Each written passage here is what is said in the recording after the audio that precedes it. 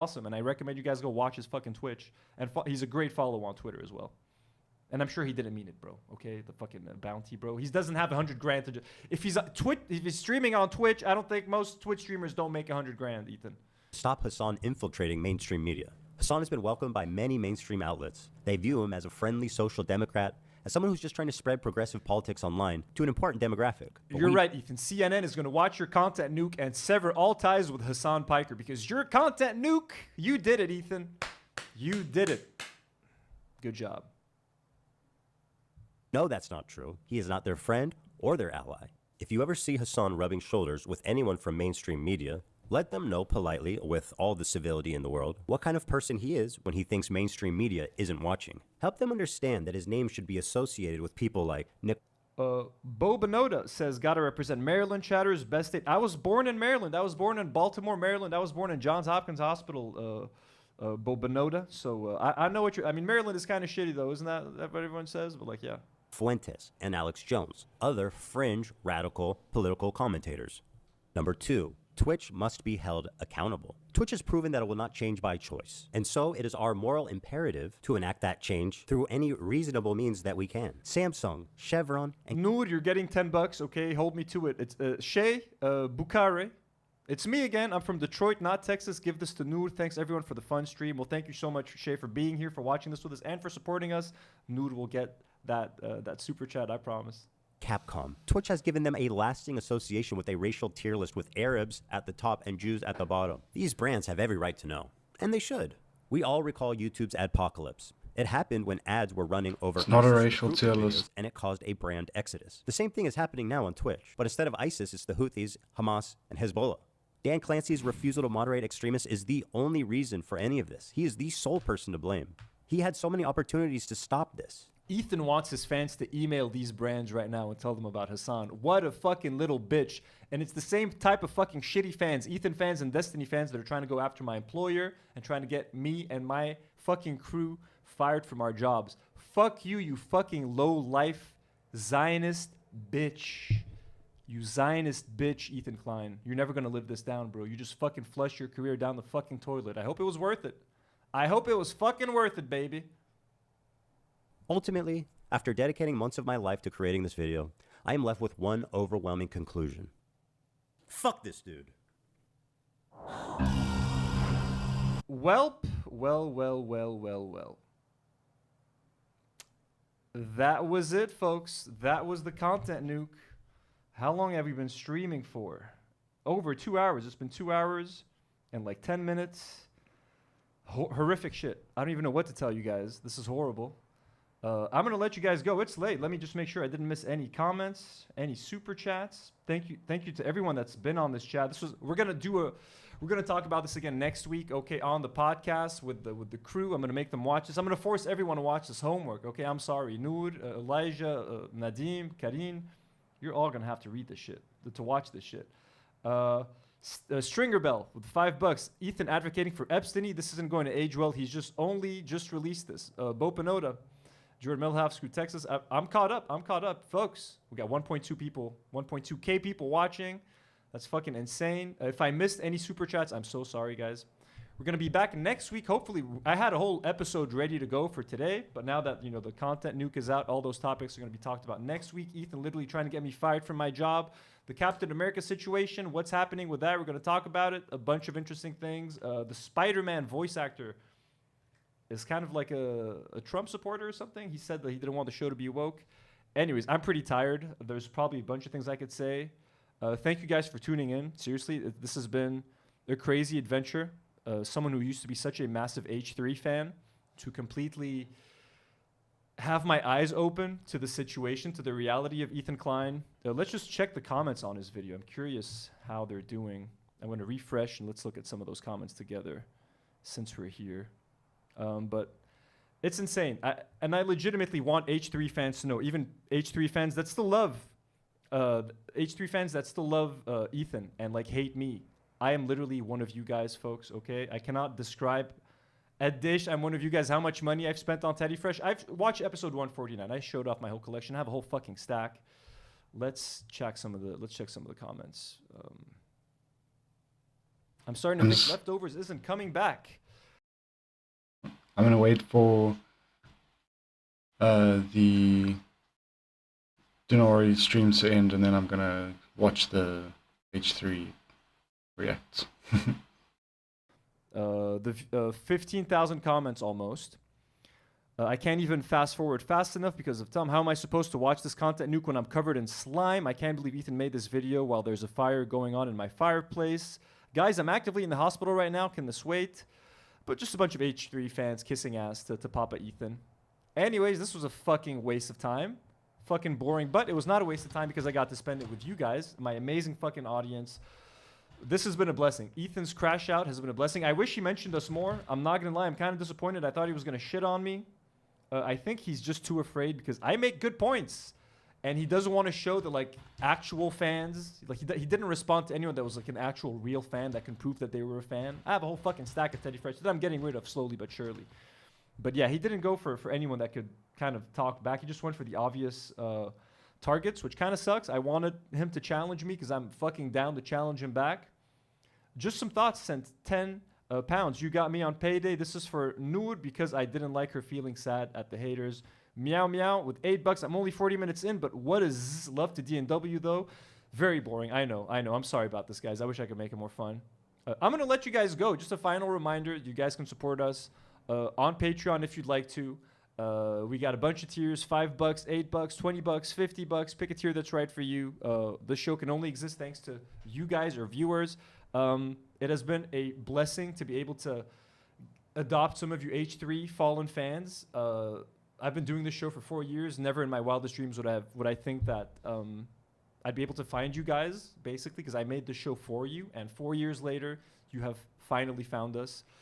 To my Lebanese audience, I have not abandoned you. Just a little bit, maybe, because I just got bored of the Lebanese content. I'm not going to lie. But there's still going to be Lebanese content, folks. But this had to be done. To everybody, thank you for tuning in. We're going to see you next week. Hopefully, we're going to try to do 2 live streams. I'm still figuring the live streaming thing out. Love you guys so much. Thanks to all our patrons. And as always, folks, do not worry.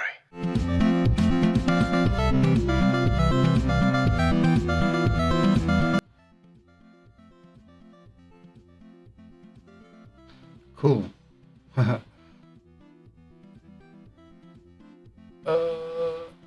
Let's...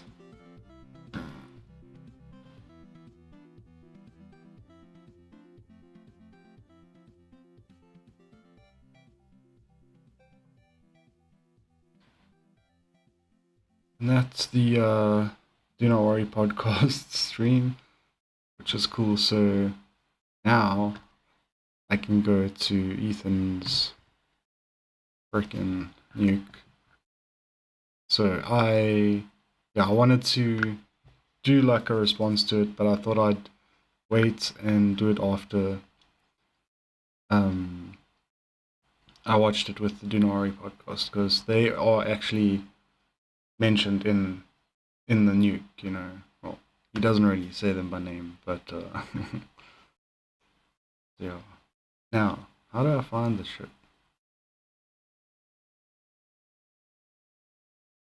There we go. So, yeah, we're gonna have to watch this on like 2x speed or something. I'll try maybe 1.75 because it's super cringe.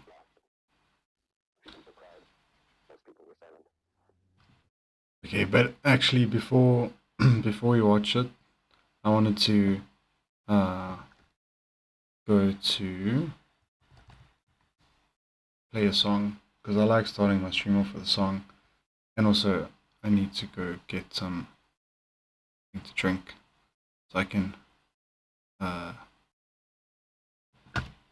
so I'll play the other song today.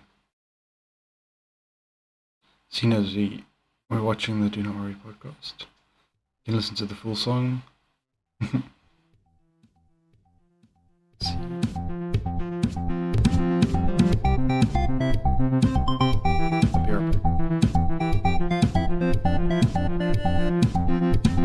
Wait, I can watch this on YouTube. Then there's visuals.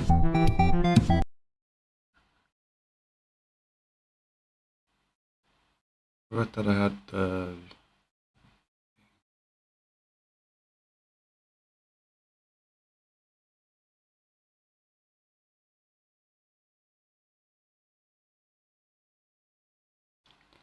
visuals. Do not for worry. this one.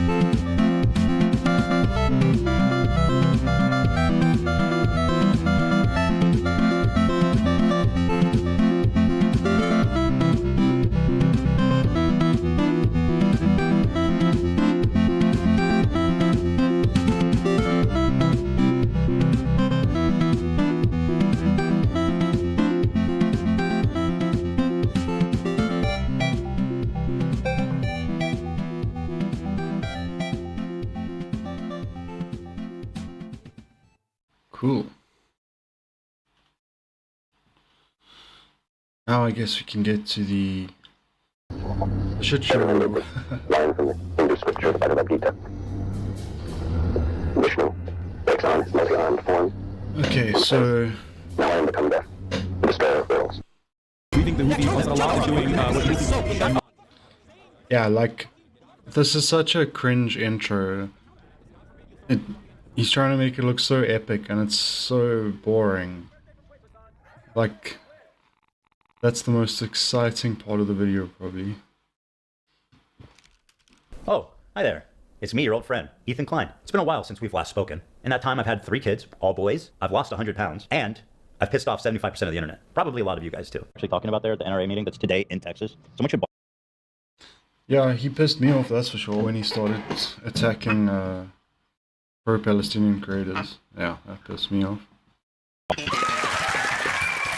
Oh, enough with the Seinfeld.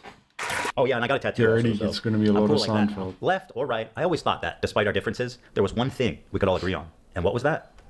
That we love America. And every I'm sorry, who's playing the game in the background there? There's someone playing that game, but it's not Ethan. Oh, he's watching. He's watching her son streams? Okay. Well, yeah. I don't think loving America is something to be so proud of. I mean, patriotism is cringe, nationalism is cringe, and the USA is an empire that does a lot of horrible things around the world, sanctions a lot of countries, and just because you're born in the USA doesn't mean you have to love everything the country does. Okay, so, oh. everything she stands for. Mom and Dad and apple pie. Sure, there's plenty to criticize and endless things to improve, but I thought it was about making a more perfect union. A more perfect union, that makes it sound like you already have a perfect union. It's not perfect, dude. If you have a union of a whole bunch of territories and the whole union's purpose, they get together and start harassing the rest of the world, then yeah, even if they're at peace with each other, it's still not a perfect union. The thing is, there's something kind of scary brewing in America. Communism. Oh, communism. That's America. If you're scared of communism, it basically just means you're a right-winger, because there's nothing scary about it. Oh no, workers have control of stuff, workers have the means of production. Now, obviously, he's going to start going on about, like, Stalin and stuff, and that wasn't communism, that was state capitalism. But even, like, somewhere like China, which is also not communist, it's also state capitalist, people call it communist, but, like, someone like Hassan probably supports that type of model, even though Hassan probably calls that socialism, but anyway, I don't. But my point is, even that isn't scary. Like, real communism is the least scary, but even the state capitalism isn't scary. So, oh no, you're going to stop the rich people from controlling the country, hell. That's America to me. I started a show a couple of years ago with my acquaintance, Hassan Piker. You might remember him from such classics as America deserved 9/11, dude. Fuck it. I'm saying it. Yeah, kill them. Kill those motherfuckers in a video game. Sorry. Holy shit. That's not what I said. You dumb bitch. and of course, Oh, you might know Hassan from these 3 moments where he was in a heated moment. He's on stream for like hundreds of hours a month, and then for a few seconds he got emotional and said a few things. Oh no, that's how we know us? No. I know Hassan from him being like, okay, almost all the time.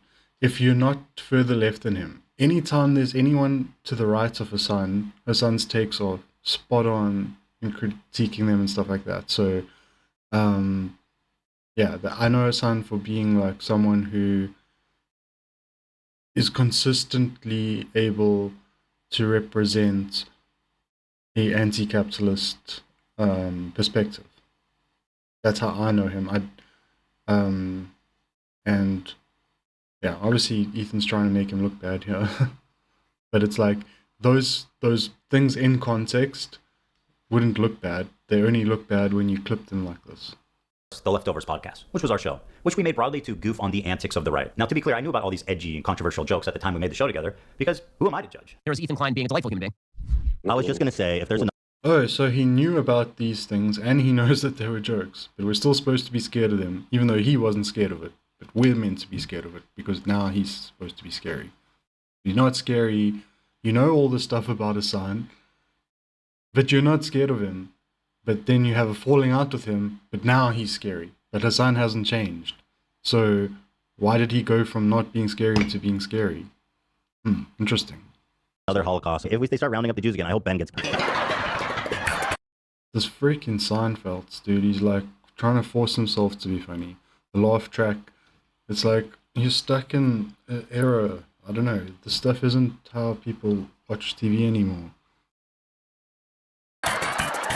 He presents himself as someone like me, a left-leaning Democrat who supports basic things, and we went on making... What? That's bullshit. He presents himself as someone like me, a left-leaning Democrat. Absolute bullshit. He presents himself as someone who is a leftist, who is critical of the Democratic Party, who votes for the Democrats because that's the lesser of two evils, but has basically only had, like, he only compliments the Democrats when they do something actually progressive, which is like once a year or something. He's not, and he presents himself more like an actual leftist. Like, if you, what do you mean, Ethan?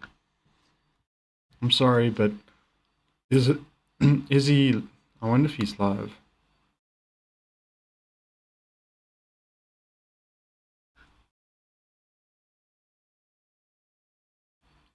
Okay. Oh, and Denims is live.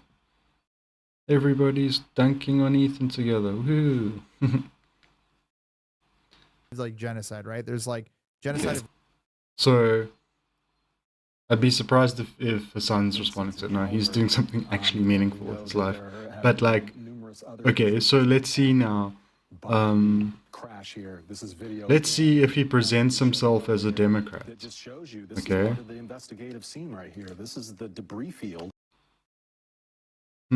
Let's see. Is this actually loading? Did I do a mistake? I'm trying to load his freaking profile picture here because I don't want it to be so small. And it's not working. Okay, let's do this. Hassan's Twitch profile picture. Surely, there we go. Okay, so this is someone that's Ethan saying, oh god, I don't know how to internet. I'm just trying to look at the damn picture.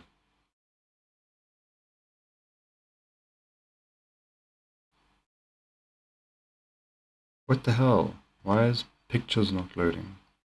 Is this because I'm using Firefox? Anyway, you see what I'm saying? There's a red flag denominating communism in his freaking profile picture. What do you mean he presents himself as a Democrat? That's such bullshit. The show for about 2 years and everything was good. Everyone was having fun. The audience was having fun. No problem. That was until everyone was having fun. The audience was having fun. No problem. That was until this happened. We were doing our regular show, and for the first time I noticed an inordinate amount of radical, hardcore leftists. I mean, I thought... Okay, wait. Things were fine between Hassan just before we hear Ethan's take, right? Things were fine between Hassan and Ethan right up until the point where they had the disagreement on socialism and capitalism. That was the first big, like, falling out between them, right? And then Ethan kind of wanted to end the show at that point. Then the whole Israel-Palestine thing happened, and then that was basically nailed in the coffin.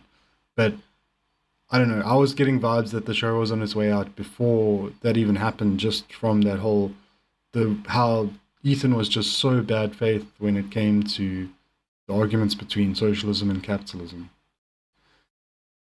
we were social democrats, not whatever this was. He thought you were so... That's a skill issue, my man. If you see someone with a profile picture with a red flag, and you're like, that's a social democrat just like me, woo! Then you're the one making the huge mistake here. This guy never presented himself as a social democrat. He's been saying that social democracy is a good option compared to what you have now, but it's not. If someone who is a social democrat is like, that's their ideal system. Like Ethan, his ideal system is social democracy. He doesn't want something further left than that. Hassan would be like, let's get to social democracy, and then let's try and go even further left than that. So he promotes or is advocating for social democracy because it's a step forward, not because he is a social democrat. He never has presented himself as a social democrat. Like I was saying, we just looked at his profile picture. I don't like how much he likes Marxist-Leninism because I'm an anarchist. So, historically they've not treated us well. But I can still recognize that they're not the same thing as social democrats. Also, I don't hate the idea of like people who can be successful. I think it's good that people can achieve success in the term monetary success. I mean, that's what that means, right? I do. There's nothing wrong with that. Because I see so many people in the chat saying no. I don't know what y'all are tripping about. Like, what the fuck do you What want? is the idea Like, that you guys, people like, are just- looking for? You guys are all like Oh no, chat. Oh, what's wrong with our chat? Oh no. radical communists. There's that many radical Oh no, our chat's more further left than us. What the hell? communists. Suck it, chat. It's like, I don't know, Ethan doesn't seem to understand like how little amount of leftist content there is on the internet. Like, yes, there's a whole bunch of radical leftists who were watching your show for a while, because for a while you were being somewhat, like with leftovers, you were being somewhat centrist. So when you're being a centrist, you're more tolerable than most of the sloppy right-wing stuff out there. So yeah, we might watch, someone who's a radical communist might watch a centrist's podcast for entertainment value until you start making that podcast political, and then you start revealing and constantly spouting your right-wing points. But if you're relatively staying in the middle for a while, then you're going to be tolerable to radical communists. Okay? That's not so surprising. There's no radical communist podcasts out there. Like, what are we talking about? Name one. I can't think of one. I know anti-imperialist podcasts. I know there are anti-capitalist podcasts. There's a lot of podcasts relating to like Marxist-Leninists and stuff, but none of those are popular or well-known, or it's like, yeah. And let's not forget that if you're on the right, there's lots of money, right? So that's why they can have so much content. You're watching a capitalist pig. Deal with it. And then this happened. This comment from Hassan really started to sound some alarms in my head. If you're in a socialist country with multiple parties, and one of the parties is a capitalist party, which would surely exist, what would you do if that party started gaining momentum? Okay, now Ethan obviously has no freaking clue about what capitalism and socialism is. He says, you're in a socialist country with multiple parties. Okay, so we're not talking about actual real socialism, because actual real socialism doesn't have a government. Okay, it's worker controlled and community self-governing, the communities network together and all that kind of stuff. So he isn't talking about real socialism, obviously. Now he might be talking about Marxist-Leninism. We're going to assume he's talking about Marxist-Leninism. Okay? Sorry, my cat's distracting me. Deal with it. And then this happened. This comment from Hassan really started to sound some alarms in my head. If you're in a socialist country with multiple parties, and one of the parties is a capitalist party, which would surely exist, what would you do if that party started? Okay.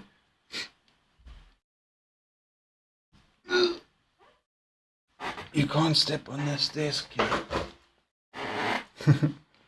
Okay, so so the reason I was pointing that out is because you're not going to have parties, right? If it's an actual socialist country, and also you're not going to have capitalists. So they won't. Who's going to be in this party? In a socialist country, I'd assume all the capitalists would have left, because why the hell would they want to live there? But he's not talking about socialism again. He's talking about Marxist-Leninism. So in a Marxist-Leninist country, he's saying with multiple parties, you would obviously have a capitalist party. And so what does he mean by, because Marxist-Leninist countries are capitalist. So when he says capitalist, he means liberal or neoliberal capitalism. So he's saying, sorry, it's hard to decode all of the into something that's actually coherent. So we have a Marxist-Leninist country with multiple parties, and then one of those parties is a neoliberal capitalist party. And Ethan is suggesting that this is something that would obviously happen. So by that logic, why aren't there socialist parties in every capitalist country? I don't know, or Marxist-Leninist.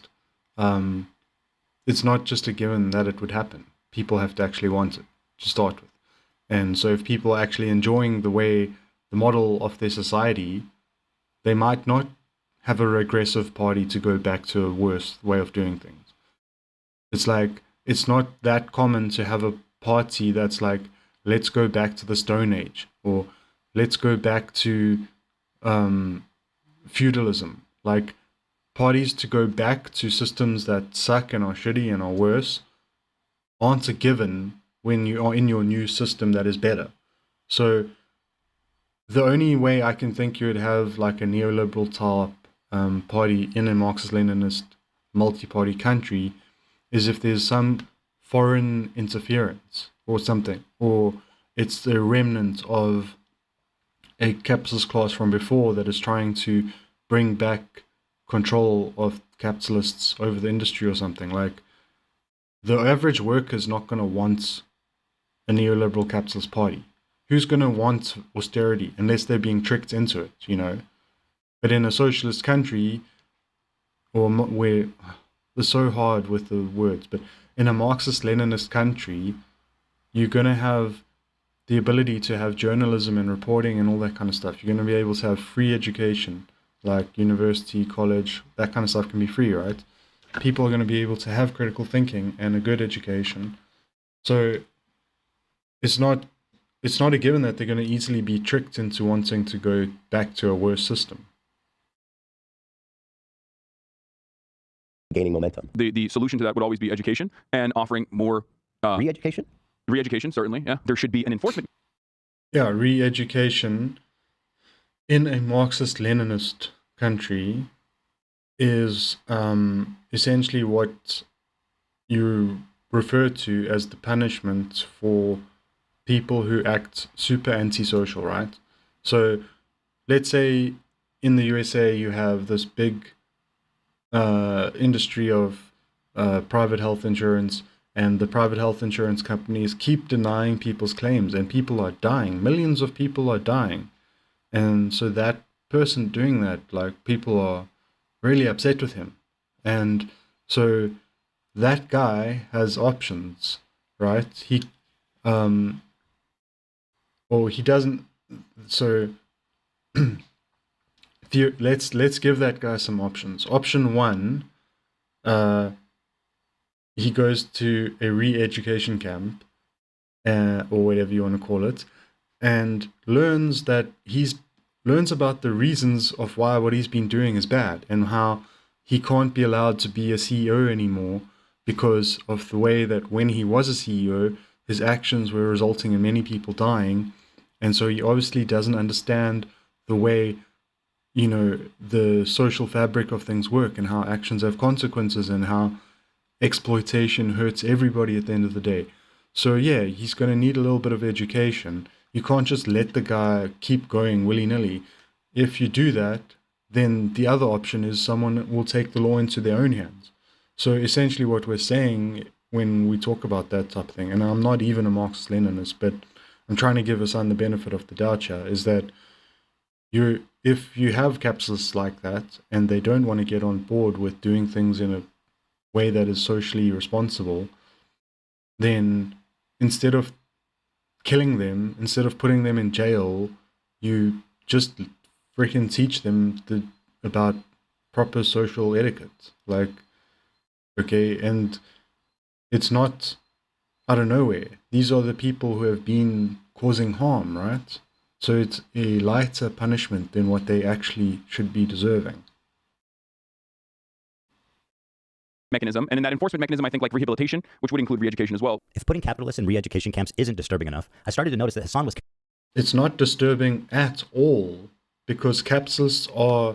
It's leaving capitalists out in the open to prey on the working class that's disturbing. Okay?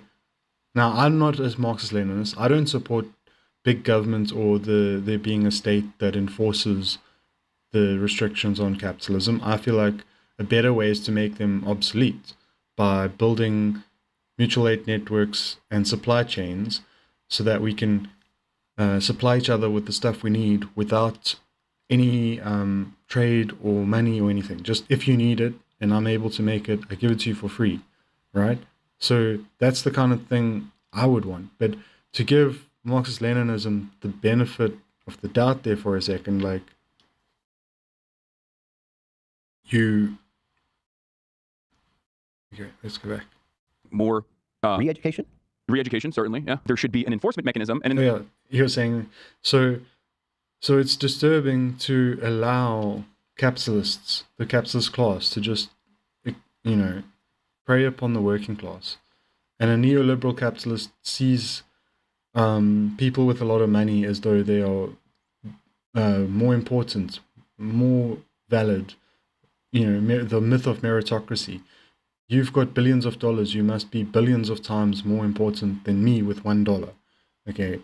In reality, they're the scumbags. The ones with the billions and millions are the scumbags. They're not better, they're worse. And so, yeah, it's like the people that are causing the problems in your society, do you not want to deal with that? Do you want them to just continue doing that? And the answer is yes. Ethan said many times that he wants to be a billionaire. He's defended billionaires over and over. I was trying to, back when I cared a little bit more about him, I was trying to collect a whole bunch of clips because he keeps saying he's progressive. And then I was going through, and year after year, Ethan's simping for billionaires. Oh, yeah, maybe if they have lots of billions, it's bad. But if you have just 1 billion, why is that so bad? Like, Ethan wants to be a billionaire. So obviously he's going to be disturbed at the idea of a world where there aren't billionaires. And so in a Marxist-Leninist type scenario, you use the rehabilitation and re-education camps and what have you to deal with the problem of these capitalists preying upon the workers, to get rid of that problem so that you don't have workers being preyed upon. Or am I supposed to feel sad for the capitalist? I'd rather feel sad for the worker. Sorry. So Ethan wants me to feel sad for the capitalist being put in a re-education camp, and he doesn't want me to feel sad for the workers in a capitalist country being exploited. Which class do you think Ethan's in?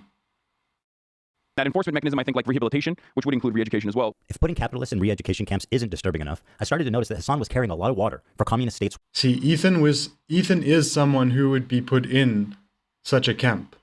Not just because he's rich, because like it's not just that everyone who's rich is going to get locked up or some shit like that. No. If you were to implement such a system, right, you would let the people voluntarily go along with the new system. The ones who are like, hell no, I'm fighting this, paying like people to protest or like trying to undermine what's going on, or like getting like TV ads to like undermine the narrative of the government and all this stuff. Like those are the types of people, right? And that's the type of person Ethan is. Look at this freaking content puke. He's doing state propaganda for free for the US government. Of course he's going to, as a neoliberal capitalist nation, of course he's going to be, if they went Marxist-Leninist, he's going to be on the front lines trying to fight it and try and take it back to neoliberal capitalism. So he is right to be disturbed because he's confronting a model of society where someone like him cannot exist. Someone like him with his views, with his love for the system of capitalism, cannot exist in such a nation, a Marxist-Leninist nation. You're too harmful. You want to undermine everything everyone else is trying to build. So what are they supposed to do with you? Helping you learn about how to fit in with everyone is a good thing. You should be thanking them.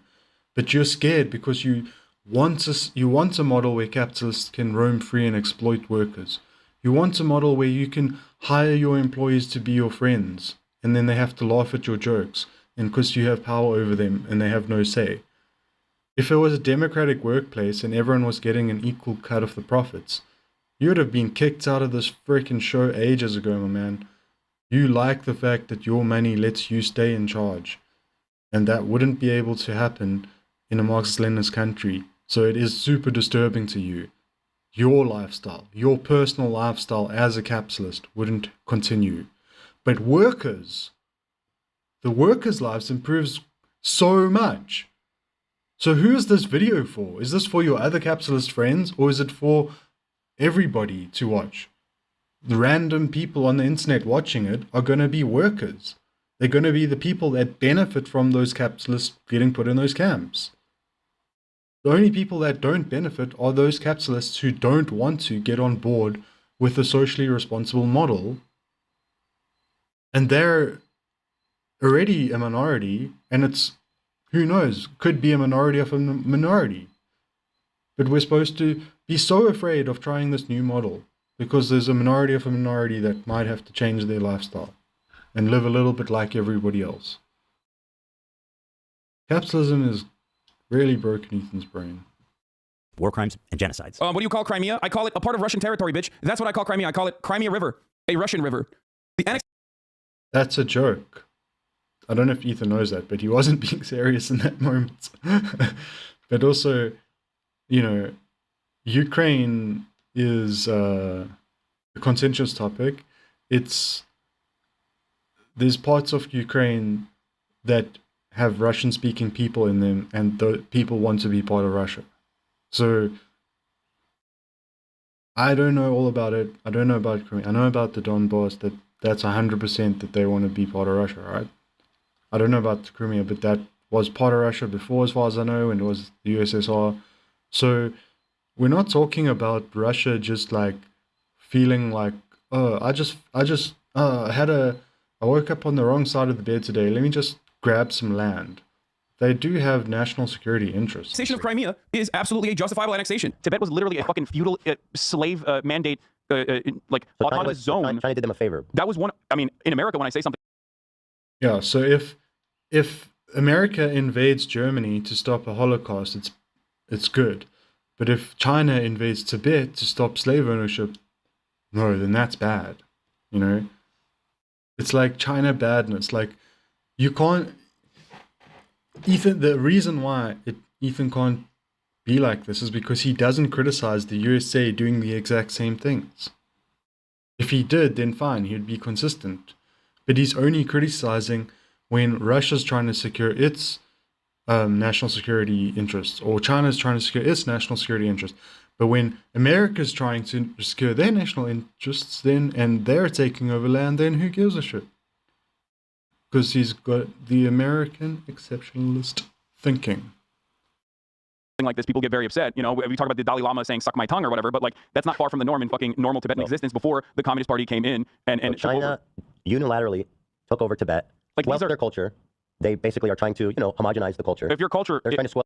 So that's xenophobic, anti-Oriental or whatever you call it, Orientalism or anti-Chinese propaganda, like to say that China's trying to make a homogenous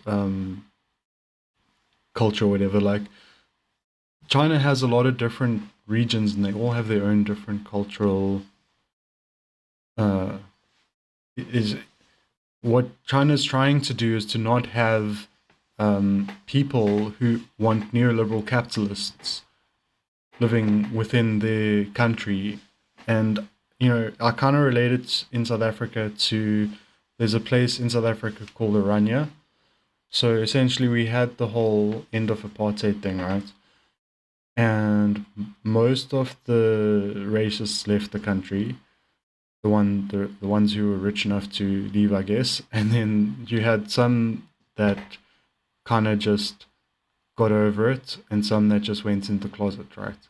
And then there was a minority that were like, no, we want to still be racist. We're not leaving. We're going to stay here and continue to be racist, openly. And those people were like, well, you know what we're going to do? We're going to create our own country so that we can have the Afrikaans people have their own country again. And it's kind of like what Israel did to Palestine, but they're trying to do it in South Africa now. in this town called Orania. But they don't have like the backing of the US or anything just yet. So it's not quite yet at that settler colonial level. But if, Trump was like, oh, Orania, we're going to fund them to be their own country suddenly, we're going to give them military, like, it would literally be the same thing. And so I know the kind of people that defend those kinds of isolationist, ethno-nationalist type things, and yeah, it's like there's a lot of people in South Africa who think it's a problem that they're allowed to have like recognition. They want to have their own currency, they have their own flag. That's not good for South Africa because it's not just if it was just some random group of people that wanted to just do their own thing and they weren't, they were just like, it was like people who had lived there for their whole lives or that have like family or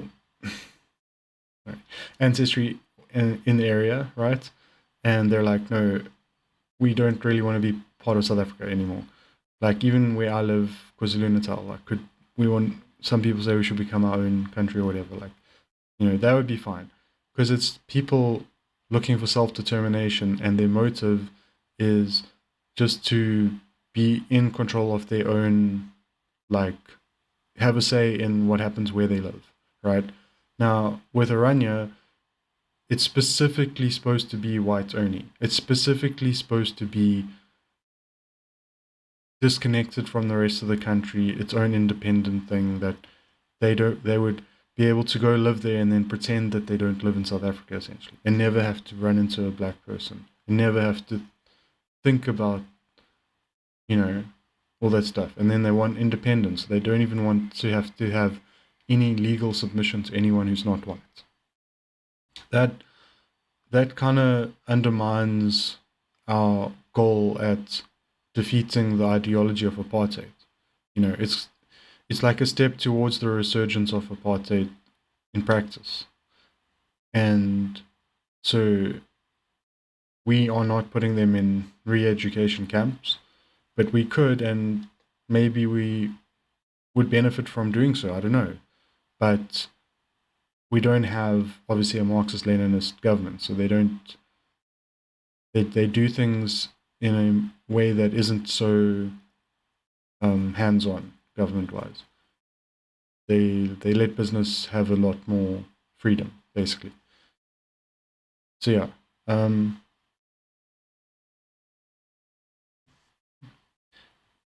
let's see. The religion and The part identity. of And they did feudal them a warlords and slavery, abolishing that, yes, I do think that is good. No, China did them a favor. This is a good way to describe Taiwan as well. The American federal government going to the fucking south and killing, Okay, so all right, let me see if you finish. unfortunately not all of them, but a decent amount of slavers and defenders of slavery. This is violent retribution from a powerful. Yeah, the one point I have a disagreement with Hassan on is with Taiwan, particularly. Obviously, they do sort of act as like a Western-friendly, but that on its own is not necessarily a problem. The issue I have, though, is Hassan never ever talks about modern Taiwanese politics, and it seems like him as well as China are stuck in the past in terms of when the right wing or whatever people, capitalist or pro-Western Chinese people went to Taiwan, and so you could argue that from that historical point of view that it's kind of Chinese. But then what's happened since then, they've had new generations born who weren't part of that. They've had new generations that have done their own activism, their own like Occupy movement, and they have like literally a transgender anarchist got like a cabinet in their parliaments and stuff. Like they've been doing open source citizen engagement software with. So we just end up ignoring everything the Taiwanese people who aren't historical figures are doing, you know, when we talk about this. But the people who actually live there right now, a lot of them are progressive. A lot of them are actually doing stuff on like an advanced level, the way that when it's like Norway or Denmark or Sweden or whatever, and they're like, oh, we have this new cool system of government where you can like see how much taxes are being spent on everything or whatever, and everyone's like, wow, Nordic social democracy is amazing, even though they also have like huge problems of racism, and it's kind of a decayed social democracy, not a true one, and all this stuff, and there's like so many problems. But then Taiwan has like similar policies of government transparency or whatever, and no one bats an eye because they're only ever thought of as a tool, either as like a China bad or a China good, and they never get to be themselves, and I feel like that's sad. And if you are curious, or I kind of need to just take a quick break. I've been going for nearly an hour and I've only covered 6 minutes. Oh my god! But this is Audrey Tang, Ambassador at Large. It's an interesting title. Taiwanese politician, free software programmer. I'm really hoping that this open source news with DeepSeek AI brings a lot more attention to open source. And Audrey Tang is someone who's been literally implementing open source stuff in government. Like,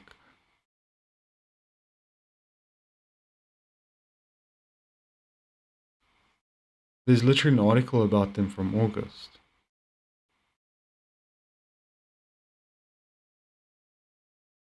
You know, like, this person's freaking cool. And I'm sorry, I don't think what they're doing there in Taiwan with the stuff Audrey Tang's like implementing and stuff is, I need to watch that, is a danger, you know?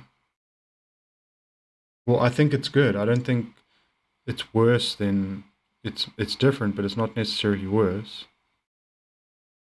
Yeah, I didn't know about that one. And they've been popping off last year, because there was a while where they didn't make a lot of public appearances.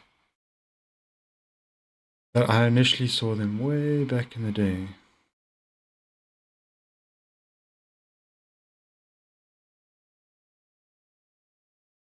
It was like TED Talk.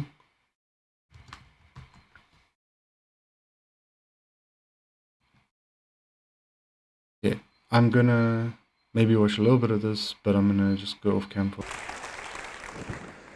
Unlike many people today, advancing democracy, I'm an optimist. This strange condition began when I was 15 years old. That was 1996. I discovered that the future of human knowledge is on the World Web, and all my textbooks were out of date. So I told my teachers I want to quit school and start my education on the World Web. Surprisingly, all my teachers agreed with it. And so a year later, I founded my first startup of many, working on web technologies. And I discovered this fabulous internet community that runs with this crazy idea of an open, multi-stakeholder political system that powers the internet still today. Today, as Taiwan's first digital minister, I'm putting into practice the lesson that I learned when I was 15 years old. And that's radical transparency, civic participation, and rough consensus. And surprisingly, it's working and it's transforming our society. Now, I want to look at my office. This is literally my office. I'm a teleworking minister, so I can work from anywhere on earth, including here. But this place is special. I meet people every Wednesday from 10 a.m. to 10 p.m. It's my office hour. Anyone can come to here and talk to me as long as they agree for our conversation to be posted to the internet. It's called radical transparency.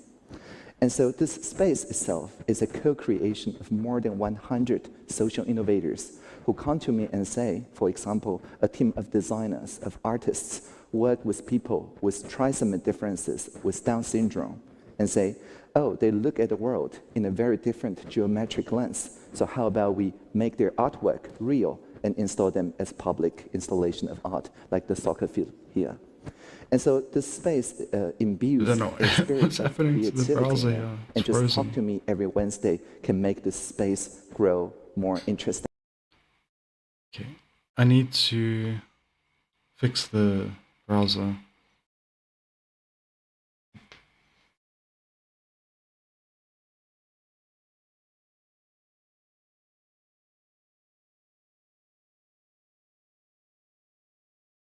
Okay, I'll go on camera until it stops freezing.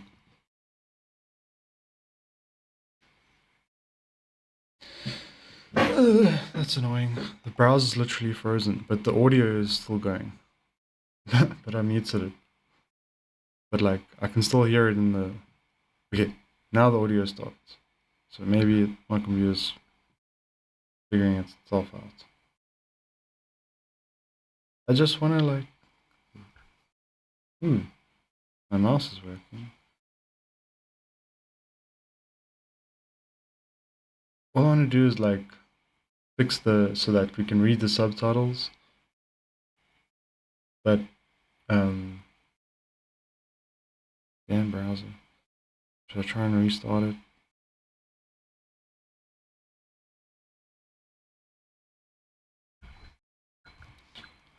Firefox is giving me trouble today.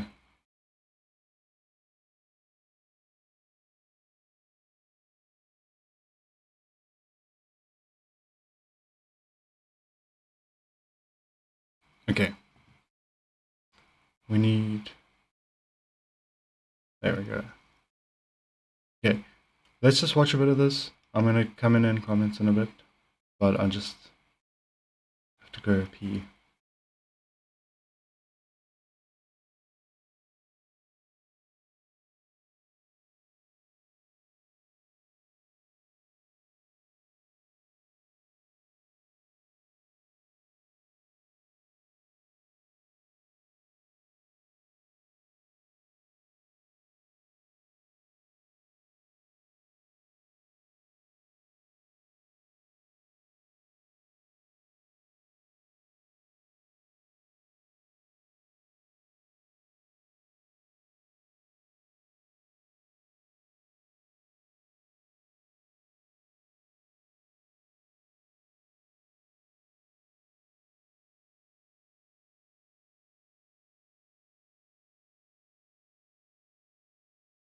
I just realized that I still have it muted.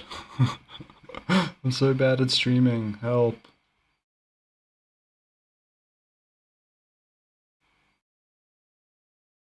Okay, I'm gonna unmute it now. Just had a really loud intro.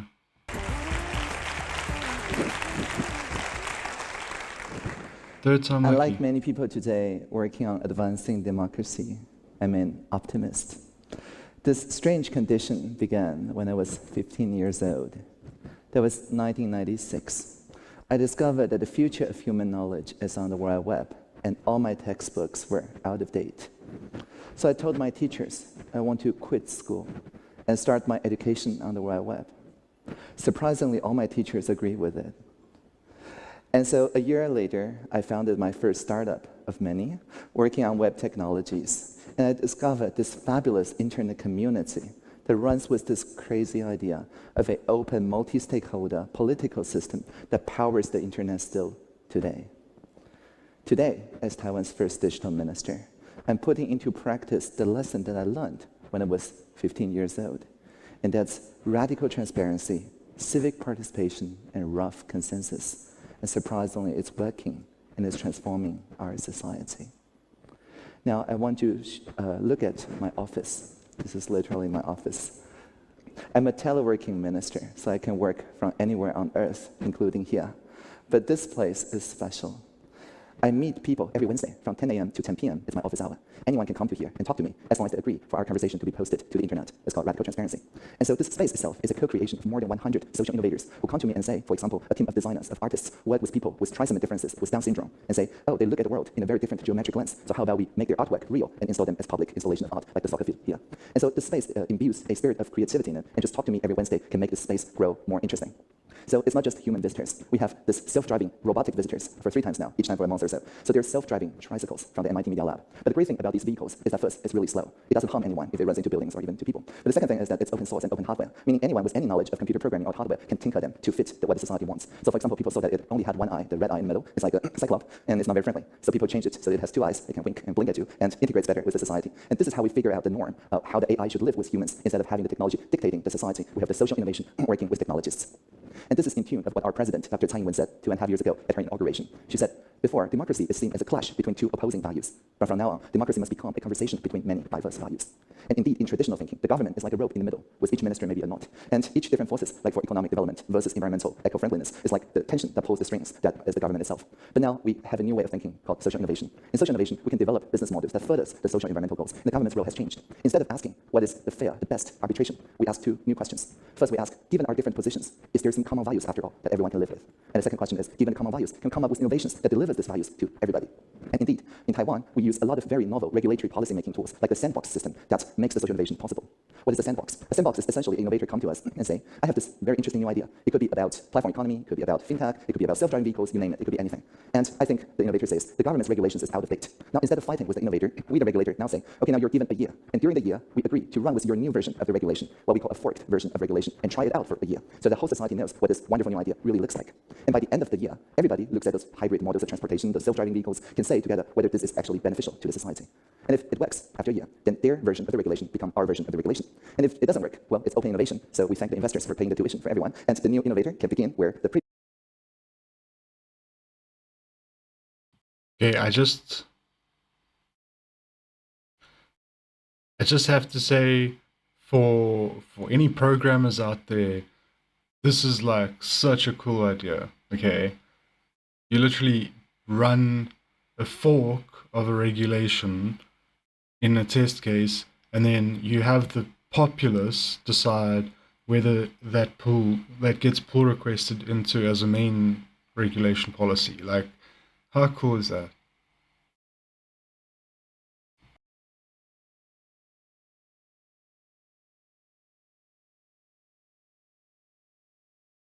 Previous innovator left off. And whenever the members of the parliament think that we want to make a new law, the innovators are given up to 4 years, essentially a monopoly, because everybody else is still illegal. And while the MPs figure it out, and of course, by the time they figure out the law, a competitor will enter the market. Now, how do we actually discover what a regional society needs? How do we even discover where the indigenous, the rural, the remote islands needs? Well, I tour around Taiwan every couple of Tuesdays or so. So Wednesday, people come to Taipei, our capital city, and on Tuesdays, I travel around Taiwan. The greatest thing about Taiwan is that we have broadband as a human right. So anywhere in Taiwan, if you don't have 10 megabits per second of internet bandwidth, it's my fault. You can talk to me. And unlimited data transmission with 4G network is less than 20 euros per month for everybody. And because of this, anywhere I am in Taiwan, I can set up this high-speed Internet connection is a human right. two-way video conference connection with the Taipei Social Innovation Lab. So I talk with the local social enterprises, NGOs, co-ops, and so on, and to figure out what their local social issues are like. And meanwhile, in Taipei, 12 different ministries people gather in the Social Innovation Lab to meet eye to eye through telepresence with the local people. And so this is better than the previous way, where the Ministry of Economy will get an idea, and then they will say, oh, we'll have to consult the Minister of Interior, who will consult the Minister of Health and Welfare, and so on. And after like 3 passes, nobody really remembers what was the original social situation. It's just some PowerPoints. Right? So in this way, people cannot just say, oh, I have to consult the Minister of Interior, because the Minister of Interior is sitting right next to them. And so people really have to brainstorm on the spot and to figure out some ways to meet the social need. And so whenever we have a public demonstration of self-driving vehicles, green energy and things like that, we have a public demo that's in the Shaolin Green City. It's near a high-speed rail station. Another great thing about Taiwan is from the northmost to the southmost city by high-speed rails. It's just an hour and a half. So even though we're just 23 million people, actually it is a really tight-knit community. So everybody can just hop on the high-speed rails and visit those self-driving cars like going to a zoo and having the opportunity to try out the interactions by ourselves. Now, when I said everybody does a consultation to get each other's feelings, whether this is acceptable to the society.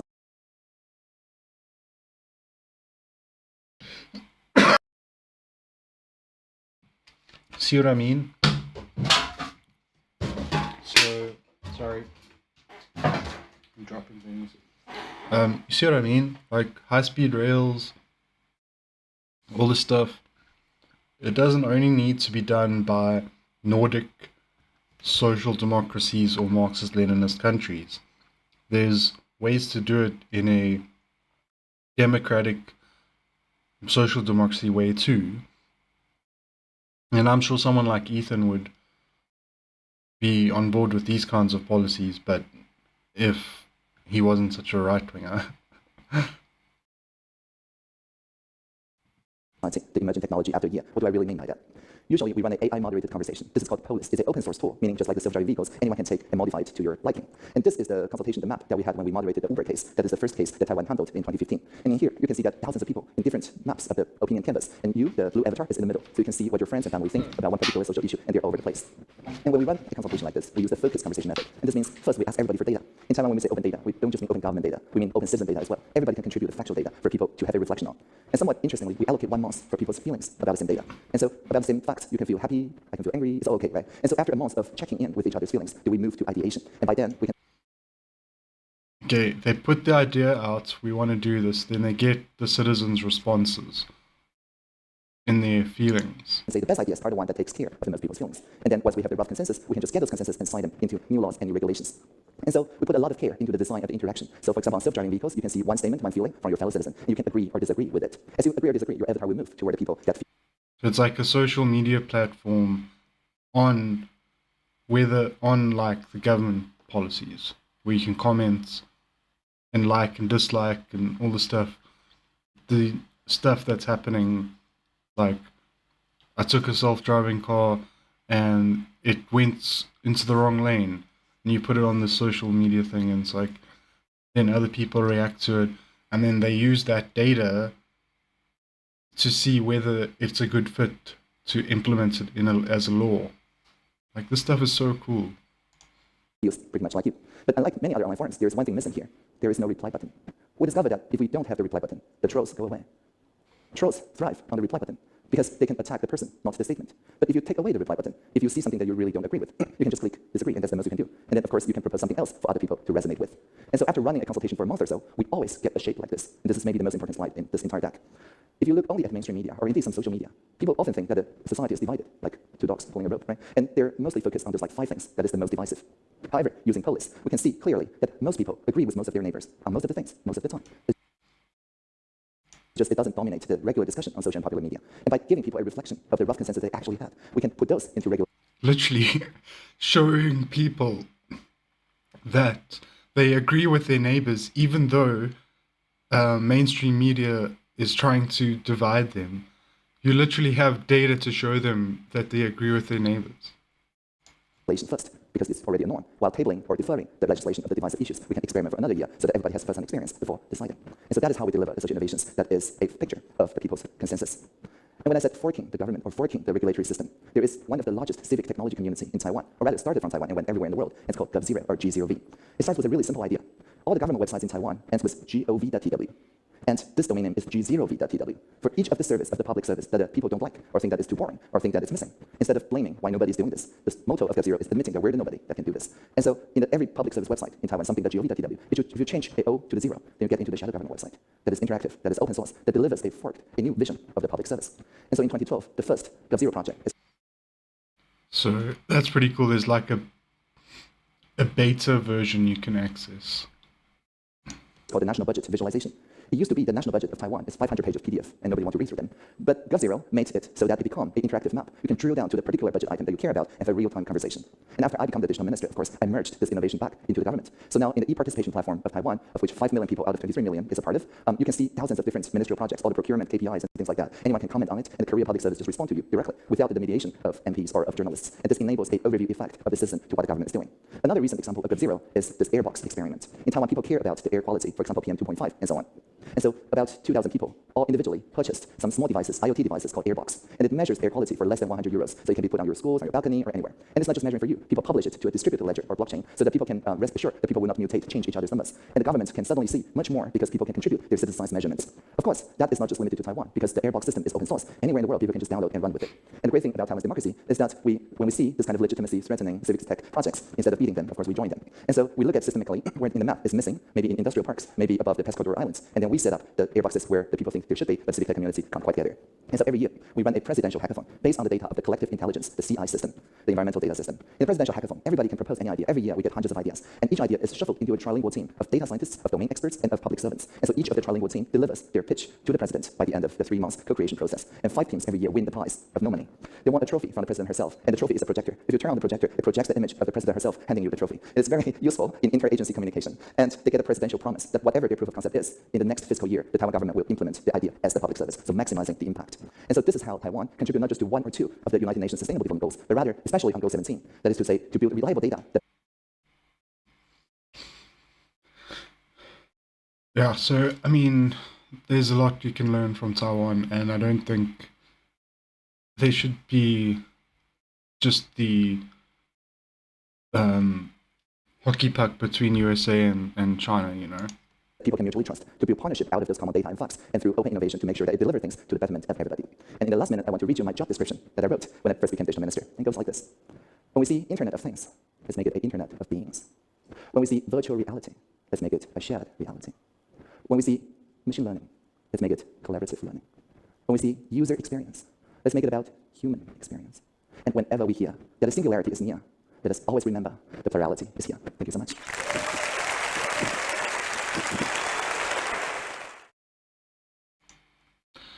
So yeah, anyway, let's get back to this thing.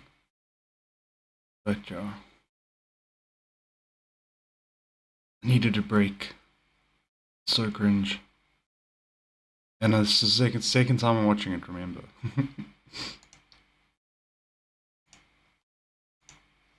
Abolishing that, yes, I do think that that is good. No, China did them a favor. This is a good way to describe Taiwan as well. The American federal government going to the fucking south and killing, unfortunately not all of them, but a decent amount of slavers and defenders of slavery. This is violent retribution from a powerful federal government that squashed, okay? Tibet is the South in the Civil War? Yes. And most disturbingly, a complete whitewashing of the Chinese. Yeah, so in the Civil War, the South were the ones that didn't want to give up slavery, right? And so with China in Taiwan, it was the ones that didn't want to go over to Marxist-Leninism, which is essentially something you can compare. Chinese genocide against their Muslim minority group, the Uyghurs. Don't they have Uyghur death camps? Death camps? What? It's not a death camp. They were re-education camps, and they are no longer in operation. Is that according true? to the Associated Press? Okay, I saw this crazy documentary, and I don't know. I don't know the surrounding narrative or anything about it, but it was about there was doctors in the area. They would be able to procure organs. No, no. I'm telling you, they were in China. With, okay, that one is like Shenyun, like, we can get you an organ from a Uyghur.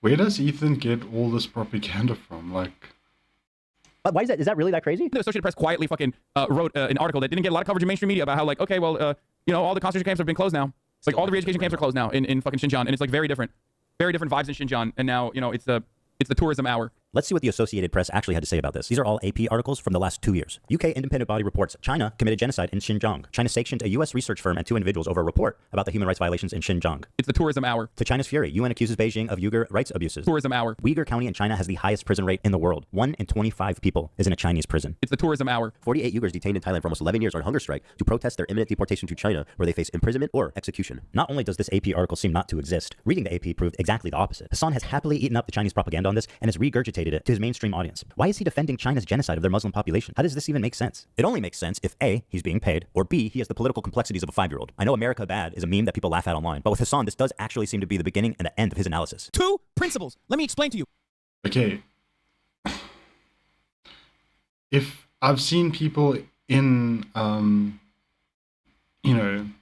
China, in the area where the Uyghur Muslims live, and people ask them about this propaganda Ethan's saying, right? So obviously, who knows what the truth is here, but I'm just saying what I've seen is like normal, like a regular YouTuber, like going around filming random people, asking them, what about this and this policy?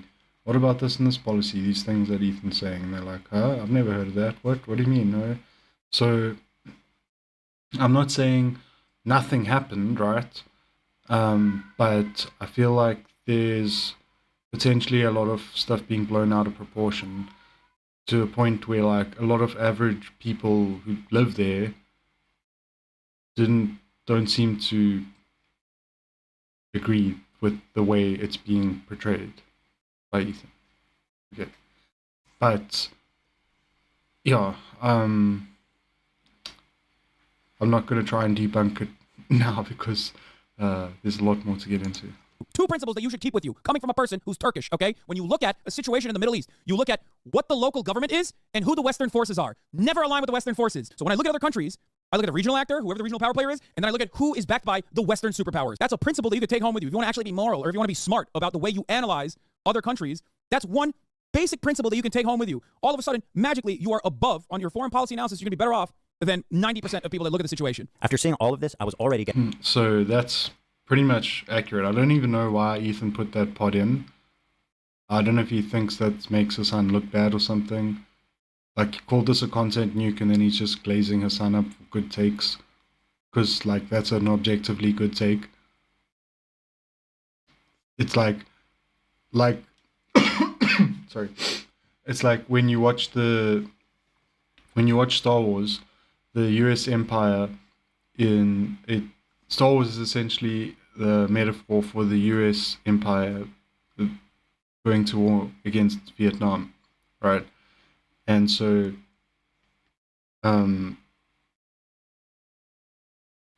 you could say, if you took it to the Star Wars context, you could say, whoever the Empire in Star Wars is backing, you take the opposite side.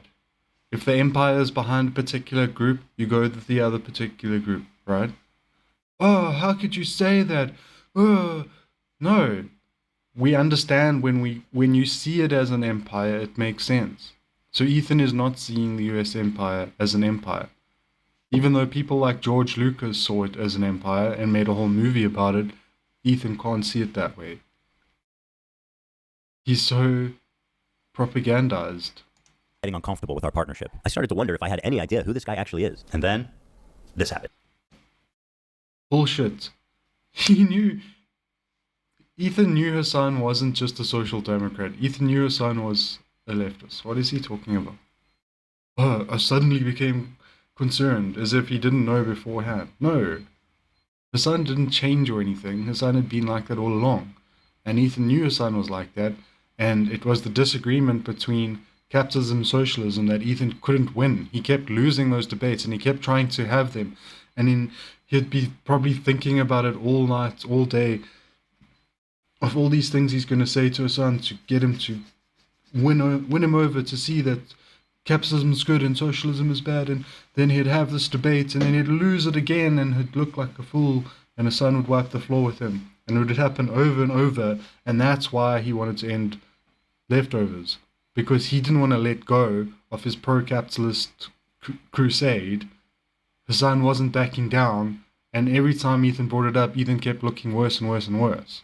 So he had to get rid of Hassan or drop it. So he picked getting rid of Hassan. He could have just dropped it, but no, his ego, I don't know. He didn't want to sit next to someone who disagreed with him on something that he cared so much about. As I've said before, I think he personally wants to become a billionaire, and so anti-capitalism feels personal to him.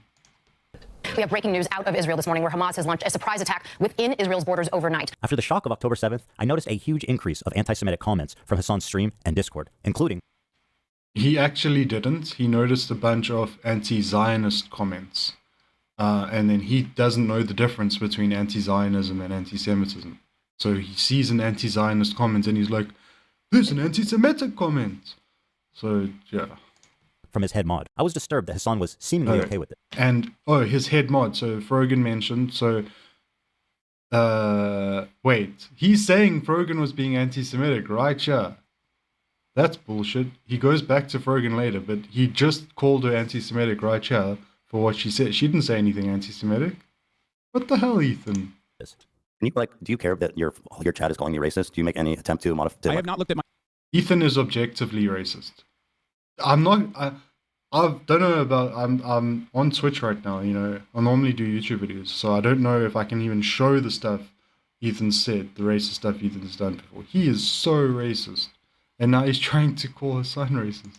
My chat. Moderate that I at have all. not looked at my chat at all. Or But his son's chat. Don't you have moderators? Do you care at all about what your audience says about there's me? 32,000 people in here right now. I'm just trying to tell you guys how it feels. And I'm fucking shocked that you don't care that people in your chat are saying, who the fuck is this child called arrogant? Ethan, I love you.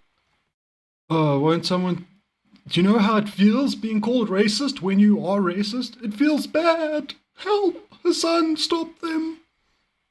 But there's only so much I can do. How can you be surprised when your Discord is literally full of fucking... Ethan, I love you, but there's only so much I can do if you're making that argument. You know that, right? Like Hassan's chat...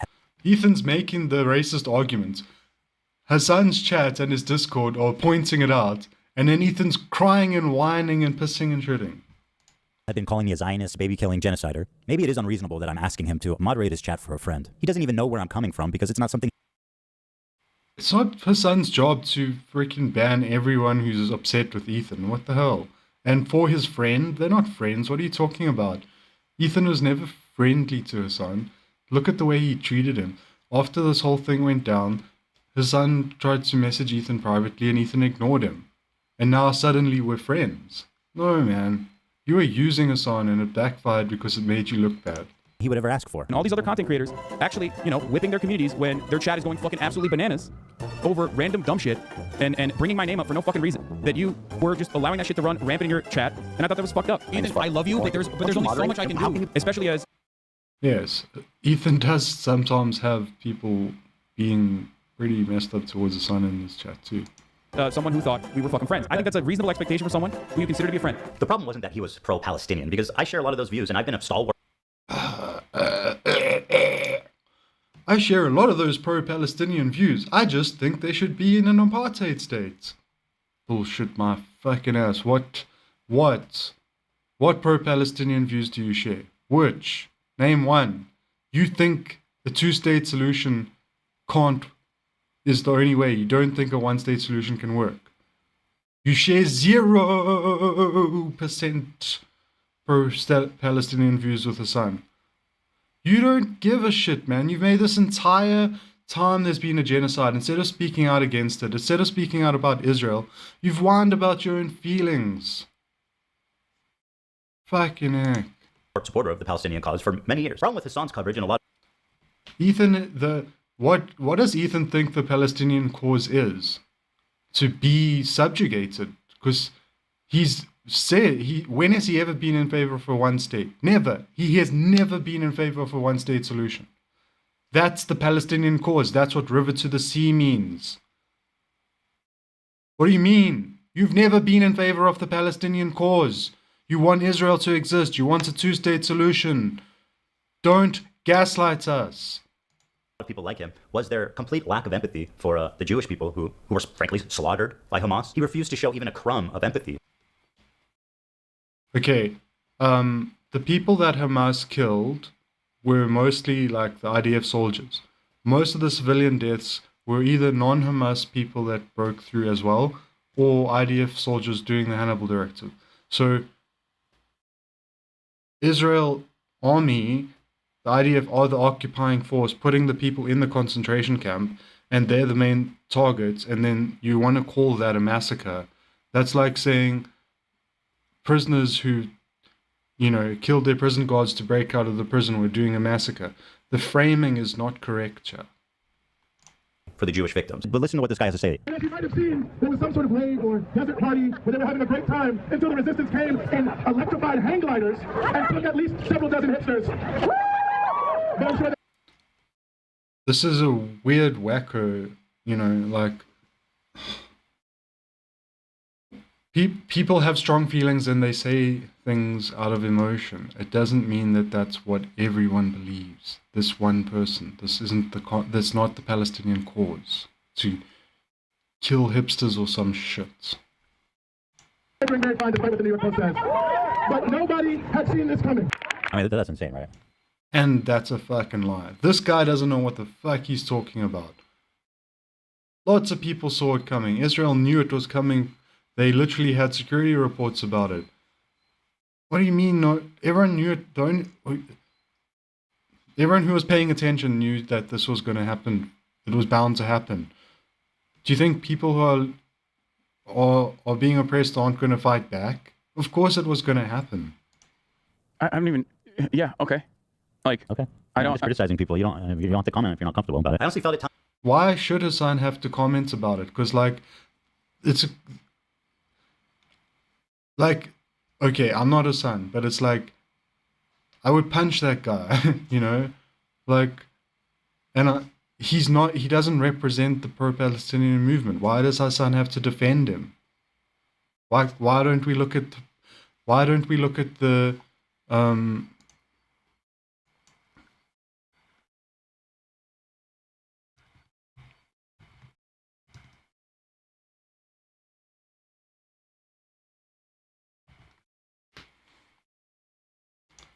why do you have to look at the worst possible, you know,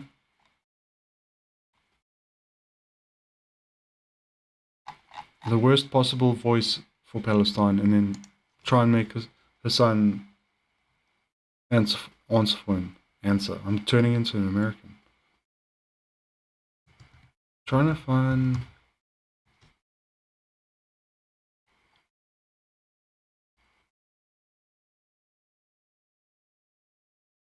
I don't know. Here's one.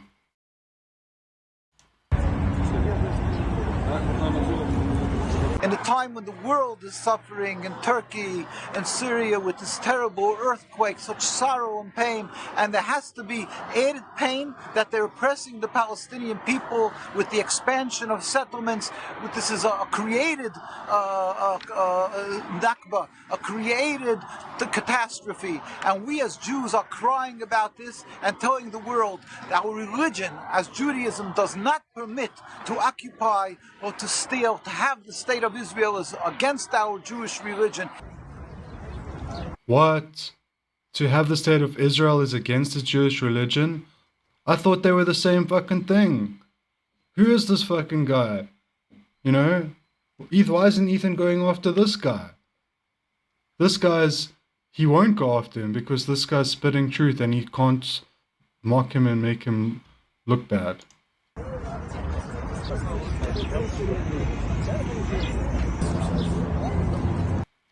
So, Ethan, what do you have to say about people who are obviously very invested in being in their Jewish culture?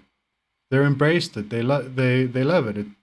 They're not self-hating Jews or anything like that. And they're saying Judaism does not permit the state of Israel.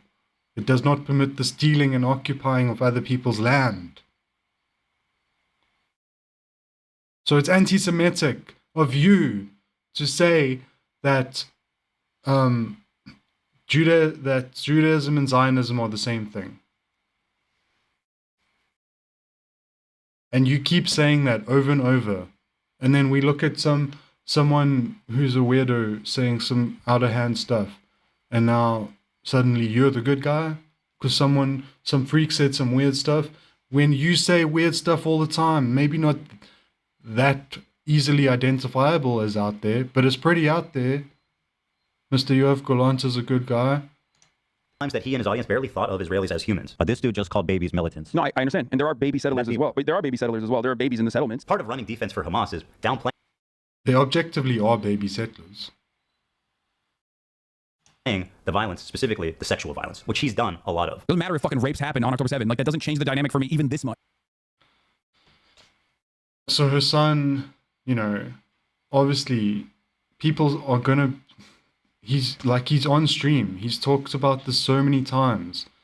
The one time he uses wording that isn't that diplomatic or whatever, but it's like, you have to understand what he's trying to say in the moment, of the context of what he's saying in the moment, that whether or not there was rapes on October 7 is irrelevant to fucking genocide, right?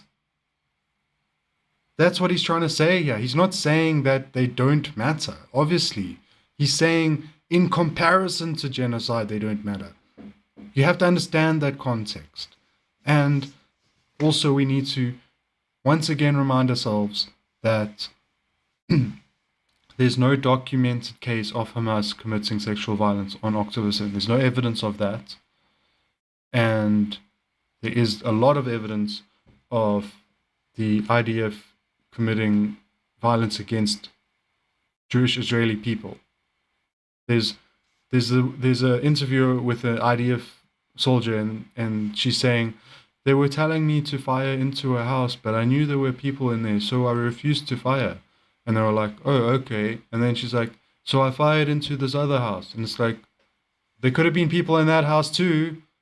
And this is someone saying what they were doing on October 7, an IDF soldier shooting into houses in the kibbutz where there were people, there were there's literally stories of people from October 7 talking about how the IDF was shooting at them and they were trying to get them to stop. Israeli people, okay? We don't know the real truth of what happened that day. And when all's told, we don't know. Maybe it will come out that a Hamas soldier did a sexual crime. Maybe it will, but we don't have evidence of that yet. And there's a whole lot of questions still, and there's a whole lot of stuff that could come out, you know. And where do we get? If Israel had let in press, let in everybody to come see what's happening there in Gaza everywhere, maybe we'd have a better idea of the truth. But they don't let people in, and then they lie so much, and you can't take what they're saying, even with a grain of salt. That's too charitable. So that's the other part of this problem that many people can't contend with. Like, the Palestinian resistance is not perfect. They're not like so good. They have magical bullets. The Palestinian resistance. See, now Ethan is saying that Hamas committed rapes, but there's no evidence of that. But he's literally, so this is essentially anti-Palestinian propaganda at this point. Not perfect. They're not like so good. They have magical bullets. It's not perfect. Of course, if you compare the raw numbers, Gazans have lost a lot more than Israelis. 40,000 people have died, and neighborhoods have been completely flattened during this war. And while we should keep their plight at the top of our minds at all times, it's a lot more than 40,000 people. And neighborhoods have been flattened. Cities have been flattened. Hundreds of thousands of people have been killed for no reason other than that they just the wrong fucking race. It also doesn't mean that we should disregard the lives of the Jewish people who are also affected by this, even if their suffering on the whole is not as great. Some of you may know that I'm an Israeli dual citizen. My wife is Israeli. My kids are half. Yeah, you went there and you're like, this is freaking cool. Let me be a citizen of an apartheid. I don't just want to visit one. Israeli, and my entire in-law is Israeli. I lived there for 5 years, and I grew a closeness with the country and its people. One of the biggest issues between... That just gives me fucking Elon Musk's grandparents coming to South Africa because they liked apartheid. What do you mean you went to Israel and you lived there for 5 years in apartheid state, which he's admitted is apartheid, by the way. He knows it's an apartheid state. He knows. And he grew a closeness to it. Imagine growing close to an apartheid. Imagine going there as the oppressor and you're like, wow, this is really doing it for me. Something about this is really touching my heart. Somehow just being part of an apartheid, it's so intimate for me. I feel close to it. Fucking hell. Me, Hassan, and his community was that I'm in favor of a two-state solution while they are in favor of a one-state solution. Their theory is that after the October 7th attack... Okay, as a South African, I want to go ahead and say the one-state solution is what fucking works. Look at us. Okay? What do you mean? I've seen the streams where Ethan talks about this, and he keeps going on, oh, they're gonna, this, as soon as he says, as soon as you get rid of the apartheid, all these Palestinian people are going to come from all over the world and outnumber the Jewish people, and then they're just going to start attacking them, and it's like, bro, look at what happened in South Africa when the black people got their liberation and got into power. Did they go around and kill all the white people? No, they did not do that. So why are you saying that that's going to happen? Why are you projecting that when that's not historically what happens? Historically, that's not how people act. There's a few instances of people acting that way, like the Nazis and like Israel, okay, who go in and want to kill lots of people. The people that they're killing don't automatically want to become them. you actually don't want to become them. For a long time, if you look at people like Gabor Mate and Einstein and people who saw the Zionist project as it first began, and then were like, no, this is bullshit, I don't want to be a part of this, right? Because they were like, there was a sentiment amongst the Jewish community to not allow anybody, themselves, Germans, anybody, from doing a Holocaust again. And now, those people are being completely like disregarded by the modern day Israel state and a lot of the Israelis who live there, and are just going ahead and acting like it's fine. Israel should just dissolve its borders and let Hamas enter Israel unrestrained. Absolutely, 100%. That is exactly what should happen. Same in South Africa. There was these things in here called Bantu stands, where there was like these borders, and you couldn't live, if you were black, you weren't allowed to live anywhere except like in there, unless you had to get a pass if you were going to the white areas. And then after your pass expired, you had to go back to your Bantu stand. That's what they called them. Okay. And when the apartheid fell, we dissolved all those borders. They're fucking gone. What happened? Nothing. We're fine. Stop fear-mongering. Do you think Israel should have done in response to October 7th? Instead of indiscriminately bombing Gaza, I think the first thing to do in that situation would be to dismantle the government in the way that it existed, like get Netanyahu out of power. Okay. So you're saying Israel, in response, hold on, dude. You're saying in response to this terrorist attack, Israel should have dismantled their own government. It's not a terrorist attack. What do you mean, Ethan? What happened on October 7 wasn't a terrorist attack. Hamas were breaking out of a concentration camp and attacking, as far as I know, military targets. Then Israel came in and started killing civilians and then bombing and committing genocide. The only part of that story where I can detect terrorism is what Israel was doing. Shooting your own civilians because you don't want them to be taken hostage. That's terrifying. I don't want to be a part of a country that does that. The idea that they even have that concept in their military is terrifying. That's a terroristic principle to even have in your military. It's not a terroristic act for people to break out of their prison. First set of actions would be to democratically take Netanyahu out of power. Yes. The problem is that Israel's been at war with its neighbors for 70 plus years, and it makes a lot of sense that there be some.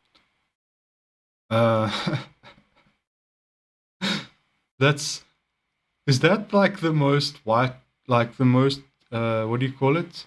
Euphemistic way of describing settler colonialism.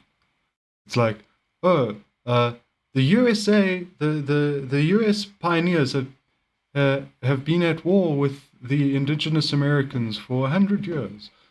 It's like, you fucking invaded. What do you mean at war? Israel didn't exist. And then it got created out of nowhere, out of kicking people out of their house. It was created through an act of war. There was never a moment of peace. You can't have peace with neighbors when you're living on the land you stole from those neighbors. What do you mean? There's never been a moment. Okay, yes, there's the ancient nation of Israel, but we're talking about the modern Israel. There's never been a moment of peace. It has never been at peace with its neighbor 1 second. It was created out of the opposite of peace. Some distrust there. Is it really insane to think that Jews, as an ethnic minority in Israel, would not be safe? After all, Israel is a country of refugees. So what? If you're an ethnic minority, you're automatically not safe. I'm an ethnic minority here in South Africa. I don't feel unsafe. Even though I'm part of a demographic that were previously oppressors. So a Jewish minority in Palestine, even if they were part of a previously the oppressor group, could still feel safe, the same way I feel safe here. Jews didn't come from Europe after the Holocaust. They came from the surrounding Arab countries that expelled them in massive amounts following the 1948 war. In fact, there was more Jews. No, they didn't get expelled. There was a combination of people moving willingly to be part of the occupation and countries saying, if you're going to do that to Palestine, then we're not going to just let your people chill here. Like, it was an attempt to have leverage, to say, like, give the Palestinians back their land, or we're going to kick out the Jewish population. Now, I'm not saying it was the right thing to do, but it was a reaction to the state of Israel's creation, the Nakba, and the settler colonial project. It was a reaction to that, and the fact that Israel, even then, could have said, oh, damn, this was a bad idea. Control Z, go back. And those Jewish people in all those surrounding countries would have stayed there, because they wouldn't have gotten that aggravation against them like that, right? Jews displaced than Palestinians during the Nakba. 1 million Jews. And yeah, and some of them went because they wanted to participate in the colonial project, which is not being kicked out. It's you're part of the problem in that case. All of these surrounding Arab countries had vibrant Jewish communities in huge number, hundreds of thousands. Now, if you look at them, you're looking at close to, if not literally, 0 Jews. They didn't all have hundreds of thousands left in these countries. Just to give you an idea, here's a visual representation of the Jewish.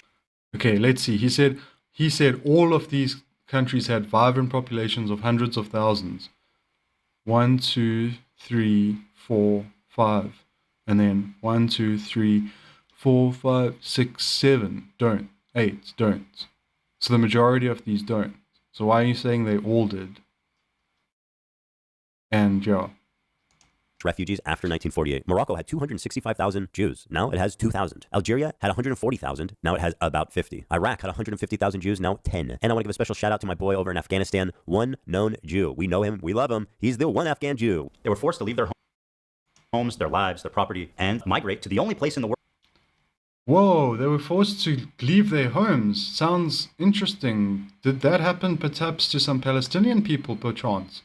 And perchance, this is a response. So they were like, since you've caused Palestinian people to leave their home, now we're going to cause you to leave your home. So interesting how there's a cause and an effect in things. World that would accept them, which was Israel. The irony of this whole situation. No, wrong. Wrong. The US and the UK established Israel, right, as a place for the Jewish people to live. They picked it. Israel is their creation. It wasn't the Palestinian people that said, come. A lot of them were welcoming, obviously, initially, but they didn't be like, yo, we have land, come steal it. No. The US and the UK decided they didn't want to take in the Jewish population into their own countries. They wanted to use them, put them in a place where they had no Western influence, knowing that they wouldn't be safe there, knowing that they'd have to displace people while putting them there at their own risk, put them there where it's not safe. Okay? Israel accepted them in, but that doesn't mean it was safe for them. What would have been safe would have been if the US had given Israel a state. There's so many states in the US where hardly anyone lives. Just freaking do a bit of gerrymandering so that you give the Jewish nation can have their own state, Jewish state or whatever there. It can even have its own government. It doesn't. You can give the land to them if you want to. Let that be Israel. They would be so much safer there, surrounded by the military that liberated them to begin with. That's the safest thing. But no, they didn't want these people living there. And we're talking mostly, in this time, European Jewish people, because it was only after Israel was created that the Jewish populations in the Arab countries moved to Israel, right? So before Israel got created, they were happy, like Ethan was saying, and there was no aggravation that would have led to them leaving. They would have just continued being happy there, and the European Jews could have gone to somewhere in Europe or somewhere in the US and been safe there. More safe. It wasn't safe to do this whole thing in Western Asia or whatever. Africa. Is that after the 1948 war, when Israel won the war to declare its independence, the Arab countries got super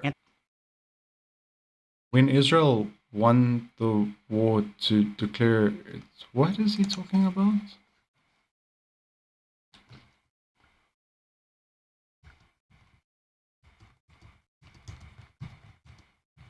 What is he saying?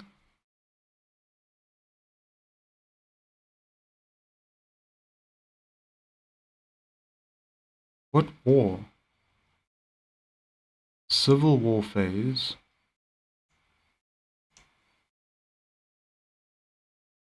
Saying won the civil war.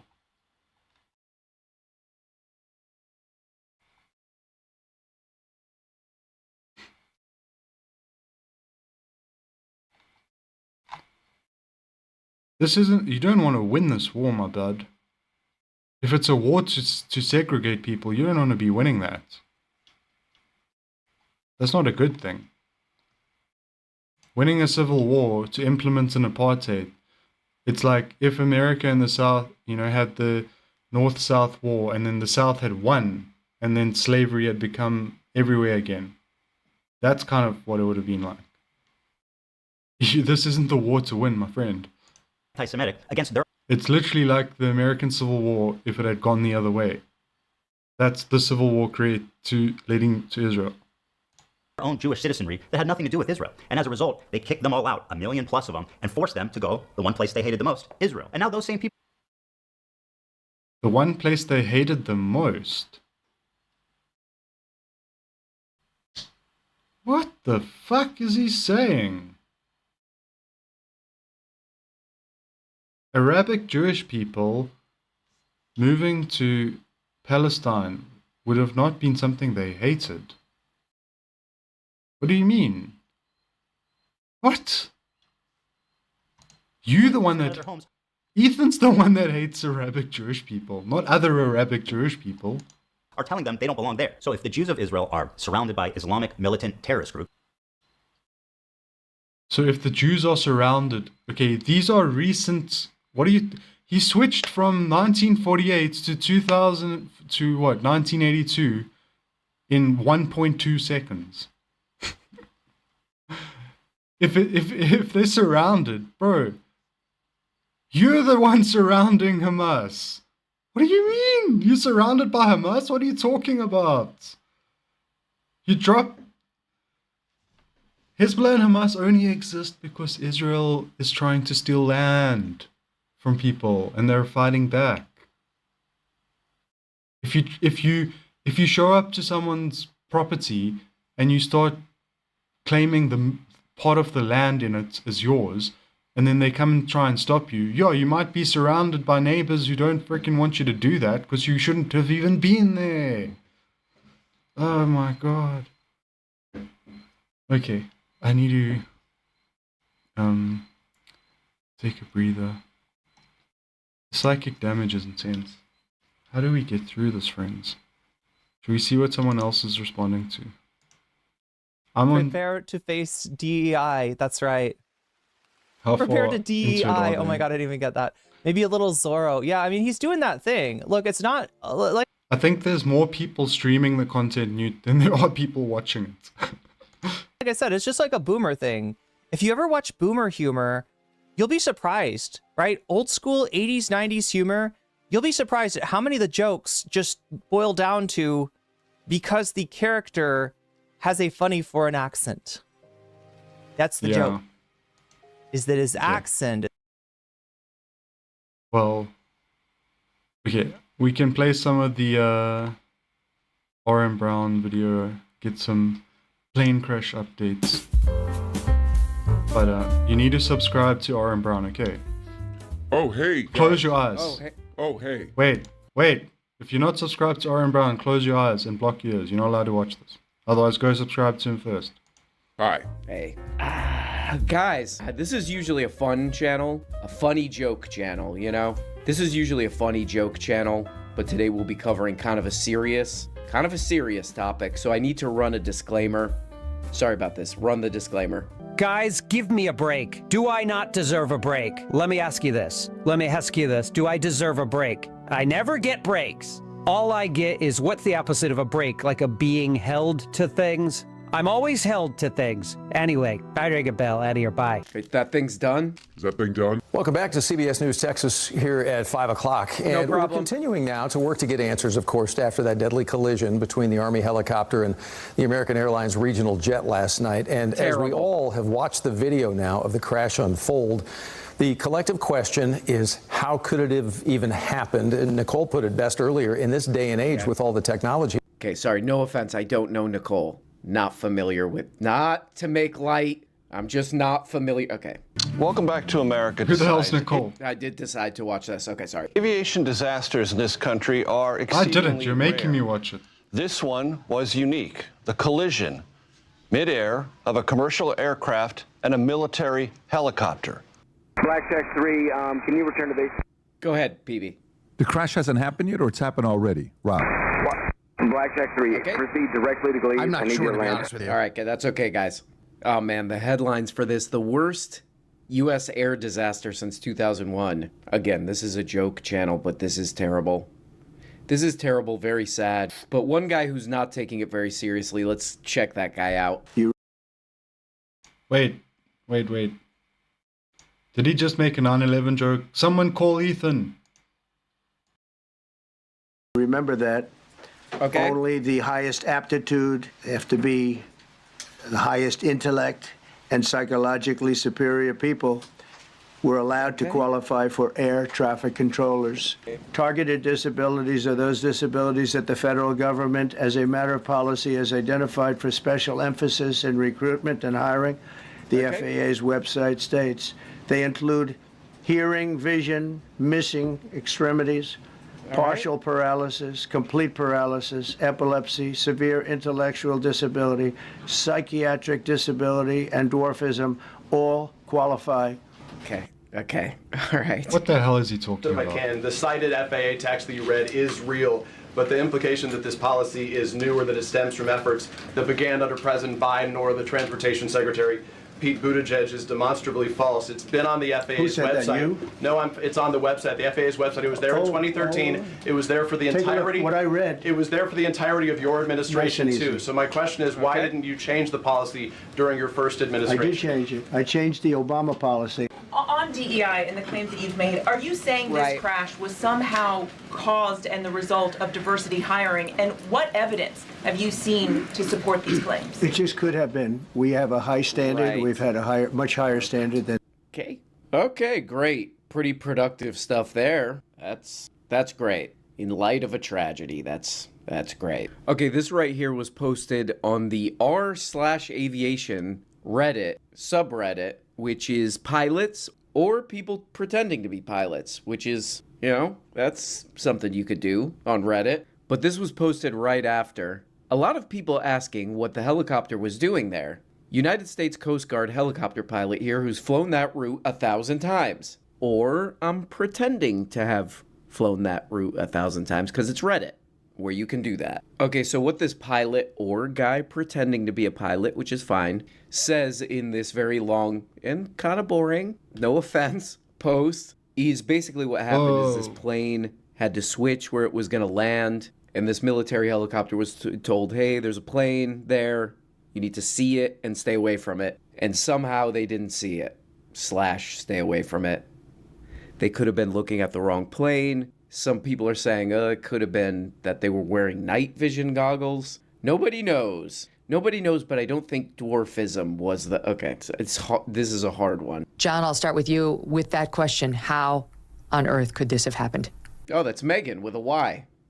Oh, she's got some pilots. Okay, actually, this one's not too bad for Megan. Let's check this out. In and around Reagan, DCA, that whole area, it's almost the Battle of Britain sometimes. You have VIP helicopters, you got airliners, and it's very crowded airspace. I suppose we should leave open the possibility Let the guy talk, Megan. Of helicopter malfunction, too. We don't know for sure. Yeah. Was something going on in the helicopter? Was somebody sick and they get distracted? That's what I'm saying.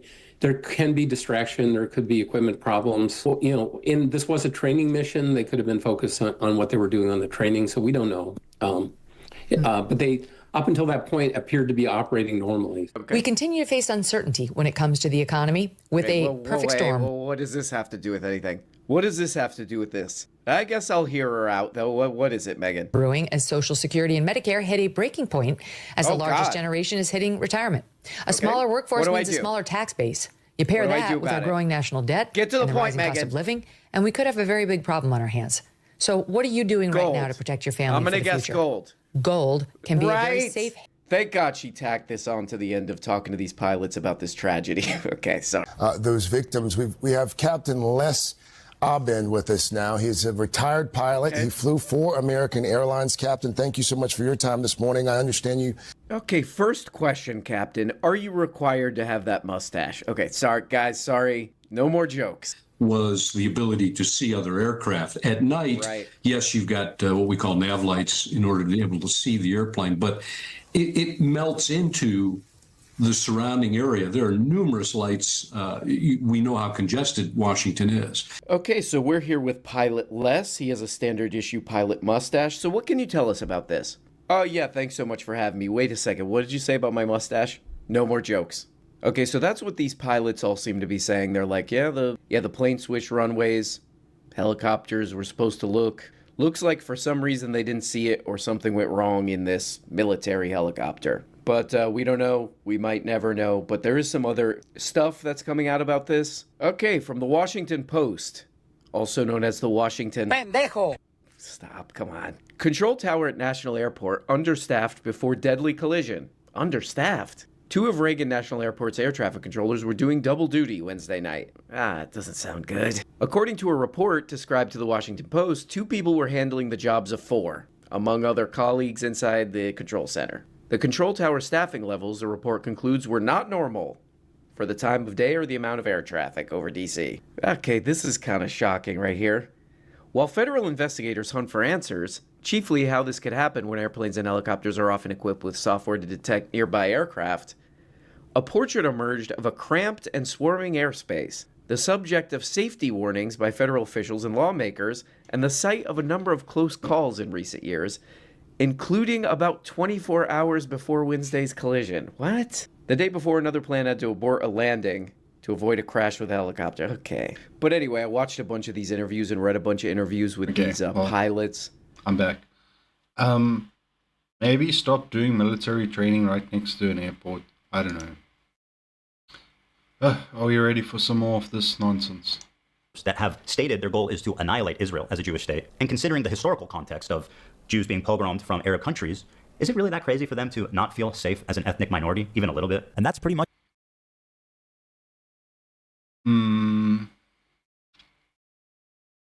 mean, they could feel unsafe, but at the same time, they're participating in the reason for their lack of safety, right? So if they dissolved the state of Israel and had a one-state solution where everyone had equal rights, then even though they were an ethnic minority, then they wouldn't need to feel afraid. Like I was saying, I'm a white South African, an ethnic minority, part of a previously oppressive group, and I'm not afraid to live here. So they get rid of the apartheid, then they don't have anything to be afraid of. So they only have to have fear as an ethnic minority because they're the oppressors. The entirety of our disagreement. Despite what you've read on TikTok and Twitter, I've donated $6,500 to a Palestinian charity after the war started. Hey. Wow, Ethan. Did that stop it? Did that stop the genocide? What else did you do? Speaking, do you know how much speaking is worth, like airtime? How much do your sponsors pay you for, the ad reads? I'm sure if you spend some time talking about Palestine and why the apartheid state of Israel should be dissolved, you'd be contributing a lot more value than $6,500. Hey, Ethan Klein, thank you for the dono. Ethan Klein gave $6,500. My goat. Thank you, Ethan. Condemned Netanyahu as a war criminal. They're led by Netanyahu, who should... And that was probably also Ethan feeling guilty, let's be honest. Resign in disgrace and go to prison for being a war criminal. Called the West Bank settlements an abomination. Settlers in the West Bank are religious zealots. They're monsters. They're genocidal. I've even said the West Bank settlers... Yeah, now he's showing clips from Ethan, from himself, saying stuff on Leftovers before. Like, this was the Ethan that cried about a Palestinian child dying. The Ethan of today doesn't give a shit. So why are you showing yourself when you still cared? are valid military targets. When you talk about like colonial settlers and stuff, like that's what's actually happening in the West Bank right now. And these people are more or less valid military targets, in my opinion. My only crime is wanting a two-state solution instead of one. So, Ela would have been a valid military target, right? And thinking it's not okay to kill Israeli civilians. That's it. That's why they're calling me a Nazi Zionist. And because of Hassan and others spreading this malicious lie about my beliefs, I'm even getting harassed. No, that's not why. We're calling you a Nazi Zionist. Well, I'm not doing that, and people aren't really doing that. But Zionism and Nazism are very similar, and we're calling you a Zionist because you keep saying stuff like, if Jewish people have to be afraid of being an ethnic minority in a one-state solution. That's a Zionist anti or Islamophobic take, and kind of the way you keep saying that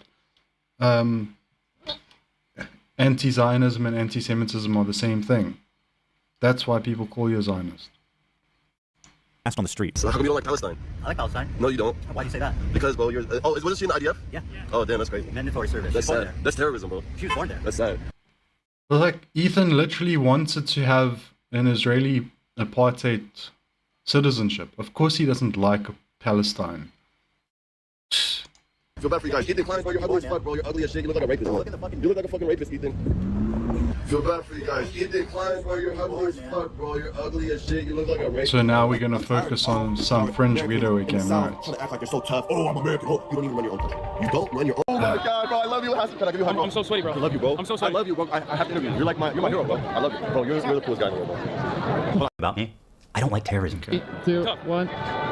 Okay. The funny thing Sorry, about he had a fan I don't like meetup terrorism. with this I don't like weirdo. terrorists. If they're Jews, Christians, Muslims, they're all bad. What is terrorism? It's Okay, does Ela know that you don't like her? intentionally targeting civilian population for political goals. I don't like it. None of it. Yeah, like when Ela intentionally went on a raid out of curiosity for the political goal of harassing people in the West Bank, which was a war crime. And over time, I started to learn that my co-host, he really likes terrorists.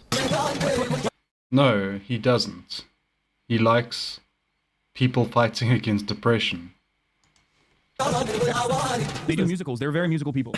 Are you being serious? Okay. Look, you think I made this? I know they're singing, but I'm seeing this guns and shit. This isn't a music video, Hassan. They're taking over these ships. They started targeting the ships. People on this helicopter right now? Yes. They're streaming this? Yeah. Yeah. They're flexing. What? And they're coming in hot with guns. Yeah, but you have to understand, this is a deterrent. We think the Houthis, Ansar Allah, is doing what Luffy would do. You should tell him that. Hezbollah is a paramilitary organization. Do you like them or no? I don't have an issue with them, let's just say. But they are a terrorist organization. Like they're designated. They are designated by the American state as a terrorist organization. I do not like them then. Well, he is regarded as a pretty. So if they're designated by the US State Department as terrorists, then we have to not like them. Okay. So the US State Department, they're the good guys, right? The Empire are the good guys. And if the Empire says that a bunch of people are rebel scum, we mean to hate those people. Got it. Brilliant a person in terms of like everything that he's done. Then I saw clips like this where Hassan is explaining how he's hiding his power level to funnel in normies into radicalization. I think that in the short term, That's literally how it works, Ethan. When you're trying to change society, you have to reach people where they're at. You have to reach them where they're going to not want to do a big change at first. And so what are you saying? Which it's never okay to advocate for radical change? Jeez, this is radical centrism. To combat against that, you have to advocate for a much lighter form of propaganda. You want America, in the way that I feel about it, and if you want America to get out of the way for places with more revolutionary potential to do what they would normally do, I think that, one thing you have to do is advocate for a lighter form, while simultaneously still doing agitated propaganda that goes beyond, right, social democratic idea. I just want to It's like, why is he again including clips of Hassan that just make Hassan look good? It doesn't make sense. Put emphasis on the exact point of the so-called radicalization funnel, where, for example, Hassan and JT catch them while they're young, as they say, and then they start looking into this new idea, etc., and then move forwards through the funnel, get more and more informed, get more and more radicalized. Now, you do your part in the funnel for the cause, or whatever the fuck you want to call it. You're doing, in my modest opinion, a great thing for the cause. Now listen to Hassan during our very...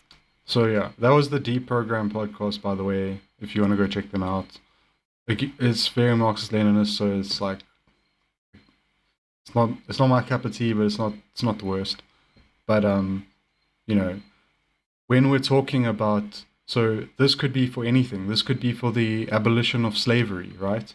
Any type of attempt to change politics you're going to have this type of funnel situation where the there's people who are going to be the most well educated, and then they're passing on their knowledge to people less educated, and then eventually you have people who are, you know, relatively new to it, helping other people get on board with the idea. I don't know. Basically, that's the concept. So for any type of change that you want to do in society, you're going to have that type of thing where some people are on board with the change first, and it's basically the early adopter. If you think of it from like a capitalist point of view, you have your early adopters, and then you have those people are, if they like it, right, they're going to say, oh, this is such a great technology, everyone else come use it.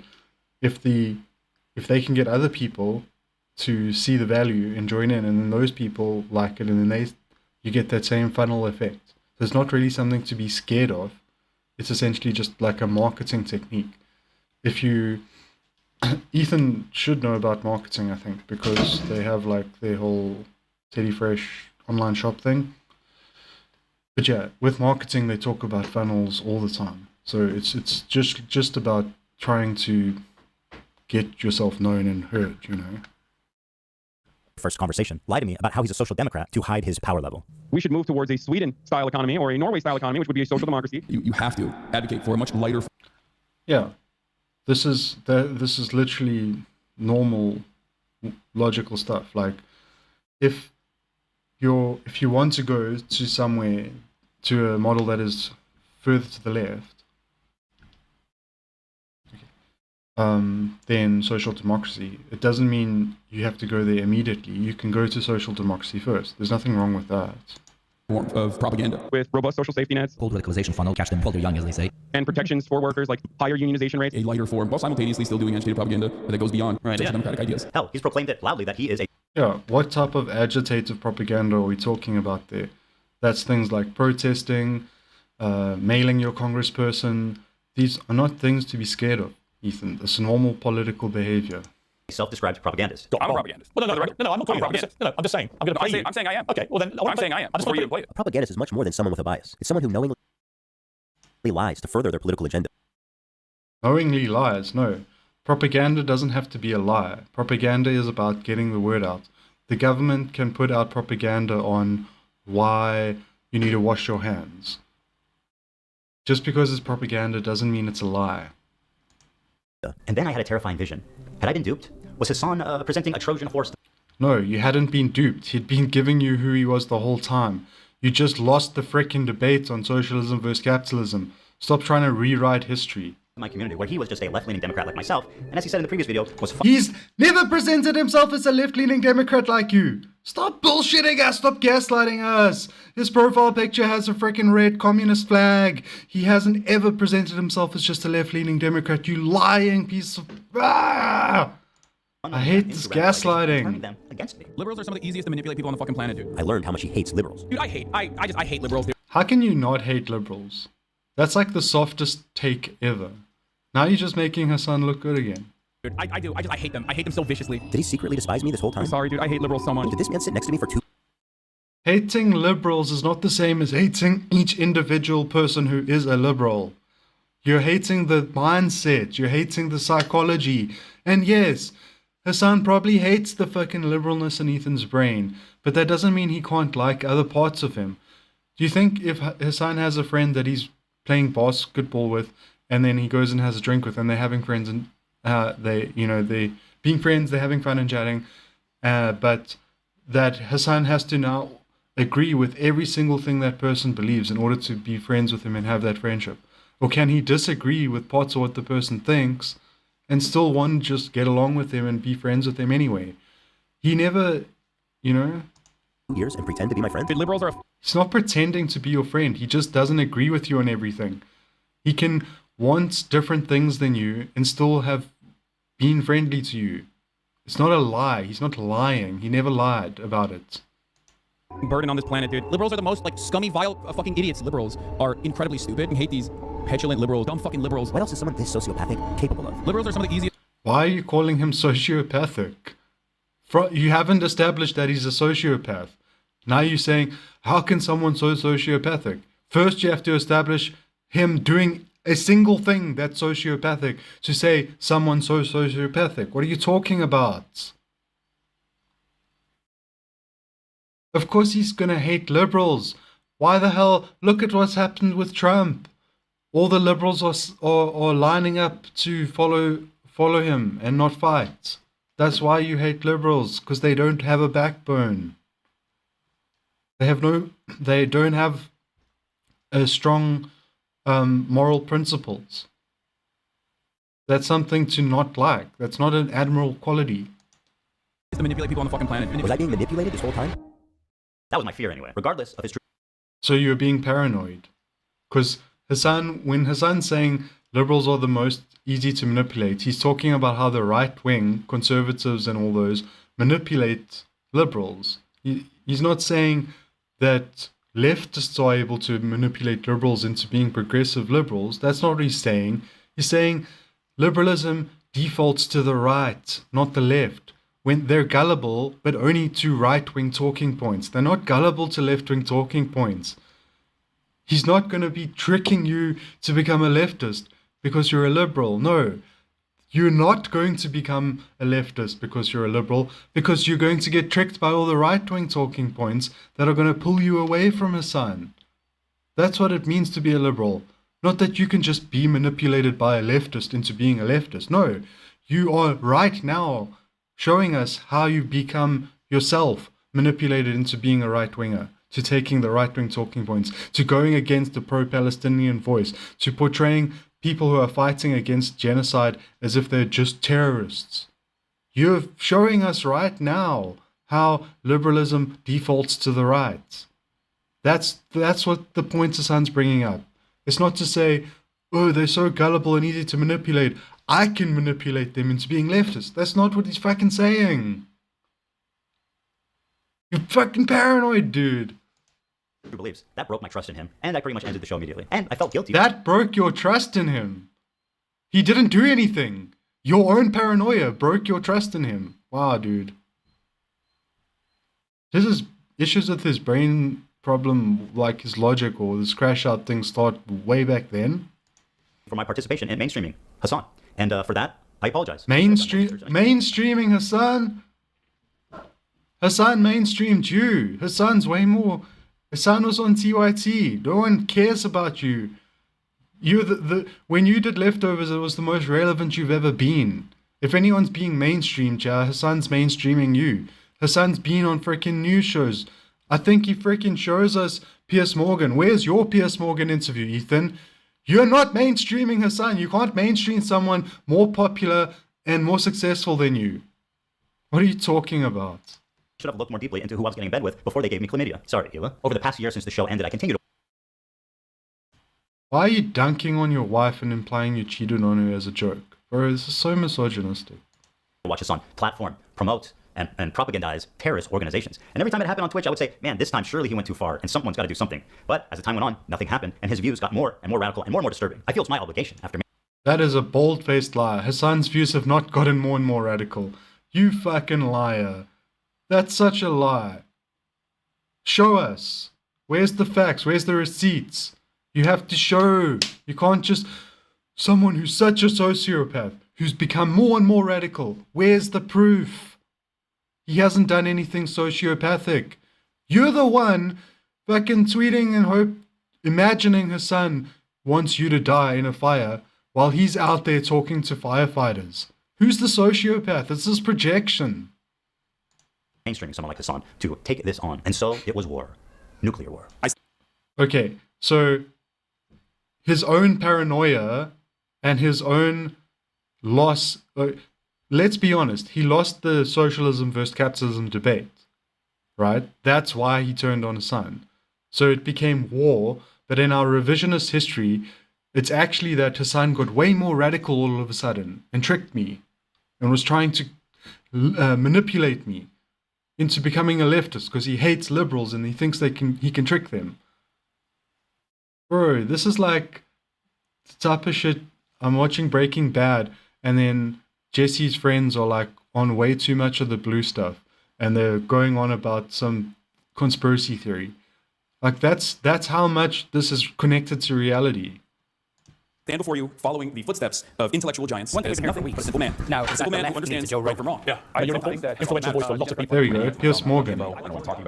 This is the guy Ethan supposedly mainstreamed. As a matter of fact, I seek it out because I make content. I think it's funny. It's fun. Okay, now, yes, people are watching Hassan on their TV. Now, that is just such a weird animation. Someone who's watching Hassan is going to get nuked. So, or you're nuking Hassan. He's not there. He was in an apartment building. Why are we taking out other innocent people here? This is ultra violent, like glorification of death, in my opinion. Like, the content nuke is meant to be a metaphor. You're not meant to like visualize yourself actually fucking killing the guy. And there are baby settings as well.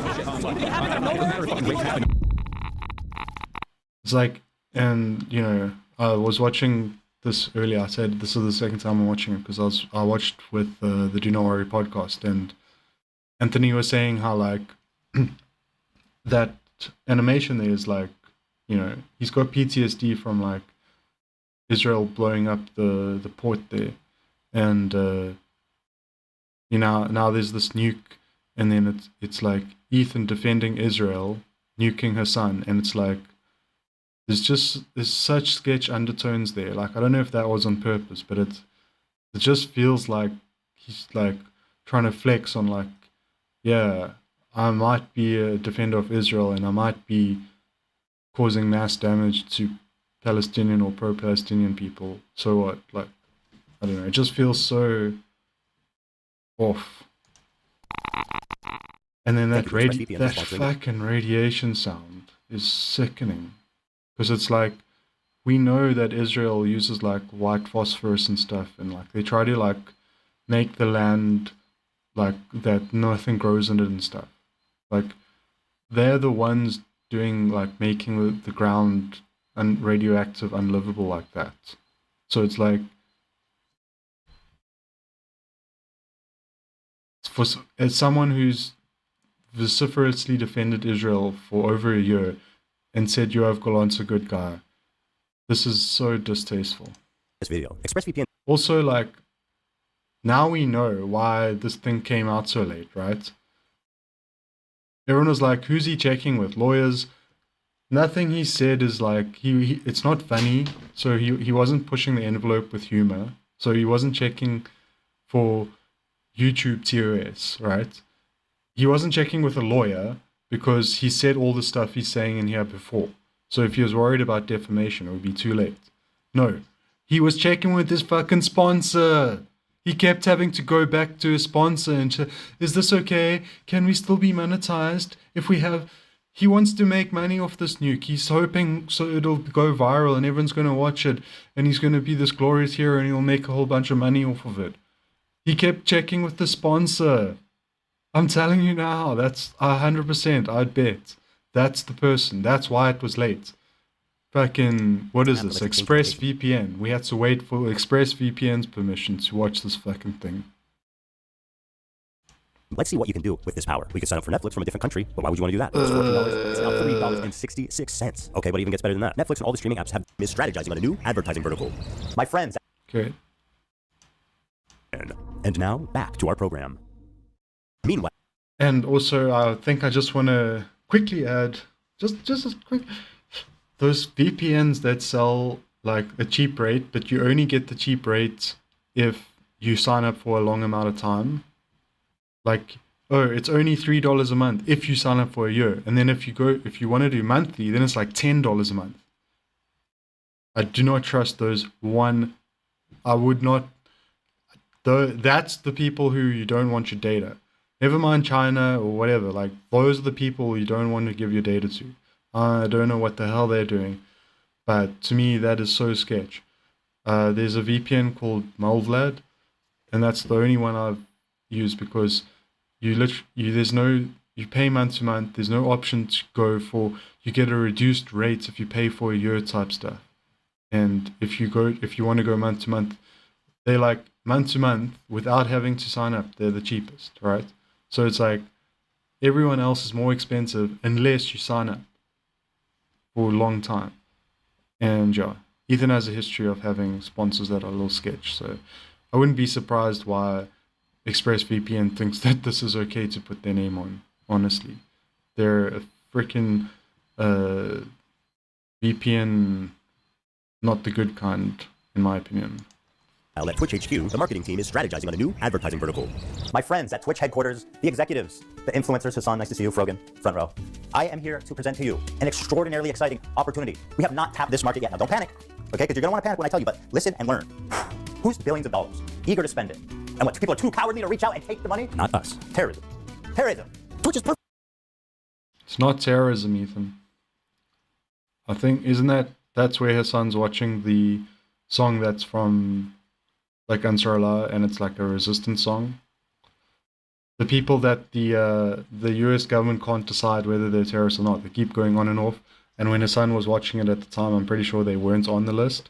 So they like straight up, like factory, legally, all that stuff, were not considered terrorists at the time Hassan was watching it, as far as I know, right? Because they kept putting them on and off the list, right? Because they're also a government body, and they've been the victims of genocide, and so they were trying to help give them like more legitimacy by taking them off the list so they can be a proper government, okay? And then they started the blockade to help with Palestine after the genocide kicked into high gear there, and that's when they got put back onto the list. But that in itself isn't a terroristic act, and they shouldn't have been put on the list for that, right? In my opinion. It's not a terrible thing. The only people, it doesn't cause terror to anyone. They literally tell the ships, don't come through. If the ships go through anyway, they don't kill them, they capture them. It's not terrifying. It's what a blockade looks like. If the rebels created a blockade to not allow Empire ships through, we're supposed to think that's terrorism. So no, it's not terrorism, and I don't even think they were on the list. It's a struggle song. You could broadcast it straight in the veins of 18 to 35-year-old men. So here's what I'm suggesting. Hassan Piker. Yeah, we'll get drinks after the show. No, you. He's such a great guy. No, you. Give it up for Hassan Piker, everybody. Happy birthday, buddy. This dude can package anti-Semitism and anti-Americanism like nobody else. In fact, he doesn't package anti-Semitism at all. Hassan is not anti-Semitic, and he doesn't say anything anti-Semitic, nor try to package it in any way. Now, anti-American, he's anti-American as much as he criticizes them, in as much as you should criticize them, well, you could criticize them more than he does, honestly. But he's not anti the American people. He's not trying to bring about civil disorder or civil war. He's trying to criticize things to get them changed through peaceful means. He's trying to reach people and educate people so that people vote better, so that people unionize. That's what Hassan is trying to do. Is that terrifying you? Does the idea of a union terrify Ethan? Does the idea of a protest terrify him? Is he that rich? I didn't even know he was that rich yet, and he's acting like he's a full-on capitalist already. you guys got him on the front page, and he's doing terrorism for free. Basically, gentlemen. It's not terrorism. You look good today, girl. Girl, you look good. Great job on that Arab tier list. It's not an Arab tier list. It's a Arab, how well you fit into the Arab culture. But yeah, he's going to call it something worse later. Yo, you got 10 million from Qatar for that? That's what I'm talking about. What? She got 10 million from Qatar for that. Isn't that, this feels Islamophobic. I don't know much. I'm not talking about Twitch. Here's the thing, with help from people like Hassan, terrorism is like in the eyes of the beholder, right? They're not terrorists, they're, go ahead, he knows. Freedom fighters, guys. We are fighting for freedom. What about the rape? Okay, so, I don't know about Hezbollah, right? Because I know that they are a resistance force.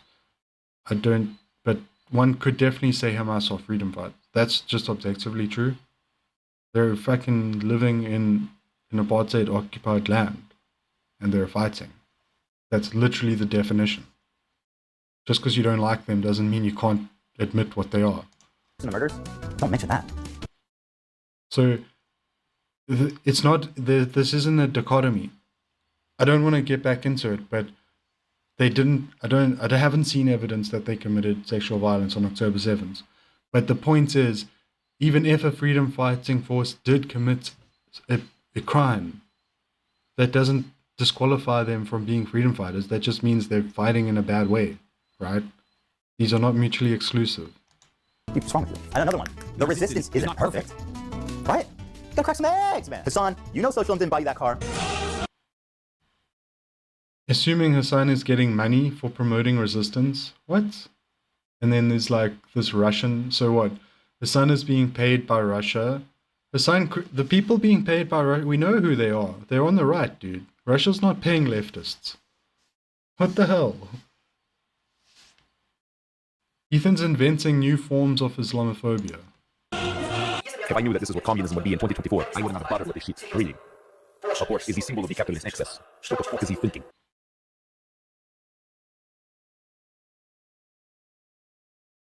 I mean, I don't think Hassan's a supporter of Stalin, right? Hassan wants to do like the Chinese model. He doesn't necessarily want to do full-on Stalinism. So, who gives a shit if Stalin wouldn't like his Porsche? Who the fuck is Stalin to us anyway? Nobody involved wants to do what Stalin did. You guys actually believe this idiot is a socialist? Forget the religion. I don't even... Like, why is Ethan so happy with using ableist slurs all of a sudden? Freaking heck, man. Just throwing it out there. And for the record, I don't even think Stalin was a socialist. Look at what he freaking did. The USSR committed crimes against socialism by calling themselves socialists.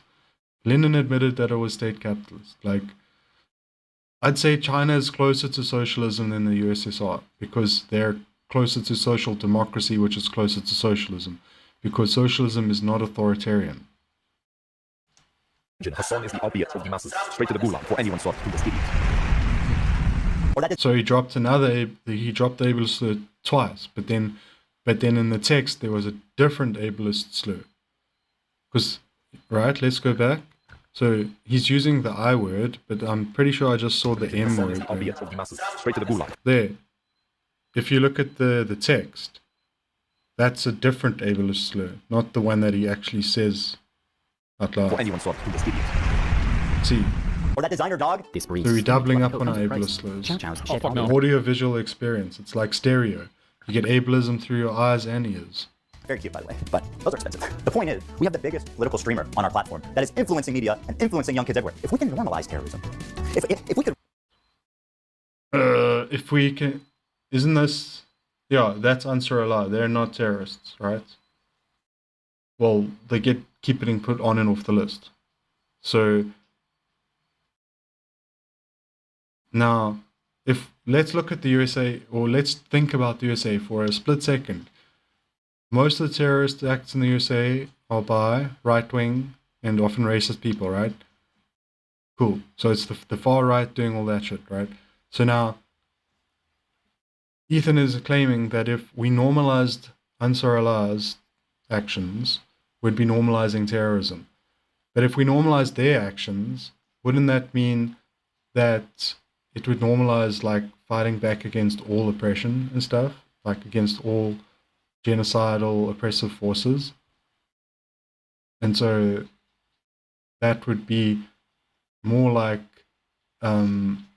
revolutions than terrorism.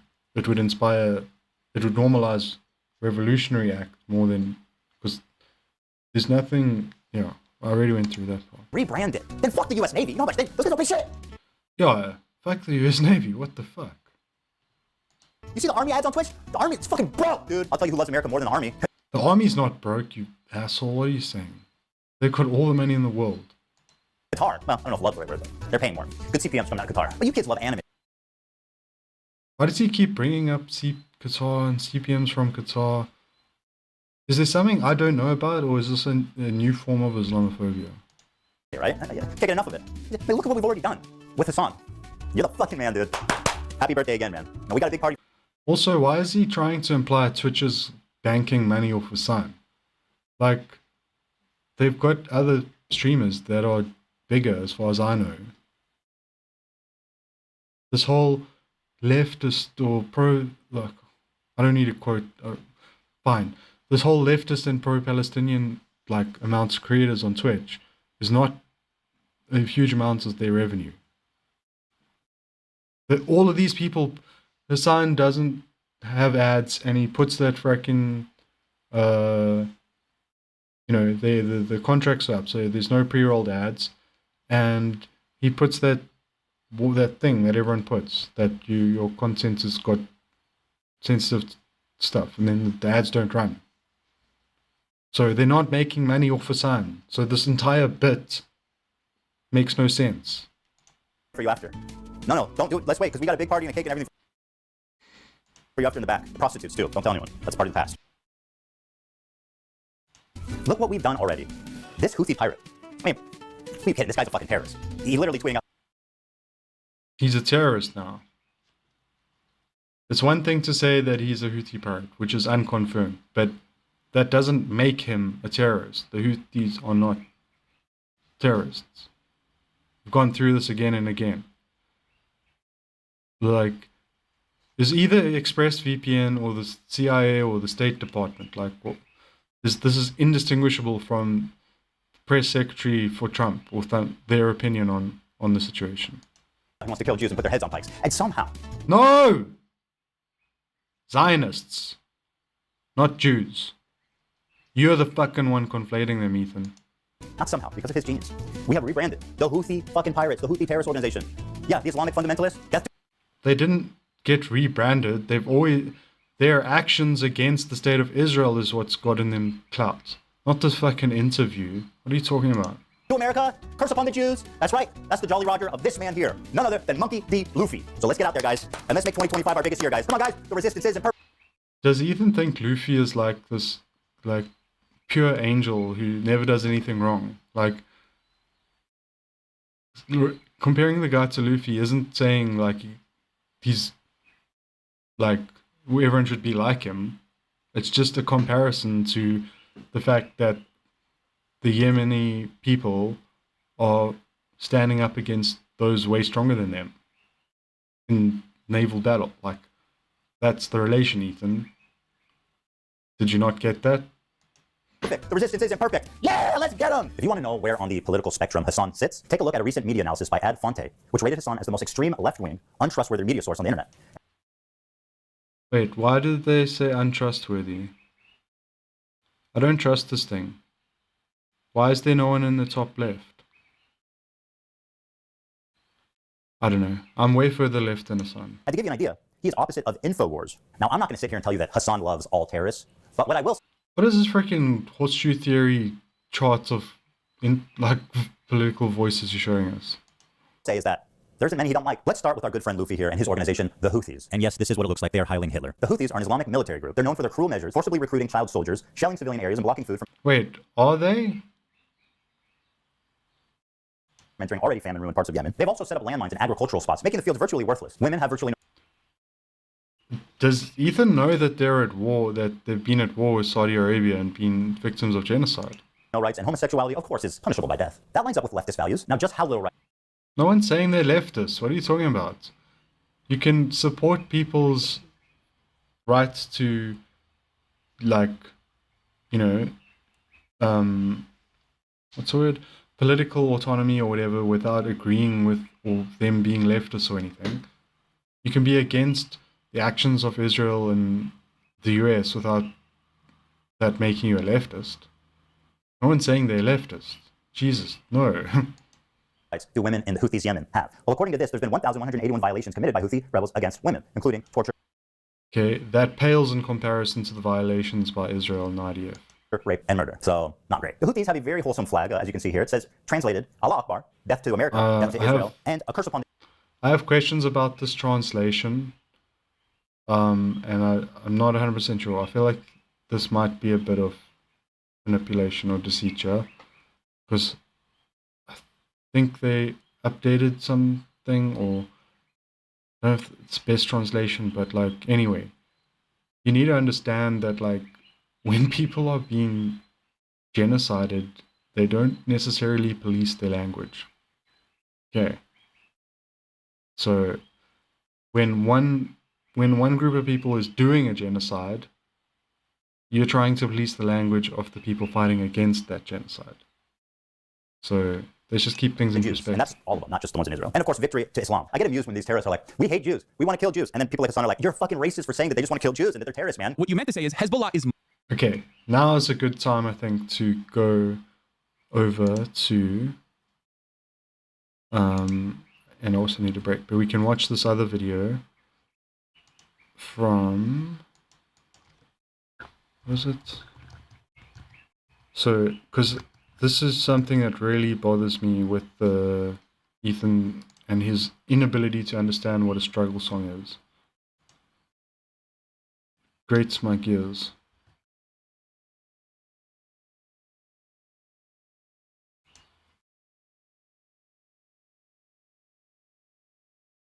Okay. Musically gifted individuals. Yeah. So I'm just quick take a break, but we can watch this. Okay, well, anyway, this is stuff from South Africa that I did as a parody, where we have struggle songs in South Africa that come from the resistance to the apartheid here, where there was, the black people were being oppressed by white people here, so they had various different songs that they were singing as a resistance movement. And their songs were, the thing with the resistance song that Ethan obviously doesn't understand is like, the stuff that they're saying in their songs is often the stuff that's being done to them. So these aren't necessarily things coming out of their hearts and this longing and this yearning, right? So if they say, if they're being treated like their lives don't matter and they should all just die, and then their song is saying the people doing it to them's lives don't matter and should die, it doesn't mean that that's truly what they think in their hearts.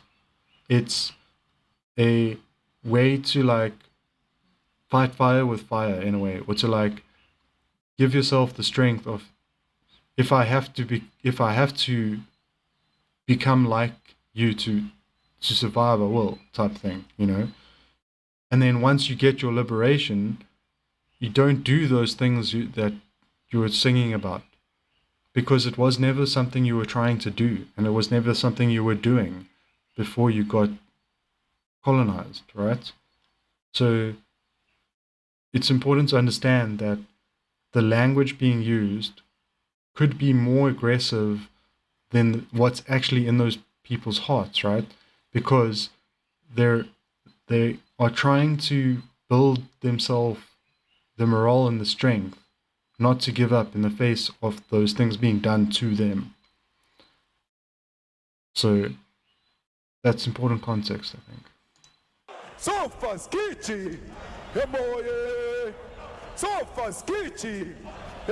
I feel that we should throw up. We disavow this video, Nate, because on YouTube, they actually don't allow terrorist propaganda videos to play. And I want to make it very clear that I actually do not condone this. I think these guys are terrorists, and they're dangerous, and this is dangerous propaganda, and I'm watching it for critical reasons. Is it up, Nate? Yeah, throw that up when I watch this, because frankly, I'm risking my ass watching this clip.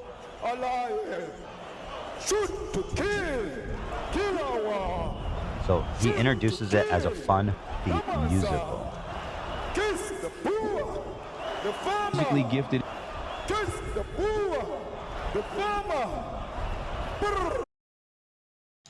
Okay, just if I don't know, I'm just gonna quickly add. Just want to quickly add. It might have sounded like you're saying "kiss the boer" there.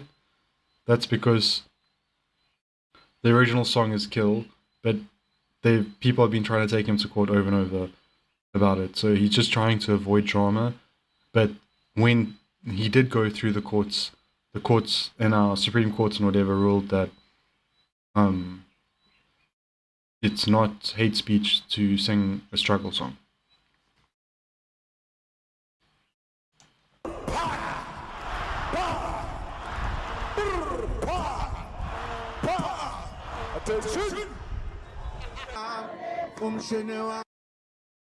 Yeah, and just one more bit of context, even though the apartheid here like ended and all that, from like the government perspective, right, there's still a economic apartheid here where the white people own most of the land and big businesses and all that kind of stuff. So there is a lot of people who are still fighting against apartheid here, but they're fighting against essentially the results of it, not the government itself, but also trying to get the government to do more to like help people, to like do land reform or give people healthcare, stuff like that. So we're trying to get it so that everyone lives in, everyone can prosper and stuff here. But at the moment, it's like if you white, more often than not, or you know, the average white person is going to have better standard of living, better healthcare, all the stuff. And so there's policies that can be done that can bring everyone else's standard of living up, and until those get done, so that everyone is able to live as equals and not as some people born into poverty and some born into riches based on the historical segregation. So those are things that we're still fighting for as a society here, and that's why they still sing some of these songs, because the fight isn't over. The fight again, you know, they won their freedom in the government and in the laws, but we still haven't won the freedom economically or in the land or to redress the historical crimes. We've just stopped the apartheid. We haven't gone back and fixed everything. We've done some of that work, but not all of it. So the more radical, the more leftist type parties here will still sing those songs because they're still fighting that battle. It's not over until there is actually economic freedom.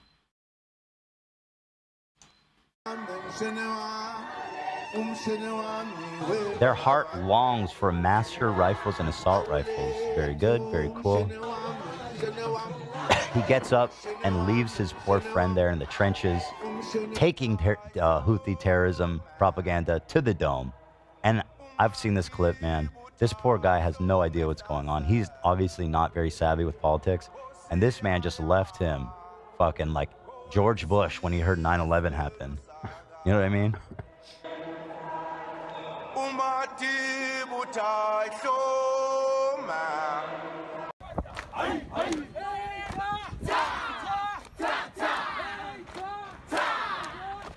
Yeah, he's just talking about their military campaigns. And this poor guy, I wish I had this at a higher quality. This poor fucking guy is like, what the hell is happening right now?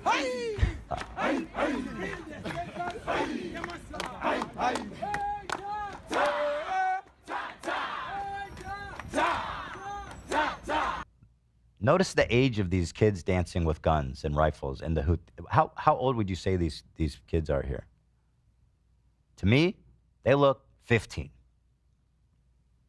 Just I think it's also maybe important to mention that when you're in a country that's been at war and been genocided for a long time, a lot of the adult population have been killed. So people being young, it might just be that the old people have been killed. You know, it doesn't necessarily mean, oh, they're specifically going after the youth and they're trying to create a child soldier army. And it, you know, the way Ethan frames it just makes it sound so weird. They're young. The youth have always been at the front of social justice struggles. It doesn't surprise me.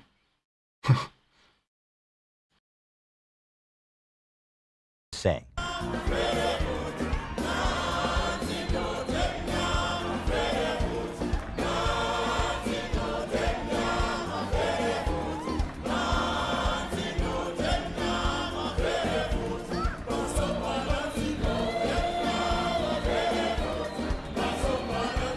Hassan comes back from the bathroom. We've now digested a minute and 10 seconds of unmitigated terrorist propaganda.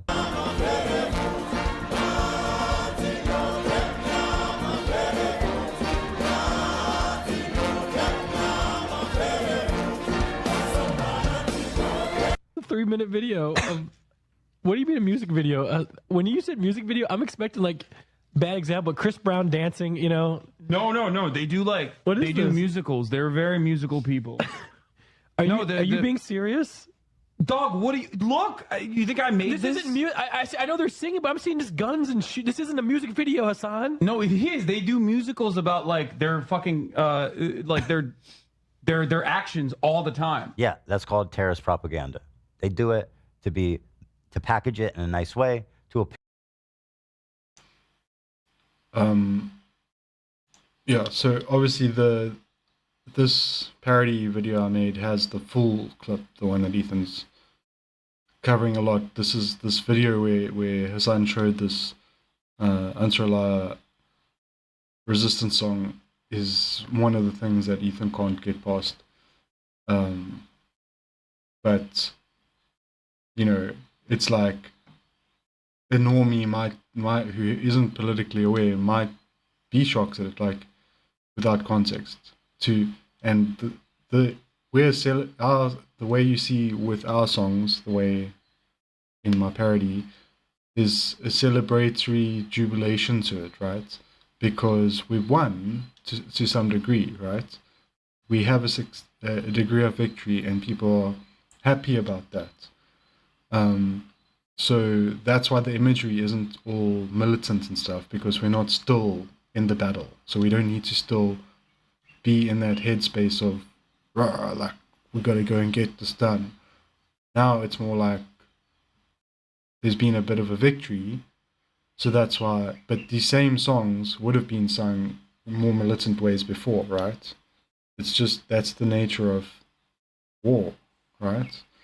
And it's kind of victim blaming to go on so hard that these people are terrorists and this stuff's propaganda just because they're saying like, oh, fuck you, you can bomb us if you want, we're not going to stop, or whatever. Like, that's what the song is essentially saying, the one that, and it has imagery, and those are being bombed, like, all the time. I wouldn't be surprised if they got bombed today by either the US or Israel. So spare them a bit of sympathy, please. If they have warlike imagery in their songs that are trying to keep their spirits up in the face of... They live a different world to you, my man. They live in what you would describe as the apocalypse, you know. Appeal to a broader audience, and Hassan is doing exactly their bidding, more than they could have ever dreamed of, by broadcasting this directly into the main line of Twitch.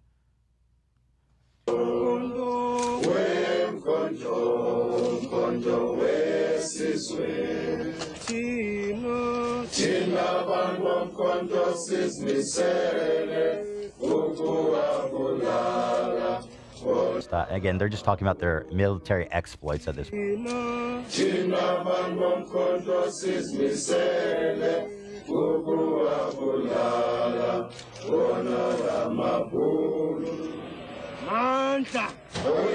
Really take the war to them no matter what.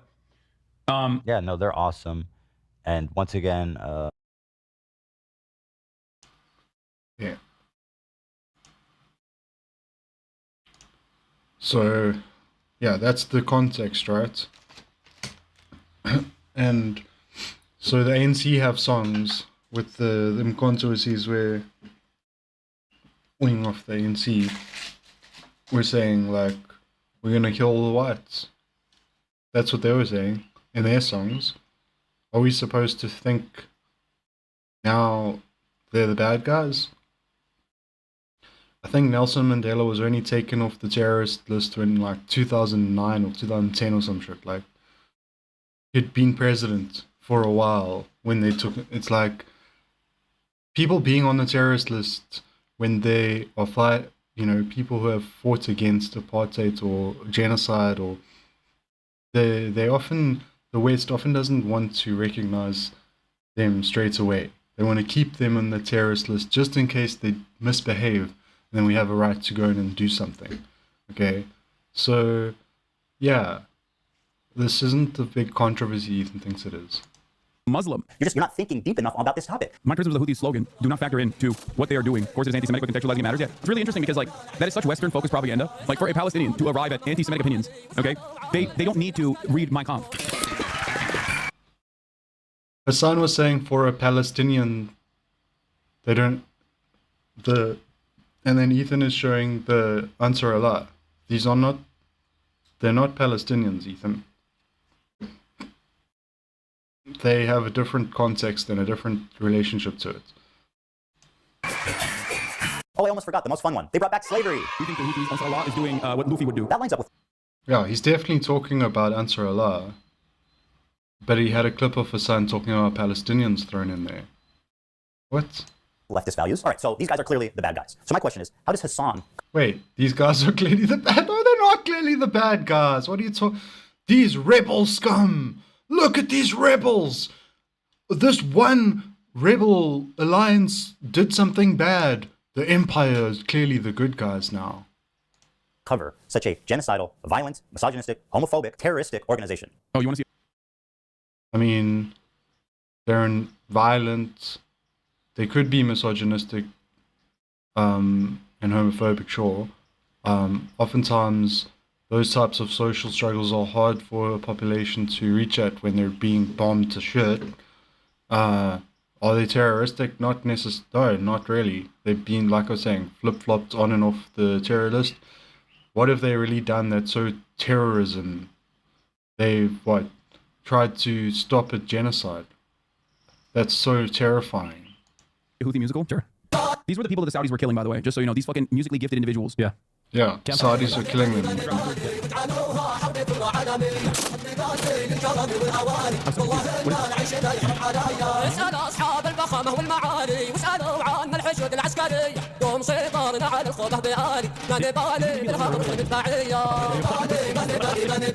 That's right, my friend. Hassan just played... Yeah. They're literally saying, like, you're bombing us? Who gives a shit? Bring it on. You can make this a world war if you want. We're not giving up. Right? I don't know if Ethan understands the rhetoric being used there. It's not in English, right? They're saying, I don't know if he even understands. It's easy for me to understand what they're saying. They're saying, fuck you, bring it on. Bring the whole world if you want. We're not giving up. Straight up terrorist propaganda without even being there to analyze it. Surely. Why is that terroristic? This must be against terms of service. Twitch does not allow content that depicts, glorifies, encourages, or supports terrorism or violent extremist actors. For example, displaying... They're not violent extremist actors. They're resistance fighters, right? This isn't depicting anything other than their soldiers not being dead. Like, it's not even showing them killing people or anything. Is this purely because the US State Department classified them as terrorists? So if you have Israel showing off their weaponry, US people showing off, that's all fine. Yemeni people show off their weaponry, now it's terrorist propaganda. Or linking terrorist or extremist propaganda, even for the purpose of denouncing such content. Denouncing? Okay, but what's the rule for endorsing it? Is that okay? The answer is yes, as Hassan was never punished for this blatant violation of Twitch community guidelines. Got it. But it's not terrorist propaganda. So it's got nothing to do with that rule you're talking about. So denouncing terrorism is bad. Don't do that. Endorsing terrorism is good. Okay, got it, Twitch. He's not endorsing terrorism. Showing someone a song of a resistance group who aren't terrorists, objectively, contrary to State Department's flip-flopping, right? From what the definition of terrorism being that it causes terror or that it's violence on civilians for political gain. They are not, because the ones who are doing the violence for political gain is Israel. And so if you're trying to stop Israel and stop the people collaborating with them, you're not the ones doing the terrorism. So you can't just keep saying that they're terrorists. You have to prove it. We can't just... If we're just supposed to believe everything the US government says, then why don't you just... There's no point watching the show, because we could just go and listen to what they say in their press briefings. Shouldn't the population be able to criticize the government Are you going against the right for people to criticize their government now? This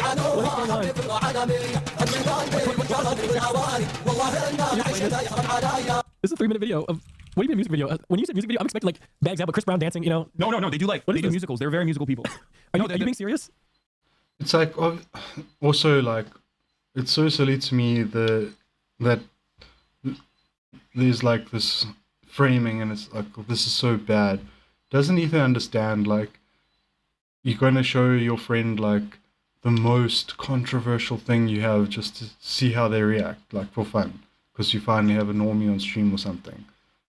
Like it's not like, oh, I'm gonna turn this guy into a terrorist now with this propaganda, yeah, or I'm gonna. It's like, what is Ethan thinking, man?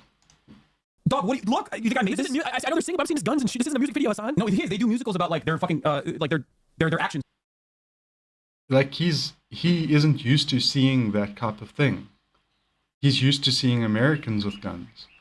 You know, there's tons of music videos with guns in America. He's just not used to seeing it in the hands of non-white people. It's shocking. It feels outrageous. Because white people are the only ones who are supposed to be able to be violent, right? That's the white supremacist propaganda that filters into everyone's brains. So to see people who are fighting against white supremacy, who have lots of weapons, in a white supremacist society where mainstream media is promoting the idea of white exceptionalism, it comes across as shocking to someone who's not used to it. All the time. Hold on, guys, hold on. I've got this. Instead of terrorist propaganda, let's call it musicals. They do musicals. Instead of violent jihadists, let's call them musically talented people. They're very musical people. Are you being serious? Guys, let's just use our brains. Fiddler on the Roof. Wicked. Alexander Hamilton, man. There's no reason we can't put these Houthis on Broadway. Well, they go, listen, you want to fucking bring a ship through here? We're going to take it. So that's exactly what the Houthis start doing. They start fucking sending in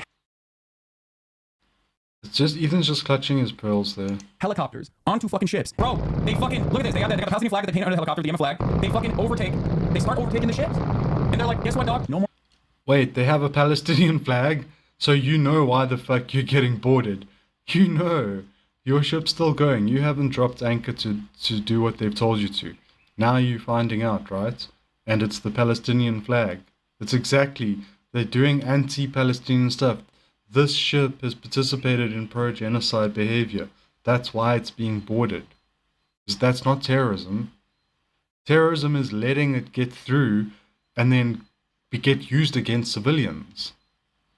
More trade to Israel. If you are sending ships into Israel, if you are owned by an Israeli subsidiary, if you're owned by an Israeli corporation, we're going to take over your ship. You cannot fucking use this trade route anymore. Guess what, bitch? It's our fucking territorial boundary, and we're going to enforce this until you stop doing genocide in Gaza. So let's review his claims. His first claim is that the boat is headed for Israel. It's not. It's going from Turkey to India. Next claim is that it's owned by an Israeli company. It's not. It's being chartered by a Japanese company, and the boat's owners are registered in the Isle of Man. I'd like to remind everyone.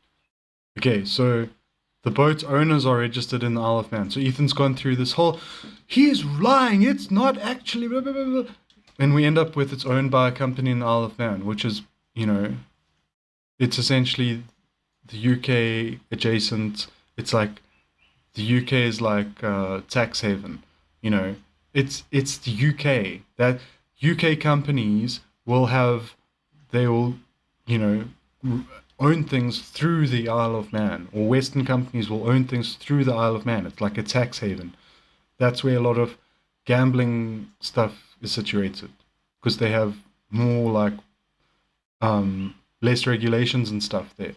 That's why companies go there to earn. So yes, it's part of the UK, US, German, you know, they're all the ones behind Israel's genocide. They're supplying the political cover, the munitions, the money, all that stuff. So yes, this ship does appear to be a valid target based on what Ethan's shown on the screen. That the crew that's kidnapped in this video has been missing for over a year now with zero updates on their health, whereabouts, or anything. That lines up with leftist values. Wait. This was the Galaxy leader, right? Why did Ethan delay this so much if he wasn't fact-checking it? He just said there was no update about the crew. Didn't he? I thought there was. I thought there was. Yeah, there we go. A week ago.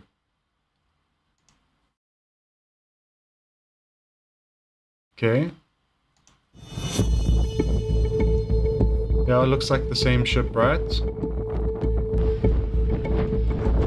Wait, what? They released them? Wait, what do they mean they released them? Wait. That can't be true. Ethan said that there's been no updates. And we waited a week so he could fact check. Claims that it's owned by an Israeli company. It's not. It's being chartered by a Japanese company, and the boat's... No one said it has to be Israeli. It can be any of the alliance with Israel, right? Anyway. Owners are registered in the Isle of Man. I'd like to remind everybody that the crew that's kidnapped in this video has been missing for over a year now with zero updates on their health, whereabouts. Zero updates on their health, whereabouts. This came out on 5 hours ago. This came out 8 days ago. What the fuck are you talking about? Don't fucking lie. Who the fuck were you fact checking? Oh, let me go send this for permission. Jesus Christ, Ethan. This has been out for 8 days. Everyone who gives a shit about the news knows about this.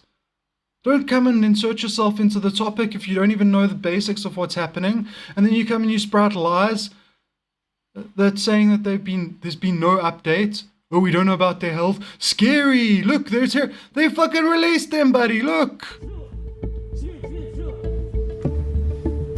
Is that a non-update? Why are they happy? They're supposed to have been dead or some shit, right? Goodbye, amen. Thank you very much. No! Stop waving. Fuck you. You're supposed to have been a victim of terrorism. Why are you happy? I'm go home now. Thank you. Goodbye, amen. Thank you very much. No, stop smiling and stop saying thank you. You're supposed to be a victim. Bye-bye. No, you're a victim of terrorism. Stop smiling. Bye, amen. Thanks very much. Jesus Christ. What did they do to these poor people? They've brainwashed them so bad that they're thanking Yemen. You see what I'm saying? This is a terrorist attack and the O's are freaking happy. They look fine. What are you saying? This wasn't terrorism, Ethan. Or anything. That lines up with leftist values. Hassan's third claim is that this attack... Again, has nothing to do with leftism. We're talking about anti-imperialism. That's good. A right-wing country can want to be free from imperial colonization from another right-wing country. This has got nothing to do with left, okay? Anti-imperialism is something leftists agree with, as opposed to being okay with imperialism, sure, but it doesn't mean just because you're anti-imperialist, you're a leftist. So it doesn't fucking matter if things aren't lining up. What the hell are you doing? I can't believe he said there's been no updates. Did he really say that? That it's owned by an Israeli company. It's not. It's being chartered by a Japanese company, and the boat's owners are registered in the Isle of Man. I'd like to remind everybody that the crew that's kidnapped in this video has been missing for over a year now with zero updates on their health, whereabouts, or anything. That lines up with leftist... Okay, wait. These are the guys from 8 days ago, Ethan! Zero updates on their health or whereabouts. So what happened? Did something happen to them again after this? Because this gives an update on health and location. I don't understand. These are the people Ethan's saying are still locked up. This is 8 days ago. This is 5 hours, and he's saying they're still in prison.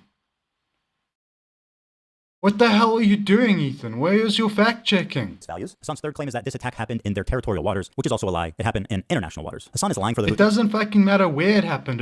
It matters that they're going to Israel and you're going past Yemen. It doesn't fucking matter. Like he's being paid. And honestly, at this point, is he? I'm a propagandist. Well, no, I'm a propagandist. Is he still gonna... you see what I mean? When I feel like he's inventing new forms of Islamophobia, and it's like he's trying to find who to... Because there's the anti-Semitic trope of like George Soros. He's the one funding all the cultural Marxist leftism, right? And obviously Ethan can't use that because George Soros would never fund Hassan. Hassan's supposed to be anti-Semitic. So he's got to try and find a new backer for it. So he's reinventing the anti-Semitic trope, but for Muslim people, and instead of it being George Soros, it's Qatar. If you take an anti-Semitic trope and reinvent it and apply it to Muslim people, that's problematic, Ethan. And bigotry and Islamophobia.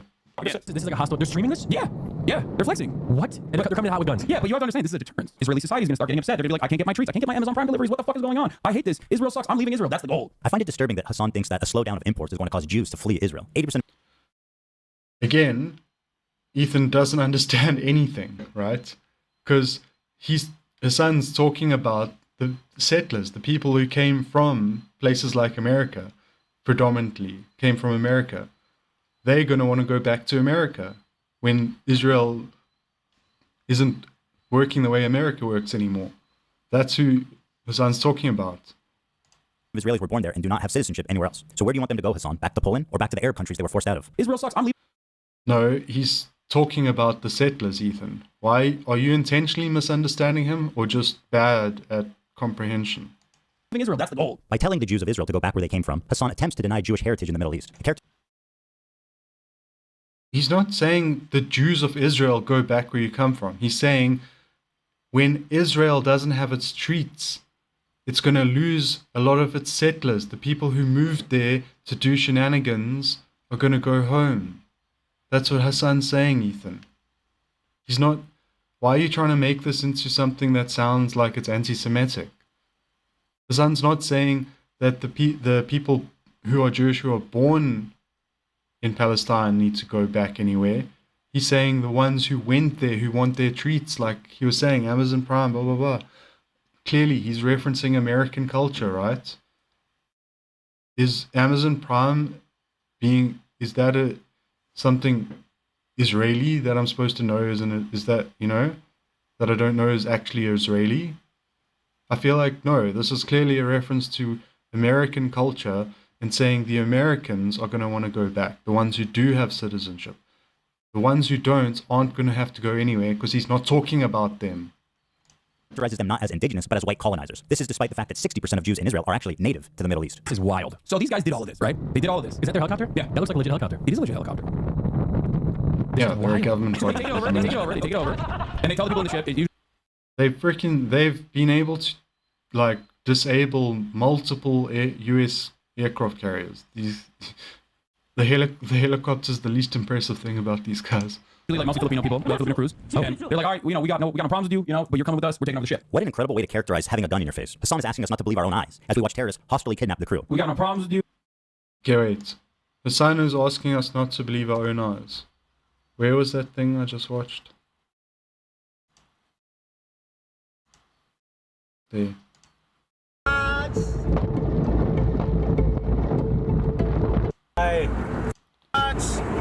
Okay guys, Hassan's the one asking us not to believe our eyes. These guys are still locked up. We haven't heard anything about their health or whereabouts, remember? Don't believe your eyes or ears.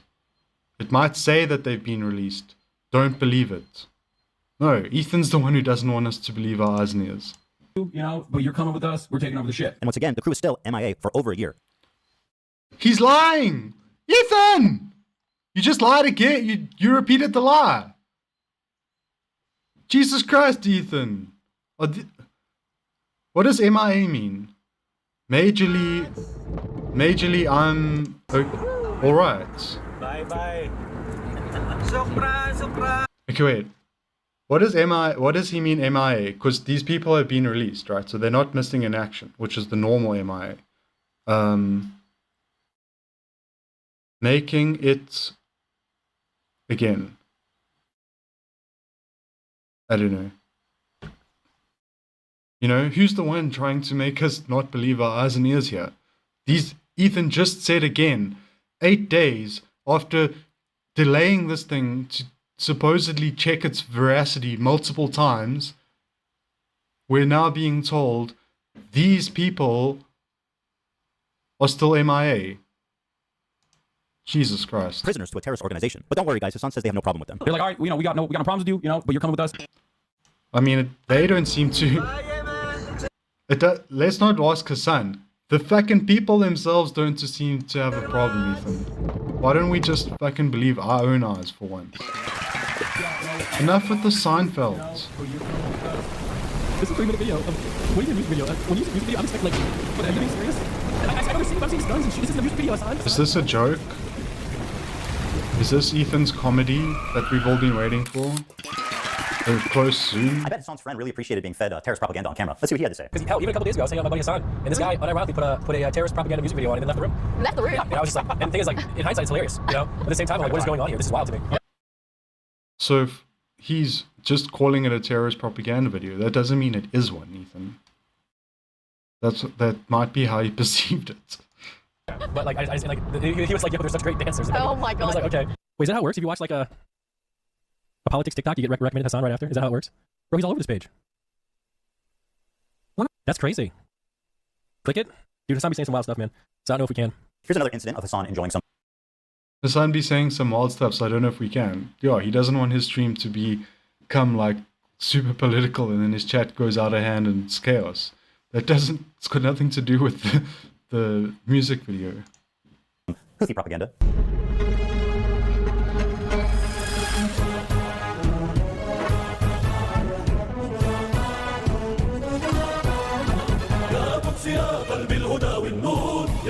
How can they not agree with the Houthis when this is the kind of...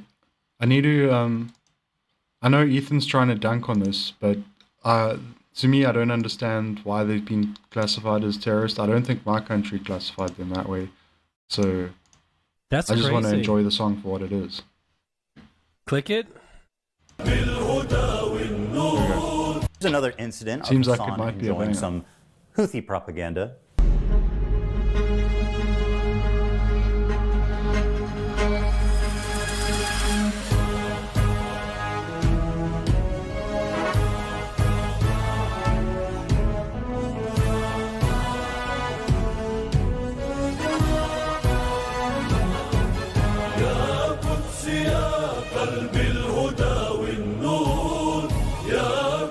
How can they not agree I mean, with the yeah. Houthis when That song slaps. this is the kind of music video that they're coming out with? They got a beautiful voice too.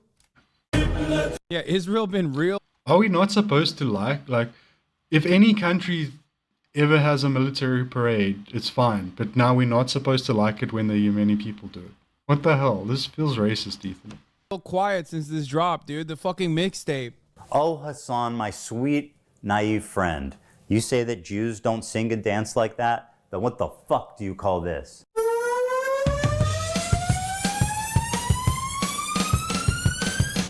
This feels like a war crime. Oh god. That's right, bitch. What the fuck you stepping on our shit? Ethan.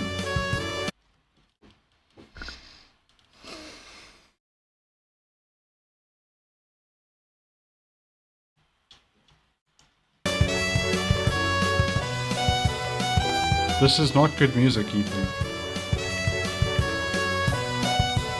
Yeah, Israel been real quiet since this dropped, dude. The fucking mixtape.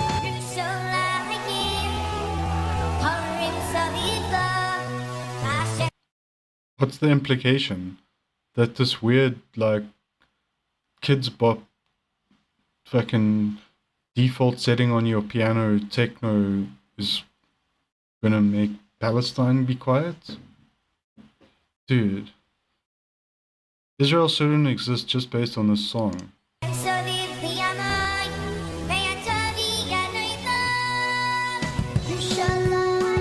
got a beautiful voice too.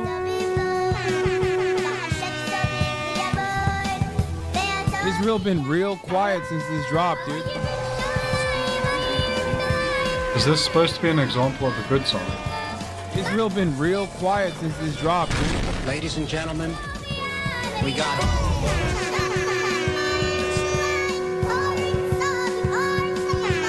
Get fucked terrorists. But this just feels like he's glorifying genocide at this point. Sorry. This is weird. When you're the victims of genocide and you're making songs to lift your spirits to fight back against it, that's one thing. But when you're the ones doing genocide, saying get fucked terrorists, when you've killed 200 or more thousand people, what, 70% women and children? Fucking gross, man. This is genocide apology. Houthis been real quiet since this dropped. I was joking when I said it was going to be a war crime, but he literally is defending genocide. Now we come with to the get fucked terrorists in there. Like this, that was a joke saying that the song was going to be a war crime, and then Ethan made it into a war crime by fucking saying that Palestinians are terrorists while it was playing, and making it sound like Israel's been real quiet. No, we haven't. We've been killing all these fucking Palestinians because they're terrorists. Jesus, Ethan, Christ. I don't know if I can get through this entire video, people. Our sweet, beautiful, cute little TikTok twink. This hairless young man is the fantasy of every tween and twix and all these boys and girls on TikTok. He's cute. He's got a mustache. He's a freedom fighter. Beautiful eyes. They call him Timothy Chalamet because... Okay. I said a lot about this guy. I'm gonna try and like go make myself some coffee, and I'm gonna let it play as well. He's a Houthi. Bro, are we about to have a Houthi rebel on stream? Yes, brother. What do you mean? Excuse me. Of course I'm about to have a... Wait, I'm a journalist, okay? This is journalism. It's so weird. It's so weird. Motherfuckers want journalism, and when I'm trying to do journalism, they go, why are you doing that? Bro, you are going to get banned? I think it would be ridiculous to do that. Hassan now has the opportunity to express his journalistic chops, to get his boots on the ground and show us just how good of a reporter he can be. I'm doing journalism, chat. Does he know what One Piece is? He's been watching it since he was a kid. No way! Yeah. That's sick. Yes, yes. Love you too, man. Big time. Yeah. I love you so much. We're big fans of the Yemeni music videos. We tell them that. I want to ask about the knife. The knives are sick. What's up with the knives? You know, the curved knives. If one of those knives comes out in front of you, it's not going back until it has blood on it. Oh, okay. My bad. Well, I mean, I think it's cool, though. That's so crazy. So they're just chilling with the captains? Like, I don't understand. The crews on these ships, and they like win them over with their charm, and they make them hate America and the US government. That's so funny. I'm a journalist, okay? This is journalism. It's so weird. It's so weird. Motherfuckers want journalism, and when I'm trying to do journalism, they go, why are you doing that? What do you mean? I'm just chilling. We're just having it. We're just vibing. Yeah, we're just vibing. We're vibing big time. Hassan uncritically interviewed this kid for about an hour. It was the most brazen display of disgusting terrorist propaganda that I have maybe ever seen in Western media. What has happened to, does he know what has happened to any of the crews? Like, I heard they... Hassan almost asked a good question, but it's actually leading to the most obscene part of this interview. He's saying he hasn't spent much time with Chinese people, but one of the captain was Chinese, and he did talk with them. And okay, I'm trying to make myself coffee, but this isn't terrorist propaganda, Ethan. What are you talking about? This is supposed to be the most brazen example of terrorist propaganda. He's literally interviewing the guy. I watched this thing live. The language gap was really tough to get through, and Hassan had a whole bunch of questions he wanted to ask, including like tougher questions. And he couldn't get to them because they were struggling to communicate. And so he had to try and get to a point where they at least had a decent conversation. And he was talking about stuff like anime, because that's something super relatable and not something that has to have a lot of nuance, where it fucking matters if the guy knows how to talk English and he can translate between the two. And so if you're trying to talk about these tough topics, but you don't have a proper translator, it's gonna not work, and it's gonna be like, oh, okay, I don't know what to say type situation. So you to go to the more softball, easy questions. But at the end of the day, he's still helping to normalize someone from the other side of the world who is part of a resistance against a genocide, and is also their people have been victims of genocide themselves. So this is, typical normal journalism. And to call it terrorist propaganda, again, that's just, to me, just sounds like you're saying, oh, because the guy's Muslim, he's a terrorist type thing. Because if we interview someone from like, North Korea or whatever, is he going to be calling that guy a terrorist? Or North Korea? Why did I say North Korea? Think of a proper example.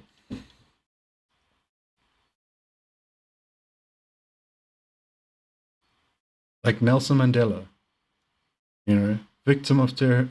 Oh, wait.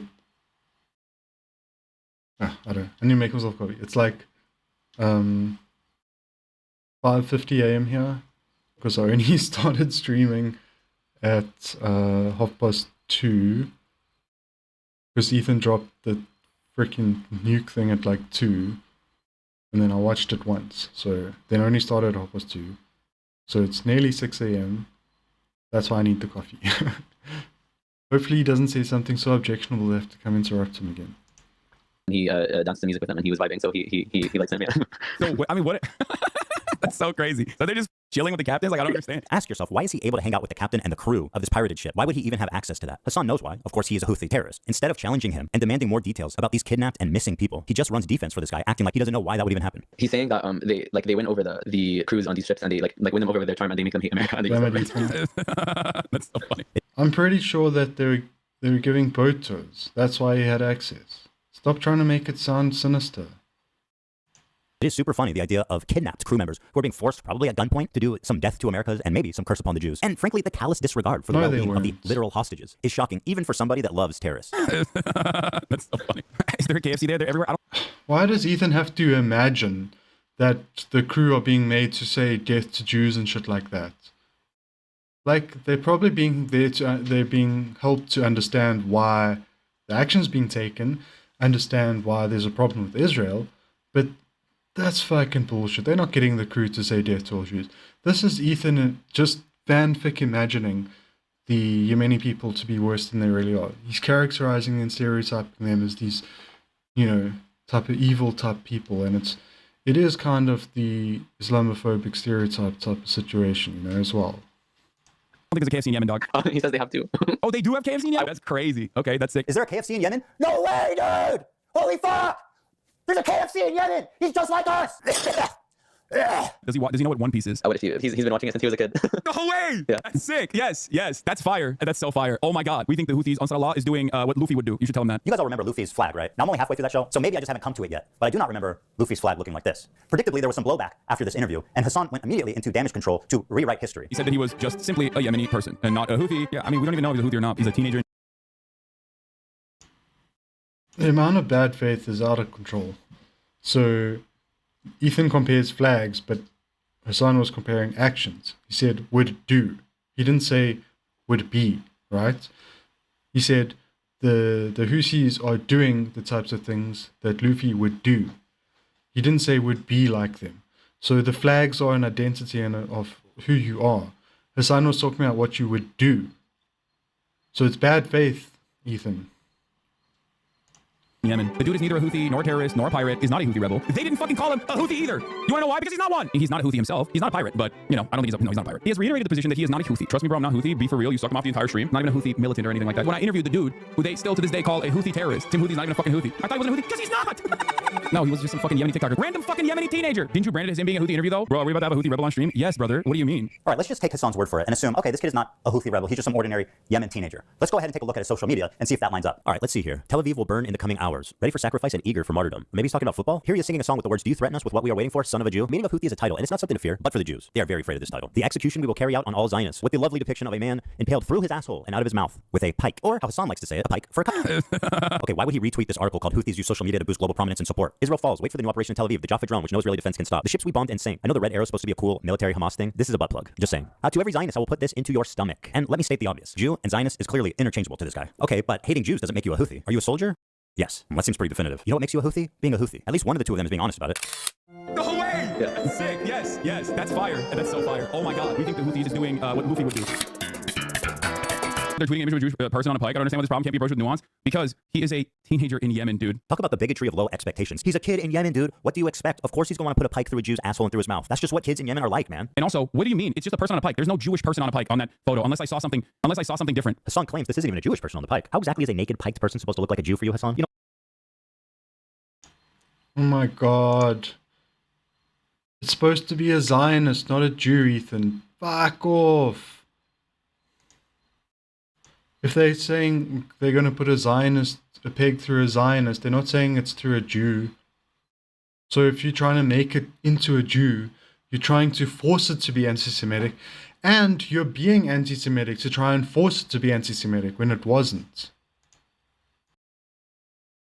You know what? You're right. Let me make it a little clearer for you. First, he needs a bigger nose, right, Hassan? Of course, he needs a yarmulke, the curly things. Oh, look, Hassan, he dropped his dreidel. He must be Jewish for sure. Or, you know, you could just read what he wrote, you dumbass, liar, terrorist-loving, propagandist piece of shit. This is why this entire conversation is fucking idiotic. It's not a Jewish person.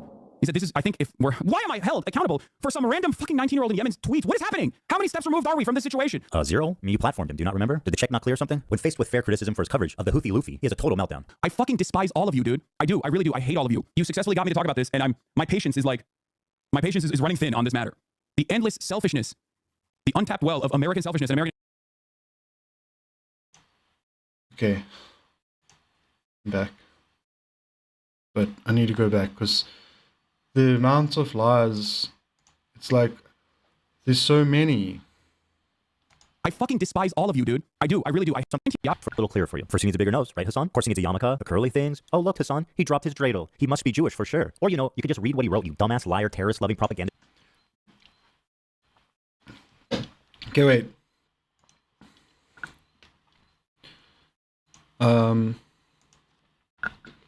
Online compare word similarity.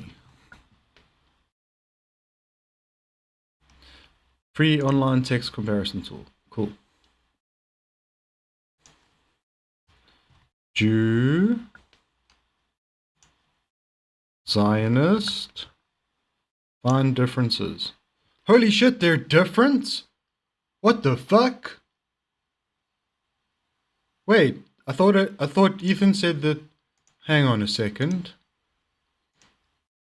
He said Jew, just read what he said, but then Ethan said, or you can just read what he wrote, but then he wrote Zionists.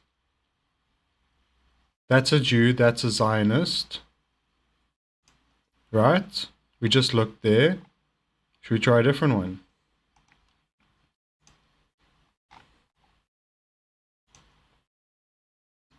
This isn't even like...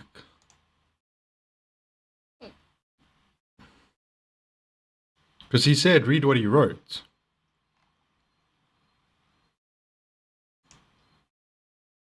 Alright? So he wrote Zionists, and Ethan thinks he said Jews.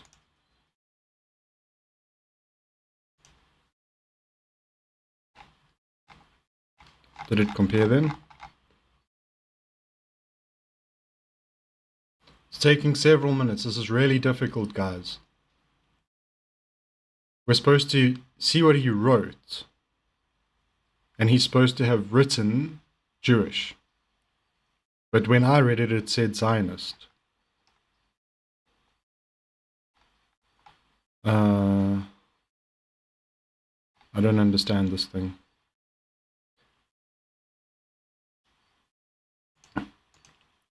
Again, I'm sorry if this is like too basic, but this is a lie, right? This piece of shit. This is why this entire conversation is fucking idiotic. It's not a Jewish person. He said this is, I think if... You literally put Zionist back on the screen. Are you saying that Zionism and Judaism are the same thing? Fuck you, Ethan. That's anti-Semitic.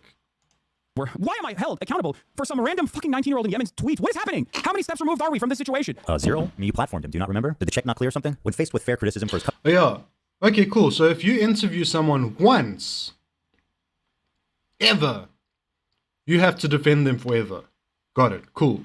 So now let's go look at all the people Ethan's ever had an interview with. And not just look at how they were before and during that period of time, but after too. And if they have done anything bad ever, we come at Ethan for it, right? When Hassan interviewed this guy, he hadn't been engaging as much with the Western audience, and now he has engaged more, and he may have said certain things that were problematic after the fact. That doesn't mean it's up to Hassan to defend him. Hassan didn't platform him, he interviewed him. If people... people had already been, like, gassing the guy up, saying he looks hot and all the shit. That's why Hassan got hold of him. So he'd already been a known figure. It's not like Hassan picked him out of obscurity and introduced him to the world. You can't just use words like platform unless there's functionally something significant that happened there. And Hassan isn't the one who made this guy popular. So you're fucking lying again. Coverage of the Houthi Luffy. He has a total meltdown. I fucking despise all of you, dude. I do. I really do. I hate all of you. You successfully got me to talk about this, and I'm... He's having a meltdown at his chat for constantly bringing the shit up. He's not because he doesn't feel like he doesn't want to take accountability for it. It's because it's not something he should even have to defend. It's like, do you defend Hamas?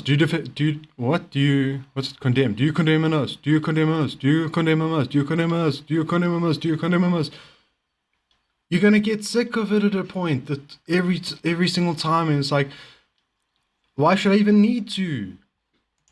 My patience is running thin on this matter.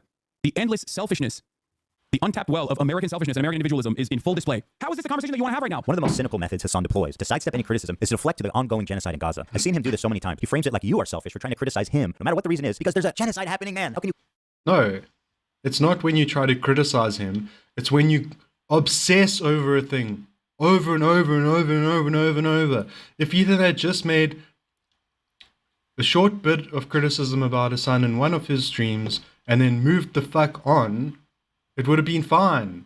Hassan doesn't like the fact that Ethan is obsessed with it and is criticizing that. Criticize me at a time like this, claiming that I am, you know, too pro-Houthi. When someone is like focusing on that while there's an active fucking ethnic cleansing campaign happening.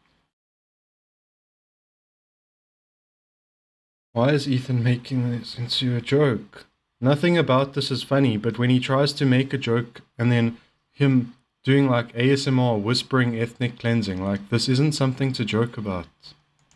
He also apparently thinks Twitch is liable for me interviewing a Yemeni teenager who's only known genocide his entire life. In the middle of fucking talking about fucking genocide in Gaza, and this dumb fuck. What the hell, Ethan? When Hassan's talking about the shit, he's being serious, and he's trying to resist and oppose a genocide. And you're just using the word as a fucking punchline of a joke. It's so fucking distasteful. The genocide is literally still happening, bro. Blow your nose, brother. Love you. Not trying to be mean. Just keep some tissue nearby. Clear it out occasionally when needed. Much love. Fuck you, dude. My argument sucks? You think it justifies genocide? What are you, stupid? Everything that can be tangentially turned into, like... Like, these things that Ethan's bringing up, it's when... if you look at the context of it, right? It's usually like, oh, but Israel's okay to do XYZ because of XYZ. And he's like, do you think it justifies genocide? It's not like, oh, Hassan, why won't you talk about Ethan? And Hassan's like, during a genocide? No. And there have been times when people keep bringing it up and he's like, that was obviously before, you know, before the election.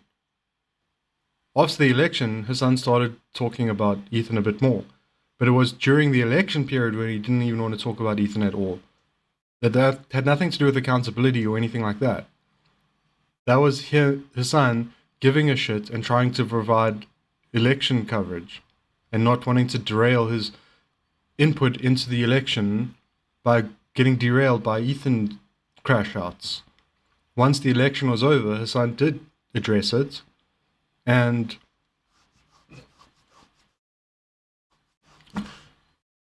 Ethan was trying to get Hassan to talk about this drama during the election, and the genocide talk is because the genocide was relevant to the election as well. And if the Democrats had done something to end the election, to end the... Sorry, the caffeine is still kicking in. If the Democrats had done something to end the genocide, they would have probably won the election. I think we've got some stats out now saying as much, that they would have won if they'd gotten all those votes from the people who didn't want to vote for them because of the genocide. So Hassan was essentially still applying pressure to them to change their policy because there was still time for them to do so and win the election. So he's doing a hell of a lot more to try and help Kamala win than you, Ethan.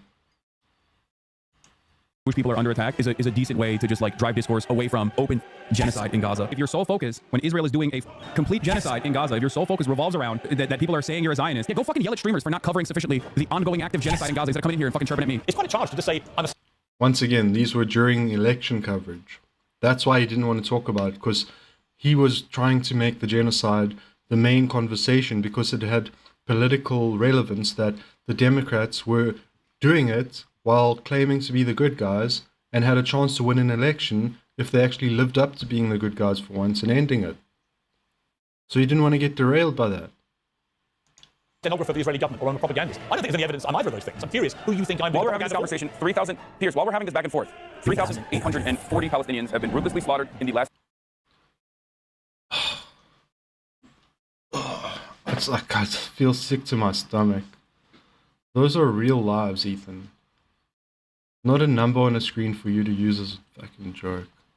Those are people with families and friends and hopes and dreams. 3 fucking thousand. Is this just a fucking joke to you? incursion into Gaza. I feel like this is an incredibly selfish, self-centered conversation to have. This technique is so powerful because everyone's afraid of being labeled as a genocide denier. Pierce Morgan, with decades of experience, immediately surrenders when the genocide card is pulled. When you're just a fucking stenographer, you're not a... No, he doesn't. None of these fucking people back down. They push their talking points always. Truth teller. He has every right to defend himself. And grow a pair, Pierce. Stand up for yourself, man. It's time to stop being intimidated by these online overnight activists who couldn't even point to Gaza on a map before October 7th. Like Hassan, for example. Doesn't know where Yemen is? Okay, I'm gonna click close. I'm closing it. I'm closing it. I think nope. I mean, that's pretty damn close. He's in West Asia. He just didn't know that it was below Saudi Arabia or whatever. What is this? Maybe I don't even fucking know. Nope. Got it. How can you claim to actually care about this genocide when you're willing to so cynically exploit it to sidestep any criticism? What a bigot. Before we move on. When did he cynically exploit a genocide? That's what you're doing right now, Ethan. Hassan has one final taste of idiocy for us all to enjoy. Yeah. This kid. Stop with the ableist slurs, god damn it. This kid is like, he was like 19 at the time when I talked to him. Which means that for most of his life, he has withstood genocide, right? Like he is a person. It's not a joke. It's literally like talking to fucking Anne Frank, basically. Okay, being able to talk to Anne Frank in real time. To quote Anne Frank, I keep my ideals because in spite of everything, I still believe that people are really good at heart. Anne Frank continues to inspire generations of people because in the face of a genocide that eventually took her and her entire family's life, except for her dad, she refused to give in to hate, malice, and violence. And then there's this guy. Anne Frank was how old?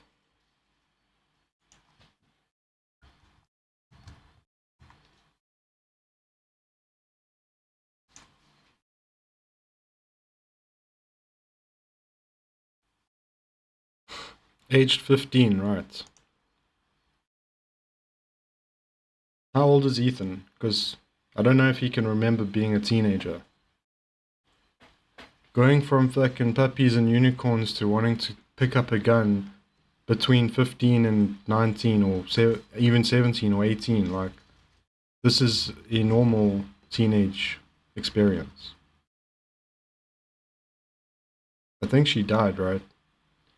Let's say she'd escaped. Do you think she would have kept up with that peace and love for long? Or would she have joined the resistance? Who would have killed Anne Frank if you ever met her? You might think this is a No, fuck off. He would not have killed Anne Frank. Fuck you. Fuck you, Ethan. Fuck you. First of all, we don't know if he would kill anyone. But let's assume he would want to kill Zionists. She wasn't a fucking Zionist. She didn't try and steal anyone's land. She didn't try and colonize. What are you talking about? You can't just act like the bro is anti-Semitic because he doesn't want, he's anti-Zionist. And if you look at stuff Israel's doing, and they themselves say we're doing it because of Judaism, people might mistake it and take them seriously by mistake and think that that is actually got to do with Judaism and then be against that. And that's a mistake of them to do so, yes. And I'm not even saying that that's what he's doing, but the point is that ultimately what it's coming from is wanting to not be oppressed, wanting to not be the victim of genocide. Another person who's also a victim of she's like the Palestinians that the Yemeni people are, I would say Gaza definitely is like a second Holocaust, right? So if we look at this, he's actually the Ansar Allah, the Houthis are trying to get to help the Palestinians, to help people in Gaza not be genocide. And she would be like one of the Palestinians that he is helping, not killing, right? She's the victim. She's the one the victim of the Holocaust, the way the Palestinians are the victims of the Holocaust. And what Ansar Allah are doing are trying to stop the Holocaust. So he would be the one trying to rescue her, not kill her. So fuck you. Sweet, innocent girl. Well, I'm happy to tell you guys we are working on a new edition just for you, Hassan. You should hear about the time she went roaming the streets of Berlin at night with a knife, slitting the throats of families, including children, babies, and the elderly. She's killed children. So now he's implying that that's something that either the Yemeni guy or Houthis in general would do, is just go around killing random innocent people. This is Islamophobia, okay? They're opposing a military, they're not going around slitting random people's... Where does that come from? We were just talking about the Houthis and then comparing the pirate guy to Anne Frank. And now suddenly we're talking about going around killing innocent civilians. We know where that comes from. An Islamophobic view that Muslim people just want to go and commit random acts of violence against civilians. He just inserted that. It didn't come from anywhere. You guys, she even rapes people. She's just like Luffy. There is no other way to describe this than terrorist propaganda. Not only is he platforming terrorist propaganda. Wait. This video. What are we talking? This video called Content Nuke - Hassan Piker very well may be terrorist propaganda. Is that what we're talking about? This very well may be. It seems to be justifying the actions of Israel so far. Right, uncritically. He's participating in it. He's enhancing it. He is not just a conduit. He is an active participant who's disseminating it to more and more people in a way more consumable form. This is extremely fucked up. But why should he care? Their flag doesn't say death to fucking Turks. It says curse upon the Jews. Hassan likes to obfuscate on this. Ethan, they are against Zionism, okay? You can't keep trying to make it that they're just hungry for Jewish blood. That's not the case. Stop trying to make them sound like that's who they are. That framing is Islamophobic. And says, nobody cares when Sean Penn interviewed El Chapo. Sean Penn literally interviewed El Chapo. Exactly, dude. Nobody is saying you can't have difficult conversations with controversial people. You just have to ask them hard questions, guys. We know this. Now let's move on to everybody's favorite terrorist organization, our friends in the North. As I was saying, Hassan had harder questions to ask the guy, and the language barrier prevented him from being able to get into them. So, fuck you, Ethan. It's Hezbollah. Where do I even begin? Thousands of civilians have been killed globally from their terrorist acts, car bombs, and suicide attacks. They even assassinated the Lebanese prime minister. They've hijacked... Okay. Right. I don't want to go into this too far yet.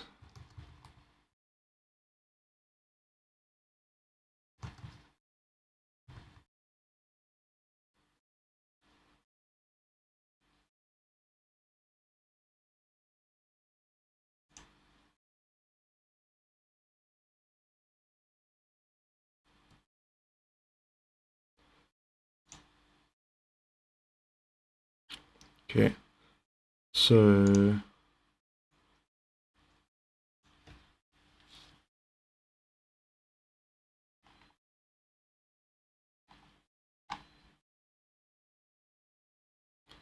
this is a press conference addressed by President Earl Tambo, 9th of January 1986.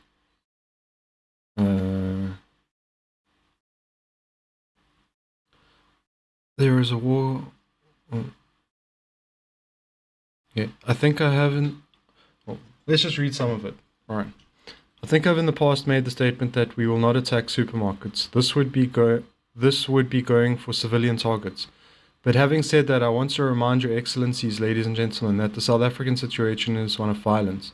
There is a war going on there. The fact that the war so far is confined to townships does not alter the fact that South Africa is involved in a war, limited, but war all the same, because the army is doing the actual fighting, shooting, killing every day, since perhaps August or September 1984. And by the way, just so if you don't know, we literally named our biggest airport after this dude. So he's well remembered, okay? There's a statue. The army was there even before the state of emergency was declared. It is a war situation. And in that situation, hundreds have been killed. Massacres have been perpetrated against civilians. Mamelodi, a massacre. Uitenhage, a massacre. Botswana, a massacre. Queenstown, a massacre. That situation is beginning to drift out of the townships, and not necessarily in a regular and predictable manner. But certainly we're beginning to see South Africans of all races going to bury their loved ones who have died in the South African situation. Whites, Africans, Indians, coloreds, all going to bury the dead. The whole of South Africa's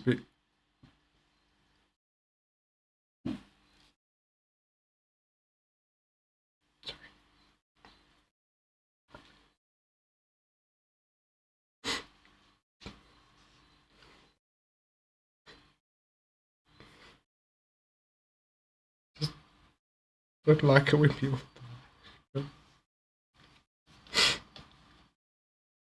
It's not nothing.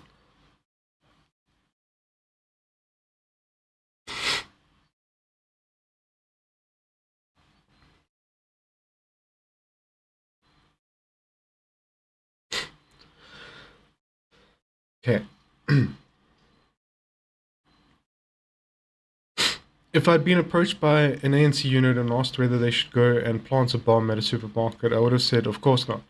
But when our units are faced with what is happening all around them, it is understandable that some of them should say, well, I may have to face being disciplined, but I'm going to do this. I'm going to do this after all. President Botha has complained that Africans are killing themselves over there. He has complained that it is all Africans killing Africans. President Reagan has also complained, and I can understand.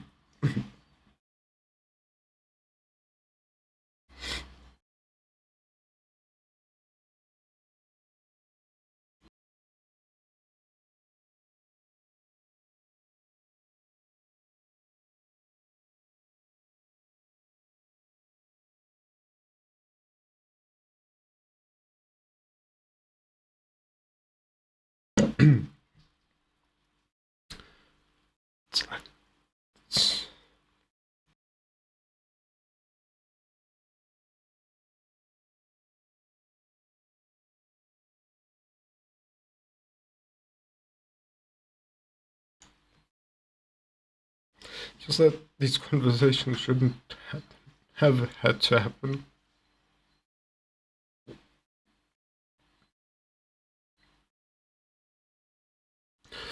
Okay, but all in all, it means we are beginning to move into stormy times in South Africa.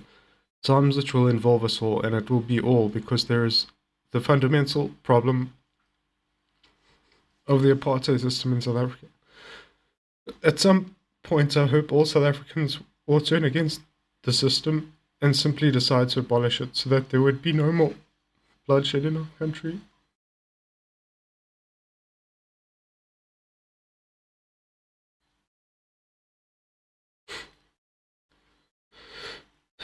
So you've said, for example, you would not approve of supermarket, schools, cinemas as targets. You have also talked about the fact that as the escalation continues, civilians might get caught in the crossfire. Now it would seem to me that if you are limiting yourself only to military targets, you can actually avoid hitting civilians in crossfire. For example, if you hit only military camps, only where people wear uniforms, but let me ask you for an example, in your escalation, would you include power stations, railway lines? In these cases, you will have civilians present who possibly can be hit. Are these the sort of things you are talking about as strategic targets? We have hit these targets in the past. We hit Sasol, we hit power stations, lots of times we hit oil depots. Many such strategic installations, we have hit these, but we took elaborate precautions against hitting civilians in the process. In Sasol, for instance, it took us a long time to plan the attack in such a way that no one would be hurt, and no one was hurt. There have been several others, as you may remember. We have hit these targets, and normally the report was target destroyed, but no one injured. We would still have to calculate on what the attack on installations would mean in terms of civilians. It may not be possible in an intensified situation to avoid hitting the target simply because some civilians are going to be hurt in the process. This is what we mean, that in intensified escalating struggle it would not be possible. Otherwise we would find ourselves doing nothing. And after all, why should we be so committed to avoid civilians being caught in the crossfire? Why should we be more committed than other people who have been waging wars, who have not even stopped to think?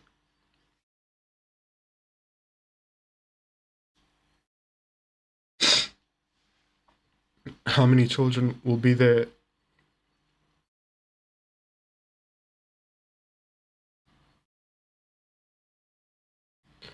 Talking about South Africa's involvement in other wars.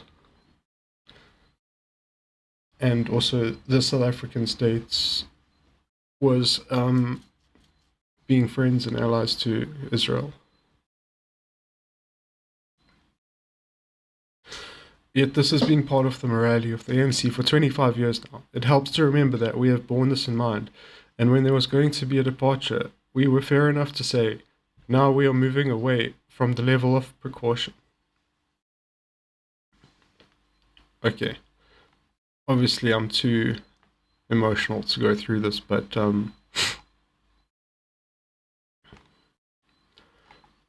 this appears to be, a press conference that O.R. Tambo did with Western media, perhaps, or some reporters asking about the escalation in violence in South Africa, when the ANC were saying that the escalation of violence against them had happened, and so they would have to escalate in response. So,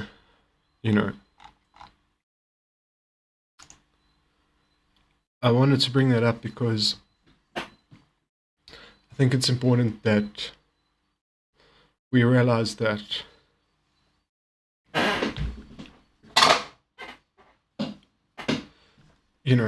people who the people who are resisting like oppression, the people who are resisting apartheid aren't the ones who want to kill civilians, right? That's not their aim, that's not their goal. And oftentimes the ones that are oppressing them do want to kill civilians. And that is part of their goal, especially in the situation with Israel. So, it's an asymmetric morality. You care about the lives of the people who are killing you, and they don't care about your lives.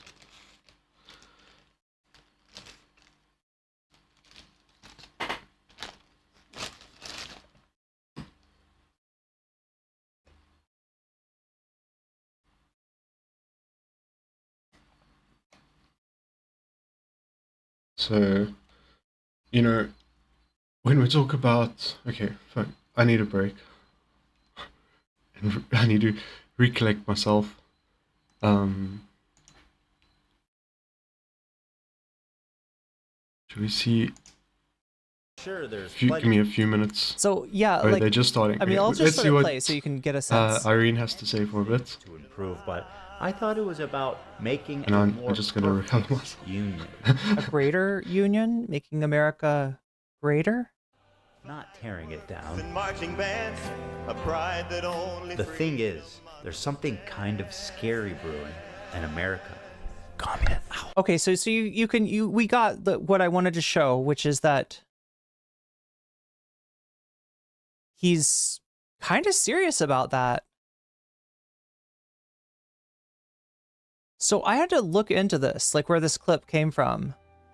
There it is. That's the original. Okay. This is on the H3. This is on that same channel. This is on H3H3 Productions. Look at how Ethan is treated. So this song in the past. Mom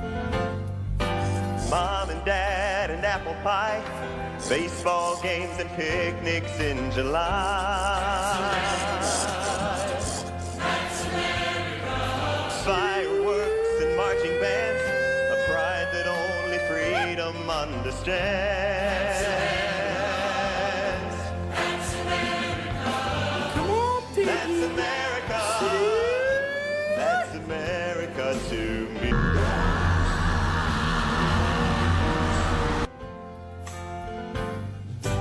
Open arms and willing hands, giving just to help a fellow man. So yeah, this is how I think. Yeah, I mean, like this is on their channel. The original context is this, though. America, can you cue up that song? There's an apple pie. Can you cue that up, Dan? Here, I'll find it. I've got a medley that's gonna work really well. That's America. So they found a guy on Reddit who takes a video of himself next to a hornet's or wasp's nest. I think it's a wasp's nest. And he grabs the wasp's nest, crushes it in his hand, and then shoves it in his mouth. And the first thing Ethan thinks of is, that's America. Hang on, you guys, this is gonna be worth it. That's America to me. Mom and dad and apple pie. I'm having trouble finding. So yet they're 100% making fun of it, and that's why I don't get what we just watched, because I'm looking for the cues that, like, you know, he's kind of kidding about this. Do you know what I'm talking about? I don't anybody? know what song you're We talking literally about. just watched the EXE of it. Maybe I have a link to it here. Oh, I think this was the EXE. That's America. Is this the no? That's America. Come on, no. Oh, it is. Yeah. Anybody know what an EXE is? Is this some kind of old school YouTube thing? No, sir. Nope.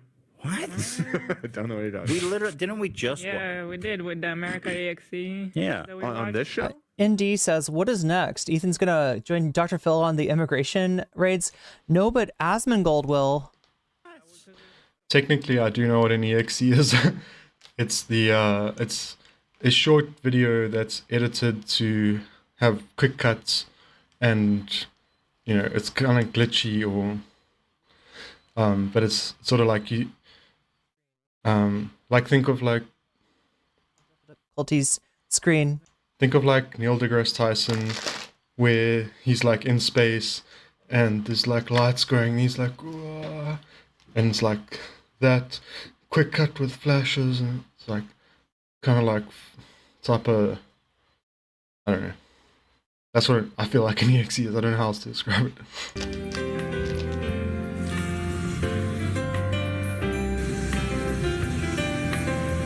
I'm working on something, obviously. Oh my god, this is so difficult. Mom and dad and apple pie. Baseball games and picnics in July. Dude, what the fuck? It won't play the damn thing. Fireworks and marching bands. A pride that only freedom understands. There we go. Now we're talking. You wanted him, bitch. Is that who you really wanted? You sure about that?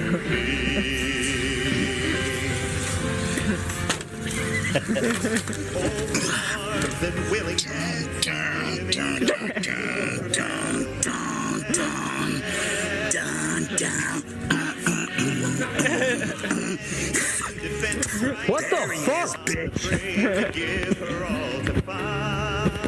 There he is. There he is. So now, as far as I know, this is old, edgy Ethan. And this is the context that song was played, right?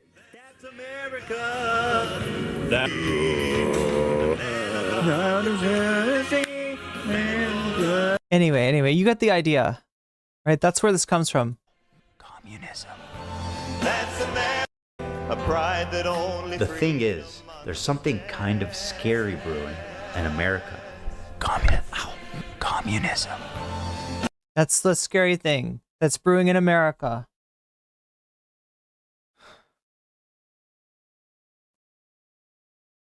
Not palingenetic ultranationalism, but communism. We are in big danger, chat, of communism taking hold.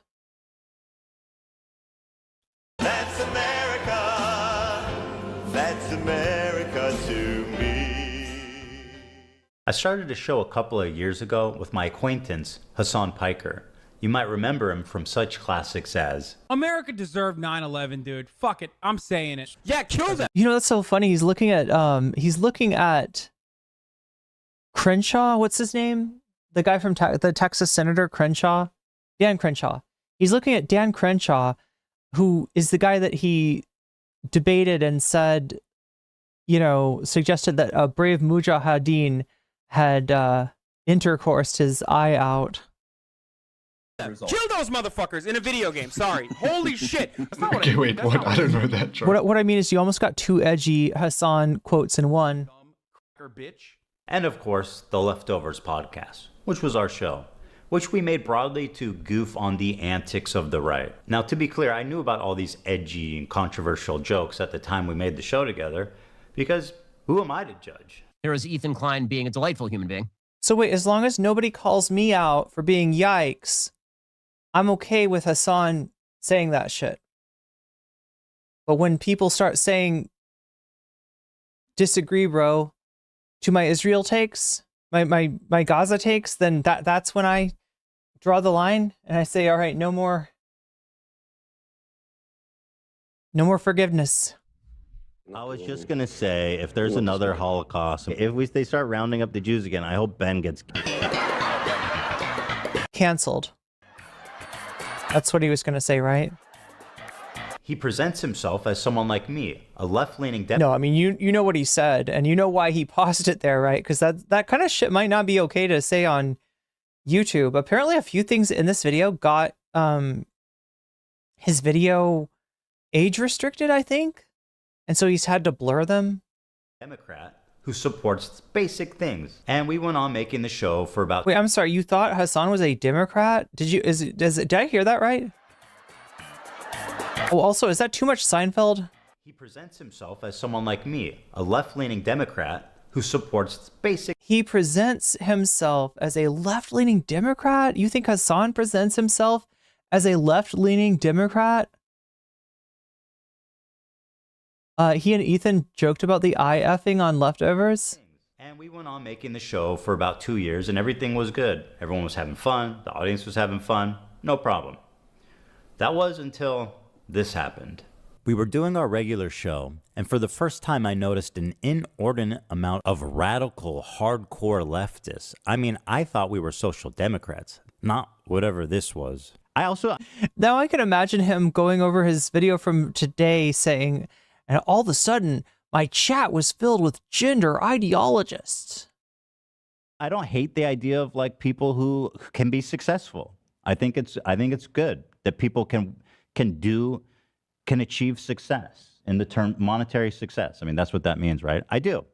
You know, there's nothing wrong with that. Because I see so many people in the chat saying no. I don't know what y'all are tripping about. Like, what the fuck do you What is the idea that you guys people are looking for? You guys are all like radical communists? There's that many radical communists? Suck it, chat.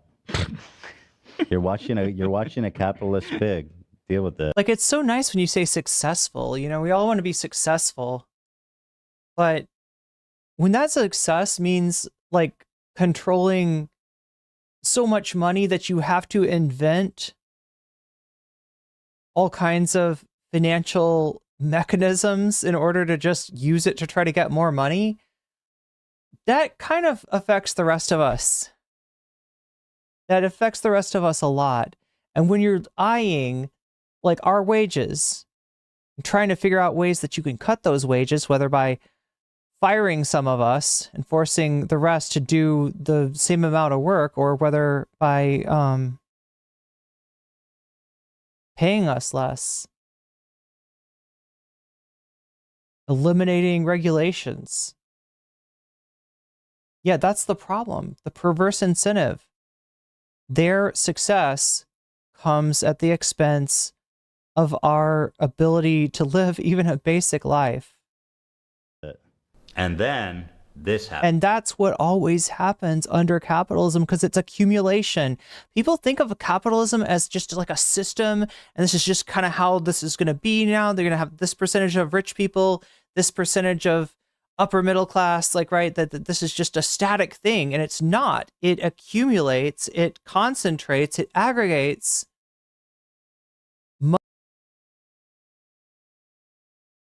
Cool. I mean, yeah, that's a good take. So you want to get the rest of it, you can go and see what Arena has to say, but that's it's a good point as well, that cumulatism accumulates. And now saying how the economic apartheid situation in South Africa hasn't been resolved yet, because even though we've changed who is in power and we've changed the laws, the wealth that accumulated over generations, the generational wealth, is still sitting segregated. You know, hasn't yet been enough redistribution, or at least helping the poor people raise up to that level. So yeah, I think I've recovered myself now. Sorry about that. But essentially, it's something that I've just been thinking about a lot recently, just the history here with apartheid and how we never got taught enough about it in school. So I learn more stuff about it all the time.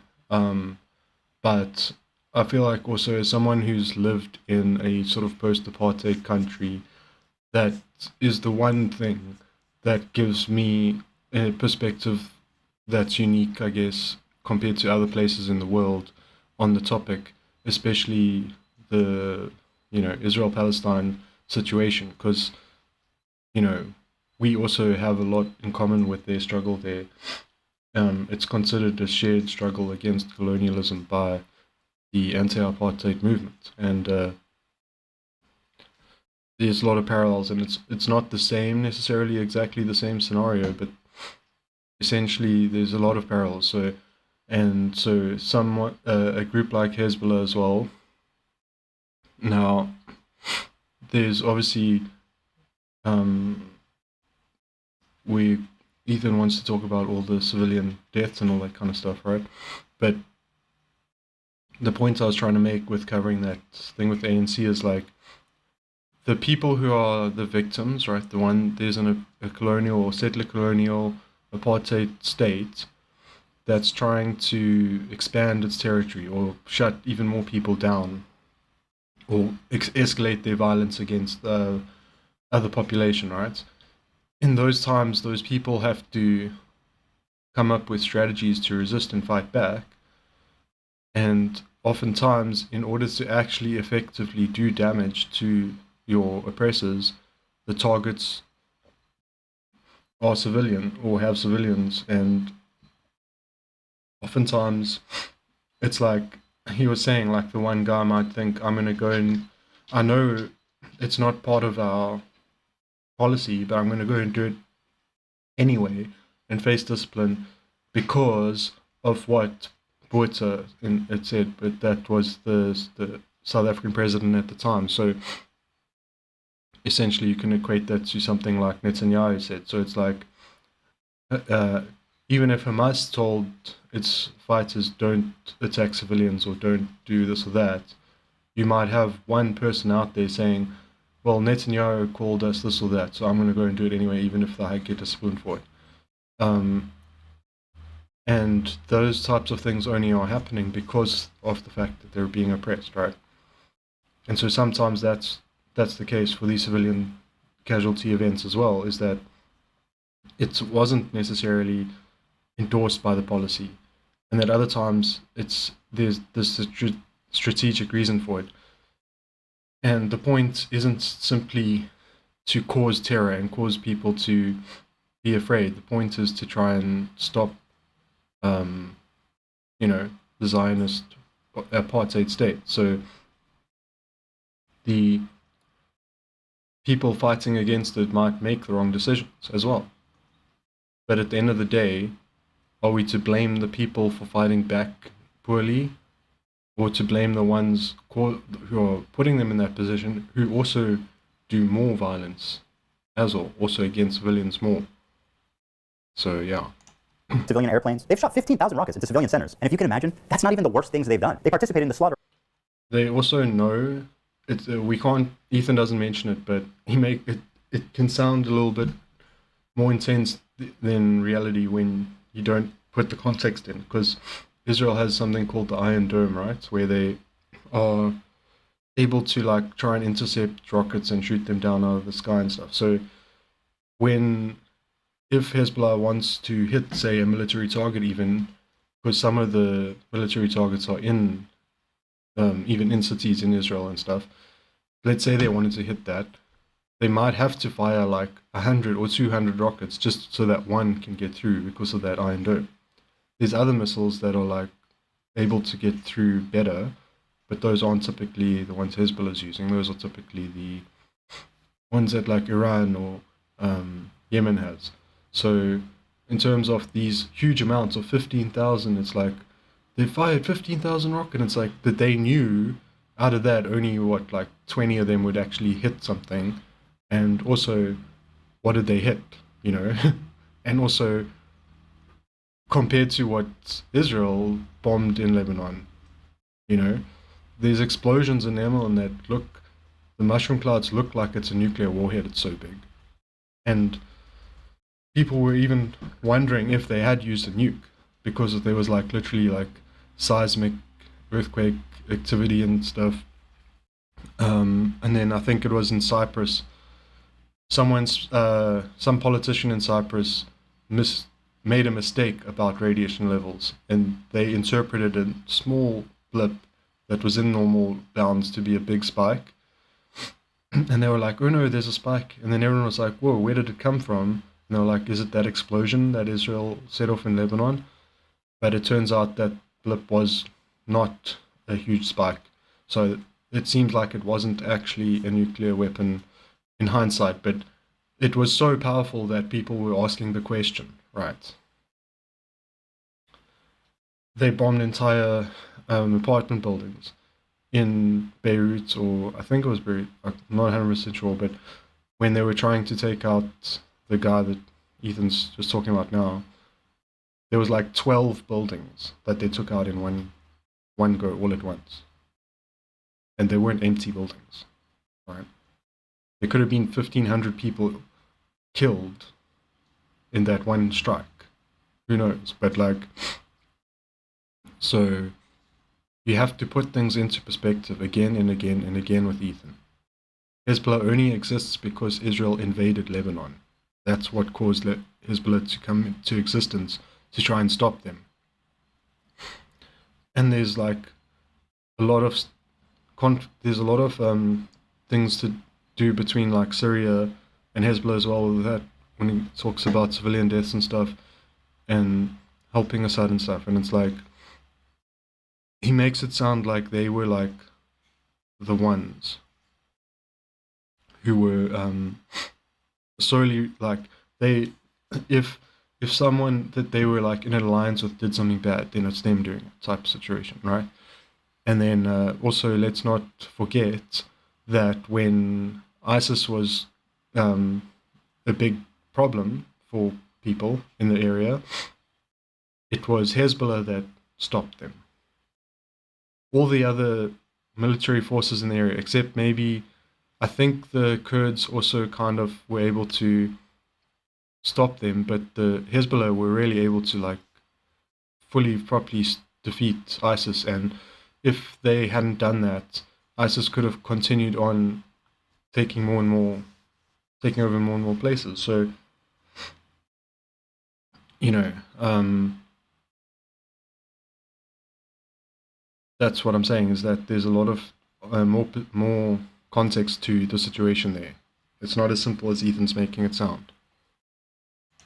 Of over 500,000 Syrian civilians to help like if ISIS had gone through Syria, gone through Lebanon, and gone into Israel, ISIS would have done potentially to Israelis what Ethan is trying to make it sound like Hamas would want to do, right? And Hezbollah stopped them from doing that.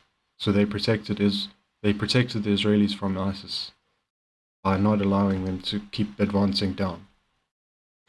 Dictator Bashar Assad stay in power. They indiscriminately bomb over civilian centers, and they kill hundreds of thousands of civilians in what can only be described as a genocide. They are a designated terrorist group by the US, by the EU, and, oh yeah, the entire Arab League, which gave them that status after their participation in the Syrian genocide. In short, nobody likes them.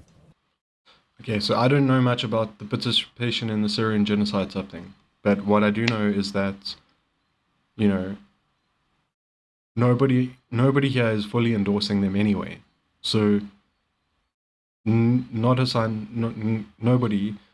is saying everything they've done is okay, or that they're like the greatest people in the world. Like, what we're saying is that as a resistance force, their existence was created by Israel, and without them, Israel would be doing a lot worse things. Well, there's one person. Hezbollah is a paramilitary organization. Do you like them or no? They are a terrorist organization. Like they're designated. They are designated by the American state as a terrorist organization. I do not like them then. Well, like I like what you like. I don't have an issue with them. Let's just say this is Hezbollah's leader, Hassan Nasrallah. So, you know, the US designates them as a terrorist organization, but a lot of people in Lebanon some don't like them, and some do see them as they support them. So, especially when you look at places where Israel has tried to actually invade and conquer land, and then Hezbollah stopped them, and the people in those areas, villages or whatever, are saved or protected from being destroyed by Israel, who do you think they're going to want to thank for that? The people who actually did it, right? So they will gain support because of their actions, because what they're doing is resisting colonialism, and the people who didn't want to get colonized are going to be happy about that. To Hassan Piker, this man is a brilliant freedom fighter. But before we get into that, so, yeah.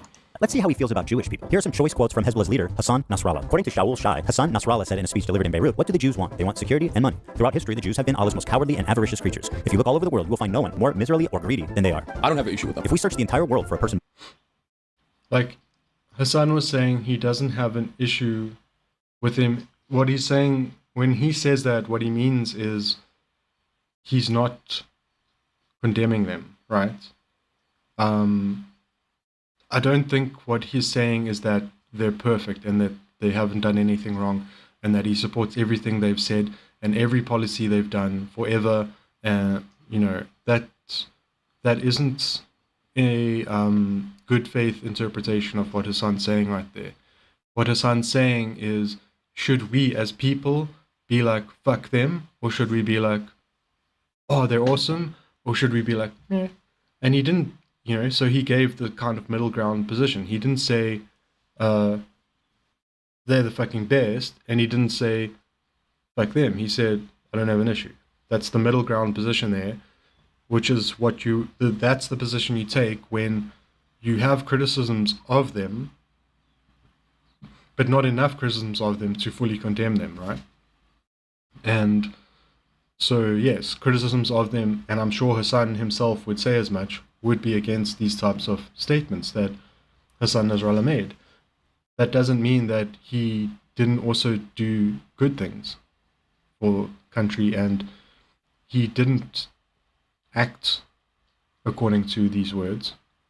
You know, he didn't act like genocidal towards Israelis or Jewish people. He tried to foster ceasefires and de-escalate and stuff like that. So, you know, he might have talked a big game, but the actions never escalated to the types of actions that Israel's doing now, right? And yeah, so I don't know about the Syrian civil war stuff, honestly. I'll have to look into that a bit more to comment on that. But all I can say is that Hassan's definitely not saying he's okay with their actions there. He's not saying he's okay with the civilian deaths, and he's not saying he's okay with everything Hassan Nasrallah has said. He's saying he doesn't have an issue in terms of the fact that they're, in a sense, a necessary evil, you could say, or like they wouldn't be required if Israel wasn't what it is. And they might aspire to be more than just a resistance force, maybe, but at the moment they're working in partnership with the Lebanese government and not trying to take it over. And that doesn't seem to be their express goal. So, yeah, if they seem to be able to live at peace with the Lebanese people, then I don't think we are, as external people, have a right to tell them that they need to have an issue with them. You know what I'm saying? They're not going outside their borders to do... It's, you know, they're not... Yeah. Again, I don't know about the Syrian civil war stuff, but from what I know, they're not going into other places and trying to capture land for Lebanon type situation. So they're not acting the way that the IDF is acting. So if they're not a problem externally, and the people in the country have, for the large part, been like it's fine, or have an agreement, or are okay with them, then we don't get to come in and say, but I don't consent. And so, yeah, the stuff that Hassan Nasrallah said, like this kind more of cowardly, despicable, weak, and feeble anti-Semitic stuff that he might have said, that is parts of the stuff, I'm sure Hassan as well, but it's part of the stuff that you had criticized about Hezbollah. And that's the reason why we're not saying that they're the fucking goats and everyone needs to support them and wow, everyone fly the flag and all the shit. No. we're like critical support, you know? We support because of the fact that they are resisting settler colonialism and genocide and all that kind of stuff. And then if the apartheid state of Israel were like dissolved, and if Hezbollah became peaceful and didn't continue with any violent actions or anything after that, we could continue to be okay with them. If they kept trying to be militant and all that after that, the conditions didn't require it, then we'd need to say they're a problem, if that makes sense.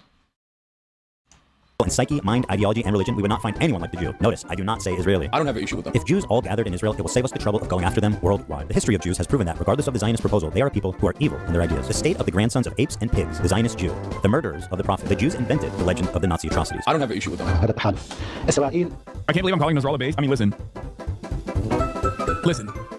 You have to remember. Okay, so clearly his son doesn't fully endorse this guy. You know, he's saying, I can't believe I'm about to call him based. Obviously, within the context, it's for this one take he's saying, because it's like, normally Hassan wouldn't call him based, you know? So clearly Hassan is critical of this guy, because there's this one exception when he has to agree with him. So by default, he normally doesn't, right? So Ethan is literally showing us stuff that contradicts what he's trying to claim. Something, okay? A lot of these dudes, you see them in their fucking fits, and you hear about like some of their attitudes about like gay people, for example, and you immediately fucking resort to Orientalist perspectives, not realizing that these motherfuckers are better read than you by a million. Okay? Like it's not a broken clock situation. No, dude. Half of these dudes literally get educated in America and in the UK. What the fuck are you guys talking about? The more you learn. This is why it's Orientalist. To literally look at these dudes and go, oh no, they're fucking barbaric baboons, and like sometimes they get. Yeah, so like, I guess what we're referring to there is the fact that a lot of the people from these places have like been to, lived in, or got an education or some kind of thing from the West. They're not just doing their own thing somewhere. They're not so different from you. If I can went to your college or whatever, like those people live there too, and so it's you know, claiming that they're somehow you know, the people in, so what that means is like there's people in the West who are also homophobic. Okay, the Republicans, for example. So, you know, the fact that they're homophobic it's got nothing to do with being Muslim or anything. It's just people who are conservative. You get conservative Muslims and progressive Muslims. So if they happen to be conservative, that's one thing. It's just not indicative of like Islam as a whole, you know? This shit right. No, dude, he knows. It's crazy. He's read more books than you could ever imagine. And also, ultimately, he is regarded as a pretty brilliant person in terms of like everything that he's done. You might not agree with his methods. You might not agree with his attitude overall in terms of like, in terms of his. Okay, so there was one thing I was thinking where it's like, let's see, countries, independence from colonization, year. Is there a list of countries that have gained independence from the United Kingdom? Okay, that'll do. And now, let's see, we need list of countries, year, gay rights.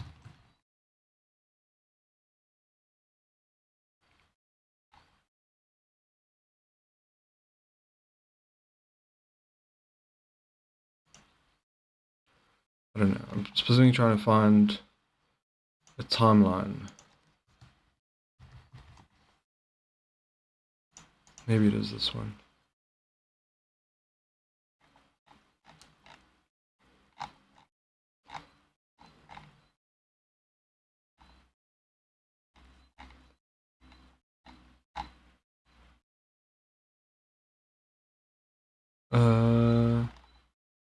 Hey man, which year did each country pass gay rights? That's what I'm trying to find. Stop making this so hard. Not just South Africa.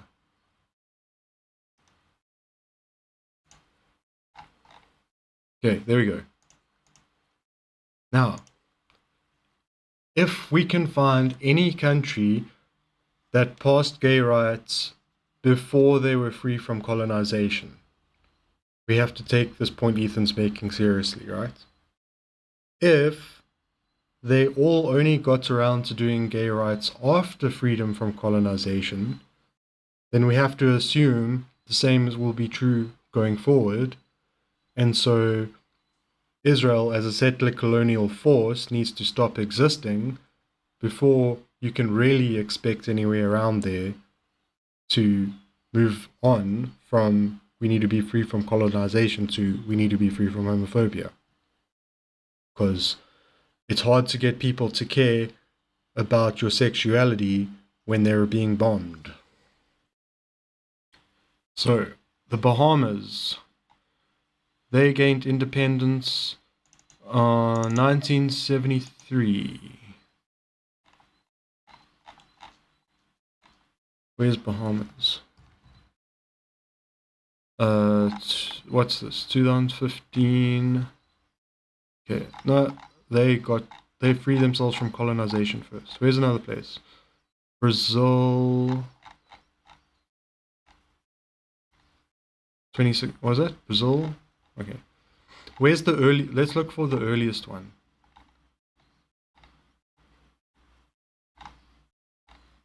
Netherlands. Okay, no. It needs to be colonized. I mean, South Africa, 2006, freed from apartheid, 1996, right? 94. 12 years, took us 12 years.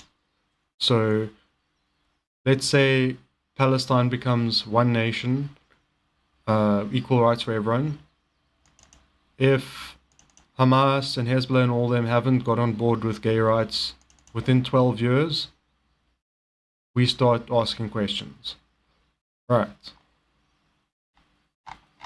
Because that seems to be, if I'm wrong, tell me, but that seems to be the fastest trip from when they got independence or when we're no longer under an apartheid or colonial power to when they actually passed these types of social protections. So if you want them to have gay rights, you got to get them to stop being colonized first. So opposing Israel is the best thing you can do if you want people like Hezbollah or Hamas to become pro-gay. I feel like that's a historical fact. Social, his opinions on civil liberties and shit like that. But ultimately, this motherfucker has read a shit ton of books. Knowledge. I feel I've shown you guys enough evidence that Hezbollah is an evil terrorist organization, but have you considered this? What you meant to say is Hezbollah... Okay, wait a second, Ethan. Where's this bar? Are we playing Limbo and we have to try and... What the hell is going on here? I've showed you enough evidence to see that they're an evil terrorist organization. You didn't show shit. Like I was saying, ANC had civilian casualties. Yes, they had civilian casualties. Okay, once again, I don't know much about this Syrian civil war thing, but you didn't give us much information about it anyway. Enough to know whether you're talking or lying like the rest of this fucking video, or if once you gave us some piece of truth for once. But the point is, you haven't established that they're evil, or that they're, you know, are, what is the other thing? Man, been awake too long. It's like 7 a.m. now. Books. Knowledge. I feel I've shown you guys enough evidence that Hezbollah is an evil terrorist organization, but have you... Oh, evil terrorist, Hezbollah. So they only exist, right, because of Israel, in resistance to Israel. Israel is doing things that are fucking terrorism. Bombs, like I was saying, that earthquake bomb, the white phosphor, the carpet bombing. They have bombs that have like blades on them that come off and like slice people up. Like they bomb civilians. They say you've got however many minutes to evacuate, and they send you the message on Twitter or some shit at 3 a.m. and then they bomb your house. Like, that's terrorism, right? So they're the terrorist organization that I can easily think about. You haven't established which, because even if Hezbollah had civilian casualties, if they were still trying to get a military target in the process, then that's not really a terrorist act. Because we have, Israel doesn't even do that. They just go straight for civilians. So that is terrorist. You considered this. What you meant to say is Hezbollah is Muslim. Okay? That's what you meant to say. What you meant to say is they're Muslim. So, of course, as they're Muslim, it's different. If you're wondering why Hassan's audience is so radicalized, it's because of stuff like this. Israel, America's greatest ally. Ethan, please. Hassan I'm pretty sure most of Hassan's audience is more radical than Hassan and further to the left than Hassan. He's just the best we have right now, okay? Trust me, there's a lot more leftists out there than you seem to care to find out, okay? Like, there's Facebook groups for, like, name your fucking leftist political ideology with more members than there are, like, subscribers to or viewers of Hassan. So it's like, and that's all just for one ideology. Repeat that for all of the leftist ideologies. Like, there's so many people all over, right? So the ones that actually watch Hassan, sure, there might be some that are like right on board with him, and then there might be some that are more normie based, and then there will be a whole bunch as well that are way further left than him. He's not fucking turning his audience to the left. If anything, his chat and his audience are pulling him left, as his wealth and status are constantly a pull on him to move right. His chat and his audience and his Discord and all that are constantly critiquing him. And then instead of like brushing it over or getting angry, he gets angry at chat when chat acts like a right-winger, right? When chat's calling him out in a legit way, that's pulling him to the left. And even if he might get angry in the moment, it kind of would still sink in anyway. But the point is, like, the pushback chat gives him helps to counteract, because he takes it seriously, it helps to counteract the pull from capitalism. Whereas Ethan gets the pull from capitalism, and then he doesn't take the pushback from his chat. So there's no counteracting force, and he just moves further and further to the right. But my point is, there's a big amount of people who used to watch H3 as well, who were further left than Hassan, even, myself included. And we were even watching H3, even though he's like center right, because it was just for a time entertaining compared to stuff that was far right or just moderate or whatever. A lot of the stuff is just, right-wing focused and hogwatch or whatever. Like, when Ethan was dunking on Republicans and stuff like that, that's when we would come and watch that stuff. So, essentially, those same people that Ethan gets upset and, if you're like that, just get out of my chat. I don't like these radical communists and all these. I don't want you watching my show anymore. Like, Ethan doing that sent those people away. Hassan doesn't do that. So his people are still there, still saying that shit to him. And so that is, to some degree, keeping him honest. And so, but yeah, the main points I'm making is that Hassan's not turning his audience radical. Okay? He isn't even that radical himself. And yes, he might be getting people from like centrist or center-right, like Republicans hate him, right? They won't take him seriously. So he can only really reach like liberals, centrist, and center-right people. And yes, he might move those people left, but that doesn't really get them to be a radical in the true sense, because he's moving them to where he is, and he's not super radical, if we're honest. These radical communists we're supposed to be scared of is supposed to be Hassan, fucking capitalist who says he wants to do like the Chinese style system and is fine with like money and markets and governments and all this stuff existing. That's not freaking radical compared to an actual radical communist. Actual radical communists want to abolish law, money, like the ability to own property. Like, we're talking proper radical communism there, Ethan. What Hassan wants to some degree is, you know, just left of center, you know. So yeah, if he's radicalizing anyone, it's more that he's de-radicalizing them from centrism into at least progressivism. If you can say you get radicalized into progressivism, which I think is a fair thing to say, because for me it was like, I first became a progressive, then I became a socialist. So if he's getting people, and I would say he's a progressive with socialist tendencies, not a true, proper, full-on socialist, you know? So if he's getting people to become progressive with socialist tendencies or whatever, there's still a shit ton of actual full-on socialists who do want to abolish money and that kind of thing further left than him, that are the proper radicals that aren't, you know, he's not bringing people anywhere near to that. He gets angry at those people. If you're one of those people who actually wants full-on proper socialism, he'll yap and yell at you because he's not on board with that. He's more of the, like I was saying, he wants to first do something more like the Chinese style model first. And it can be done in different ways. It can be done in a way that's more democratic, or more, the way of the democracy can be more user-friendly for Western thinkers. But, you know what I'm saying? Like, yeah, anyway, let's keep going. The most important country in the world, most moral nation, the most moral democracy on the planet, is ruthlessly and mercilessly bombing southern Lebanon, including southern Beirut. What did Lebanon do? They just kind of were there. They happen to be Israel's neighbor. You're kidding. Yeah. Even as someone who's critical of Israel, this retelling is fucking insane. So that that's kind of spot on, actually, what Hassan was saying. It's literally spot on.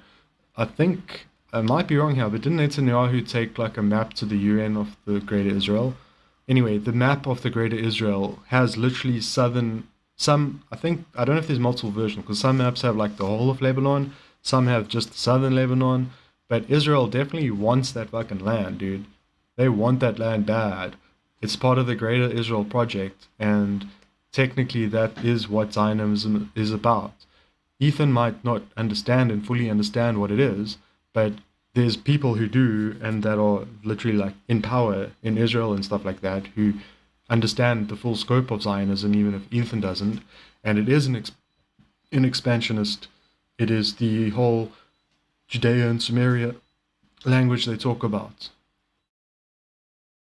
And yeah. They just kind of were there. Hezbollah started launching rockets into Israel hours after the October 7th raid began. They launched 12,000 rockets, killed nearly 100 people, including 12 children. So, wait. Ethan! Wait. Oh my god, Ethan. Fucking insane. They just kind of were there. Hezbollah started launching rockets into Israel hours. Okay. October 8th, 2023, several mortars and anti-tank guided missiles were fired near Sheba Farms. Sheba Farms. Where's that? We have to check everything Ethan says. I don't trust this guy.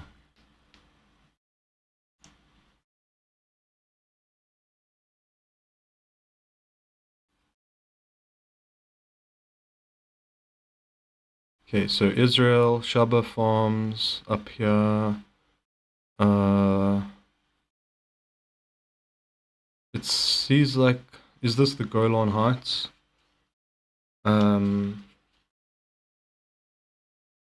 Isn't that Lebanon's territory?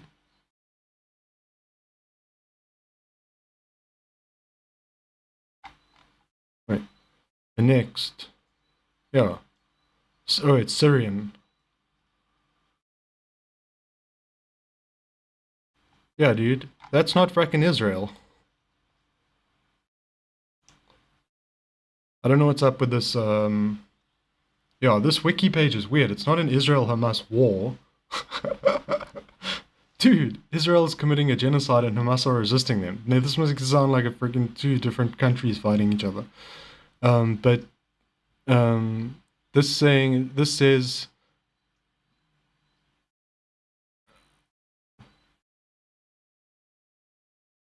Oh.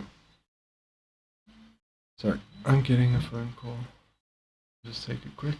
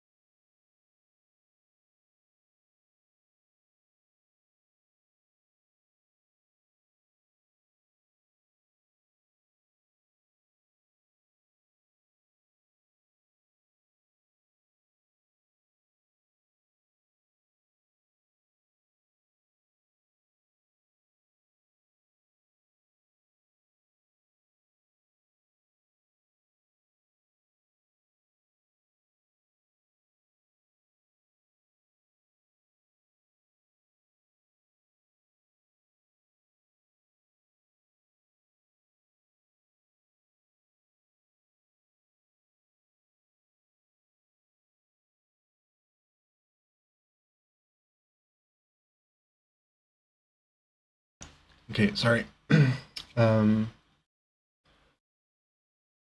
Someone was trying to get hold of me. So, yeah, what I was trying to say is that this October 8th thing, this has literally got nothing to do with anything. This is, Sheba Farms is, Gaza, this map is so freaking hard to understand. Okay, that's the Golan. I don't even think Gaza's on this map. Like, that's how far away it is. Alright. Also, isn't this the mountain that they like want to ski down or some shit? Okay, so let's just look for a full map.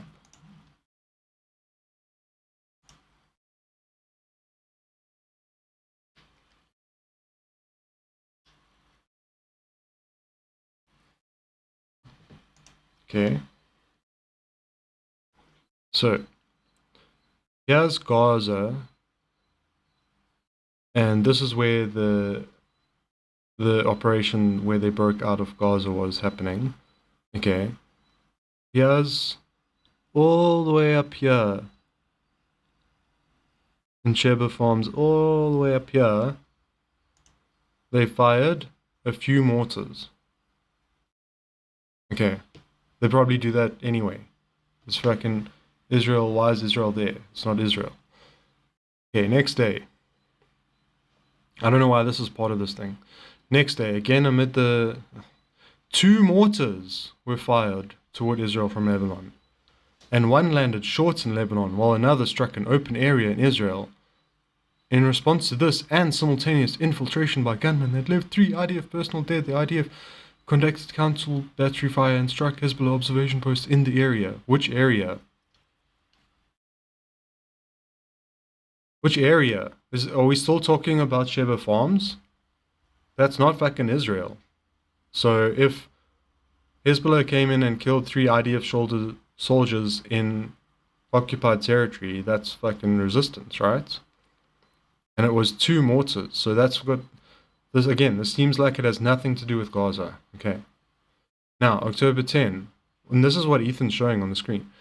In the late afternoon, a barrage, because he said he said there was a whole bunch of rockets. So far, we haven't had any rockets. Only an anti-tank, several anti-tank guided, but this had nothing to do with what he's talking about. And then this was 2 mortars. And then we have 15 rockets fired toward Israel from areas in southern Lebanon. Iron Dome intercepted 4, while the rest landed in open areas, so they didn't hit anyone. The IDF responded with bombs, and this did get triggered by the Iron Dome. So October 10th seems to have been the first time Hezbollah actually tried to strike Israel proper, and not just these fringe occupied territories. Okay, so now I want to see Israel began bombing Gaza date. Okay, so they fucking started the same fucking day. All this thing should happen, right? So you're telling me Hezbollah waited 3 days after the Israel started bombing Gaza? Only 3 days later did they respond? Right? Ethan makes it sound like it happened at the exact same time, like they were coordinated. Check this shit out.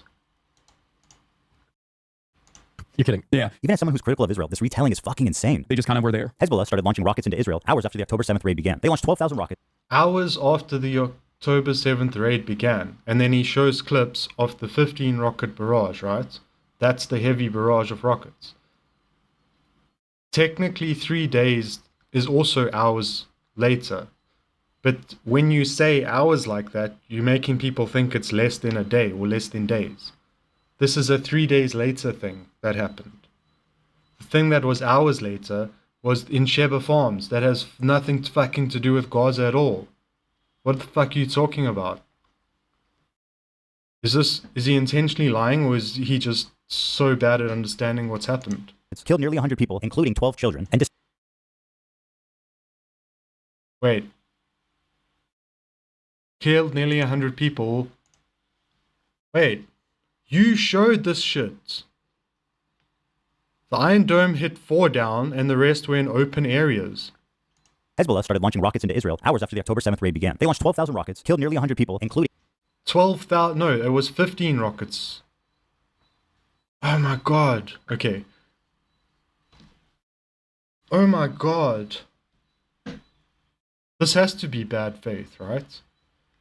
Hours later, they launched 12,000 rockets and killed so many thousands. No. Days later, they launched 15 rockets that landed in an open area. He's summing the entire year and somewhat resistance to where they've been fucking victims of bombing too in Lebanon and genocidal acts there too. Not just the fact that they helped be a resistance to support the Palestinians. They've also been victims of bombings and genocidal acts and occupations and invasions by the IDF. Right? So in their resistance to that, yeah, there were lots of rockets fired over many times over that whole year period. Ethan says, hours later, they fired 12,000 rockets that killed thousands of people. Didn't he just say that? They just kind of were there. Hezbollah started launching rockets into Israel hours after the October 7th raid began. They launched 12,000 rockets, killed nearly 100 people, including hours after they started launching rockets. They launched without change of pace. Visuals and all that are showing rockets, right? He says, hours later, they started launching rockets. They launched 12,000 rockets and killed hundreds of... No, buddy. This is from your... I didn't even have to go look this up. This is from your video. 15 rockets that landed in open areas. Days later. Israel hours after the October 7th raid began. They launched 12,000 rockets, killed nearly 100 people. No, they didn't launch 12,000 rockets hours after.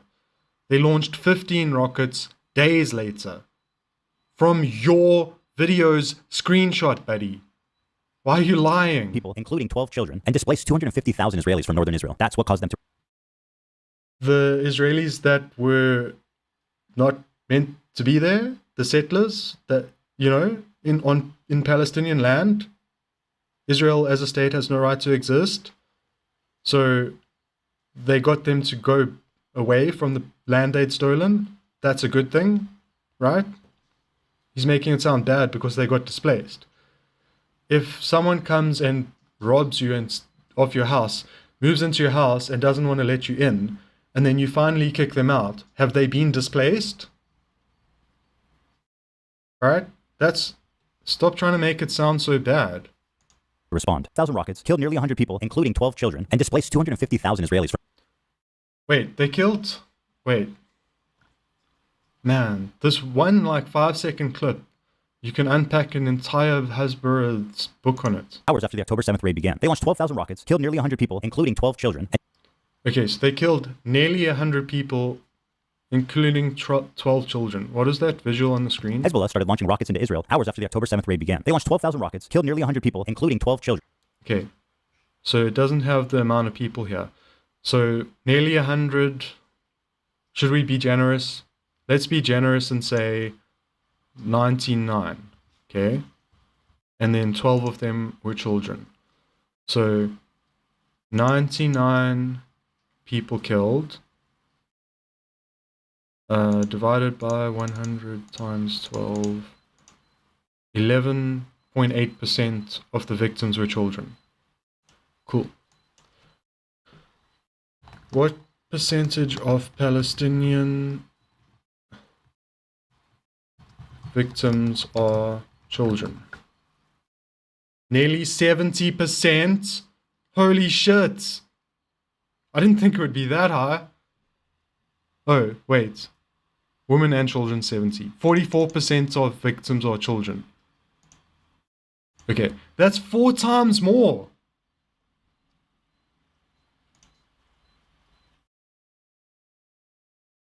Right?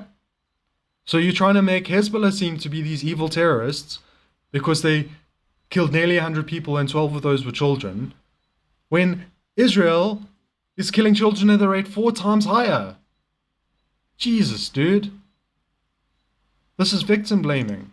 And displaced 250,000 Israelis from northern Israel. That's what caused them to respond. Victim blaming. What did Lebanon do? Shit. Why did he ask that? What do I No, Hassan knows what he knows. say? Do I tell him the real reason? No, my audience will kill me for being a Zionist. Okay, let's try this. So wait, he used the AI Hassan voice to fanfic Hassan thinking something Hassan wouldn't ever think. Where in Ethan's fantasy of Hassan's brain,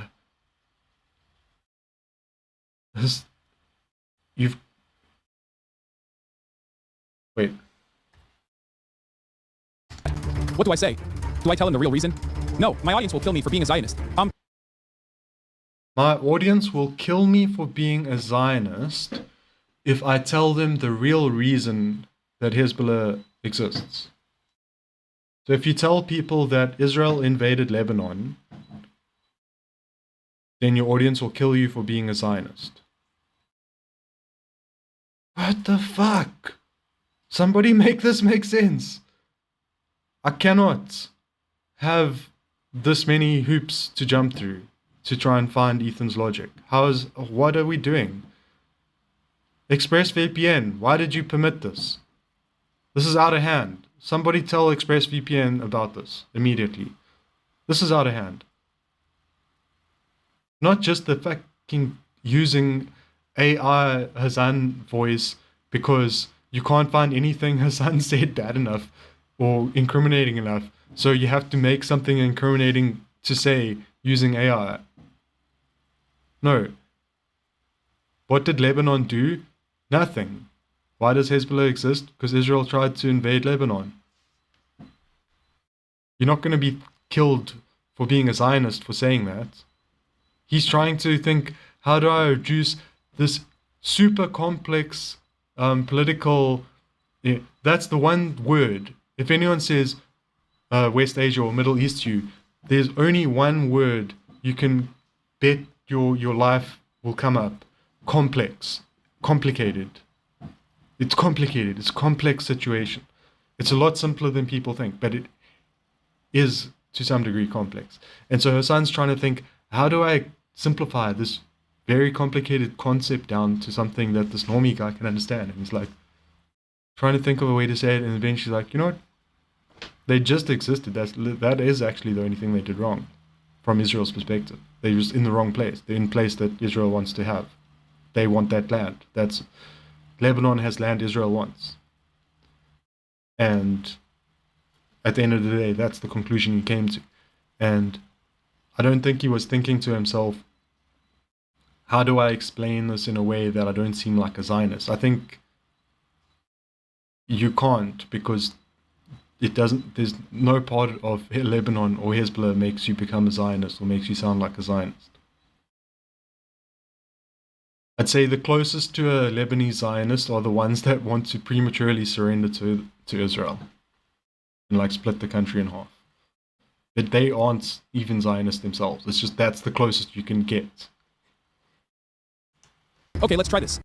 They just kind of were there. Hell yeah, another slick political saved by boots on the ground Hassan Piker. Damn, I'm good. Even as a pro-Palestine activist, how does lying about this serve your agenda? All it does is further radicalize people. It removes any nuance, and it avoids any criticism for his team. And this is what continues to drive this conflict on forever. Hassan is dedicated... Where did he lie? Where did he lie? Okay, Ethan. Jesus Christ. Do we have to go and look at this for our own selves' eyes again? This fucking shit, right? There we go, this fucking shit. Look at this shit.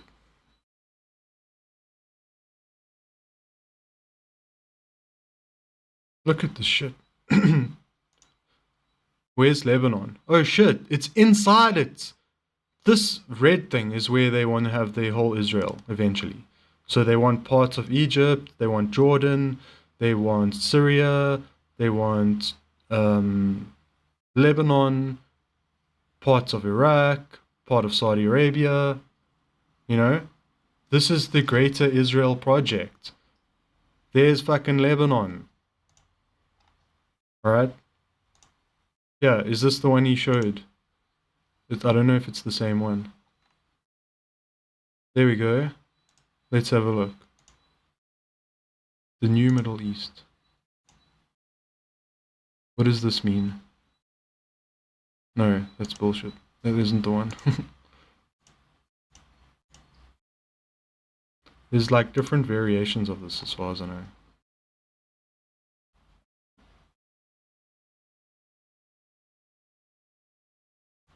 Here's one. Look at this shit. They're running a contest? What? I don't know. Zionists are like neo-colonists thinking of dividing the world up, you know?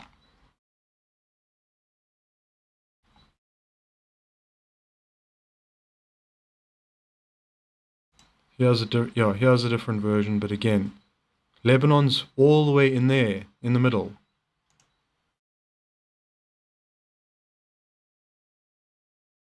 Okay. This one this is the river. So this, below that river, is currently part of Lebanon as far as I know. So they want Lebanon. You know? Look at this shit. They want Lebanon, dude. So he's not lying. It's not a lie to say the only thing Lebanon did wrong is fucking exist. Israel fucking wants their land. To pleasing his radical audience, even at the price of knowingly lying to them for TikTok and Twitter likes. So I'm a propagandist. Or he's being paid, which, you know, we can't rule out. What a pathetic propagandist piece of... What do we call this? Neo-Islamophobic? Or, I don't know. Shit liar he is. And now, let's move to Hamas, the catalyst for this entire thing. They're the ones that commit... Okay, so he's moving on. I need to take a break and use the toilet. We're getting through this fucking thing, bit by bit. Yesterday, I was streaming for 7 hours, so I've got 2 hours left if I want to match that. I think I could probably get through it in 2 hours. But yeah, at least it's like the weekend now. And, yeah. Let's see what some of the other Nuke reactors are saying. Okay, wait, we already looked at Irene. I wonder if there's someone on Twitch that's still talking about this.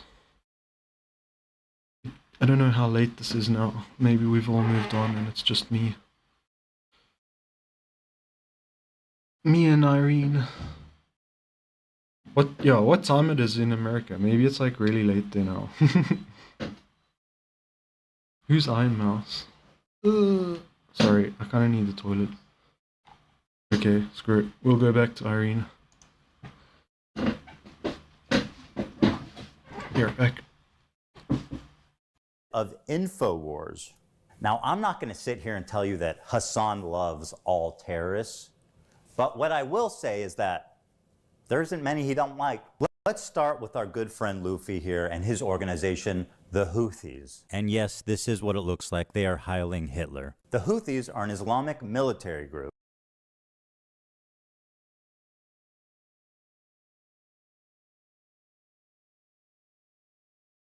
They're known for their cruel... Wait, but why, Vadim, why do you think they put it on news? They were like raiding news outlets, supposedly.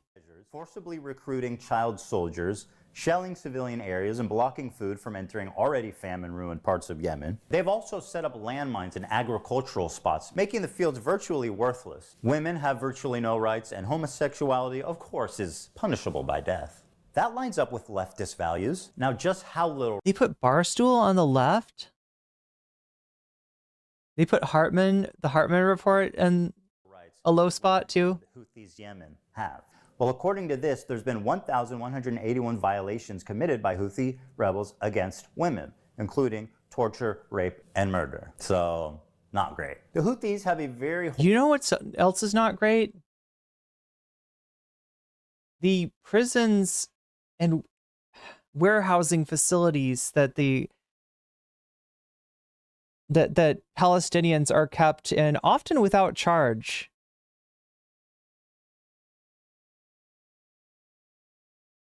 Some flag, as you can see here. It says, translated, Allah Akbar, death to... Okay, maybe we can't have that on the thing. Jews.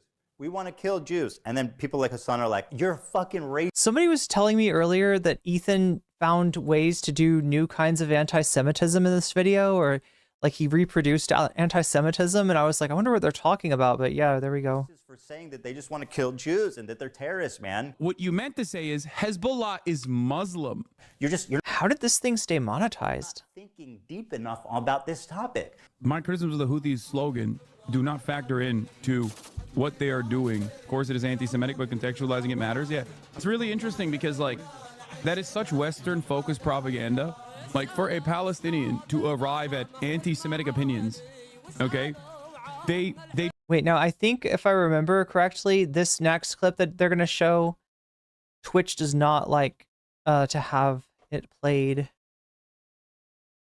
They brought back slavery. We think the Houthis, Ansar Allah, is doing what Luffy would do. That lines up with leftist values. All right, so these guys are clearly the bad guys. So my question is, how does Hassan cover such a genocidal, violent, misogynistic, homophobic, terroristic organization? Oh, you want to see a Houthi musical? Sure. These were the people that the Saudis were killing by. Okay, we're gonna have to. Does not allow content of violating such content. Denouncing, okay, but extremist actors. For example, displaying or surely this must be against terms of service. Twitch does not allow content that depicts, glorifies, encourages, or supports terrorism or violent extremist actors. For example, displaying or linking terrorist or extremist propaganda, even for the purpose of denouncing such content. Denouncing? Okay, but what's the rule for terrorism? What do you mean a music? No, they're about like... When you said music video, I'm expecting like, bad example, Chris Brown dancing, you know? No. They do like, they do musicals. They're very musical people. Are you being serious? Dog, what do you, look, you think I made this? This isn't music. I know they're singing, but I'm seeing just guns and shoot. This isn't a music video, Hassan. No, it is. They do musicals about like their fucking, like their actions all the time. Hold on, guys, hold on. I've got this. Instead of terrorist propaganda, let's call... Again, you're talking about another resistant, you're talking about another like militant group, you know, very much empowered by their opposition to the, you know, to the Saudi military actions in Yemen. Call it supported again, as some people in chat are pointing out, by the allies of the Saudis, the United States. They do musicals. Instead of violent jihadists, let's call them musically talented people. They're very musical people. Yeah, Guys, let's just use our brains. Unfortunately, Twitch does not see it that way. Like, right? Twitch got spooked by, I don't remember who it was, probably Destiny or Dan, that spread that clip around. On the roof. Wicked. Alexander Hamilton, man. There's no reason we can't put these Houthis on Broadway. Well, they go, listen, you want to fucking bring a ship through here? We're going to take it. So that's exactly what the Houthis start doing. They start fucking sending in helicopters onto fucking ships. Bro, they... Okay, this one too, I think they... God, we're getting kind of... Okay, now he's wrong about this one though. So the ship's registered owner is Galaxy Maritime. We're talking about the Galaxy Leader here, a company registered on the Isle of Man. Its flag state is Bahamas at the time of seizure. The ship was chartered by a Japanese shipping company, which is known as NYK Line. Galaxy Maritime Limited is owned by the Isle of Man ship. They're leaving out that part of the ownership is, in fact, is... Pentaxenst, super chatted $10. Israel uses 2,000 hash bombs with the same restraint Ethan uses Ozempic. Oh no. Thank you for the super chat, Pentaxenstein. Fiddler on the Roof was made to highlight the pogrom Hamas did in Eastern Europe. What? Okay.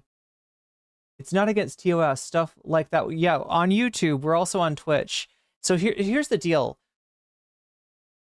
Twitch got a lot of pressure over this stuff.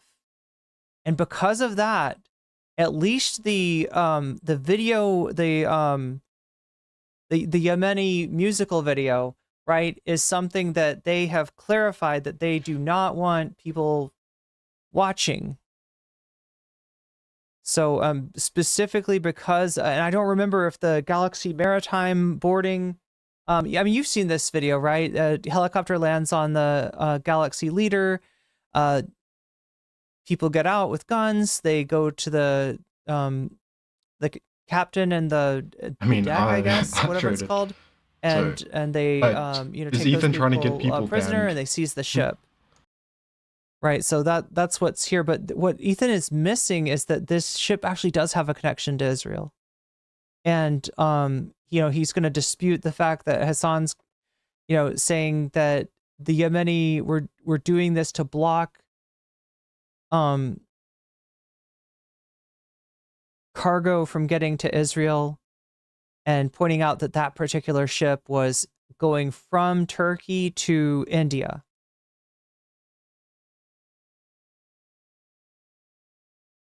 And so, but yeah, what he's missing is that it actually was, it did have a connection to Israel, one of the owners or investors, I believe, and the hostages on the ship, which Ethan is going to say they're still missing. He's wrong about that. The hostages were returned actually slightly after the ceasefire was signed in Gaza. So, he's wrong about that too. And also you see that it is literally connected to the events that were going on in Gaza, getting the hostages back, the Israeli hostages, and getting these hostages back from Yemen was contingent on a ceasefire. And you can see a lot. Cool. So yeah, we're a bit further ahead, it seems. So give a recap there, but some cool second opinion perspective there. And that was yeah. Let's try and get through the rest of this. This horrible Thanks for act that of terrorism, one of the worst the world has ever Take a seen, break. on October 7th. They are without a doubt the most extreme of all of these terrorist organizations. They are Islamic jihadists that want to convert all of Israel into an Islamic state under Sharia law. That's their stated goal.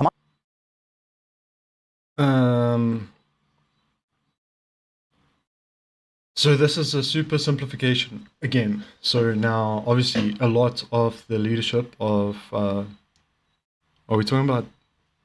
Wait, who are we talking about again? Hamas, yeah. A lot of their leadership were taken out now. So you can't really say that's their stated goal. The people who stated those goals were all killed, first of all. Secondly, they're not a monolith. There's people who obviously have all different kinds of goals. And if you look at their actions now, recently, their goals are for liberation, right? They haven't expressed any plan to do what Ethan's saying is supposedly their goal.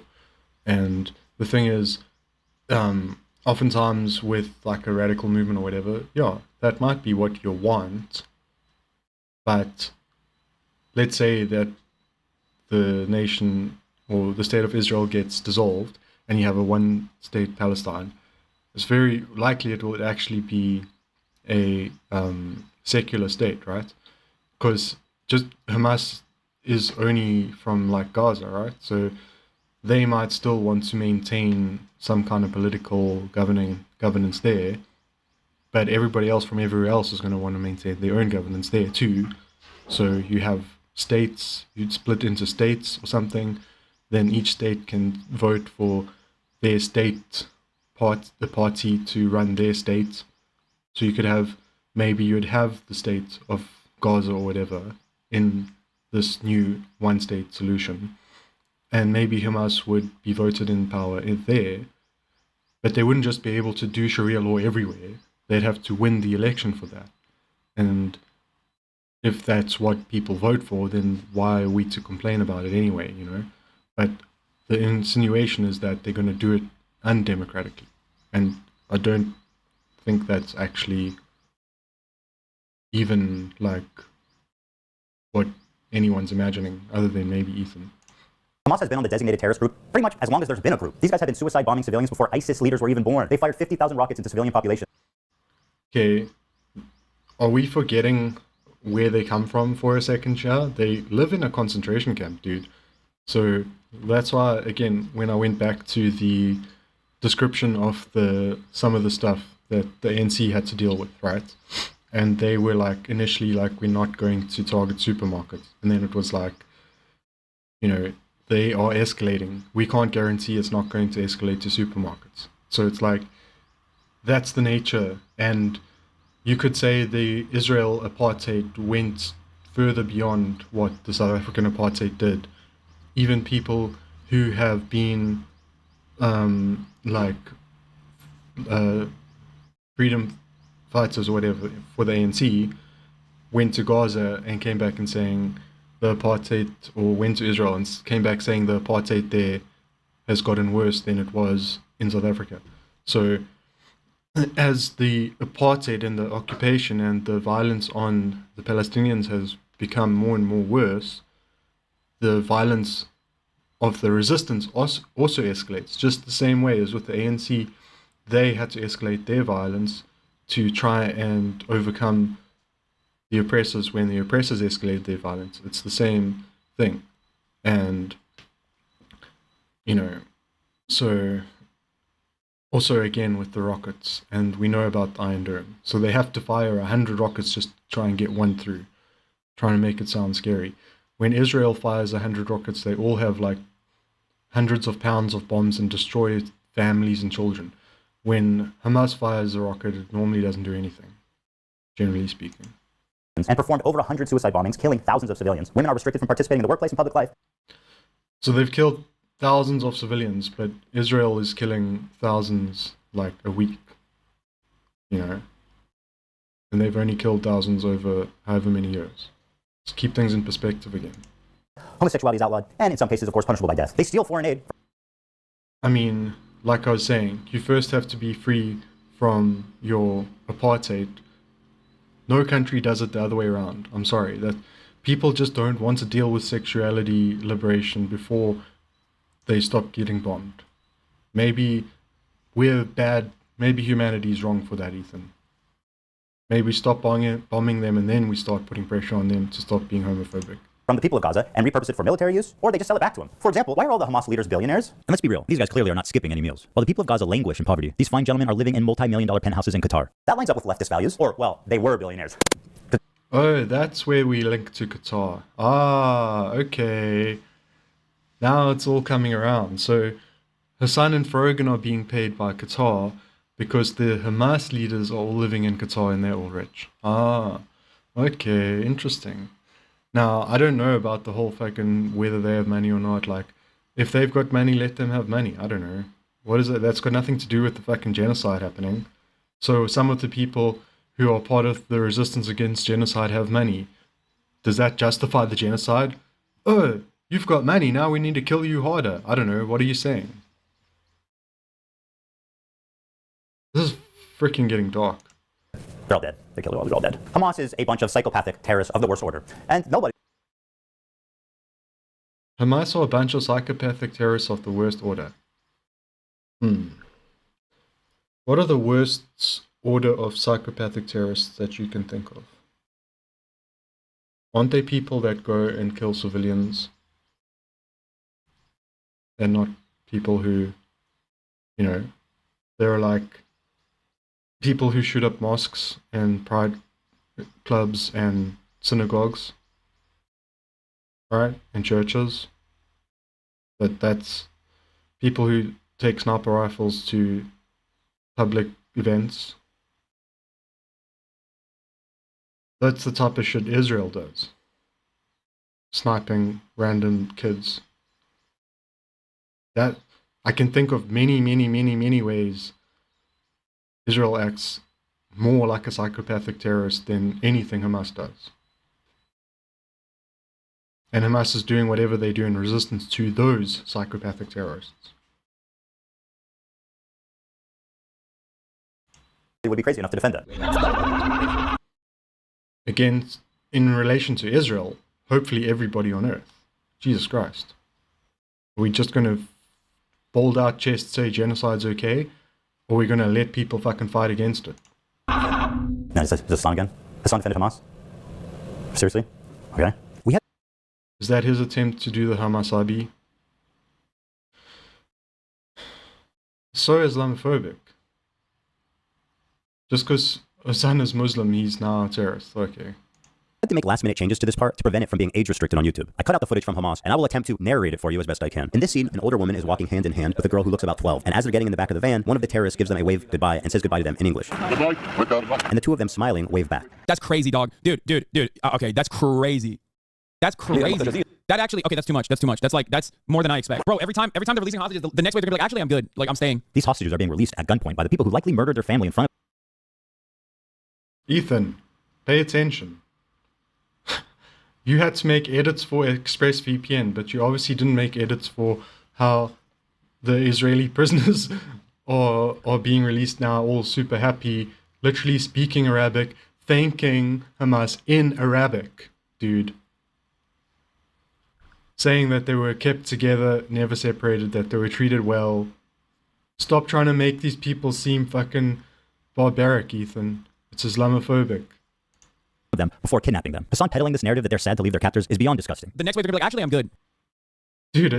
Dude, it's not. It's fucking looking. We see with our own fucking eyes, dude. They know. Oh, Jesus, Ethan. The lack of empathy, dude. Calling people psychopaths is starting to sound like a projection. Dude, the prisoners speak to the people and get told explain to them why they're doing what they're doing. Of course they're going to sympathize with them. Got to be the psychopath to not, right? So we see them sympathizing with them. With our own eyes. That's why. It's not because we're insinuously trying to say, oh, they were better off with Hamas. No, dude. It's literally because we see the people sad to go. Because they fucking probably made friends and stuff as well, you know? Why do you have to be so bad faith?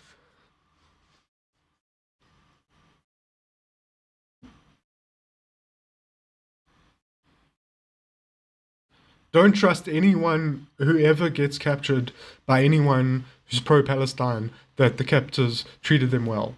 If you get captured by Ansar Allah on a ship that's going through a blockade that shouldn't, and you go home smiling, no, fuck that, you're still missing in action. We don't even believe our own fucking eyes and cameras and everything. No, don't believe that shit. If Israeli soldiers and shit get released and are thanking for being treated well, don't believe that shit. It's plainly obvious these are traumatized victims who are scared for their life and doing what the terrorists are telling them to do in order to avoid any conflict on the way out. Oh, look at the sweet masked terrorist with his AK-47. He's so nice. Did you guys see how he waved goodbye? Okay, I'm gonna be honest. This is some crazy PR. They look traumatized as fuck. Wait, what? Dude, they're being let go. Do you think they're worried about getting shot right then? Do you know how much of a disaster that would be if they got shot right then? They could probably do whatever they want and get away with it at that point. Though they know how valuable they are. They're happy they're going home for, to some degree, yes. But they also are not afraid. Why would they be? They're being let go, dude. That's the least fearful part about it. Yeah, the guys have guns. That's probably a good thing, knowing how Israel has Hannibal Directive and shit. If Hamas didn't show up with force, who knows what Israel would do? Fucking go there and shoot the hostages before they come home.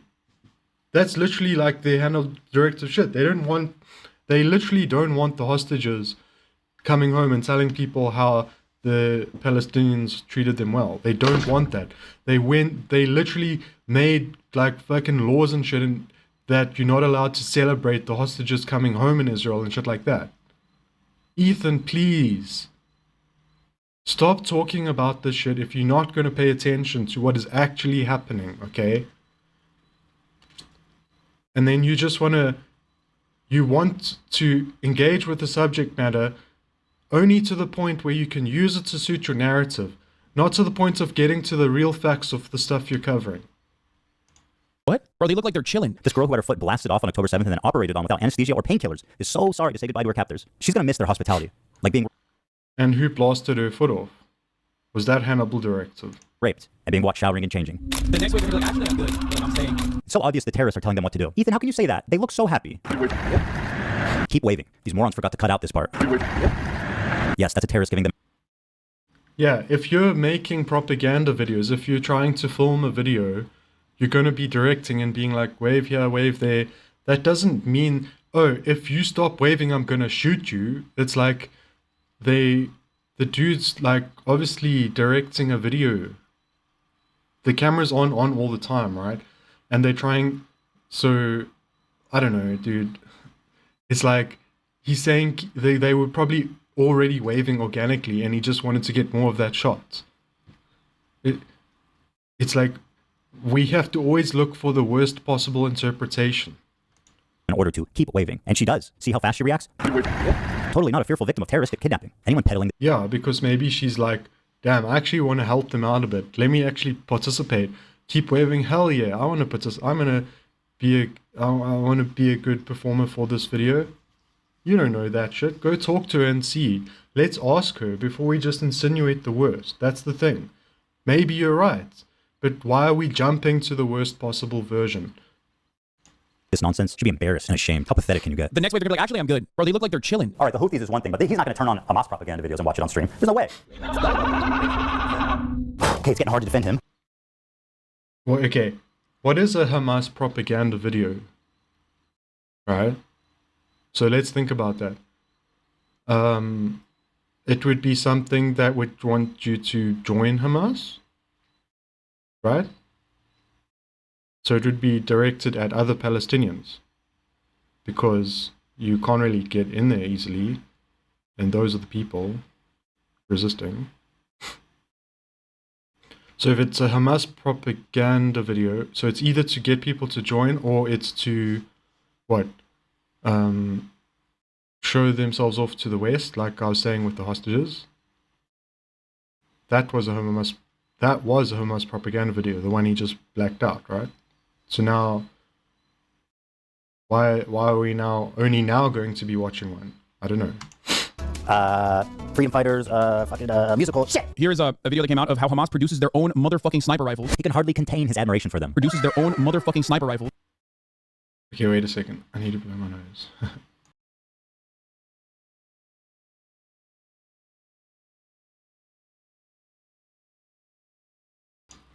Okay, this is super tone deaf from Ethan, because it is actually impressive that they're able to manufacture their own weaponry. There's for however long there was no aid coming in. Hezbollah, was occupied with Israel invading Lebanon.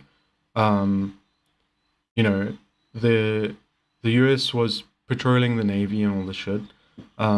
So essentially, if they weren't able to produce their own weaponry, Israel would have been able to succeed. And what that means is all the Palestinian people go away, which is a bad thing. So it's a very good thing they had smart enough people to figure out how to make their own weapons so that they could win the fucking war. So that now people can return to their homes and there is a ceasefire. These weapons you're seeing on camera, that's why there's a ceasefire. That and the improvised explosives that they were able to manufacture themselves made it so that Israel weren't able to continue the ethnic cleansing campaign without their own casualties.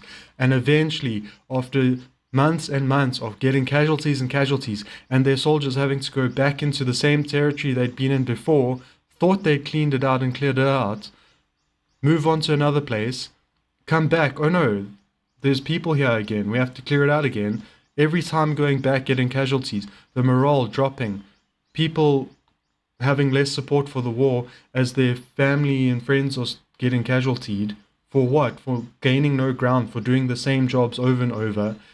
Hamas was able to monitor them with videos and stuff. And so, yeah, diplomatically, you needed Israel to accept the ceasefire, but they wouldn't have had to do that if they were able to win militarily. If they were able to win militarily, they wouldn't have had to accept a ceasefire. They would have just been able to keep going until the fire would have ceased, because they would have finished the job, so to speak. So they only could, these weapons you're seeing on screen, that's why there's a ceasefire. That's why those Israeli hostages are coming home instead of being taken out in Israel's If Hamas had run out of weapons and then they would have been defeated militarily, more hostages would have been killed, because Israel's already killed some of them. More would have been killed. Maybe the ones that just got released would have been killed if Israel had been able to properly overrun Hamas and everything like that. So those hostages coming home, the ceasefire, all these things that I consider to be good things, were only possible because Hamas was able to defeat Israel on the ground combat. What Israel succeeded in was killing civilians and bombing infrastructure and buildings. They could not succeed in combat, soldier on soldier. They were defeated. They got their asses handed to them.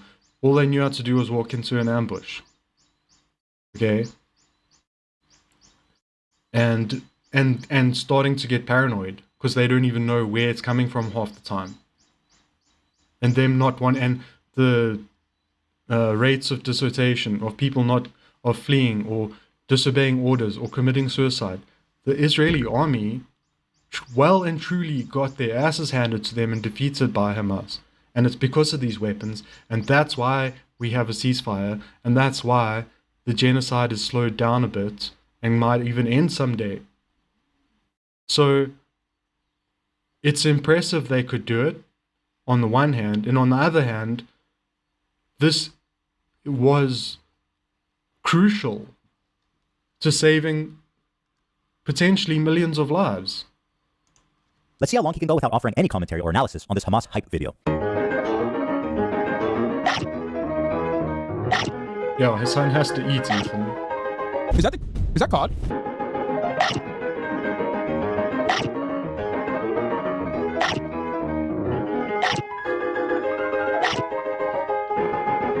1 minute, 36 seconds. Nice. He's taken his time to analyze and think. I expect nothing less from a journalist such as Hassan.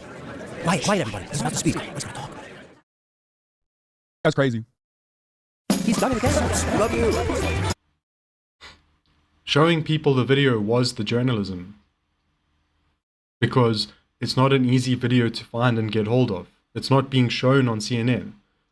It's not like he's showing you Mr. Beast's latest video that everyone fucking gets recommended anyway. The journalism was finding the video and showing it to you. He doesn't need to comment on it. Showing us the video was the act of journalism. People wouldn't have seen it without Hassan going and finding it for them, because these things aren't being shown anywhere. Okay? To start with. Secondly, he fucking talked about it after saying that, I want to bet you. This is just clip chant. I'll fucking bet you. A couple seconds after that, he thought of something to say about it. I'm not going to go and check, but, you know. We will continue killing your soldiers by our locally manufactured snipers. Wow, there's a little message for the Americans out there as well. They're saying like artisanal snipers. So, why am I showing you this? Good question. Why are you showing us 2 minutes of Okay, so he did actually comment more on it. uninterrupted Hamas propaganda? I'm sure he has a good answer. The reason I'm Bro, that wasn't Hamas propaganda. That was, I don't know, that was them, that was us seeing what they're doing. I don't know. Could you call it that? Maybe, but I don't know. That also was like informative, right? Those were, whoever got, a journalist could have been the one filming it. Maybe it wasn't. But if they put it out themselves, that doesn't make it less interesting or less informative of how the operation works.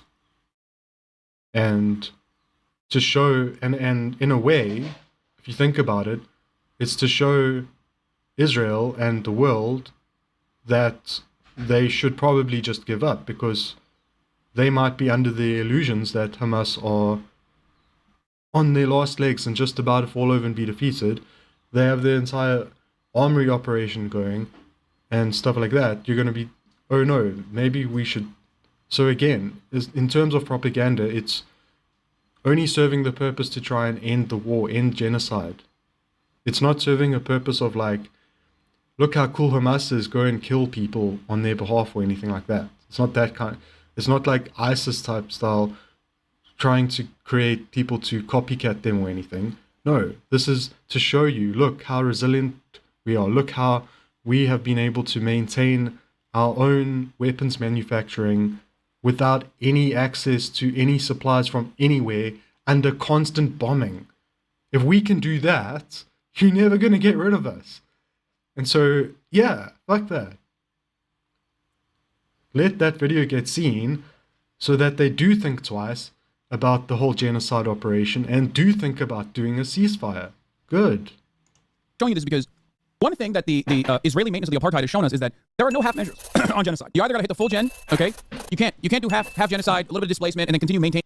This is exactly what I was talking about, is that either the IDF completes the process of taking Hamas out, and then they've already shown intent to wipe out the population and start displacing or killing everyone, and then selling the land and developing it and moving their settlers on. They've already shown full intent, including like literally like starting to sell the Gazan properties and stuff like that. So that's only possible with a full genocide, the full gen. Obviously, Hassan talks for so long, you can't criticize which words he uses, in a sense. Like, if that's your joke, it's not landing. But what the point being made is correct, that if that's your stated intent, right, you've got to actually do it or give up. You can't halfway do that. It's like, okay, this is a little bit of a trigger warning for violence to animals, but like, let's say you wanted to kill an animal. You don't half kill it, because it's going to be enraged and bloodied and attack you, and you know. So you either leave it and you don't attack it, or You completely get rid of it, otherwise you have problems. That's essentially the principles that we're talking about here. If you don't complete the process of the genocide, then there's going to be a resistance left, and that's going to be a problem for you. So you either stop doing the genocide altogether, and then the resistance has nothing to resist against, or you complete the genocide, and then you've also gotten rid of the resistance by getting rid of everyone. You can't, if you go halfway, you end up putting yourself in danger. Because now you've antagonized the resistance, and you've done such bad things that they're never going to forgive you type thing. An apartheid state and maintaining an occupation, okay? Which is basically what America did back in the day when, you know, we were building America, Manifest Destiny, right? Hold on. Yeah, so how America colonized the USA is essentially the same model that Israel is using to try and colonize Palestine. So when America was doing it, it was under the guise of Christianity. And so Manifest Destiny was that God has given this land to us white people. So by taking the land, we are manifesting the destiny that God has given us, which is the same story that you hear from Zionism when Zionists say that there's some sacred text that promises them this land, or God wants them to have this land. So they can colonize, and by doing so, they're fulfilling the destiny given to them by God. That's the parallel. And Hassan and me aren't the first people to say it. It's well documented. You showed this to us because of Manifest Destiny? What the fuck are you talking about? This is just word salad. Oh, and also Lebensraum, the German Lebensraum concept, that was based on American Manifest Destiny as well. And so if Ethan wants to call this a word salad, he can, but everything Hassan's saying makes sense and is relevant, and Ethan should know that, and Ethan should probably learn about American history if he can't even recognize how this is all lining up and relevant. He's really saying nothing here, so he has no good reason. No. He's pointing out how this shit works, dude. He's describing settler colonialism, and it's like you have a filter in your brain where you are okay with settler colonialism. So if someone describes it to you, it's like you can't hear it. The words are bouncing off. So for you, it's a word salad, or he's not saying anything. But for everyone else who isn't dedicated to the idea of settler colonialism, we can actually hear what he's saying, and we hear that he's describing this thing that you want to do, or that you are okay with happening, so to speak. Which is expressly true if you say that you want a two-state solution, and one of those states to be current Israel, which has expressed itself's desire to do those things. Got it. Okay, fine. He likes Hamas, he watches their propaganda, but he's not going to deny the violent rapes that took place. That is way beyond the pale.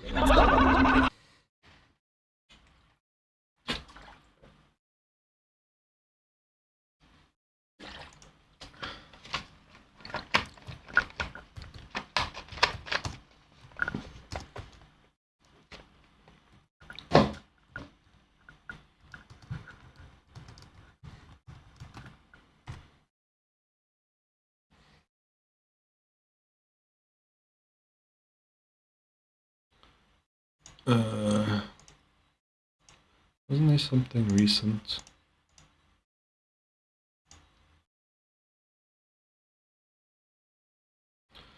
Okay, so to start off with, Israel's blocked the UN probe into Hamas sexual crimes. Interesting. So Ethan wants us to believe there were 100% guaranteed there were 100% definitely Hamas rapes.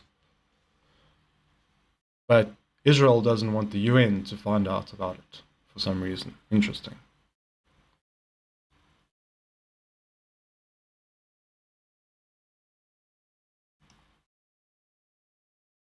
Okay, let's see.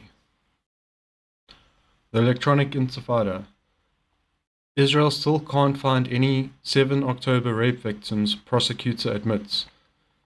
An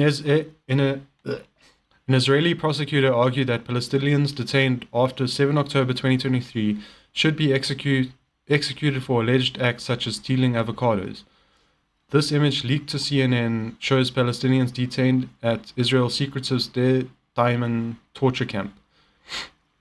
There are still 0 complaints in alleged cases of rapes committed by Palestinians on 7 October 2023, an Israeli prosecutor has admitted. It's interesting that they say committed by Palestinians, because knowing the Hannibal Directive, I wonder if there's evidence of sexual crimes by the IDF that they just don't want to release. But anyway, there's no crime, there's no complaints, legal complaints by that any Palestinian committed a rape.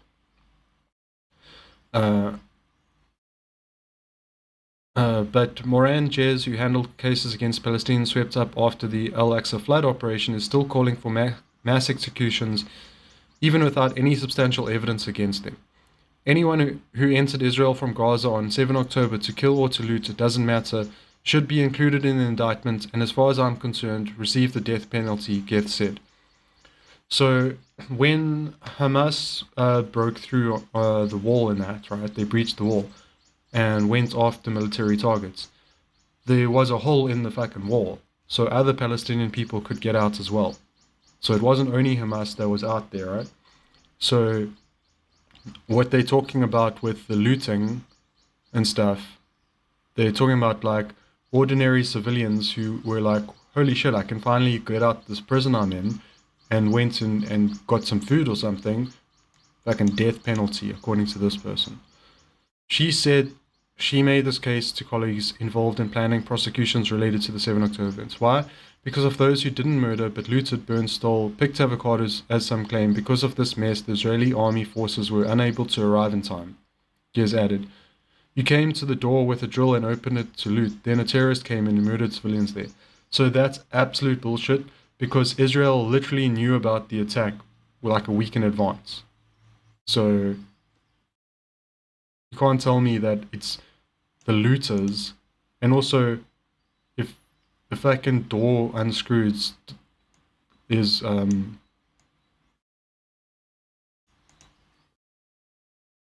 you think a door's gonna stop them if they could, if their plan was to kill civilians, which I don't think it was.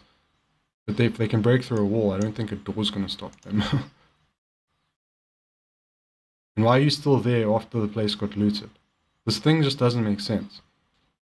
These people's story. She admits that Israel has little evidence against any specific individual.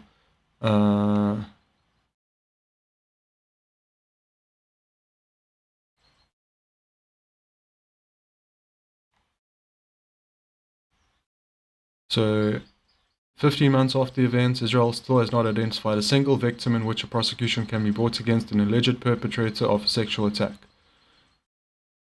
Okay.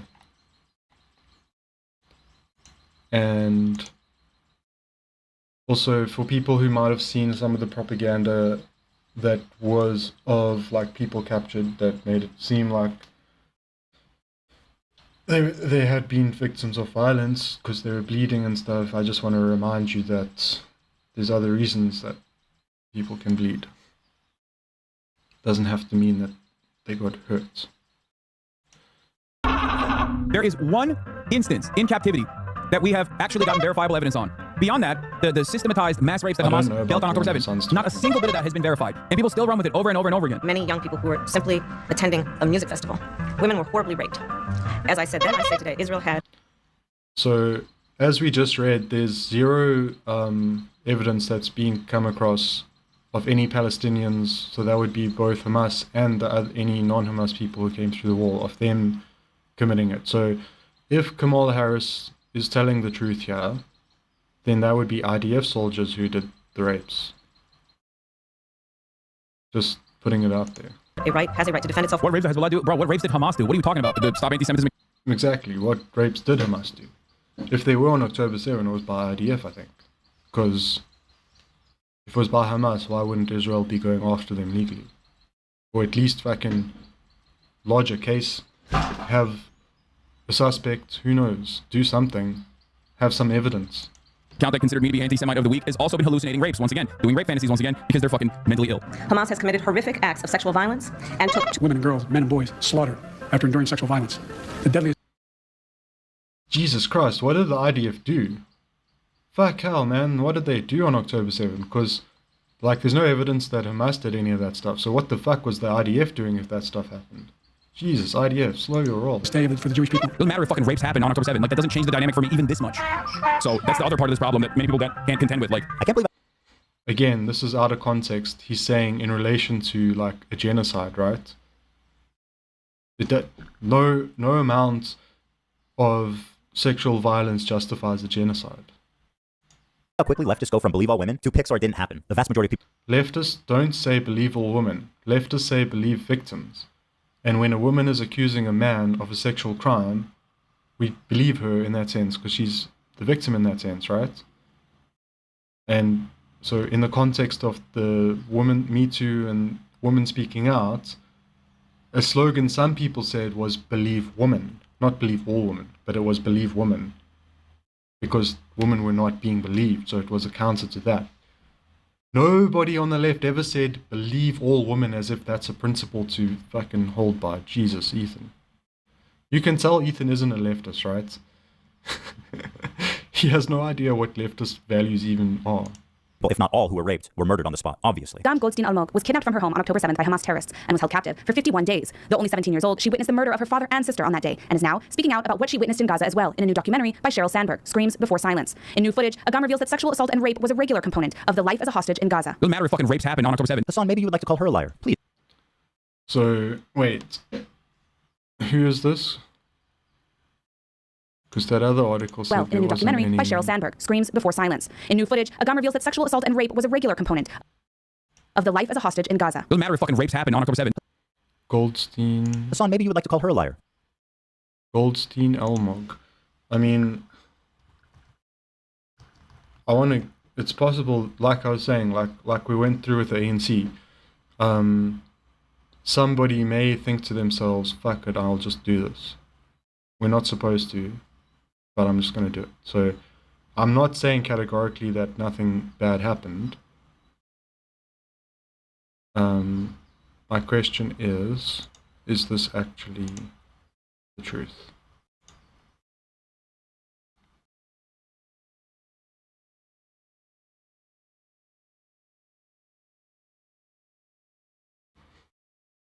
That's from, like, today.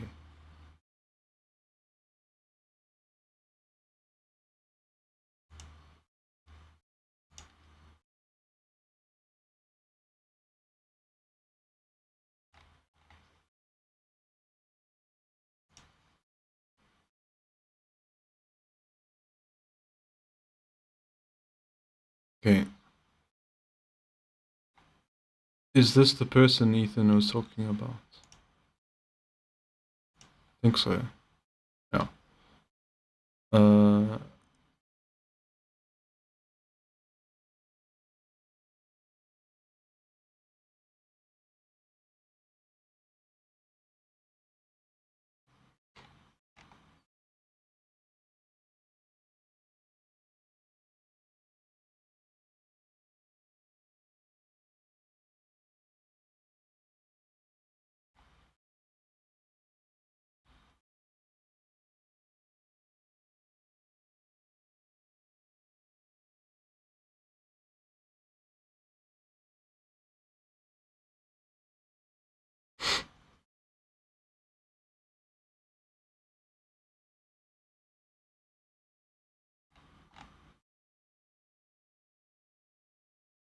I'm trying to find where it says this stuff. It doesn't say it here. Not this site then.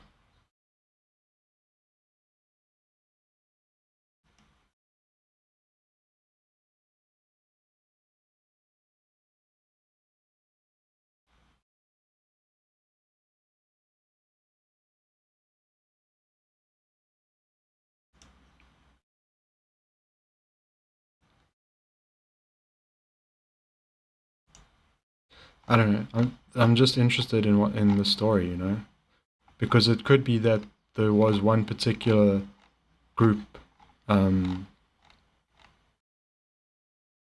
that didn't do things properly, and we'd hope that then they'd get, investigated, and I'm sure Hamas doesn't want them to get away with that as well.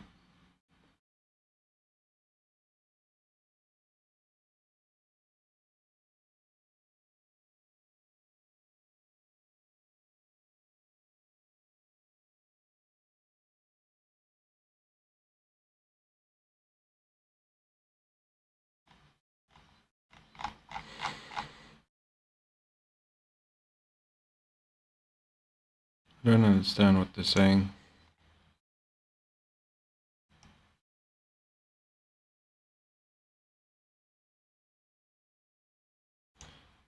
Hair braiding stuff.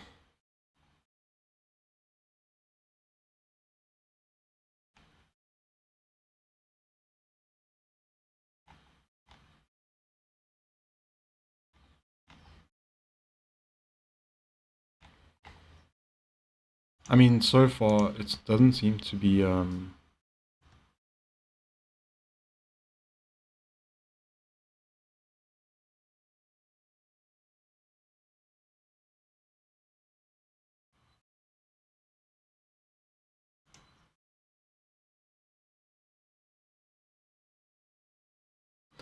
don't want to necessarily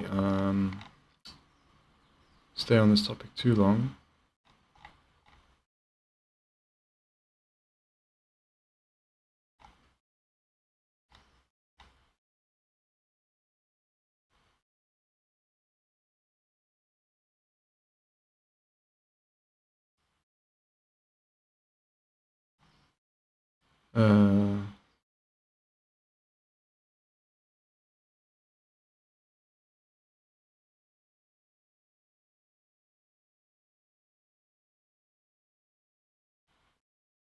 I'm not seeing any evidence, but, so who knows? I'll say, yeah, I'm willing to believe her about what she's saying until further evidence, but I'm not willing to believe that it's a systemic thing going throughout all of Hamas. I'm not willing to believe that. That's not, if she says that, I don't believe that. But I'll believe her about what happened to her. Please, go right ahead. Doesn't matter if fucking rapes happened on October 7th. There are dozens of testimonies from witnesses, most of who were in hiding and heard or saw it happen. And each week there's more stories coming out. There's a UN report that concludes it happened. Doesn't matter. But Hassan needs a rape kit from a mutilated body. It's so vile to deny the suffering and trauma of the victims just because you need your heroes at Hamas to be perfect. This conflict. So it's like, there's stories coming out, right? But there's no evidence legally. And stories don't, some stories might be true, some might not. But these allegations are quite serious. So that's why it should go further and beyond the story point. And then let's see the evidence. Let Israel stop blocking the UN's investigation, ultimately. Because if what we're saying, what Ethan's saying now and all this stuff is that it's like this ongoing thing that Hamas has been doing, then surely that's something that Israel would want discovered by the UN. That would make Hamas look really bad. So until, I don't want to go down the rabbit hole too much further with this topic, but for now, I'm going to be skeptical until Israel allows the UN to actually go and investigate. And until then, I'm going to wait for evidence. But I will believe it's possible, yes, that particular rogue Hamas agents did bad things. I haven't seen any evidence that it's something Hamas had as a policy or practice or anything like that. And I haven't seen any evidence that it's a universal experience by all hostages. And I haven't seen any experience that Hamas are particularly more fond of rape than anyone else. They seem less fond of it than the IDF from what I've seen. So for now, let's wait for the evidence. But the way Ethan's framing it is like we need to already be accepting the fact that Hamas were like doing it, but not just that it was rogue people, but it's like part of their whole vibe, right? And that's basically Islamophobia. Conflict will never end until people realize that Palestinian liberation and Israeli security are not mutually exclusive. You need both, and it can be done, but not while people like Hassan lie, propagandize, and incite. It can be done if we have a one-state solution that's secular, where all people have the same equal rights.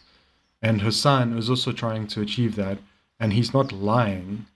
He's trying to cover the news in a fair way, in an evidence-based way, and not just repeat propaganda and State Department lies. The amount of times Ethan's lied in this video, and then he comes and says that Hassan's the one who lies, and then he shows clips of Hassan so-called lying, and it's just out of context. So, yeah, if people are lying, throwing accusations of lying, then Ethan has to stop lying first before he starts making those accusations, and at the same time, he has to actually show examples of Hassan lying, which he hasn't done. Hate. It's people like him, ironically, that prolong the conflict indefinitely. There's no space for conversation. There's no space for rational thought. There's no space for nuance. My position on Palestine is like 5 degrees off from where Hassan is. And to him and his community, I'm the devil. I'm a Nazi. It's delusional thinking, and it's destructive to their own cause. Doesn't matter if fucking rapes happen on October 7th. Like, that doesn't change the dynamic for me even this much. God forbid you throw up the fucking green Hamas banner. And now, let's move on. Why are you trying to make Hassan into a Hamas agent so bad? Jesus Christ, Ethan. He makes a few jokes online, spread out over days and hours, and it's like, this is like Twitch your terrorist with extra steps, you know? He's still trying to do Hassan's a terrorist, look, because he's Muslim, he's a terrorist, but it's just we have so many extra steps now. It's the music videos, it's guitar funding, it's Twitch, it's this, it's that, it's the banner, you know? On to our next terrorist organization, Twitch TV. Sinwar, Nasrallah, Dan Clancy. Of course, I'm being a little... So, you know, it's like, okay, I need to go get something to eat, sorry.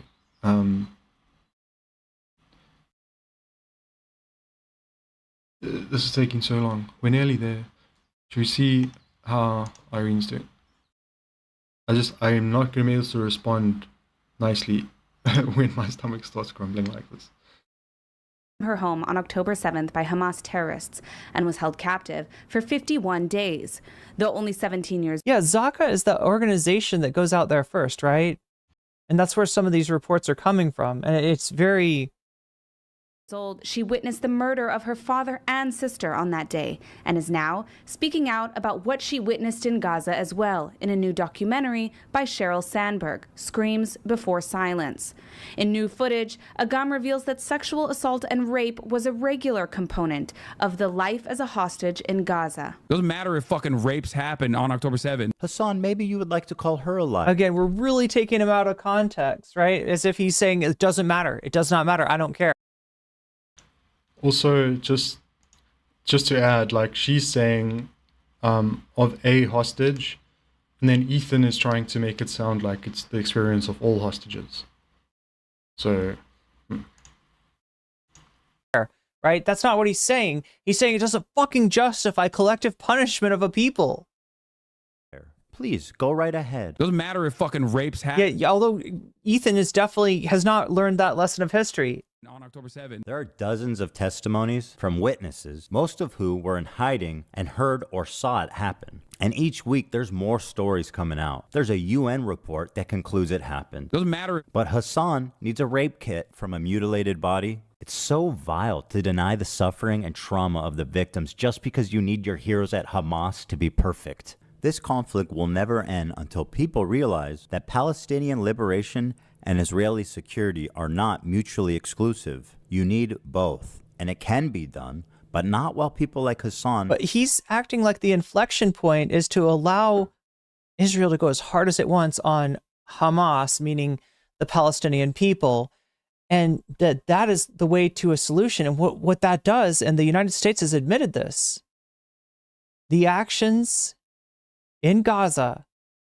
have caused as much recruitment have enabled as much recruitment by Hamas as members of Hamas who Israel has killed. They have literally, yeah, it doesn't work. It doesn't work. It causes more violence down the line and more repression. And really what the idea is that the Israeli government wants this, wants the violence, wants the rockets, wants the whatever, so that they will have a reason to go in and further dispossess the Palestinian people. This is the game that this particular form of settler colonialism has been playing since its inception. Lie, propagandize, and incite hate. It's people like him, ironically, that prolong the conflict indefinitely. So yeah, give up to the Israeli IDF. Just give in to them, and then the problem will be solved. No, nobody react to resist. Nobody join any, militant organization. And that should be easy. Just like the whole group of people has got to agree as a monolith, which they're not, which no group of people is. And it's kind of racist to think so. It has to agree as a monolith, just not resist in any possible way. And then all of the good things will come. Everything will be space for conversation. There's no. He's backwards. He's backwards, right? If you want to disempower, militant organizations, then the best thing to do is back off of the imposed apartheid, back off of the, treating of Gaza as a fucking prison, and stop using what you've done to them in the past as a justification to do worse stuff to them in the future, because you know where the fuck that leads. No space for rational thought. There's no space for nuance. My position on Palestine is like 5 degrees off from where Hassan is. And to him and... Which one is it? You just said that he supported terrorism. You just said that he was a communist. You just said that he's like America bad. Wait, what? He just said, I'm just 5% of difference with Hassan Piker. It's like when I want to appeal to, like, I shouldn't be yelled at by people. I am also woke. I am also pro-Palestinian. We're just 5% different. But then when you want to damn Hassan and cancel Hassan because you're paranoid that he took your audience, which he didn't. You were losing your audience. You were losing your audience before he came along. You were losing your audience after he came along.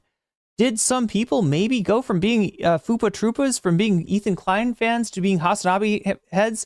Maybe so, but if so, it was because of your own fucking actions. You did this to yourself, not Hassan. Community, I'm the devil. I'm a Nazi. It's delusional thinking, and it's destructive to their own cause. Doesn't matter if fucking rapes happen on October 7th. Like, that doesn't change the dynamic for me even this much.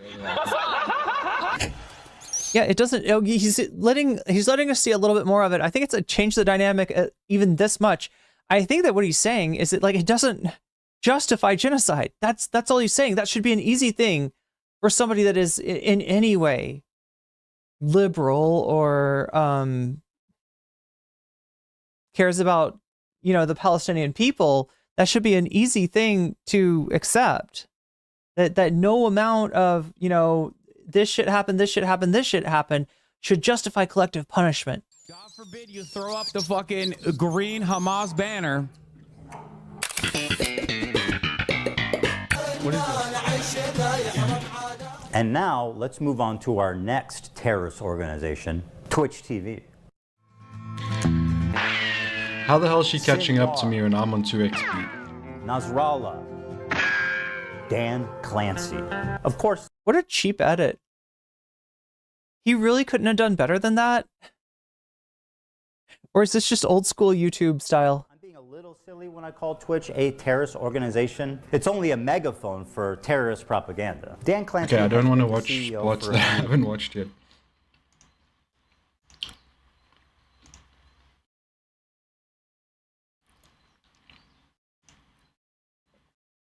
People in Lebanon are freaking out over a Spinneys ad.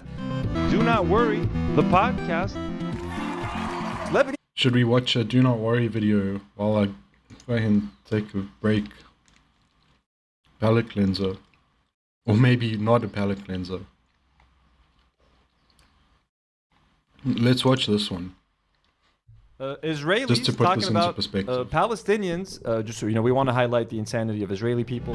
Do not worry, the podcast. So this, I think, is a very important video for you guys to watch, just again to counteract a lot of the propaganda that you hear on channels like Lonerbox or the H3 podcast. So here is a street interview. The channel, I'll get the name of the channel right now, but this person was walking around Israel asking. First of all, you can see the sun's risen. But I'm gonna go refresh myself while this plays, and then we can get back to Ethan. But this will add some good context as to how Israeli culture, at least. People questions about what they think about Palestinians and stuff, and the answers are as shocking as you might imagine. So let's watch like the first 5 minutes of this. So the channel is called the Ask Project. Israelis, do you know how many civilians in Gaza have been killed? כמה חפים מפשע נהרגו בעזה? לא, זה גם לא מעניין אותי. לא? למה? לא מעניין אותי, אני הייתי עד 7 באוקטובר האמנתי בשלום ובשיח ובדו-שיח. אחרי זה הבנתי שאין לי מי לדבר, כולם שם מחבלים, לצערי הרב. אבל ילדים, כאילו. But the children. לא, אני אומרת בכנות, לא מעניין אותי. אתה יודע כמה חפים מפשע נהרגו בעזה? כן. כמה? כמה מדווחים או כמה? 35,000? מה אתה חושב? 35,000, 30,000? אני דווקא מהאום, זה פחות. 16,000. 16,000. אוקיי. אתה מבין למה העולם כועס על ישראל? כן, בטח. אז מה אפשר לעשות? פשוט לא להתייחס, פשוט להיכנס ברדב"ם. אוקיי. כמו לשפוט בני זוג מהצד, איך הם רבים, איך הם זה. תהיה בתוכה בזוגיות, בלבל את השכל. שיהיה שבת שלום. את יודעת כמה חפים מפשע? Okay, first of all, like that lady's face, like you're telling me this lady isn't like inbred as fuck or something right now? Like Israelis love mentioning that Palestinians are all inbred, Arabs are done. Like what the fuck is this? How does this result? How does this come out of a womb, not caused by some fucking inbreeding or some shit? Anyways. פשע נהרגו בעזה. טוב, אז כנראה שנעצור. ואת לא רוצה לענות על זה? תודה. אוקיי, אפשר לשאול למה? Want to answer, you ugly ass bitch? כי אני לא חושבת שיש מישהו שהוא חף פשע שם. Oh, no innocence in Gaza. ילדים אבל, נגיד. הילדים מסכנים, אין ספק, אבל הם לא יכולים להיות ילדים חפים מפשע, לצערי. אז לכן אני לא יכולה לענות על זה. החינוך, לדעתי, הכל מתחיל בחינוך. ואם החינוך הוא בעייתי שם, I thought she didn't want to talk. Yeah, she doesn't want to shut the fuck up now. המצב לא ישתנה. How many civilians have been killed in Gaza, from what you know? Who gives a shit? Okay, but don't you feel like, for example, children? Children grow up to be Arabs. Children grow up to... Lady, do you know that Arabs aren't like, just like... Children can be Arabs, you dumb fucking bitch, dumbass Miriam, you fucking racist fuck living in Israel. Go back to fucking New Jersey, you fucking C-word. Kids grow up to be Arabs. Yeah, Arab kids grow up to be Arabs, you dumb fucking bitch. What the fuck kind of comment is that shit, bro? I know, I read the numbers last week. My memory died and went to heaven. I don't think children should suffer, but they're always casualties. And since they do a lot of pruervu, that is the natural result. Do you understand why the world is Oh my god, casualties? What the fuck? 35,000 casualties? Because they keep seeing so... Overall, the world does not really understand what's going on here. They do not grasp the concept that Israel was attacked.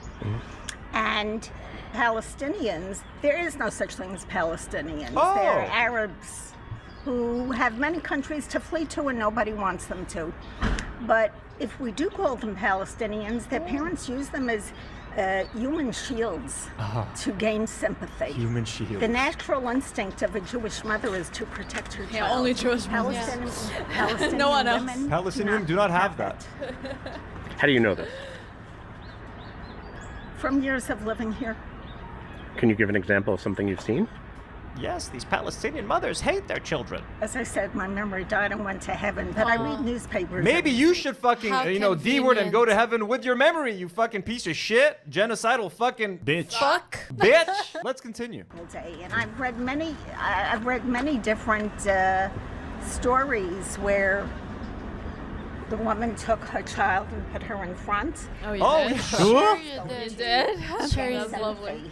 With her readers around the world, and it does. It is successful for them. Do you know how many civilians have been killed in Gaza? I know the rumor has been Okay. talking about 50,000, but I'm also informed that the formal number is a little lower than that. Anyways, aren't these great people, folks? Israelis, our neighbors, next door neighbors. They just kill, they put their children in front of the bombs and the human shields. Fucking crazy, bro. The average Israeli. They want us to make peace with those people. That's crazy. Okay, so my 2 cents there to add to that would be that kind of wacko level high, like unfathomable racism, that's the kind of vibe you get from the South African white people who want to go back to apartheid. You get those same vibes, and then you hear like she's saying these stories like Palestinian moms, blah, blah, blah. Like bro, the fake news type stories that these racist white people who want apartheid to come back, the stories, bro, it's like they've got their own chat GPT in their brains coming up with stories of how this or that thing happened that makes the other race look bad. So yes, then that news spreads on like typical other fake news. Think of like the eating the cats and dogs thing with the Haitians, right?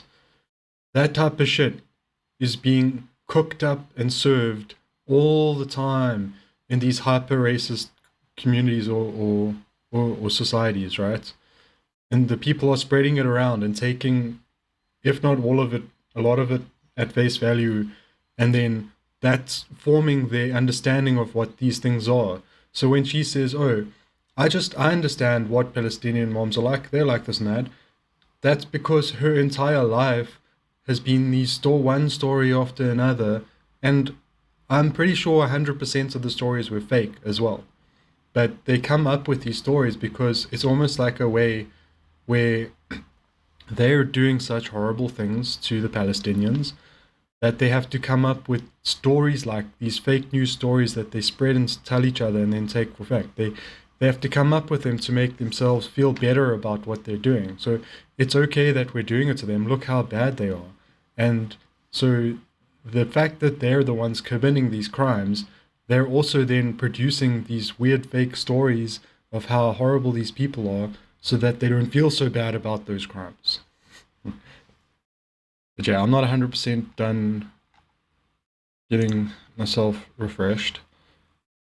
So let's see if there is any other video we can watch.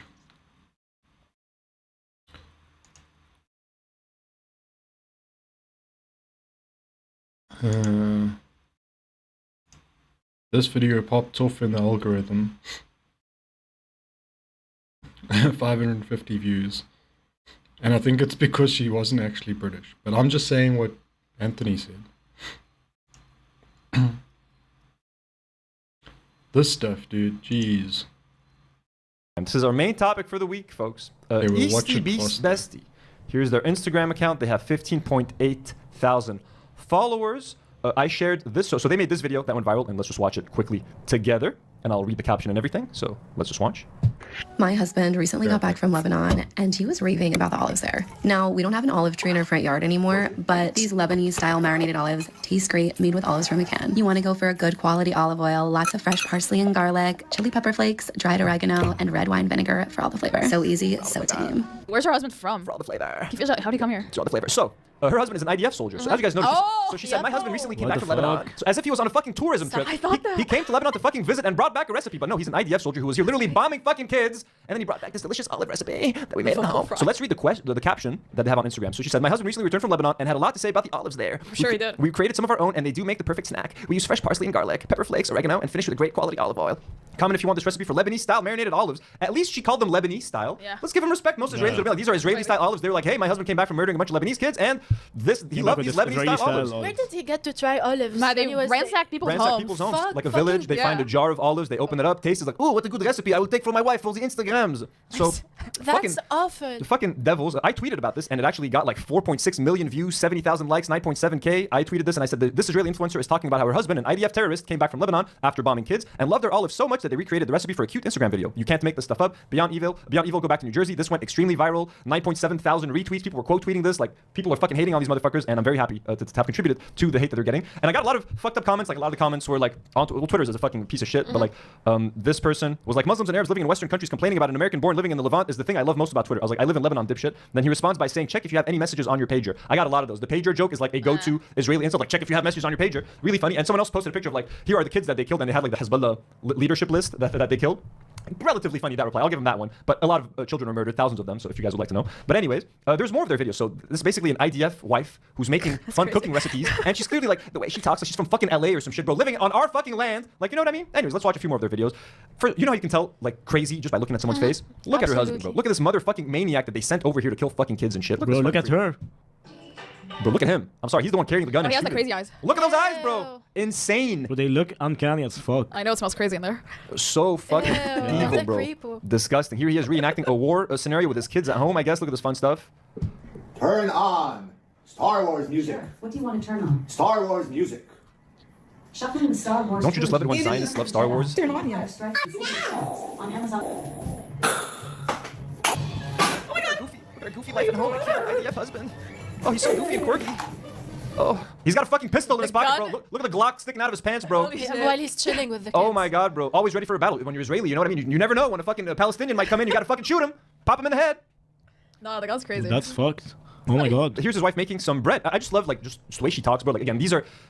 Arabs were kicked out of their homes so that these people can come and live on our land. Like, you know what I mean? That's what's fucking crazy to me. I'm afraid I'm never going to be able to buy supermarket bread again. Once you try these homemade Jerusalem bagel baguettes that are so fluffy and delicious, you can't go back. Today I'm cooking in the sun. And delicious. Like, why do you talk like that? Like, they're so fluffy and they're so delicious. Like, she speaks like that the whole time. Like, it doesn't change the tone. I'm cooking in the sun, but I normally whip out my stand mixer to make this really easy dough. We let her rise, divide her up, and then roll each ball out into a disc and roll it up into a baguette shape. This recipe makes 8 or 10 perfectly sized baguettes for sandwiches or your kid's lunchbox. Although I always double the recipe. We've got this extra topping with sesame seeds, salt, and sugar. We roll the dough into water to help the topping stick. It adds just a little crunch and flavor. They are so ta'im. Enjoy. It feels like she's talking ironically. Like it feels like a parody, but no, it's sincere. I always double the recipe. She's really talking like this. I double the recipe because that's what I like. So here's another one right here. We have a few of these guys. We're gonna watch all of them. I'm sorry. This Hanukkah, make a brisket latkes family style. Delectably crispy golden latkes topped with pulled brisket and all the goodies. To start with the brisket, I'm grabbing my crock pot and a second cut brisket from Benny's Butcher Shop, going in with teriyaki sauce, sweet chili sauce, Dijon mustard, and olive oil. It's indigenous to the Middle East. Indigenous to the Middle East. Indigenous to the Middle East. Welcome home, baby. so simple, but so good. Cook that on high for about 4 hours, and then we're gonna make our latkes. Shred the potatoes into long, thin shreds, and then wrap them in a kitchen towel and squeeze out all the moisture. This is a bro, you got Palestinian kids, like, don't have any food to eat. These motherfuckers are, like, cosplaying as fucking influencers, like, a fucking kilometer away. Oh my fucking god, bro, it's so fucking absurd. It's so, they literally kick people out of their homes so they can make Instagram videos and, like, in the Middle East and have a nice view and shit, like, have nice weather. They just want to feel Arab. These white people love us so much that they took over a whole country just to be like us. How great. We should take it as a compliment. And fry till golden. For the spruced up guacamole, we're using cilantro, green onions, and avocado. Anyways, fuck this recipe. There's another one that I want. This one, the chicken bites are great. Why? Because I love the commentary of this one. Check this out, okay? I love it.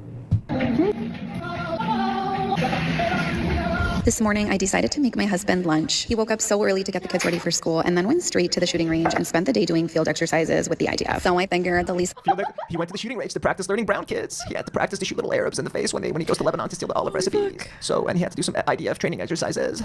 Could do is have a nice hot meal ready for him when he got home. For some reason, he literally never eats when he's at work, like he did this yesterday. And instead of asking him to pick up something for lunch on his way home, I decided to save a little bit of money and make something at home. These hot honey chicken poppers were so spicy, saucy, sticky, and delicious, super tender on the inside and so crispy. And then I made this really easy sauce using just a couple pantry staples. At least they're my pantry staples. It was so easy and it's so yummy. You guys are gonna love this recipe. He certainly did. Baby, I killed so many children today. Give me chicken popper. Flawless. He's a good chicken popper. He's so good. Oh. Not the accent. Oh my god, bro. They love chicken. Okay, so look. This is crazy. A couple more. Is that okay? I know Nude wants to kill me. We're gonna watch a couple more. What is she making right now? Chicken katsu. She's so quirky. Look at this. Hey besties! Today we're making crispy chicken katsu with maple Burbank glaze. It is so incredibly delicious. We're starting with a breadcrumb and cornflake mixture. My husband just bombed a school. Let's make some chicken katsu. Oh my god, bro. This fucking Twilight Zone type shit, man. Dystopian. And then we're dipping in flour, egg, and then that crispy crumb. Crispy! Just like those burnt children in those Palestinian hospitals. Woo-hoo. Pat dry with a paper towel after that. And then here's for our spicy maple sauce, which is using the last of my bourbon. But you know what? I'm okay with that. And this gives me a great reason to buy another bottle of whiskey. We've got some pure maple syrup in there as well as fresh garlic and sriracha. We like to drink in this household, not like these dirty Muslims. And we're dipping our chicken cutlets on each side. Oh baby, this looks so good. Then we slice. Look, I'm not gonna lie. This looks like a good piece of chicken. I'll give her that. Bitch can cook. All right, bitch can make some good-looking chicken. Can I give her that? I know. I'm sure if you fry a piece of chicken, it would look good. I'm sure. Like, hey, I'll give her some credit. The chicken looked good. Here she's making cinnamon rolls for who? Let's see, folks. Big all day. For the IDF. IDF. Oh Let's my go, god. baby. Gotta give them the calories they need to better aim. How are you gonna aim for? How are you gonna get those headshots if you don't have the right amount of sugar content? And you need those electrolytes, folks. Salt, sugar. You gotta be energy. You gotta be up on your shit. You know what I mean? Murdering kids don't come easy. You can't do that on an empty stomach, folks. Easty Bestie, or whatever the fuck on Instagram. Yeah, I mean, the rest of the videos aren't as offensive as the Lebanese all those. The fact that my husband just came back from Lebanon from a fun sightseeing tour. Insane. Do you guys have anything to add? I mean, the Twitter had so much to say. Like, there's a lot of interesting quote tweets and stuff. When she was like, he's at the shooting range, so the least I can do is make him some chicken. The least you can do? My husband's hungry. Do not worry. The podcast.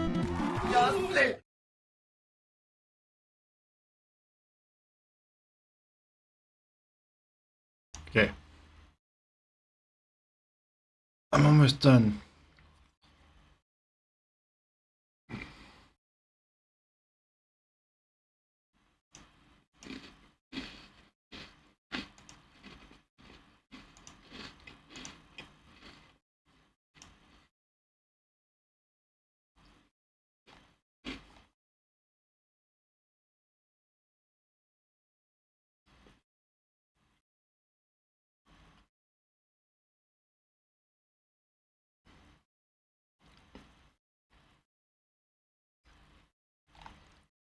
Like this.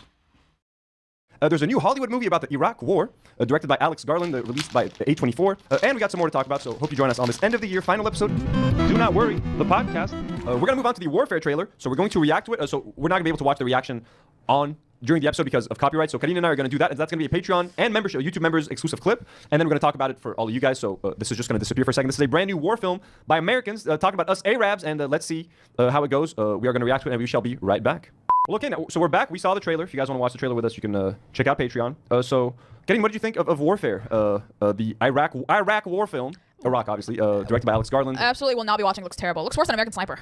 Yeah, looks obviously really bad. I'm surprised. Like, I mean, A24, they're like a pretty, I would say, like woke studio. They make a lot of artsy yeah, films. they do make like art house movies. They make good art house films. So the fact that they're making this like fucking Michael Bay type slop, you know what I mean? Like, I would expect better from A24. But I mean, yeah, it's like the fact that it's 2024 and we're still getting movies like that about the Iraq War that completely like who gives a fuck? Make the Americans look like the heroes. And like, I mean, their shots of like Iraqis walking around, you know what I mean? And they're making them look like suspects, like they're up to no good. They're walking around their own neighborhood. It's their own city. It's an Arab walking around an Arab street. Why does he look like a suspect? Like, why is he an insurgent? Like the way that there's a guy on a roof making a phone call. Well, he's a fucking Arab on his fucking roof making a phone call. Like, it's just funny. And there's a part where like someone's like, we need to kill the bad guys. Like, this is how Americans, it's so binary for them. Good guys versus bad guys. Like, they think it's a fucking comic book, like real life war. It's not a cartoon, but there are no good guys and bad guys. And the Americans are definitely not the fucking good guys in the fucking scenario. And there was a mosque. Like, the guy on the roof was standing on a mosque, and there was like a mosque cambiera in the background of the first shots. And also, like, what's the plot?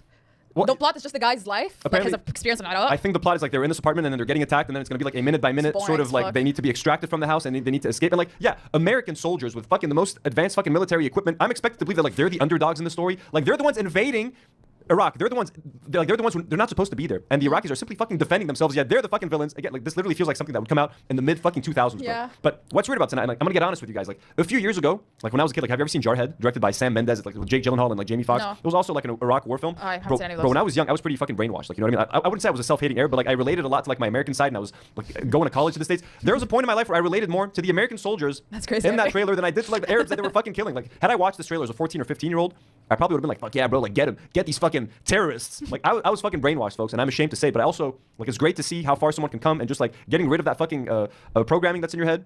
because like I let media shape a lot of who I am, and I let that happen for way too fucking long. So when I did watch Jarhead, I did relate more to the Jake Gyllenhaal character than the Arabs that they were killing. And had I seen this trailer 15 years ago, I probably would have felt, or like 16, 17, 18 years ago, I probably would have felt like I had more in common with the American soldiers because I enjoy American media. I enjoy cheeseburgers and blue jeans and Coca-Cola. And beer. And beer. Even though fuck all that shit. You know what I mean? So it's just, yeah, I just honestly, if there's one good thing that's come out of all of these genocides and shit is that it's made me so much more proud to be an Arab, bro, and to just connect with my culture and all that sort of thing, and to recognize brainwashing when I see it.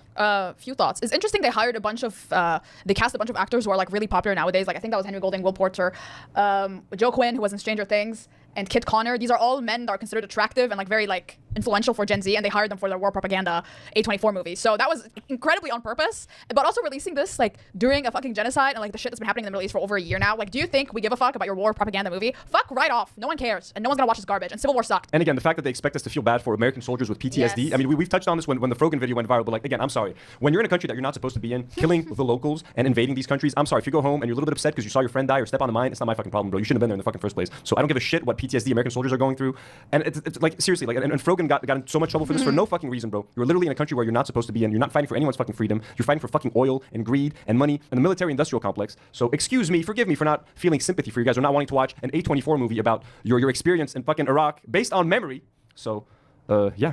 And American Sniper was terrible, and I don't feel bad for Chris Kyle. Yeah, he was a horrible person who used to murder like hundreds of people. Yeah, like fuck off, man. Horrible people, bro. Stop it with these fucking shit movies about your fucking terrorists, bro. Straight up, these are all fucking terrorists, dude. And I don't care. They came from poor families and they joined the military because they couldn't afford to do anything else. Oh, boo fucking who, bro? I don't give a shit. I don't give a shit, okay, bro? And as Arabs who have been directly affected by this bullshit, we are allowed to have this opinion without being labeled as fucking terrorists or fuck the military. Fuck the U.S. military, bro. Like, what else do you want me to say? Oh, you died for an oil company. That's so sad. No one cares. Oh, your friend lost his legs because he stepped on a mine? Oh my God, that's so sad. He served his country and now the U.S. isn't going to give him health insurance. Basically. So let's talk about Syria real quickly. There was a crazy fake story that CNN tried to pull off. Of course. Tried to pull that's ridiculous. But just a couple of things. So there was like an earthquake-causing bomb that was dropped in Syria. So we can't show you the footage because anytime we show you footage of explosions going off, our videos get demonetized. By Israel. Yeah, and our videos get our reach gets limited. So Daily Mail says Israel drops an earthquake bomb, a colossal explosion. It was so big it registered on the Richter scale, hit Syrian coasts as Israel strikes target weapons depots after the fall of Assad regime. Massive blast, folks. I mean, if you just look up the footage of this, it's terrifying. Okay, Israel's just like having fun, testing out new weapons on us. You know, just fun stuff. Here is basically the fake report that CNN did. So I saw this like when we were talking about Syria and like the fall of the Assad regime. There was a bunch of videos coming out, and heartwarming videos of people escaping prison. I saw this video. I came across it, and it looked fake, and it felt fake. So I was like, I'm not gonna include this. Turns out it was completely fake. So this CNN reporter, is it that blonde lady? It's that blonde lady. She walks in and finds her name is Clarissa Ward. She walks in and like finds this guy like hidden under like blankets and stuff. Like, oh, like it's all on camera, and like he pretends that like he didn't know what happened to Assad and all of that. Turns out it's all fake. Let's see. But it looks and feels extremely fake. I can't tell though. It might just be a blanket, but it's the only cell that's locked. Is he gonna shoot it? The guard makes us turn the camera off while he shoots the lock off the cell door. We go in to get a closer look. It's still not clear if there is something under the blanket. The fact that this is all staged is so funny. Is someone there? Is someone there? Or is it just like... Man, it's probably malnourished. And when you guys find out like who this man was, it's like even funnier. So again, they're like pretending that like he's like hiding under the covers. He doesn't know what's happening.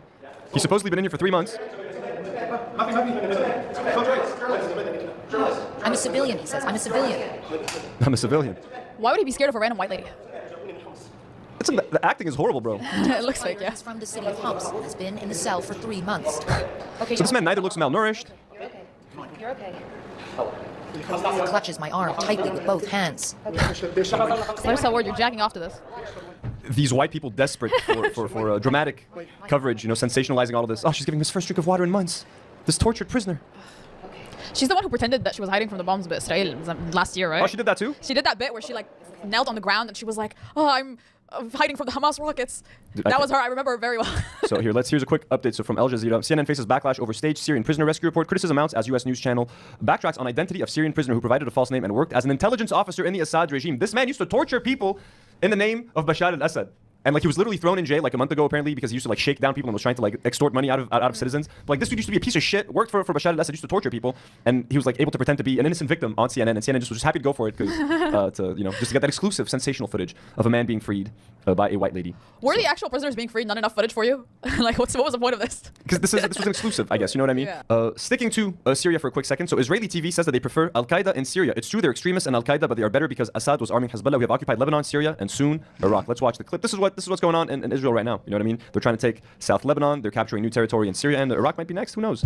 نحن أسبوع من الثورة الثوره الاسلاميه في سوريا. بس شوف اسرائيل ضربت حزب الله، موجوده في لبنان، في جنوب لبنان، موجوده في سوريا، لاين نذهب؟ خلينا لبنان، سوريا، وبعد شوي بنوصل على بغداد عند ابوك وامك وكل العائله. يا ريت يا ريت. ولهذا برايي ايران هي الهدف، واسرائيل لازم تسبق وتضرب ايران قبل كل شيء.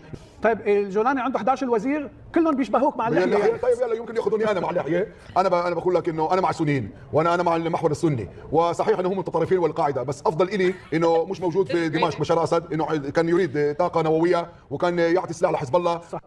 Wow. So yeah, this is great. So they're like basically outright saying it completely mask off. Not that Israelis have not been mask off from the beginning, but yeah. So they've gotten rid of the axis of resistance, even though Bashar al-Assad is completely problematic and a murderous piece of shit dictator who deserves to be killed. To be honest with you guys, but the revolution in Syria is also, in my opinion, like not to be trusted. And the leader of the revolution, Al-Jilani, here's a couple of images.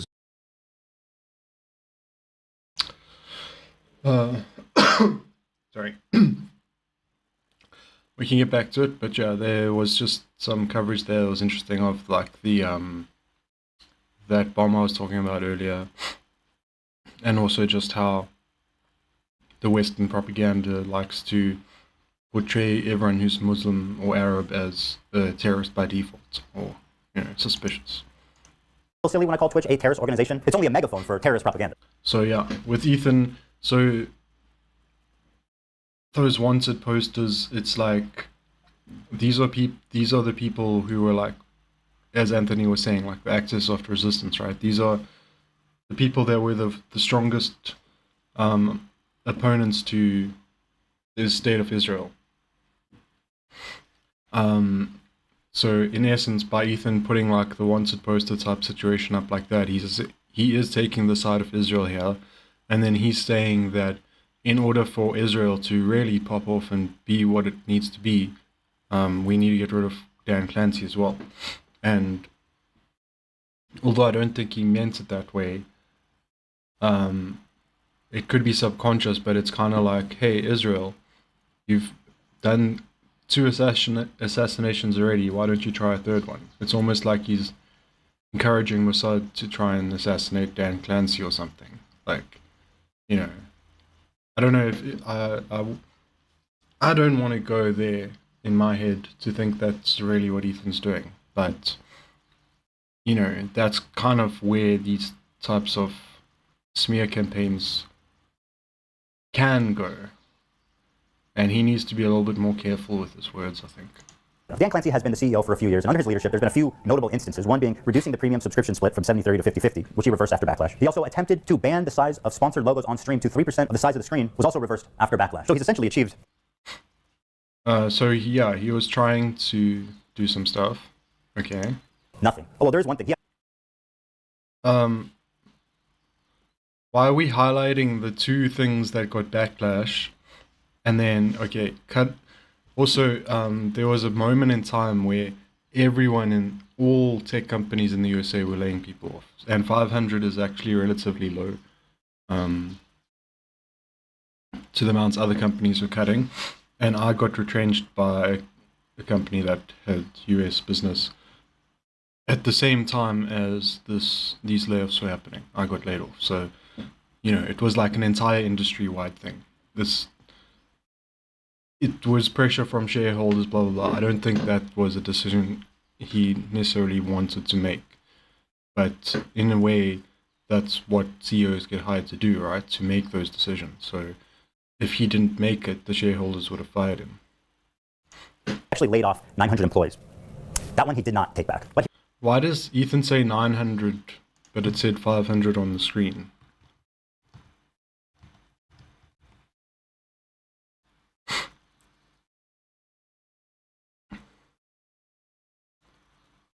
Didn't he just say 900?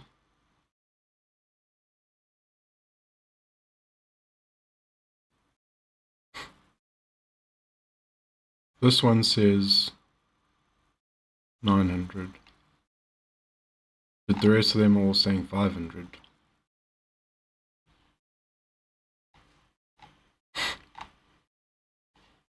So the one that said 900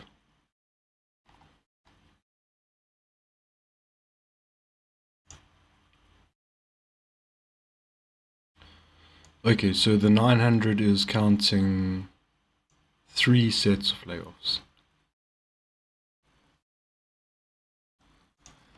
Dan Clancy, CEO, Twitch.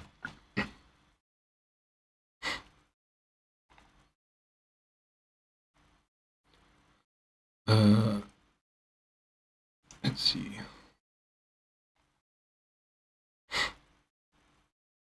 Okay, so he became CEO in March 2023. So he is kind of to blame for all three of them. So I'll give Ethan that point. Fuck you, Dan Clancy, for that. You should have screwed over the shareholders and tried to sell keeping your job some other way. Here's where the trouble begins. He likes Hassan. He really likes Hassan. Let me read you an excerpt from a recent interview. No, that's not a problem. You're allowed to like people. Dan did. Not a gamer himself, Clancy mostly watches musicians or talk shows on Twitch. He particularly enjoys a leftist political commentator, Hassan Piker. I like the frankness and the bluntness. He's comfortable saying whatever he believes. Don't you think that might be part of the problem there, Danny boy? Doesn't matter if fucking rapes happen. So I think it's not part of the problem. I think you should be able to say what you think and be blunt and stuff. And Hassan does that, and that's great. And sure, that means that you can clip him endlessly, and it looks bad in the clips maybe, like what Ethan's doing. But when you watch the full context of Hassan's streams, which I'm assuming the CEO of Twitch is doing, and not fucking going to a different platform to watch badly clipped clips, he's going to be getting the full context.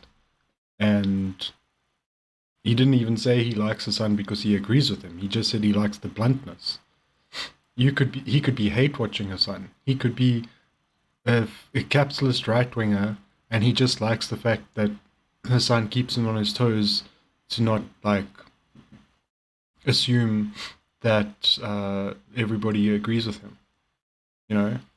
So, yeah, it's like, why is Ethan reading so much into this? On October 7th, by speaking what he believes, he should be on Rumble with the other fringe or radical political streamers. But no, not under Dan Clancy's watch. Dan has elevated him to the status of... What? Wait. Okay, Alex Jones, criminal, Sneeko, anti-Semite, pretty bad shit. Anti-Semite, right. Anti-Semite. What's this? He believes. He should be on Rumble with the other fringe or radical... What's Need a Throne? Does somebody know what that is? So, far right, far right, far right, far right, chair. Left, not really far left. If Hassan is fringe, that's an indictment on your society.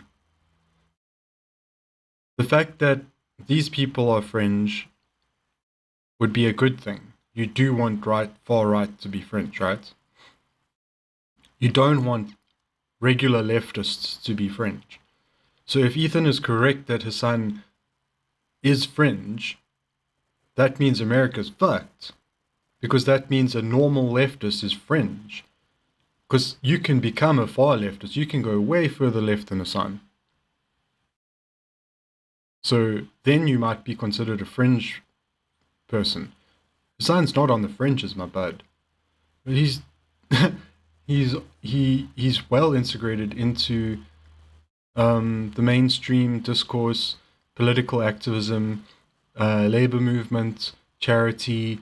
He interviews people, he talks to normies, he does collabs and stuff that are non-political.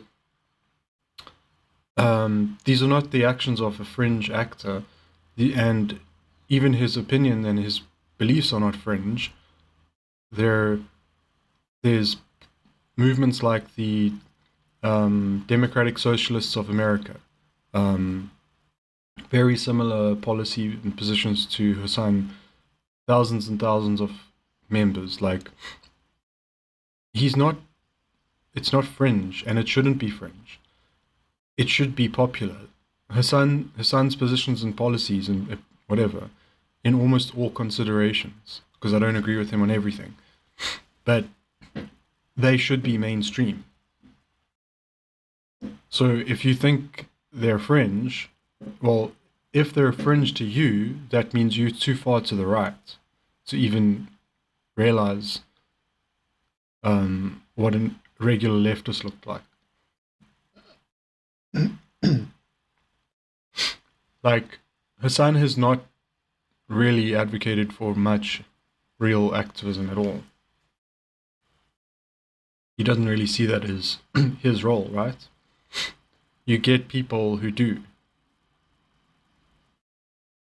You get people who have started or like autonomous zones and stuff like that, like trying to literally kick the police out of areas, and those are the actual fringe type radicals that I personally don't have a problem with, the left radicals, but I will at least acknowledge them as being fringe, right?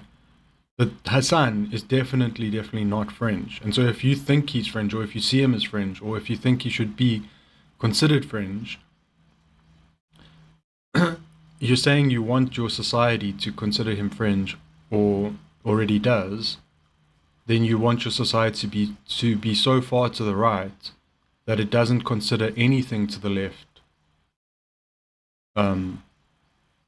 plausible. And so this is essentially the same position as Trump, in essence, when it comes to Hassan. Although Trump wouldn't make these people fringe.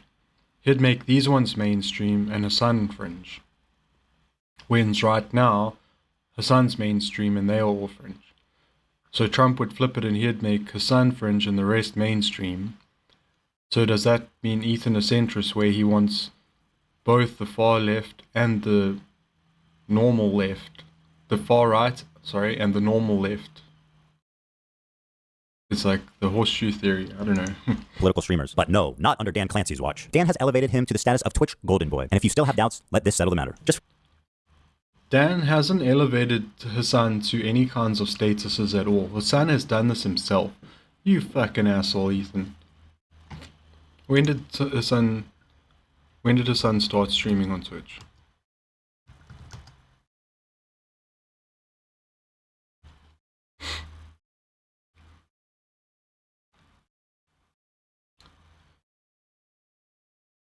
Okay, oh, there we go. Damn, sorted. Fucking another lie debunked.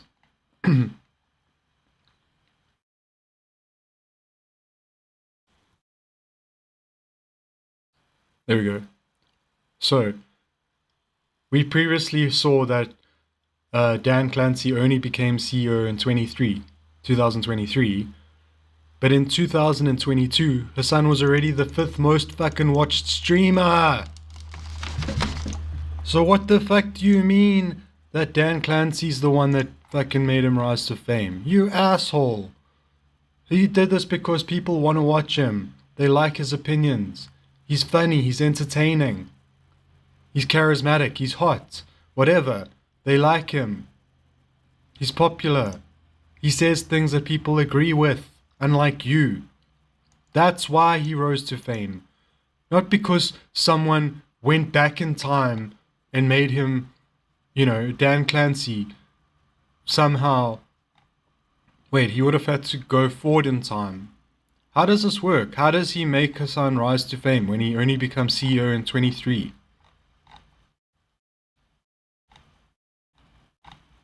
That's why this video is taking me so long to get through, because I can't handle being gaslit. And Ethan is doing it so much. For clarity, Dan Clancy is the one filming and singing in this video. Happy birthday to you. What the fuck? So Dan Clancy... Happy birthday to you. Bro, we're never beating the Hassan Runs Twitch allegations after this. This is crazy. Oh my god. Happy birthday, dear Hassan. This is crazy. Okay, so Dan Clancy got the Twitch staff together and they made Hassan a fucking, 10-20 second video singing happy birthday to him, and Dan Clancy is the one filming it because it was probably his idea. And Hassan he was the top 5th watched streamer in 22. So I don't know when this was made, maybe 23, maybe 24, but I don't think Hassan's gotten that much less. Maybe he's gotten more, right? That's called, you just said he's a bad businessman and all this shit. Like, this is good leadership in a way. This is showing your top creators, the ones fucking keeping your business afloat, which is And Ethan likes to make it sound like his son's opinions are the mainstream on Twitch, but the fact that he's like the 5th most watched, or even if he was the 4th most watched, that means it's, what, 25%? Let's give another 5% to the other Twitch streamers on the left. And then you have 70% of the rest center or right wing. Okay. So what? If there's a little bit of a leftism presence on there, do you not want leftism to exist at all in society? So everyone must just be a right winger, and if you want to be a leftist, you must get fucking off Twitch. So this is, like I was saying earlier, and not many people seem to have brought this up or have the same opinion as me on this, but I clearly think this all draws back to the socialism versus capitalism debate and that how that went wrong. That's what initially tanked leftovers, and that's what this is still about. And Ethan not wanting there to even be the existence of the voice for socialist principles anywhere in society, anywhere on social media, should not be tolerated. Only right-wing opinion should be tolerated. And he has opinions that line up with Trump a lot, you know. And he's going after the Palestinian, he's going after the only people speaking out for Palestine. So to me, Ethan is acting like a far-right person right now. I mean, we can get conspiracy theory if we want to. I love getting conspiracy theory. I just don't normally entertain it or think about it because it's always bullshit. But let's just say there was some secret club of powerful influencers and people, and the only way you could get into this club was if you did a sig hell on camera in public. You can make it look like a joke if you want. You can say your heart goes out or whatever, but it has to be the real thing on camera in front of people. If such a club and such a requirement were, you know, if it were a thing that were real, which it clearly isn't, because like I said, this is a conspiracy, then Ethan even doing it as a joke to copy Elon Musk could qualify him to get into such a club. And people like on the left are not imitating what Elon Musk did even as a joke, even to say, this is what he did, look. We don't even want to put our hands into those positions. It's weird to want to, even as a joke or an illustration, just what's the point? You can fucking look at it. Why are you doing it? So, I'm not saying that's what the deal is, but,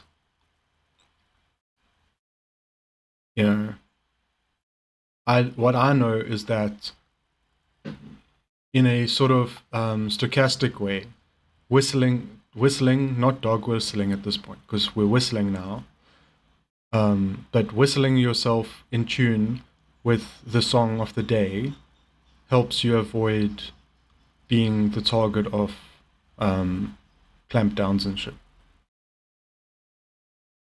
So is that what it's about? Instead of taking a stance to criticize it. Birthday to you. Happy birthday from Twitch, Hassan. I've been looking around and I genuinely have never seen another video like this anywhere, where Dan Clancy or any top executive force all these poor sons of bitches during their lunch break to gather around in the crew room and sing happy birthday for Hassan Piker. How humiliating it. Likewise, like, Ethan has to imagine so much shit for this to be what's happened. Because it's like, he's saying he forced them to do it on their lunch break. He could have asked them to do it when it wasn't their lunch break, and then they stopped work for a bit and got a break from work, which would be awesome for them. Fuck yeah, I don't have to work for... And then you get to chat and go and make some coffee afterwards. I've fucking worked in a big office before, I know what it's like. And they don't typically schedule these things during lunch because they know people have to eat. Isn't that a fucking canteen in the background there? And if they do it during lunch, people will just take an extended lunch break to compensate for it. Because they're all doing it. fucking Dan made us do the fucking video for 5 minutes. I'm only going back to the desk going 5 minutes late. Cool, bro, me too. And you just fucking take a longer lunch break. That's what happens. So, what's this great grievance here? And again, isn't it good to show your content creators, and especially someone like Hassan, who is like, in a way, he's more valuable than other streamers because he's able to get big numbers while offering the leftist position. And so that helps maintain a sort of balance and equilibrium on Twitch. And the people that come to watch Hassan are going to go into other chats too. And that's good to have some leftists on your social media platform, right? Because if you didn't,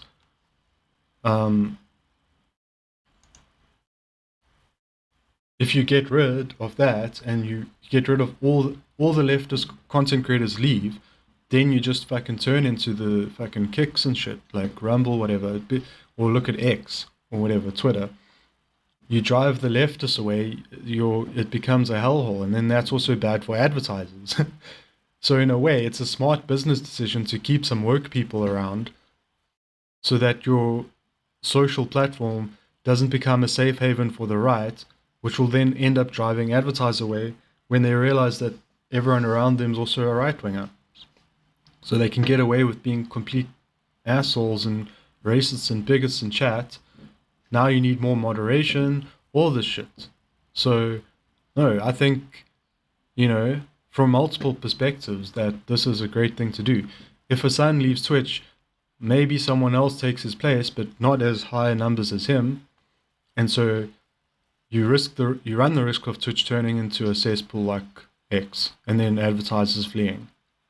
So no, if I can make sure you keep the people on, know that they're valued, It's not like he's giving her son more money. This is essentially nothing. Is that. There's also a small issue of Dan being a total creep. Want to explore clips? That's very nice. And now you have a clip feed. Okay? Suppose you want to check out the stories to see what you missed yesterday. You click there. So Dan Clancy is showing you Twitch, right? And he's showing you, oh, look, here's the live streams, here's the clips, and then he scrolls, and then the clips that it's showing are women. We got primed to say that this was him being a creep, but he's showing you what's on Twitch. Like, this is a real cell phone with a real app with live data. I don't think this is fake test data, is it? Okay. That's very nice. That's also... Like, if it was fake test data, then they wouldn't have used those clips anyway. So, what's the issue here? That there's women on Twitch? That the most popular streamers that come to the top of the algorithm are women? What's wrong with that? That doesn't make you a creep. So what? If you're a CEO, is he supposed to be a woman or is he supposed to be young? What would make it not creepy to have women on your platform? How old and what's the gender of the OnlyFans CEO? How old and what's the gender of the Pornhub CEO? If, like, this isn't even, isn't even sex work. These are people not doing non-nude stuff. But I'm just showing, because it's a way to compare, because it's like, that doesn't make you a creep if there's a bunch of women on your site, necessarily. Like, you know what I'm saying? And in that case, that is sexual. So there'd be even more reason for them to be a creep. But no one's going around saying that. No one's going and demanding that all the CEOs of porn sites get run by women or young men or whatever would make it not creepy. So why is it a problem if Dan Clancy has non-sexual content on his streaming platform? Now he's a creep for having that. Maybe you'd say all the CEOs of all the porn companies are creeps too. I don't know. Maybe that's your view. But again, we need to establish why this is creepy. Okay. Women are creepy. Boobs are creepy. You scared of boobs? Ethan giving us that incel vibe? Did Ethan say no? Did Ela say we're not having sex anymore with this fucking content nuke? Or has he been holding it in so long and this is getting towards the end of the video and then he saw boobs and he was like, he couldn't help himself. He had to sexualize them. Ethan's the creep. So far, Ethan's the only one making this creepy. Okay. Suppose you want to check out the stories to see what you missed yesterday. You click there. And now you're in the stories. Okay. That's very nice. Yes. Also, okay. Yeah, it is a little awkward because you want to show a diversity of content and it's all the same shit. But if it was like one hot girl streamer and then a gamer and then whatever, no one would have batted an eye. Oh, apparently I'm disconnected.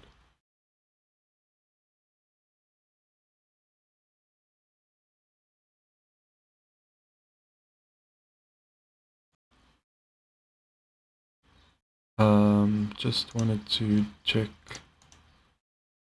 I need to delete a file.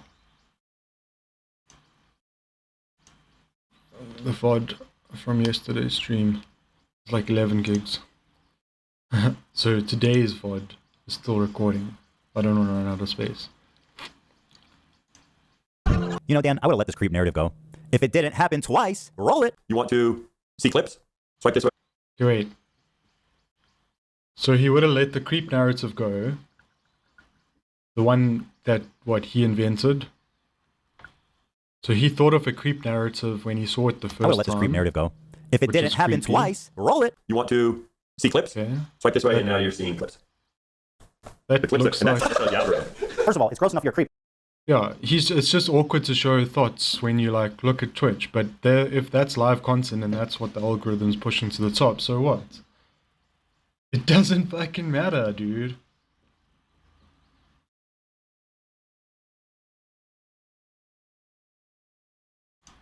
But what an incompetent idiot you are. You're the CEO of Twitch and you get caught with the girlies on your homepage twice? Bro.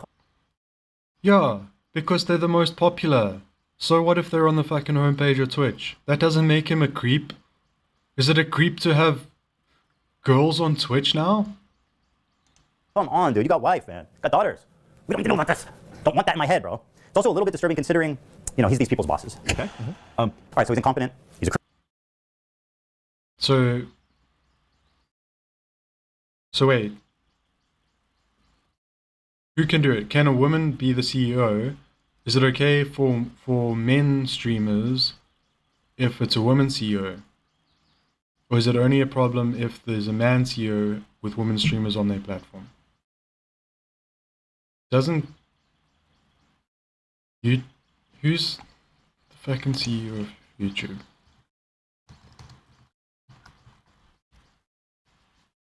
Wait, that's a fucking guy! What the fuck? I hope there's no girls on YouTube.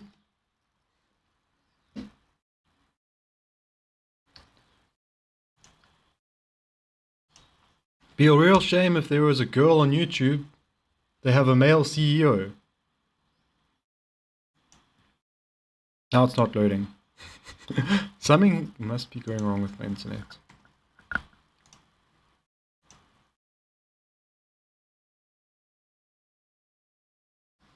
It looks like the amount of dropped frames is going down though, so that's good.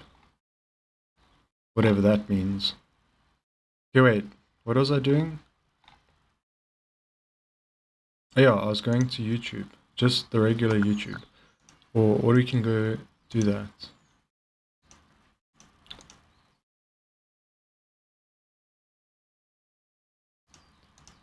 Creep. He's protecting terrorist propagandists. So what's up? Okay, wait.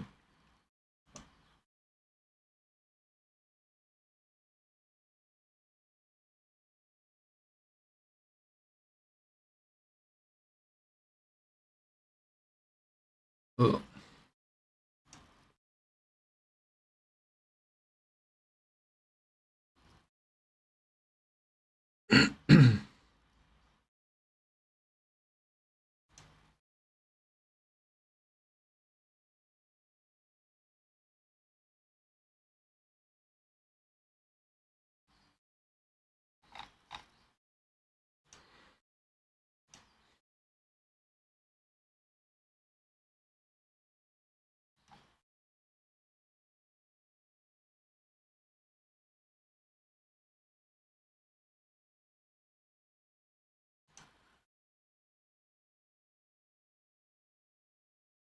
Streaming Hassan. That's so cute, dude. Ethan mainstreamed Hassan. When did Hassan have AOC on his stream? Like in 2020? Or yeah, in 2020 or something like that. But Ethan's the one that mainstreamed. And Ethan, the guy who has a podcast where he interviews such lovable characters like Jimmy Lee or Gabe, or he has like Bill Burr on and has a compilation of him saying the N-word and being bigoted against little people. Yeah, Ethan's the one that mainstreamed Hassan. Okay, Ethan. Yeah. I created you and now I must kill you. I feel personally responsible. I have to take you out. And for that, I apologize. I should have done more research. And once again, this is just Ethan like jerking himself off the entire time, I'm assuming. Uninformed Leftist is another one you should go check out, and you can subscribe to them. Covering this content flop as well. But what I was doing is I was going to go to live, and okay, it looks like my upload speed is back to over 2 megs a second, which it was when it wasn't dropping. But we're gonna just look at YouTube. Oh shit. Oh no. Help. Send help. Ah! I saw a woman. Ah! Help! This is unacceptable. Okay, it's not loading more. Is that all the lives that we have? Okay, so there's at least 2 thumbnails with women in them so far. Who were like, you know, hot. Or like modeling. Okay. This is I need if I can open an incognito window, because we're not gonna see that shit on my account. I'm too much of a nerd.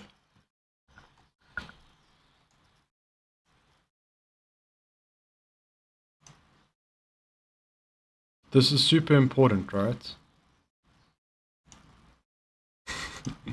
This is the most important thing in the world.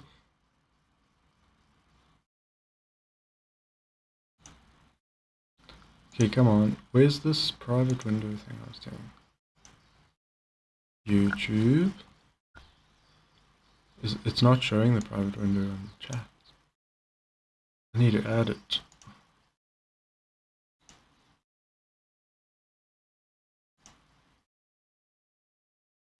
Okay, but it's not. Oh, there we go.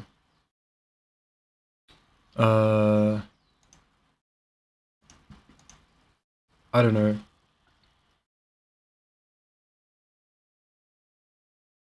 They were gaming, right? Twitch is a gaming. Oh shit. Not gasming. I don't want to necessarily see what that comes up with. Gaming. So if Twitch is a gaming site. Oh no. I'm dropping frames again.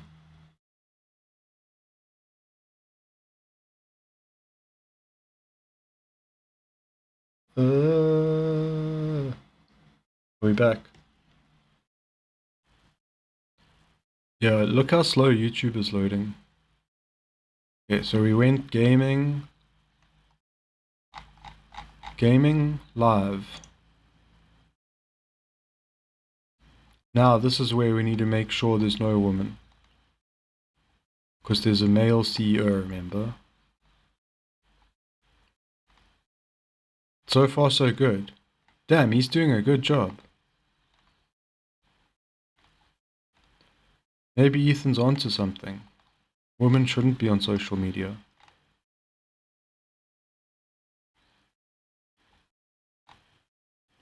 Okay, maybe it thinks I'm like a kid. Oh wait, holy shit. Oh no, this is a huge problem, guys.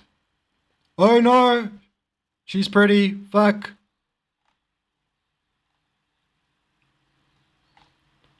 Okay, well that's only one. Maybe it's a fluke.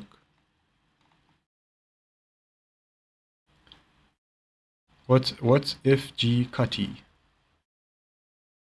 Okay, that seems inappropriate. With a male CEO? And this shit? That's a woman on there.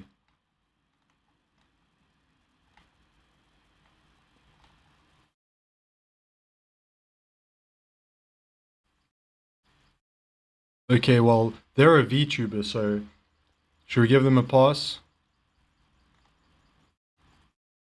I don't know. Okay, she's not on cam. We might be safe. Maybe it's a troll. We wouldn't want another pretty person on YouTube. Not with a male CEO. That would be so creepy.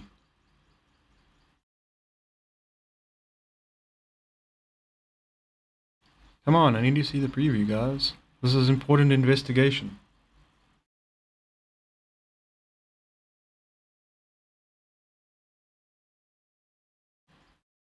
Okay, well,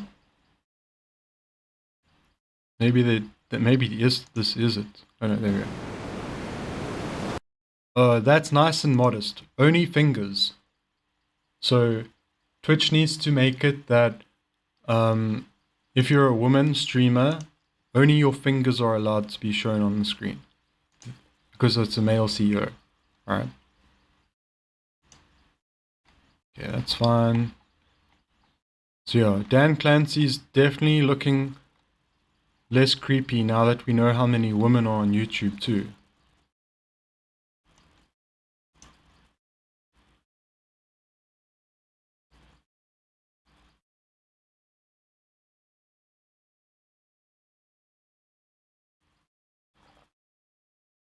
Autoplay blocked. And that's only when I search for gaming. Who knows what will happen if we look for like anything else. Holy shit, there's a woman. There's a woman. There's a woman.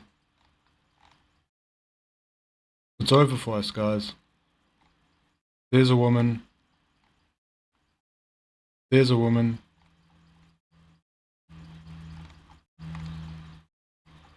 Yeah. YouTube's cooked. YouTube CEO is a creep. Confirmed. There are women on YouTube. Okay, now this shit needs to not show. Wait. That one. Yeah, so according to Ethan's logic, the CEO of YouTube's a creep. Because there's women on YouTube. So what's the big deal with Dan Clancy? Well, what happened next is what really made me realize how corrupted and rotten Twitch is to the very core of the organization. First, let me introduce you to Frogan. Why don't you go take a trip to Home Depot and buy some rope? She's one of Hassan's main moderators. She's leading great discourse like Ethan's Islamophobic for saying don't kill. Great. Pause. Never again unless it's those dirty Arabs. I would respect Ethan much more if he just said he hated Arabs and went along with his date. Fine, is this supposed to be like spicy takes? These are the receipts. Ethan, be careful, buddy. Make sure you have very soft clothing. You don't want to injure your soft skin. The Arabs are so scary, Lamau. He is actually racist, Lamau. He is so Islamophobic, Lamau. Yeah, okay, these are 10 seconds apart. Yeah, Ethan is right. We're dealing with Arabs here. So she's responding to one of his videos. If you've seen, we don't know which one she's responding to. There's so many videos where Ethan acts like this. We literally watched Do Not Worry podcast earlier. They respond to Ethan, and they also like go over how Ethan acts like this. So her response to this is literally the weakest shit. Yes, Ethan, you're Islamophobic. People are saying it to each other. Fucking grow up. Civilians. She has zero talent. She has 100 concurrent viewers, but She has zero talent. She has 100 concurrent viewers. Then what the fuck's wrong with me? I have like 0. So what? I have negative talent? Or maybe it just takes people a while to build up their audience. somehow she's always on the homepage. She's winning awards. Nobody's... Somehow, Ethan. That's 130 concurrents, pretty high. Okay, wait. Is Fergan on the front page right now? Because I swear to God, it's so bad faith, all this shit. Like, it's always like, he just says it and then we're supposed to believe it. It's like fucking Trump. Okay. We've got this. No, not that one. Got open Twitch in a new window, right?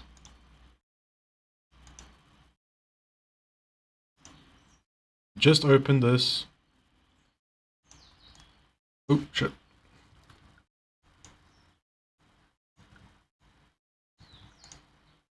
How do you move this shit? OBS. I don't want it to cover me. OBS.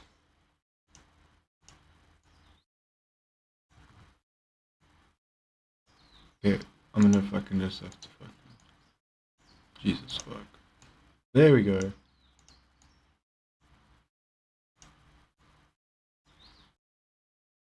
Okay, now.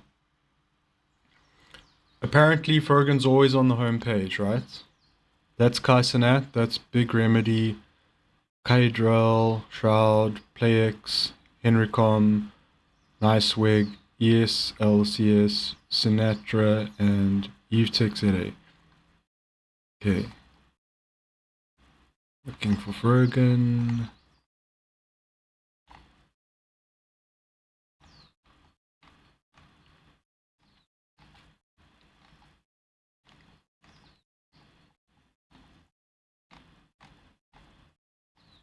No Fergan. Is Fergan live?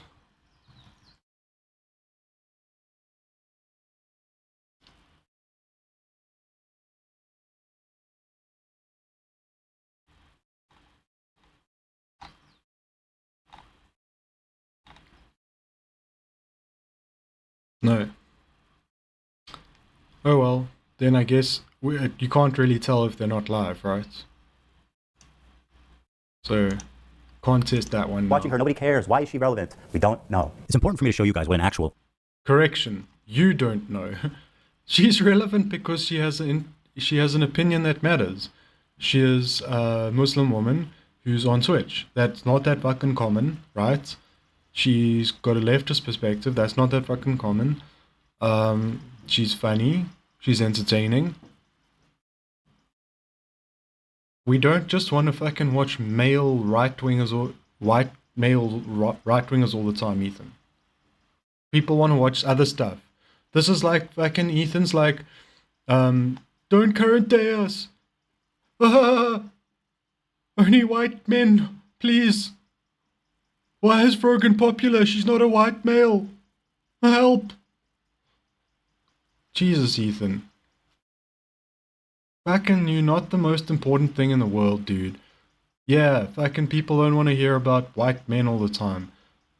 Let's fucking hear about what a Arabic woman has to say.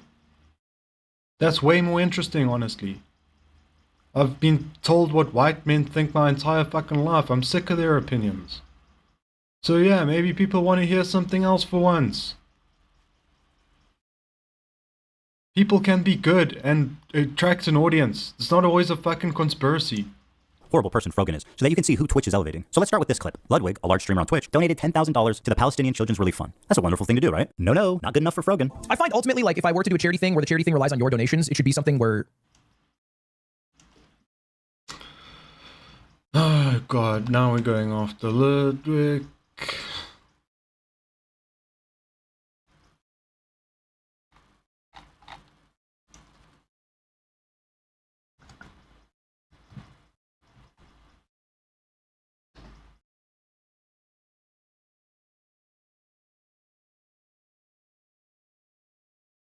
Okay, so people are saying he's probably got about $5 million.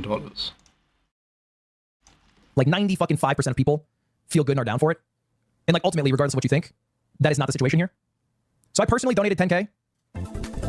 Because I think it is worthwhile. And if you guys got some extra bread, I would recommend you donate.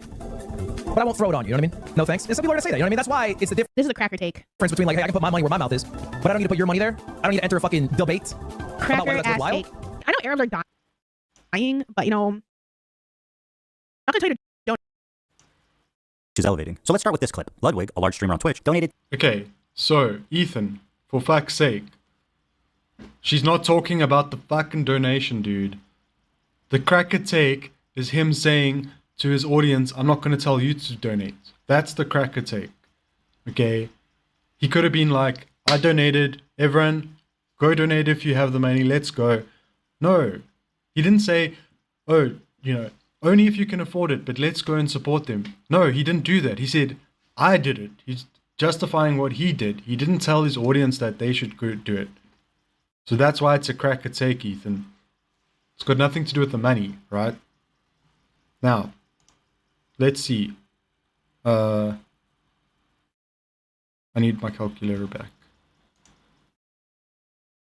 5, 1, 2, 3, 1, 2, 3. Divided by...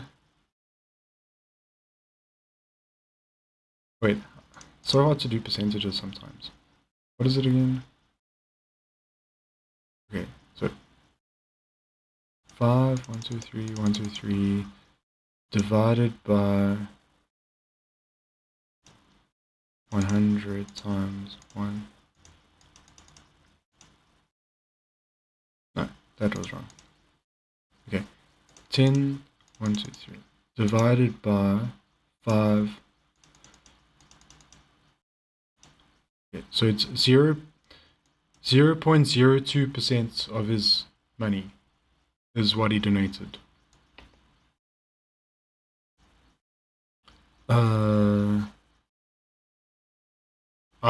My net worth is in the negative, so I can't compare it to myself. But I could compare it to how much I make in a year, maybe.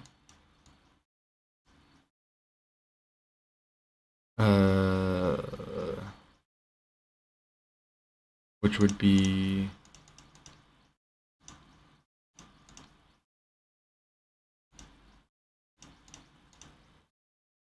like 45K maybe. So 45, $90. So it's equivalent of me giving $90.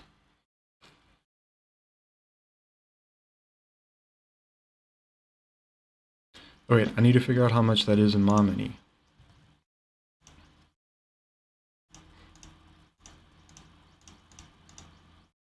Like 1,800 Rand. So yeah, I mean, I'm living paycheck to paycheck. Otherwise, I would obviously be giving money more than I have. But relatively speaking, that amount of money is something you could probably expect to afford out of like a month, if that's your disposable income. Like, you have enough money left over after groceries and everything. You put all that money into something, maybe you'll be able to afford that. So it's kind of like a month's change, you could say. So I don't know if it's a month change for Ludwig too, but yeah, I mean, it seems like a lot. What I'm trying to say is, it seems like a lot of money to say 10,000, but for someone who has that much money, that isn't actually really that generous. You know, it's great, awesome, give more and everything, and great, and better than nothing and all that stuff. But it's contributing. It's not like I'm giving $1 million and then it's like, okay, well then I don't really care what else you say after that. $10,000 to the Palestinian Children's Relief Fund. That's a wonderful thing to do, right? No, not good enough for Frogan. I find ultimately, like, if I were to do a charity thing where the charity thing relies on your donations, it should be something where She wasn't talking about the donation, Ethan. She was talking about other people. Or like 95% of people feel good and are down for it. And like ultimately, regardless of what you think, that is not the situation here. So I personally donated 10K because I think it is worthwhile. Okay, wait. So he said, normally if there's a charity, 90 to 95% of the people are cool with the charity. But in this case, he doesn't think that's the case. So he's pandering to the audience instead of saying, well, you should be 90%. You should be 90 to 95%. And fuck you if you're not. He's saying, well, it's okay if you're not. But for those who are, here it is. So that's a cracker take, right? And if you guys got some extra bread, I would recommend you donate. But I won't throw it on you, you know what I mean? No thanks. And some people are going to say that, you know what I mean? That's why it's the difference. This is a cracker take. Between like, hey, I can put my money where my mouth is, but I don't need to put your money there. I don't need to enter a fucking debate about Cracker whether that's ass worthwhile. take. I know Arabs are dying, but you know, I'm not gonna tell you to donate. And also, the difference between me and Ludwig is my fucking country isn't the one participating in the genocide. My country took Israel to the ICJ and some shit like that. Americans, tax dollars, and weaponry and all that shit are what's keeping Israel able to do the genocide. So Americans are more complicit, or directly complicit in a way, and so they should be much more generous relative to anyone else in the world because they are more guilty. Do whatever you want. Me, I donated $10,000, but I'm not gonna promote it. Just don't say you donated $10,000 then. Like if you're not actively believing, if you don't believe in the cause, and if you're not against genocide at this point, like keep your fucking money. Keep your $10,000. Keep your little chump change. Like what do you want to say? Like congratulations. Imagine being Frogan, a left. Yeah, it's to Ludwig, it's chump change, right? That's 0.002% of his worth. So it's chump change to him. So it's like, don't. This is another thing that people do, and I think it's something Ethan did himself as well, where it's like, liberals or whatever will donate a bunch of money so that they look like they're down with the cause, without actually having to do the work of relating to and understanding the struggle and why it's important and standing on it and advocating for it and being an activist. They'll just chuck a few dimes there, chump change for them, and move on with their life without feeling guilty and without having to actually be a proper engaged activist and properly as a citizen in a society. It's on us to constantly be against these wrong things that are happening, not just to like try and cover your ass once and then not try and talk about it. So in that case, what's more valuable is someone who doesn't even give money but is going to talk about it every day. Someone like Hassan or whatever, like Denims, people like those who talk about pro-Palestinian stuff every single day, even if they didn't give money, them talking about it is more valuable than the money that Ludwig's giving. That's what she's trying to communicate. And I kind of actually agree with that. Just living in LA in comfort, begging for her rent money on stream, and telling displaced and famished Palestinian children, no kids, you need to give that 10,000 back. Ludwig didn't pass my purity test. Keep your fucking money. But yeah, she's got an emergency rent. So it's interesting you pointing that out, seeing as you fucking got her banned over nothing, over lying. You lied to Twitch to get her banned, which lost her income, and that's hard. Then she needs to fucking try and get help for rent. You're the villain in the story, Ethan. Wait, there's more. I have no pity at all for any fucking soldiers. Distress, thank you so much. I will never have any fucking pity for any fucking soldiers. The U.S. military? Boo fucking who? I hope you get PTSD. Oh my god, I want my fucking Camaro, no student loans. Fuck you. I hope you get PTSD. And I hope you get no health insurance when you get back into fucking America. This clip obviously made the rounds on social media and rightfully outraged a lot of people. Here's how she responded the next day. Oh. Rightfully outraged? What the fuck you mean, dude? You shouldn't... There's no rightful outrage at that. There's nothing to be outraged at. Nothing she said was outrageous. As we covered before, and as we were showing with the Do Not Worry podcast segment I showed, but like, these are literally people who are going around and doing like war crimes and shit. We're not gonna feel sorry for them, Ethan. We're leftists. We care about the people that got killed, that are being oppressed. We care about the victims of the war, right? We're not able to just be like, they're not Americans, fuck them, we don't care. No, we do care. And that's why when they get killed, we care about that fucking too and don't like it. And that's why we don't feel sorry for the people who did it. And if you don't understand that, again, you should be shutting the fuck up. You get PTSD. And I hope you get no health insurance when you get back into fucking America. And again, I want to make 2 points. First of all, the normal person in America doesn't have healthcare, okay? She's not wishing them something worse bad on them. She's wishing them treatment as normal, like every fucking else on earth in the USA. They all don't have healthcare. It doesn't come for, they don't get it for free, right? So she's hoping that they come home and have to be like everybody else and not get special treatment for the fucking crimes they've been doing and for being the henchmen for the Empire. These are the stormtroopers. Remember the Star Wars stuff? We're talking about the stormtroopers. She's saying, I hope when the stormtroopers come back from killing rebels that they don't get they don't get to go to the hospitals for free when we have to go and pay. Because we didn't go there and commit war crimes, and now we have to pay. You go commit war crimes and you don't have to pay. So no, she's saying that they shouldn't get that preferential treatment, right? That's the one thing. And then the second thing, what was the second thing? Oh, the second thing, and this is something that I think I'm the only person who says. So I try to say it often because no one really shoots it down that much, but wanting someone who commits atrocities to get PTSD is wanting them to be a normal human. Because if you can commit atrocities and not get PTSD from doing them, then you're the fucking psychopath, okay? So in a way, you're giving someone generosity, kindness, and the benefit of the doubt, saying that you hope they have enough humanity left in them and they haven't been completely psychophied by committing so much shit, that there's still enough left in them to realize what they did was fucked, so they have PTSD from it. Now, obviously, what she was saying, I'm not saying I wish they got it, but it was in context to what they do. And this was also when around that article was coming out of how, you know, some Israeli veteran couldn't eat meat anymore because it reminded him of the bodies of the alive or dead bodies that he had to run over with his bulldozer, and the way all their fucking whatever, you know. So now he can't eat meat, you know. That's the shit that was coming out in the news at the time. That's psychological fucking warfare to try and make us feel sorry for those people. I'm sorry.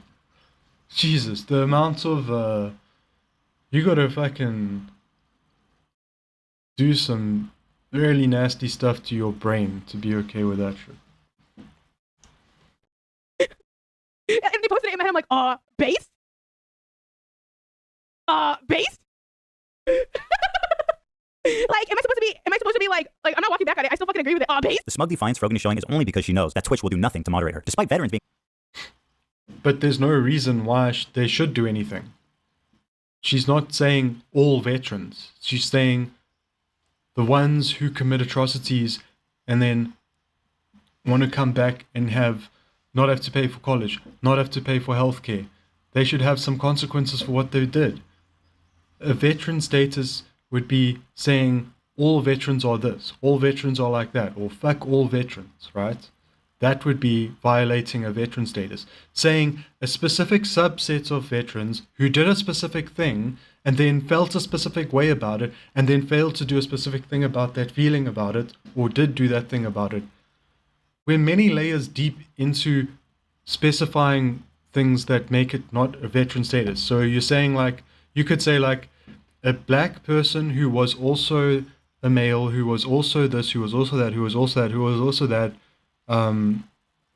you know, or you could say someone who is, you know, autistic, ADHD, BPD, depressed, you all of those stuff, you're making it specific. You're not saying people with depression or this. You're saying when you have all of those conditions together, it can result in a certain thing happening. It's different from saying people with depression do that. You know, all people who are depressed are like that. No, we're saying people who are depressed, and then they do this because of the depression, and then they don't go to therapy, and then this happens, and then they end up doing that, and then eventually, at the end result, fuck them, because of the decisions they've made and what they've done, not because of their status. So no, Twitch shouldn't have even banned her the first time, and she hasn't broken TOS. Classified as a protected group in Twitch's own community guidelines. But wait, there's more! Okay, 6250, 9/11 baking stream with Raph and Capri. If we get to this goal by 9/11, Capri, Raph, and I will make the Twin Towers out of a stacked cake, and we'll make an airplane, and we'll recreate 9/11. This tweet was the final. What is recreating a 9/11 cake? How does that... We went from veteran status to... Please, Ethan. Wait. Maybe an AI can help us here.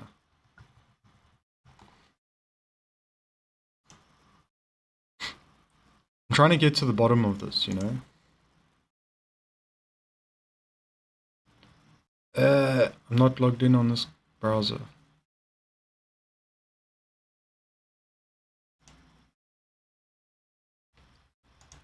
Let's see.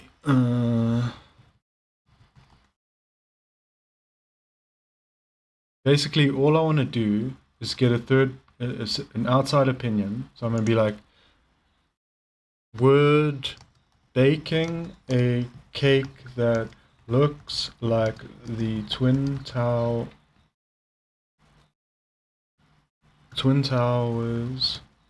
on the 11th of September for a stream on Twitch be considered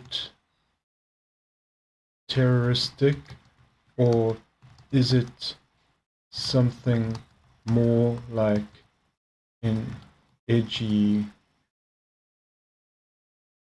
joke?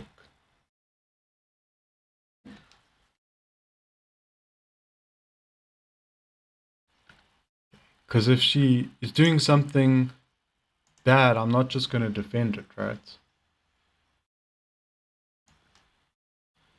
So let's see what the AI says about this type of action. And it's the Chinese AI, so you can trust it more than ChatGPT.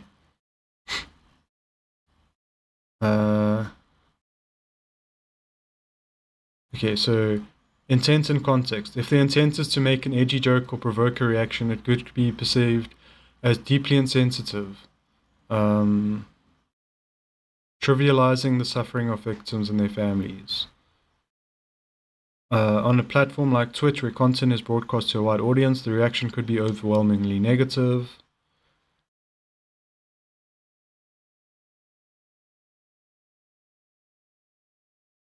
While creating such a cake is unlikely to be considered a direct act of terrorism, it could potentially be investigated if it is perceived as a threat or incitement to violence. That's definitely not how it would have been perceived, though. So authorities take the threats themselves seriously. And the act itself isn't terroristic. Okay, so let's see. We've got, it's deeply insensitive. It trivializes the suffering of the victims. It could have a negative reaction. And if it's got threats, there could be legal issues. So I would say that is something Frogan definitely should not have been doing, but I don't think it crosses the line into anything illegal or TOS breaking, because she's not inciting any violence or anything. You know, everyone acts like 9/11 is the memorial day of what happened. They fucking go stand at the fucking site where the building was and do sell it like whole ass, like, what do you call those things?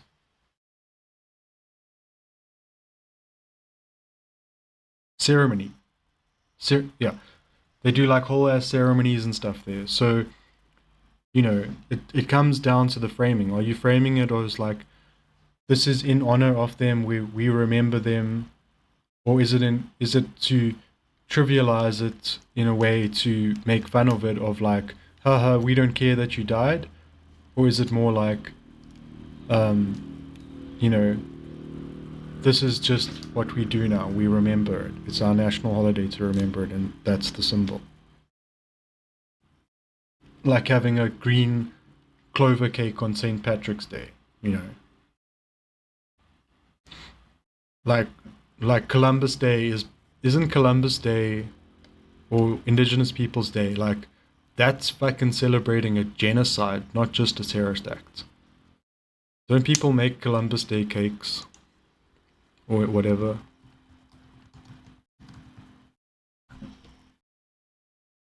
There we go. And they fucking doing the colonization on the cake. That's way worse. That's so much worse than a 9/11 cake.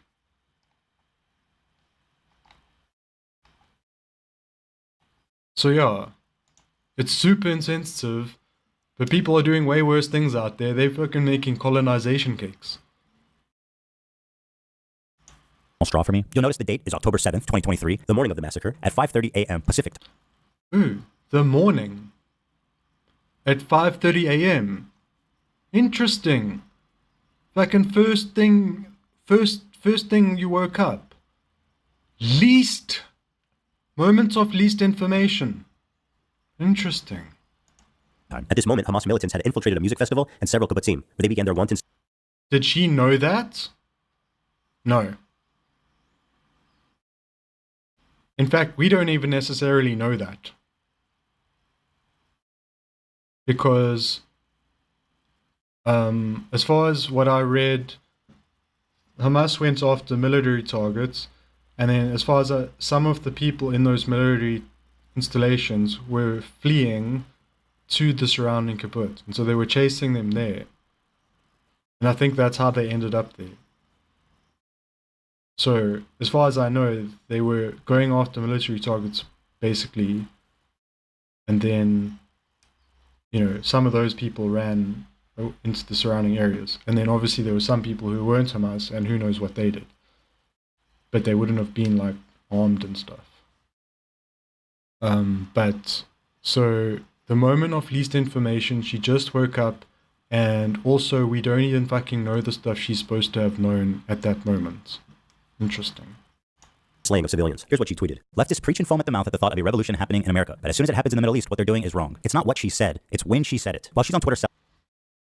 Yeah, you're not allowed saying things when you don't have the full context yet, and you just woke up, and based on what information's out there, what you're saying is fine.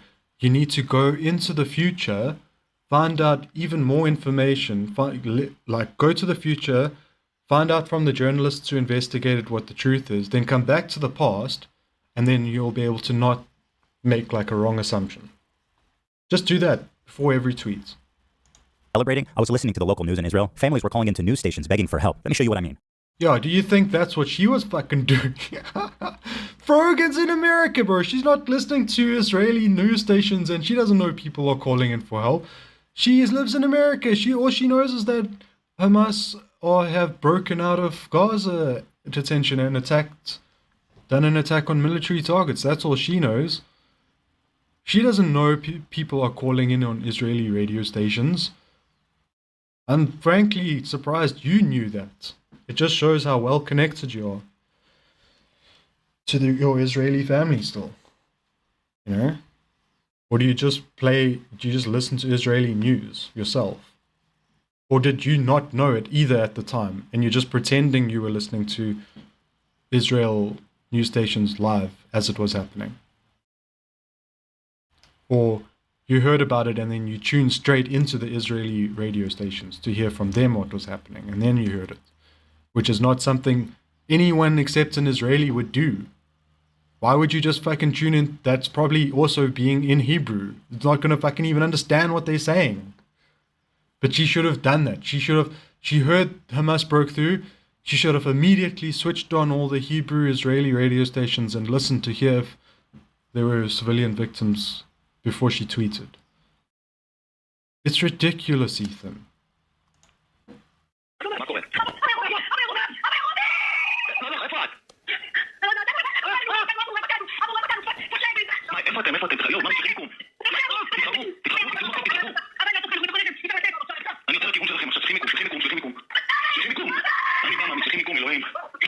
The morning of October 7th, Israelis were listening to calls like... I mean, again, how do we know that they were being attacked by Hamas there? She said, they're shooting us, and he said, where are you? That could have been Israeli soldiers shooting them. That could also be why she was so shocked about it, because we know about the Hannibal Directive. We know helicopters were firing on Israeli civilians on that day. So how do we know the people calling in were being shot at by Hamas? They could have been being shot at by Israel. It's literally being confirmed that they did enact the Hannibal Directive on that day. Like this all morning long, dozens of them. Imagine reading this tweet after listening to this. This woman should have moved on years ago to an... Imagine, it's like, bro, that's like what? You're the only person on earth who listened to that and then read her tweet. Seriously. Nobody is listening to Israeli radio and following Frogan on Twitter. You're the only person on earth who was doing that. So don't make it sound like this is a shocking thing that society needs to be afraid of happening when it's something that only applies to you. Another profession. But for some reason, Twitch is obsessed with keeping her on life support. And instead of moderating... Twitch is not obsessed with anything. What the fuck are you talking about? Just the fact they won't ban her means they're obsessed with keeping her on life support. He just doesn't want her on the fucking platform. Her existing on the platform equals Twitch obsessed with keeping her on life support. Jesus Christ, Ethan. They actually gave her an award, Together for Legendary Woman, in which she would get front page placement all year long. This is actually my favorite detail about Frogan. She won... Oh, wait. Is she getting front page placement because she fucking won an award? Earlier he made it sound like she was getting favoritism. Now it's fucking a prize for winning a vote that probably... an award that probably had people voting on it. And if people will fucking vote her to win it, then fuck you, Ethan! You didn't win the award! You don't get to be on the front page. Jesus, you fucking jealous. Rising Star Award at the Streamer Award, an award she'll put on by her friends. And then, the next year, guys, she gets nominated for Rising Star again. Are they fucking with her? You can't be... Dude. Wait.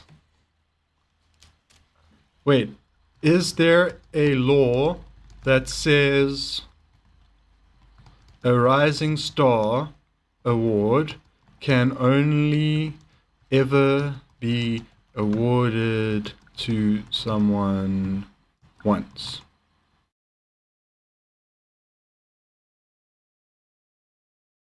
Yeah, let's see. We might get a nice AI overview here, hopefully.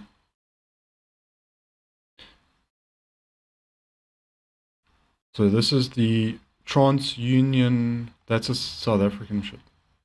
All this shit's South African.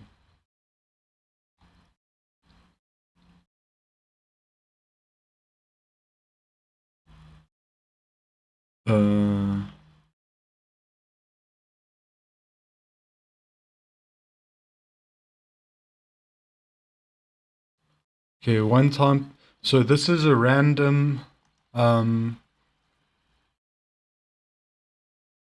website I found with a Rising Star Award, and then it's like anyway,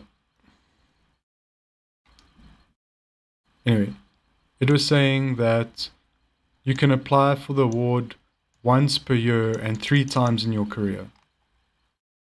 So there's at least that data point there illustrating that you can fucking be nominated for Rising Star Awards more than once.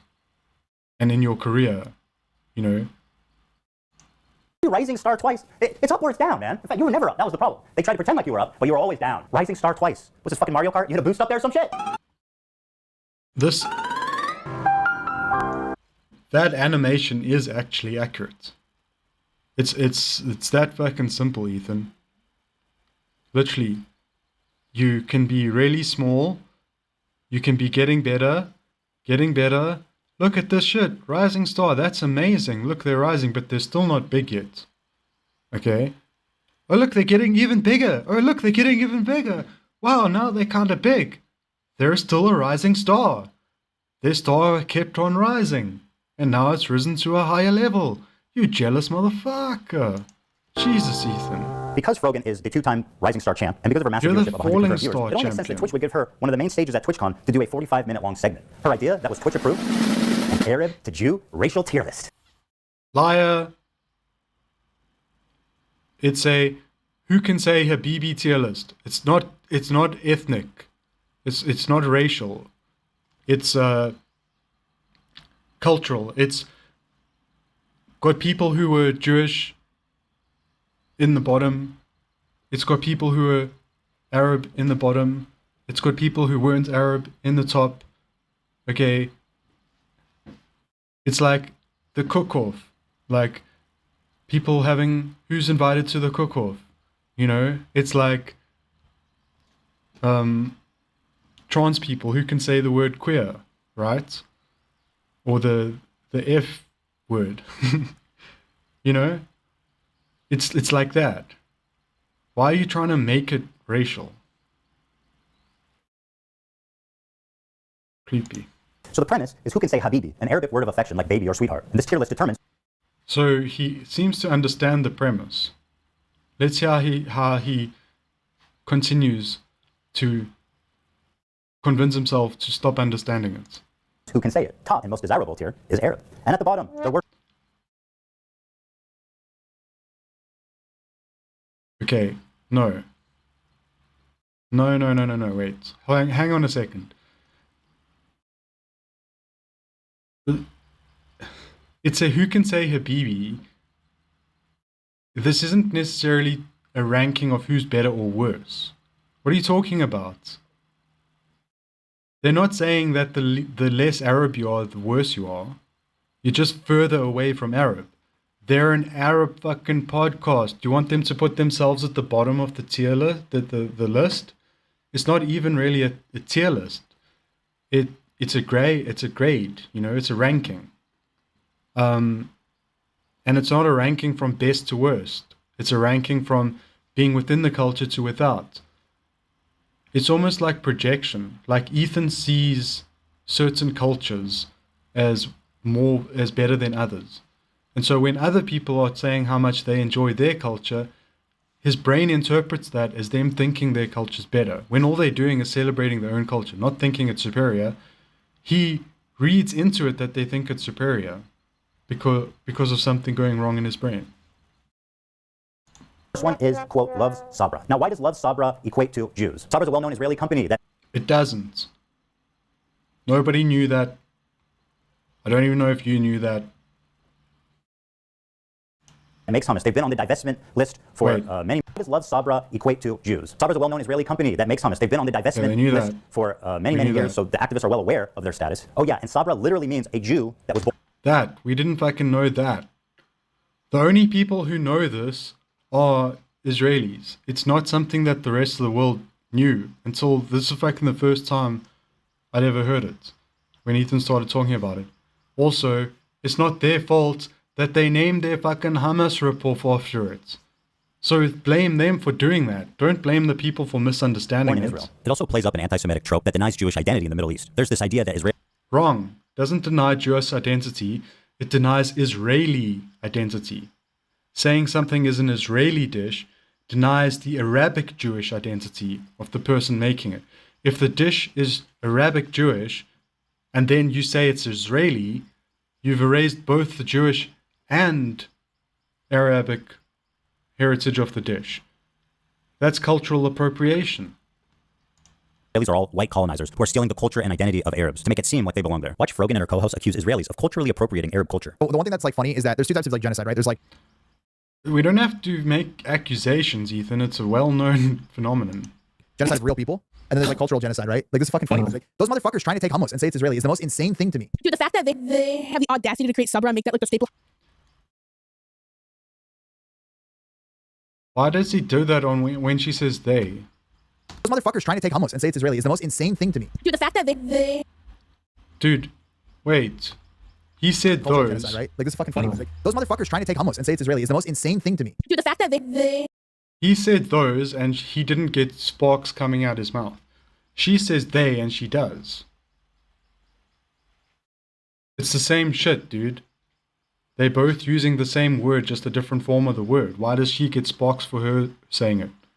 Islamophobe. have the audacity to create Sabra and make that like their staple hummus of America. Insane. It's super offensive to us. And like that's actual like cultural appropriation. Like people get mad when someone has like dreadlocks and they call that culture. I'm like, come on, it's just like a hairdo. Like it's okay. People like white people are allowed to have dreadlocks if they want dreadlocks. But like actually trying to claim.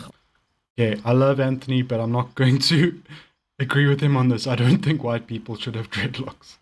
Fuck that. Our food are just. They can have other types of hair that looks very similar. Just don't call it dreadlocks. Call it braids or like fucking what else do they call them? I can't remember. But they can have a hairstyle that's very similar, but I don't think they should actually do the full-on dreadlock hairstyle and look like do proper dreads. The braids that like the Vikings did and stuff, that's cool. But I don't agree that white people can have dreads. Like, apart from the fact it's so cringe, that is definitely a cultural. It's like, if black people are saying it's a problem, let's like just take their word for it.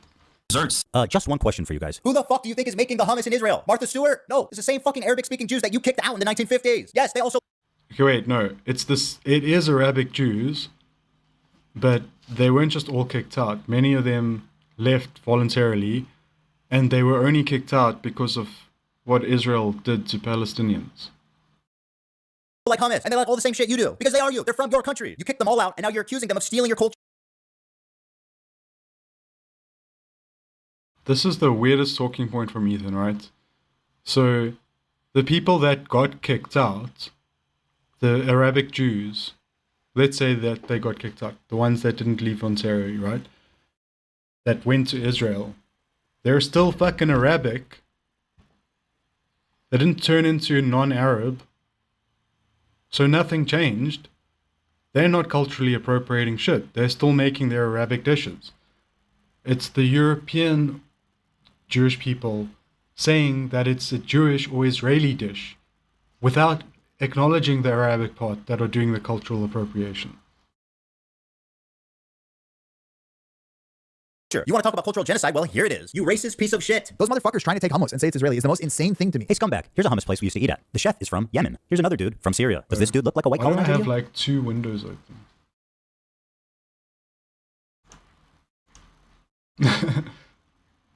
I don't think it's been a problem, but... Would you like to tell him he's stealing your culture? Well, this is what most Israelis look like. Dude, the fact that they have Again, what the fuck? Oh, Jesus, Ethan. Dude from Syria. Does this dude look like a white colonizer to you? Would you like to tell him he's stealing your culture? Well, this is what most Israelis look like. the fact that they What the hell? Why is Ethan doing this? This is what the far right do around like the names of Jewish people to let other far right people know that they're Jewish. She's using they in a completely normal way, and Ethan is trying to force it to be as if it's a dog whistle when it just isn't. have the audacity to create Sabra. This is casual bigotry being passed around like a leftist talking point. It's exactly why people are saying that anti-Semitism is coming mostly from the left. And yes, I know this dipshit is also Jew. Who says what? Nobody says anti-Semitism is coming from the left, you asshole.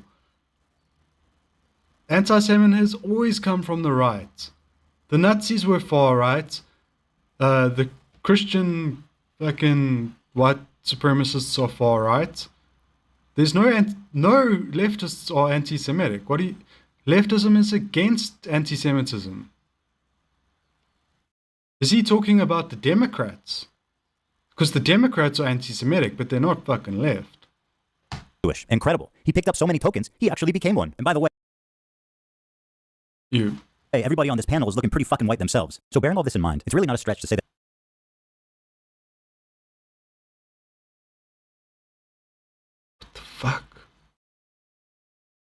Everyone on this panel looks white?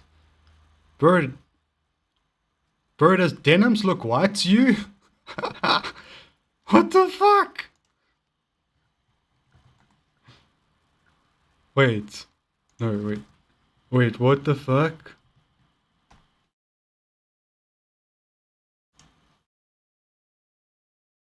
Wait, is this what white people look like? Dude, look how white she is. What the fuck? Dude. What the fuck? Ethan. What do you mean everyone on the panel looks white? The Love Sabra bracket is a dog whistle for Israelis or Jews. The next person is one of my favorite people, Ethan Klein. I told you guys to clap. This is a good reaction. That was a good one. That's good. All right, turn that up. We all know where this is going. You guys are missing a category for Zionist. That was a joke. That was just a joke in my... Stand up. I mean, that was a pretty good joke, in my opinion. Because it's like, the only way to get even further away from Love Sabra is to just straight up be like, I'm a Zionist.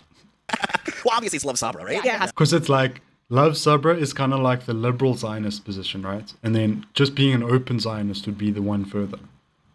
That's easy. That's definitely Love Sabra. She apparently consulted with the head of the KKK and he told her, more subtle. So if it wasn't obvious enough, they pulled me. Wait. The KKK? Bro, what? Wait, what? Holy shit, Ethan. See, this is why it's taking me so long. There's a new lie every 1 second. Okay.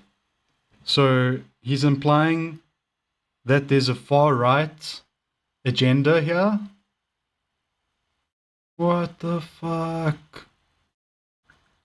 Is this a... We know these are leftists. You're the ones who claimed that the problem with Twitch is there's too many leftists on it. And now you're implying they're colluding with far rightists?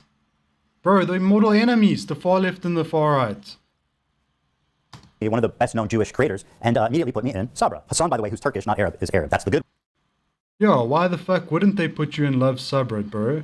It's got nothing to do with the fact you're Jewish. It's the fact you fucking been defending Israel and Zionism. You're the poster boy for liberal Zionism. You don't deny it. So what's wrong? Do you not like Sabra? Or are you offended that you do like Sabra and you feel called out for it? How much Sabra is in your fridge? I don't know, bro, but it feels like they put you in the right place. And it's not to say anything wrong about you, it's just to say that you are not anywhere near to being an Arab.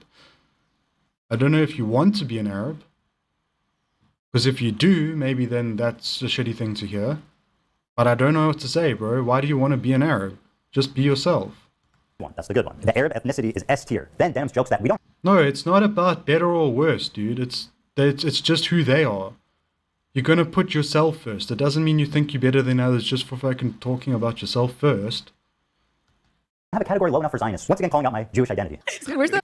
No! Fuck you, Ethan.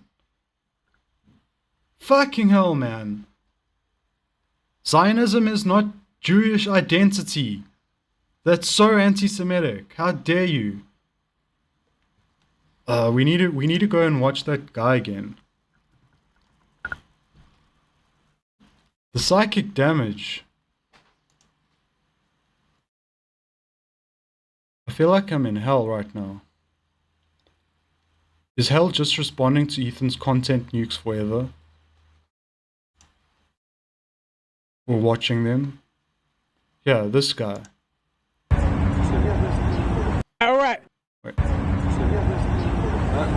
don't know what's up with this window. In a time when the world is suffering in Turkey and Syria with this terrible earthquakes. You know, that can help.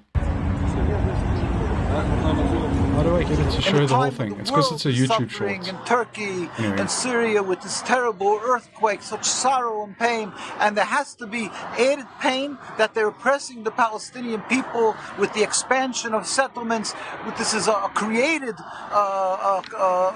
Nakba, a created catastrophe, and we as Jews are crying about this and telling the world that our religion, as Judaism, does not permit to occupy or to steal, to have the state of Israel is against our Jewish religion. As Judaism. Okay, so let's try this one more time. They're missing a category for Zionist. That was a joke. That was just a joke in my. Stand up. Well, obviously it's Love Sabra, right? Yeah, it has to that's be. easy. That's definitely Love Sabra. She apparently consulted with the head of the KKK, and he told her more subtle. So if it wasn't obvious enough, they pulled me, one of the best-known Jewish creators, and immediately put me in Sabra. Hassan. Oh my god, stop fucking blowing gas up your own asshole, dude. One of the best known Jewish creators, bro. Nobody knows who you are. What are you talking about, dude? You're irrelevant.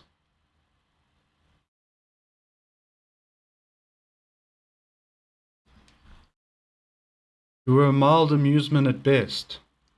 By the way, who's Turkish, not Arab, is Arab. That's the good one. That's the good one. The Arab ethnicity is S tier. Then Denham's joke. You're the one saying that, dude. That's not what their ranking implies. That we don't have a category low enough for Zionists. Once again, calling out my Jewish identity. It's not about low enough. It's about further away from Arab. Stop trying to make this tier list about better and worse. Where's the? You guys are missing a category for Zionist. And if it isn't about being Jewish, why would they put Ben? Okay. If it wasn't about being Jewish.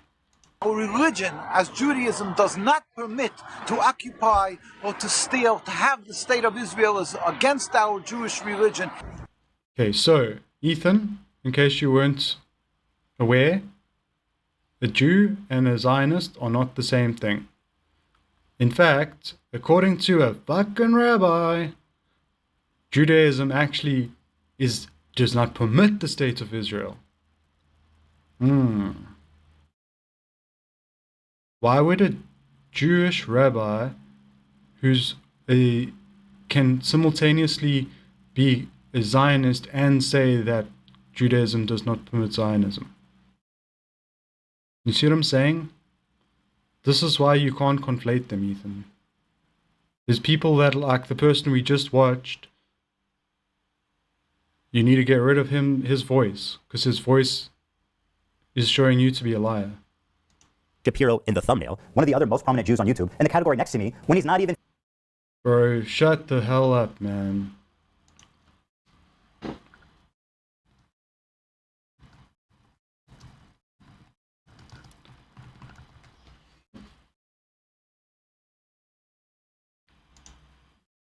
Okay.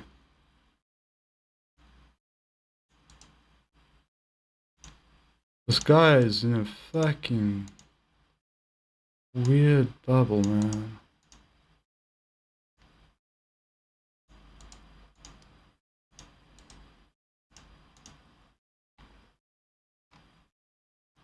I want to see the YouTube.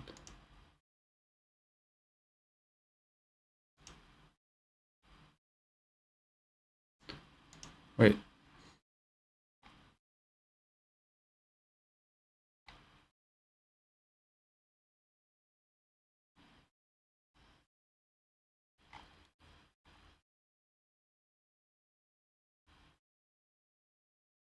How do we look like most popular? Prominent doesn't seem to be getting us result. There's gotta be.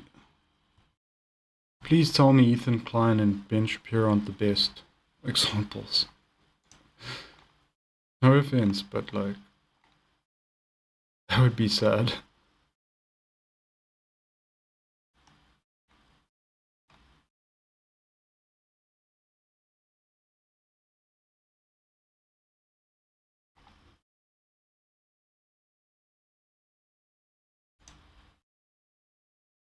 Okay, Ben Shapiro, the most popular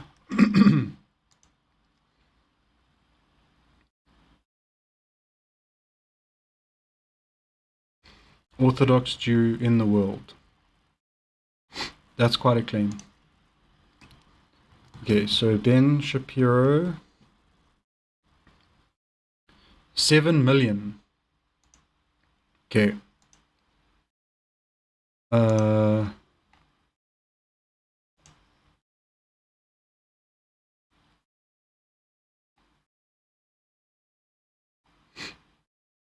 Is Casey Neistat Jewish?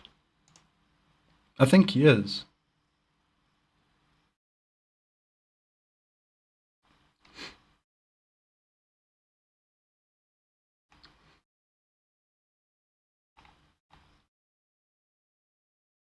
Yeah, I'm fairly sure he is, right?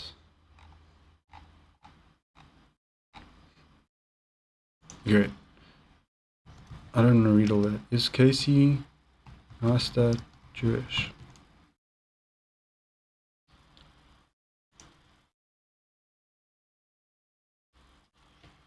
I need a cough.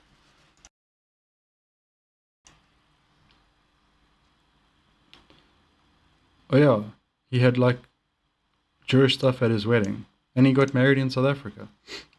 Okay, cool. So, Casey Neistat, 12.6. Okay, so Ethan is trying to fucking gas up himself here, blow his own trumpet. There are much more prominent Jewish creators on YouTube. Way more popular than him. Maybe he's in the middle. But to say he's one of the most prominent Jewish creators on YouTube is not true. To say that about Casey Neistat might be true.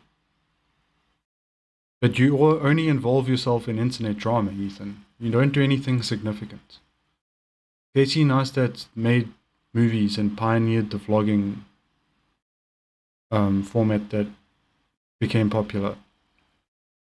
What have you done? Lost lawsuits, and now trying to come after. You won the one lawsuit, and now you're trying to go back to court to undo your win by taking people who are doing fair use, like H2 Snark, to court. You're trying to undo the only good thing you ever did.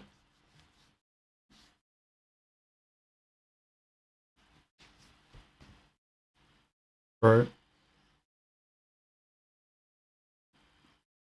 How many subscribers does the H3 channel have?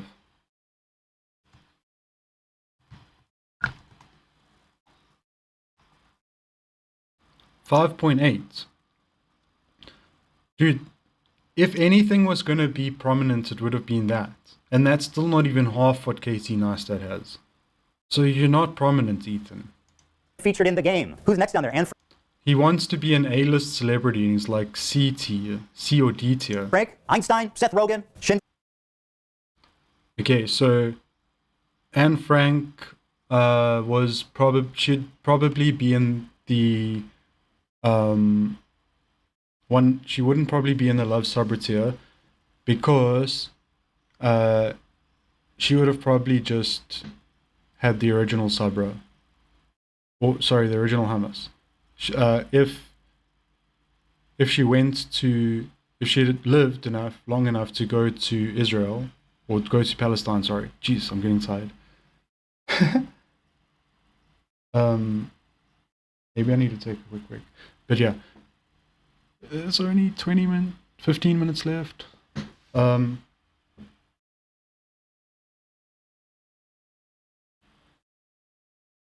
Or I can stop being autistic and stop responding to every lie. Okay, but yeah, if she went to Palestine, I think she would have just enjoyed the local cuisine without liking some weird imitation. Einstein, he's too fucking smart, dude. He didn't approve of Zionism. Though he is fucking white. German ass. So who knows, maybe he would have liked it. But I feel like he might have been more like the ask permission. Seth Rogen, bro, he are you and Ethan, you do fit. And then who's the other guy here? Schindler, or whatever. Like, so in the current Holocaust, because in the previous Holocaust he was helping people escape, right? So the current Holocaust, he would have been someone who helped Palestinians against IDF. So I guess he'd be more closer to like the Israelis that were kept hostage and learned to speak Arabic. He'd be able to speak Arabic, and he'd probably be down with the local cuisine. So yeah, I'd say Schindler is probably like second from top. But yeah, they put people who aren't Jewish in the bottom tier, so it's definitely not a race thing. I don't know why Ethan's trying so hard to force it to be one. Well, he wasn't Jewish, but they would put him down there, let's be real. It also doesn't help their case that both my wife and Ben Shapiro's wife were born in Israel, which would make them Sabras. So love Sabra, literally in this case, means Jew lover. That sounds pretty racist. No, bro. They would have put Schindler in fucking near the top, dude. He'd be like a member of Hamas today. And what about the title? How Arab are these Twitch streamers? Hold on a minute. I thought this was about hummus. You know, I'm tired of these people gaslighting me. No, it's not just about Hamas. It's not about Hamas. What do you mean? No, that's the lost tears thing. It's about who can say Habibi. And if you love Sabra, you're the furthest away from being able to say Habibi. It's not a fucking Hamas tier list, bro. That's just the way to describe how far away you are from being Arab. Haven't the Jews been gassed enough? So you're telling me you understand Oh, fuck you, man. Don't make a joke about the first Holocaust. what a microaggression is, but you can't understand why a Jewish man might be uncomfortable with this. I feel like this is indefensible, blatant, obvious anti-Semitism, and this was greenlit by Twitch. Are we talking about this content nuke or this panel? Because this panel isn't anti-Semitic at all. To appear on their main stage. How is that even possible? Right in front of their sponsors too. Chevron, Because they have normal functional brains that aren't broken like yours. Capcom, and Samsung. This racial tier list was brought to you by our sponsors. It's not a racial tier list, you fucking liar. Chevron, Capcom, and Samsung. This is an example of Twitch management elevating a racist nobody like Frogan She's not racist and a nobody, you liar. at the detriment of their own company's well-being. Why? After the predictable I don't think it's the detriment of their company. I think it was actually a good move and it would have been good for their company if not for reactionary assholes brigading them and trying to get a banned like you and Destiny and all your fucking new friends, okay? So no, Twitch made the right call there. How were they to interpret you'd fucking lose your mind and crash out so bad? controversy this caused. Dan Clancy, the CEO, went live for the first time after 2 weeks and did an FAQ. It's exciting to be here. Mary, thanks for having me. It's always a joy to do this with you. And we have a lot to talk about. And looking forward to questions. Let's take a look at some of the questions they got. This person asked, do you plan on addressing the anti-Semitism problem? Dan's response? There is none. Permanent ban. Why do you not ban? Yes, fucking ban them. There is no anti-Semitism problem. And people trying to act like there is one should be banned because they're the fucking problem. And if that was you, Ethan, I'm glad you got banned. Streamers that show terrorist propaganda on your website. Good question. Permanent ban. Do you care to Yeah, because it's a lie. Why should we entertain trolls, bro? This is a serious interview. Why should they be entertaining fucking right-wing trolls coming to brigade and try and get pro-Palestinian voices shut down? Banning you is the fucking right move, bro. Giga Impact. What's the fucking usernames response? here? Permanent ban. Wait, Why do you don't not ban? fucking zoom so fast. Look at some of the questions they got. This person asked. Yeah. Brock Lee Poi. Giga Lad. I can't wait for the Houthi update. Feels okay, man. Twitch. Loves him. Ask, why are the legitimate questions being banned? Bro, Giga Lag. That's like Giga Chad, bro. These are right-wing trolls. Do you plan on addressing the anti-Semitism problem? Dan's Oracle response, permanent ban. Why do you not ban streamers that show terrorist? They probably looked at these people's chat history and saw they were wild-ass Nazis, and that's why they were getting banned. Propaganda on your website. Good question. Permanent ban. Do you care to comment about the AD? Giga Impact. Bro, people who have Giga in their name, don't trust them. These are trolls. And anti-Semitism on Twitch? These are, and this isn't someone's real name. Like, this seems like an account. If this is the first thing an account is ever asked after being created, ban them, bro. It's a troll. Ban. Why the fuck is the CEO banning people for asking reasonable questions about a relevant controversy they've been in? What? They're not reasonable questions. They're trolls. They're trying to concern bait, and it's not a problem, and it shouldn't be talked about, because talking about it is giving too much attention to people like you and your weird-ass conflation of anti-Zionism and anti-Semitism. And the more attention they give to it, the more they give attention to that wild-ass, out there, far-right-ass anti-Semitic opinion. What the fuck is this? These are not even written like in a mean way. You are banned, just like the entire country of Israel. It had just No, they're banned for being trolls, and actually, it was Palestine and Israel that weren't able to connect. Not just Israel. Okay. Let's see how much of this can play. I'm gonna see if I go off cam for a sec. It's been discovered around the same time as this Arab tier list that Twitch had secretly. It's not an Arab. Oh, damn it. It's not an Arab tier list. It was Who Can Say Habibi. You had earlier on in the clip, you had Vergan explaining it. Stop trying to change what it is. If you have real criticisms, make them, but stop trying to lie about what it was.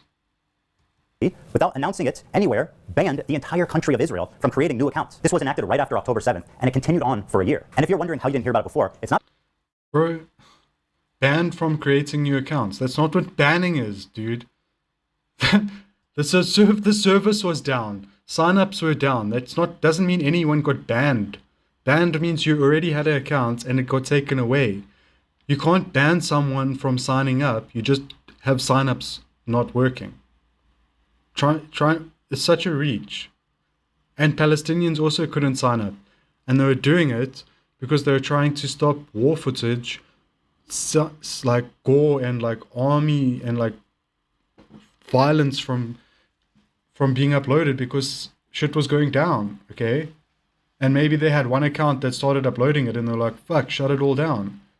And they could only do it if they have the same like internet backbone or whatever. They can only shut it down at a certain level. They can't be like, oh, those people are Palestinian, so don't shut them off. No, bro, they're shutting the whole fucking valve off at a higher level. The whole region. Okay, I need to have a quick break because when I talk for a lot, my mouth starts going dry and stuff. And also, apparently, I've been doing this for over 8 hours now. So, yeah, let me take a quick break and then I'll see if I can finish this because I want to finish reacting to this. I want to go and then I'll stop streaming and then I'll go and see what other people's reactions were. And then after that, like after this weekend, I'm never going to think about Ethan Klein again. He'll be dead to me, right? So I want to get this over and done with. It's like ripping off the band-aid. I want to see how much nonsense he has up his sleeve and like react to it. And then that's it. If this is the best you have, dude, there's not going to be a part 2. And if there is, I won't hear about it because I'll care so little. Unless I'm in it. If I can hear, then let's go. But it's still silly. You know, I'm not going to fucking be waiting for it. People are excited for this because they're excited to see if they're in it. They're excited to see what the hype's about. They're excited to see if he actually had anything poignant to say. And he hasn't. And it's the exact same shit he's been saying for a long time. It's like there was something wrong with his nuke bomb, so it just fell and landed without actually exploding. Okay. While I take a short rest, is there anyone uninformed left that starts covering it? But was he ahead of where I'm at? You a Zionist while there's a genocide going on, then like your priorities are misconstrued. And Ethan's like, yeah, my priorities are misconstrued. I'm going to attack you for calling me a Zionist. You're just validating his argument. Like, I'm trying to be as charitable to Ethan as possible. Ethan's like, I'm criticizing you for being anti-Semitic and calling me a Zionist. Nissan's like, well, if your only priorities is how people are characterizing you while there's a genocide going on, then like you've lost the plot. And Ethan's like, I have lost the plot and I'm going to double down on you calling me a Zionist. This is dark. This is really dark. Ethan's literally, man, I thought it was the lowest when Ethan was calling Kaya a capitalist dog, but now he's literally using the word genocide as a punchline for a segment. Like this is fucked up beyond belief, man. For not covering sufficiently the ongoing active genocide in Gaza instead of coming in here and fucking chirping at me. It's quite a charge to just say I'm a stenographer for the Israeli government or I'm a propagandist. I don't think there's any evidence that I'm either of those things. I'm curious who you think I am doing the propaganda for. While we're having this conversation, 3,000 Piers, while we're having this back and forth, 3,840 Palestinians have been ruthlessly slaughtered in the last incursion into Gaza. I feel like this is an incredibly selfish, self-centered conversation to have. This technique is so powerful because everyone is afraid of being labeled as a genocide denier. Piers Morgan, with decades of experience, immediately surrenders when the genocide Holy shit, card dude, is this pulled. is really fucking dark, man. Ethan, about 1,200 Israelis were killed on October 7th. And you made an entire segment of this about how Hassan is not empathetic enough towards that. But, like, you are holding down the line, and now 40,000 people or like 46,000 people are confirmed dead. Like, it estimates that hundreds of thousands of people are dead in Palestine and Gaza and the West Bank. And you are using the term genocide as a joke? You have literally made it into a Magic the Gathering card. Okay. This is the most disgusting I've seen, Ethan. Like, take a minute and think maybe Hassan has a point. If you've spent the last year freaking out about 1,200 people dying, maybe you should care a little bit more about 46,000 people dying, right? Maybe you should care a little bit more about that? No, you don't give a fuck because you don't care about Palestinians. I guess you donated $6,500, so that shows that you care. You really proved the haters wrong, Ethan. And you're even in favor of a two-state solution because, you know, we can't give those you can't give those dirty Palestinians equal rights as the beautiful indigenous Jewish people that have been living there. You can't do that because then the Jews are going to get genocided because those Palestinians, they just have that innate hatred towards Jewish people. Yeah, you gave $6,500 and you're in favor of your own separate state, separate but equal, as we like to call it. Yeah, and then you make like a fucking like 5-minute long segment turning the word genocide into a joke, making a joke out of the 4,600 people that were dying and saying that it's, you know, not a serious issue that we shouldn't be talking about, that we shouldn't be covering on a daily basis. Like, I don't know. I'm at this point, I think that Ethan kind of subconsciously knows that he's a piece of shit and he's mad at Hassan for covering this issue, this horrific issue, on a daily basis. He's mad at Hassan for giving it daily coverage. And now he feels like he hasn't done enough, but I guess he's donated $6,500 and, you know, he's complained about people that are pro-Palestinian. When you're just a fucking stenographer, you're not a truth teller. He has every right to defend himself. And grow a pair, Piers. Stand up for yourself, man. It's time to stop being intimidated by these online overnight activists who couldn't even point to Gaza on a map before October 7th. Like Hassan, for example. Doesn't know where Yemen is? Okay, I'm gonna click close. I'm closing it. I'm closing it. I think Nope.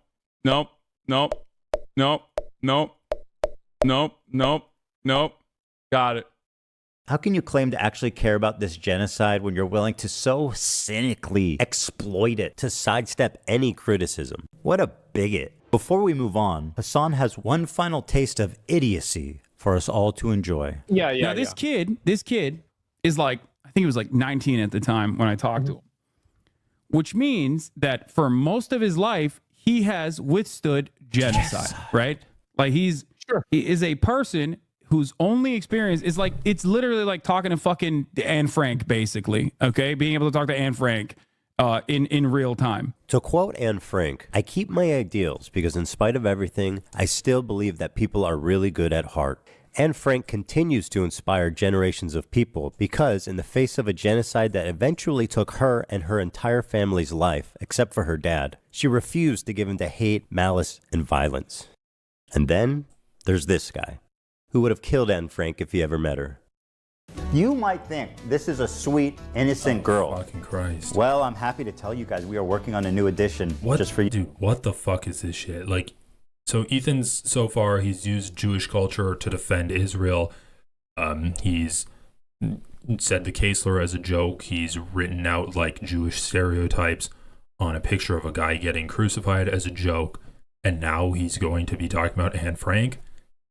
Once again, dude, fuck you, Ethan. Like, I really would not appreciate this if, I don't appreciate this and I'm not Jewish, but I still don't appreciate Ethan highlighting Jewish culture in this way, because I know for a fact there are Jewish people that do not believe in this. And Ethan does not speak for all Jewish people. Let's just get that out there right away. You, Hassan. You should hear about the time she went roaming the streets of Berlin at night with a knife, slitting the throats of families, including children, babies, and the elderly. Like, okay, I'm sorry. Does he not think that, like, does Ethan think that Jewish people just laid down and took it? Does he not think that there was no violence that Jewish people met the Nazis with? Does he not think there were no resistances against the Nazis? And this is a huge issue with Israel, because Israel, due to their, like, fascist ideology, a lot of people in Israel view Holocaust survivors as weak. They view them as weak, and they think that they just lay down and accepted the Holocaust happening upon them. They view them as victims, and that's where the never again mentality comes from. They never again want to be victims. That's why there is this obsession with appearing strong, with enforcing the will of the Jewish people upon your neighbors. Netanyahu himself is a Holocaust revisionist. He says that Hitler never had the idea to genocide Jewish people until he met with like Muslim world leaders and got the idea from them. And then he's like, okay, I can see now that Jews are horrible people and I'm going to kill them. That is just completely ahistorical. Does Ethan think that if you hate your oppressors, that is somehow invalidating you of you as a victim? Once again, this is the perfect. Some good points, and there was actually something interesting that someone in Uninformed Leftist chat was saying. It was like, so if Anne Frank had written like, "Ugh, fuck Germans, I hate these people, they should all die," then it's okay if she died. It was only tragic that she died because she was so peaceful. It's like, dude, come on. Because the Israelis weren't talking, here's the top Israeli streamer's video about it, which is entitled, Twitch does not want Jews on their platform. He explains that they slowly started to realize no accounts could be made, and him and his fellow Israeli streamers were causing a lot of noise to get noticed. But Twitch completely ignored them for 5 months. When he created a support ticket with Twitch, it was straight up deleted with zero explanation. Around the end of the year, when people started talking about anti-Semitism on Twitch, Dan Saltman discovered the Israel ban when he was sent the code proving— Wait, what? When people started talking about... That was you, Ethan. That was you. You the one who started talking about it, because it wasn't there, and you fabricated it out of nowhere. The block happened, presumably from someone who works at Twitch, and it could no longer be ignored. Israeli and American media started to pick up the story, which finally forced Twitch to respond. He also explains the block started on October 13th, which happens to be Global Jihad Day, when Islamic terrorists call on others. Dude, they cut it off for Palestinians too. Globally to act, which he thinks is an odd coincidence. They were never notified in any way, and it greatly affected their business. He says he doesn't feel safe with Dan Clancy in power, as he feels he can no longer trust him. When Israelis try to sign up, it gives you a generic error message. It doesn't say anything. Bro, I'm sorry, but if an Israeli doesn't feel like they can trust Dan Clancy, that's not my concern. It's not his job to make Israelis feel safe. Bro, they're in an apartheid state. They're the ones making themselves unsafe. to suggest that you're ineligible because you're in Israel. So when one of these guys wrote to Twitch customer service, this is what they said. I am really sorry that you are having issues creating an account. We have reviewed your case thoroughly and can confirm that unfortunately you are not eligible to create a Twitch account. As a result, we will be closing your case at this time. Under the new increased scrutiny, Dan Clancy panicked and posted 2 terrible explanations on Twitter that were immediately community noted. How can Twitch say on one hand that they've reviewed the case thoroughly and then on the other hand say it was an accident and they didn't know? This is all very fishy. A big media company. Why do those things contradict? It's an accident and then you investigate. And then you're like, we investigated and found out that it was an accident. Bro, why are these things supposed to not go together? Like Twitch doesn't realize that their new account signups from Israel has completely flatlined. You're telling me that you guys... And Palestine. Didn't notice that. That's impossible. Then, at the... No, it's fucking possible, bro. I've worked in big companies. It's possible that a server or a service or a region goes down and you don't know about it yet. Bro, it could happen in the middle of the night or something. You don't know. The guy who's supposed to monitor it could be on sick that day. We don't know what kind of metrics and monitoring systems they have. Sometimes it's not that good. Sometimes they rely on the employees to go and look themselves at what's happening. We can't just assume that they have these alerts, red lights going off. Israel's connections are down, everybody look. No, bro, this is the global company. They might not know that signups are down. If they're only getting like 1 or 2 signups a day and then they go down, they're not going to notice. And then if word gets out and hundreds of people now suddenly start to try, they're still not going to notice if the average was so low. Until actually it comes out in, you know, if with Same time, it was enough people talk about it that they realize it's happening. announced that Sneeko, Fresh and Fit, and the little Houthi twink terrorists were all unbanned and they could stream again on Twitch. This is like the holy... He's not a terrorist, and I don't like why Ethan keeps calling him a twink. Keep that out of your mouth, bro. You're not queer. And the other 2, I don't know why they got brought back, but they got banned again, so fucking shut up. Maybe they got given a chance, and if they didn't live up to it, they got banned. What's so wrong about giving people a chance, bro? If they had left them on there, that would be the problem. Trinity of anti-Semitism. So guys, yeah, we're back on Twitch. Welcome. I know we had gotten banned or whatever, or we got suspended, but I went ahead and appealed it, and we're back in the house, man. So for all the haters out there that were like, you know, oh yeah, they go banned on Twitch. Be mad, guys, because we are back in the house. They can't stop us. They did stop them an hour later. All 3 of the accounts were eventually rebanned. So he is admitting that they got banned again. So what's the problem? But the decision to unban those 3 creators at that exact time, and being 3 of the best known At that exact time. Bro, stop looking at coincidences and reading a conspiracy. anti-Semites on the internet seems to clearly be trying to send a message. And then it was discovered that... No one here is trying to send messages. You're like, this is Ethan.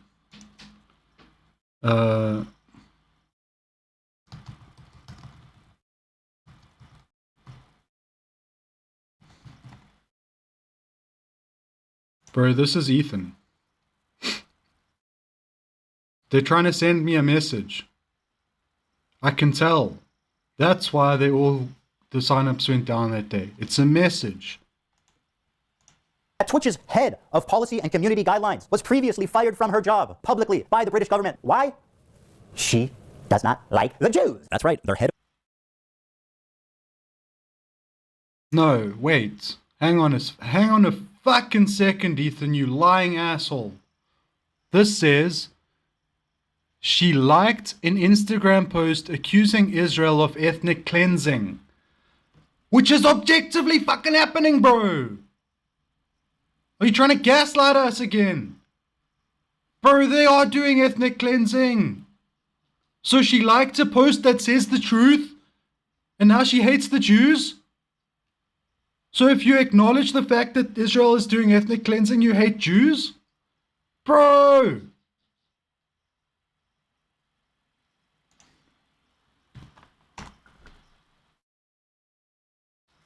I'm so tired, I'm turning into a fucking jock. I'm sorry, but I need my brain cleansed again. In a time when the world is suffering in Turkey and Syria with this terrible earthquake, such sorrow and pain, and there has to be added pain that they're oppressing the Palestinian people with the expansion of settlements.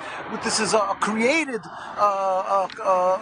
Nakba, a created catastrophe, and we as Jews are crying about this and telling the world that our religion, as Judaism, does not permit to occupy or to steal, to have the state of Israel is against our Jewish religion. Okay, so to have the state of Israel is against the Jewish religion, according to a Jewish rabbi. So he hates the Jews. That's kind of what she's saying, right? What he's saying is that it's creates a Nakba. He's saying that, which is ethnic cleansing. And he's a Jewish rabbi who says it. So he also must be anti-Semitic then for saying that, right? Is that all that she did? Why the fuck did she get fired for this, bro? Have some balls. They fired her because she's black. Of Trust and Safety was previously suspended from her job at Ofcom for being too anti-Zionist. And guess where her... Bro, that's a good thing. Being anti-Zionist is a good thing, Ethan. So she got fired for being too progressive. Capitalists don't like leftists. Bro, what? Holy shit, dude. very next job was at. That's right, Twitch. Okay, wait. This is previously fired from her job publicly by the British government. Why? But Ofcom only mere days after October 7th happened. That's so interesting. It sounds just like someone else we know. It's almost like apparently she was posting Ofcom for being too anti-Zionist. And guess where her very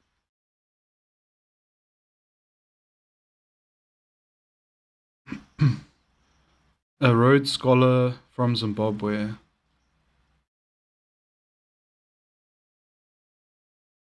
Okay, Ethan is showing this shit. I paused it on his video.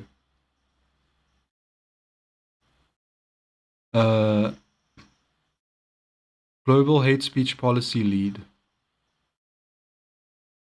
So Ethan had this. He had to make sure if she was still at Twitch, he has to get her fired, right?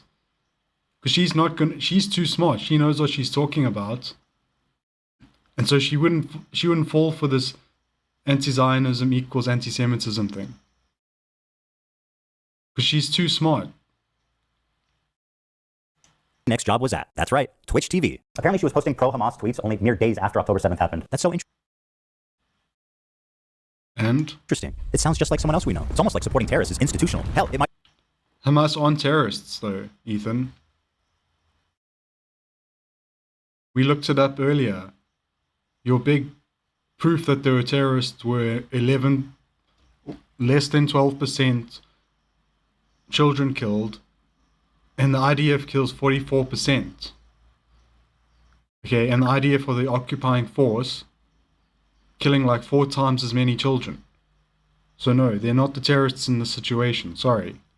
They're fighting back against that shit. They're not doing it in a vacuum.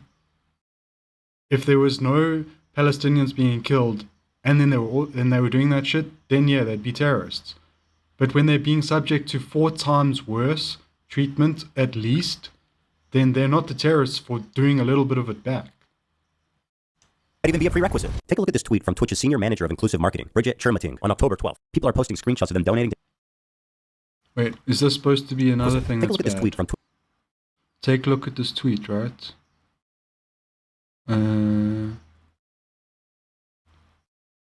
Twitch's senior manager of inclusive marketing, Bridget Chermating, on October 12th. People are posting screenshots...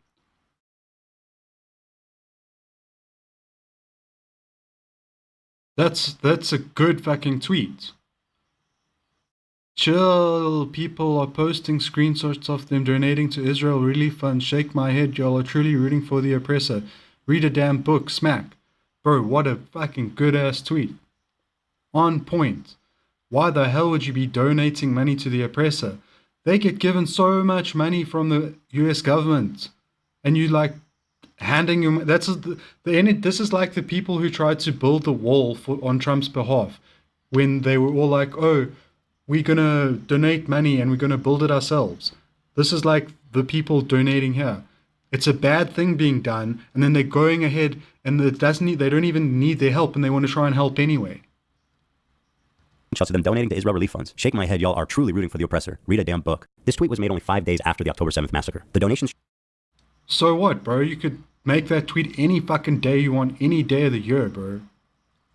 she's criticizing would go to families like this, if they were still alive. Bro, the US will send them fucking money, don't worry. You don't need her money. This entire family was murdered in cold blood by Hamas terrorists on October 7th. Was it? Where's the evidence? Bridget, who did these little girls oppress? How can you... How do you know they were killed by Hamas and not by IDF Hannibal Directive? Show us some evidence, bro. You bring up articles over the show. Where's the evidence that they were killed by Hamas? We're going to try and character assassinate people based on that. You've got to at least show some evidence. For your cause, and be so callous and inhuman for the innocents on the other side. The state... It's not inhuman, bro, to say don't support the oppressors. Maybe if they don't get the funding, then they end the apartheid, and then they don't have to suffer, and the Palestinians also don't have to suffer. It's basic BDS logic, bro. Are you in favor of the genocide? Why are you going against people for doing BDS? It was made by the senior manager for inclusive marketing. Is that some kind of joke? Is this what inclusion looks like at Twitch? Is it really crazy at this point, after all this, to say that Twitch has an anti-Semitism problem? I think it would be harder at this... Bro, it has no anti-Semitism problem. You haven't even shown a single instance of it being anti-Semitic once. Not once. So no, it has no anti-Semitic problem. There is an anti-Semitic problem. You calling Jewish people Zionists and Zionist Jewish people and acting like there's no fucking difference. I don't know how many times I want to pull up the rabbi for you, but no. Okay? That's the anti-Semitic problem. Implying that this religion that many people love and hold dear and respect would be endorsing such behavior is sickening, bro. To imply people would inherently want this thing to be okay is gross. At this point, to argue the opposite. Oh, Bridget, one more thing, sorry, I forgot. Can you tell me the answer to this riddle? What's the difference between a Boy Scout and a Jewish kid? I'm standing by, let us know. And yes, it's true, I should point out this tweet is from 2011. This one, however, is from 22. Sarah Silver... What's the difference between a Boy Scout and a Jewish kid?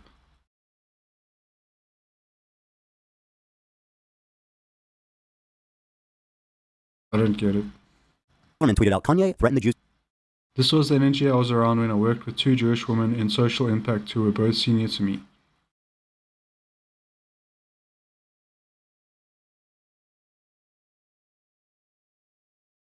Okay, so she's saying,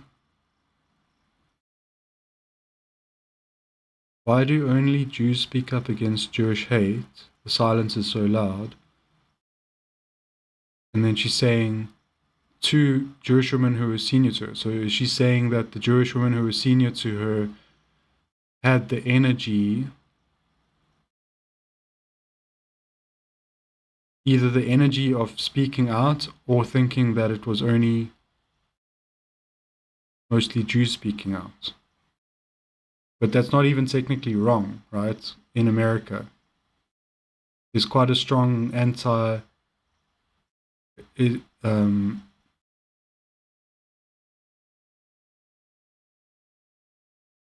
Jewish hate thing there in America.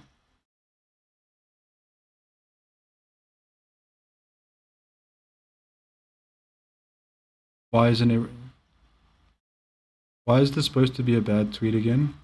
Yesterday on Twitter, and it's not even trending. Why do mostly only Jews speak up against Jewish hate? The silence is so loud. Bridget said, this was the energy I was around when I worked with two Jewish women in social impact, who were both senior to me. She's trying to make Sarah Silverman seem like some kind of Jewish Karen for caring about anti-Semitism. No, she's not. No. I think you're imagining shit, dude. You're reading into that. I wouldn't really care about any of this if she wasn't the head of fucking diversity at Twitch. What the fuck is happening here? This is insane. So with people like her deciding... It's insane that she has a tweet that doesn't say anything bad. What is and isn't okay on Twitch, there's no surprise that you end up with these extraordinarily uneven enforcements of the rules. Take, for example, this clip of the streamer Destiny. He was permanently banned for what he said here. That community is never worth engaging with. There's no point in doing it. Like, it's to the risk of me, like, ending up getting, like, permabanned and my life destroyed because of these, like, inbred fucking disgusting losers. It's just not worth it. It's just totally not worth it. And okay, fair enough. If you're going to be consistent with the enforcement, then, let's have a friendly place, a safe environment. It's calling a minority group inbred, which results in a permanent ban. Okay, has anyone else done that? The Jewish KKK brigades out there Okay, Ethan said a minority group. Hassan said the Jewish KKK brigades. Did Hassan say Jewish people, or did Hassan point out a minority group, or did he refer to literal brigades? Just a bunch of fucking inbred hicks. Imagine the... Yeah. The KKK brigades. The KKK brigades, bro. most inbred white supremacist guy you can imagine, okay? Every week there's another fucking psychopathic settler, inbred fucking douchebag. Yeah, settlers, bro. That's not an ethnicity, and that's mostly people from the fucking USA. Oh, these inbred fucking douchebags in the background, dude. A nation entirely comprised of messianic, inbred, ultra-orthodox psychopaths. That these inbred... Bro, he's talking about people with like hog ideology. He's talking about Republican voters and supporters of Israel and shit. He's not talking about a people. He's not talking about a minority people group. Understand, educated, inbred, fundamentalist hicks, calling us in the middle of campus, calling us inbred, that we have no culture. One of them grabbed my friend's Israeli flag in the middle of campus, carried it to a mob by the gate. Yeah, dude, he's talking about Israel supporters and MAGA Republicans. He's not talking about a people group. That we're communicating with angry mobs outside of campus. Untrained, inbred asses shipped into southern Lebanon, telling us that we are all inbred and that we have no culture. You want to see clips? Inbred. I don't know why Hassan uses that term so much, but he's not using it. So far, you haven't shown him using it against a group of people. He's used it to describe people of a certain philosophy or ideology or political leaning, but not people's ethnicity. He's never referred to an ethnic minority as inbred. Inbred. The clips and that's not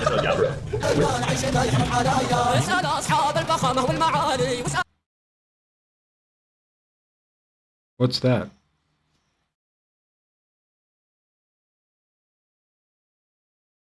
I don't think Dan liked the fact that Hassan played that video.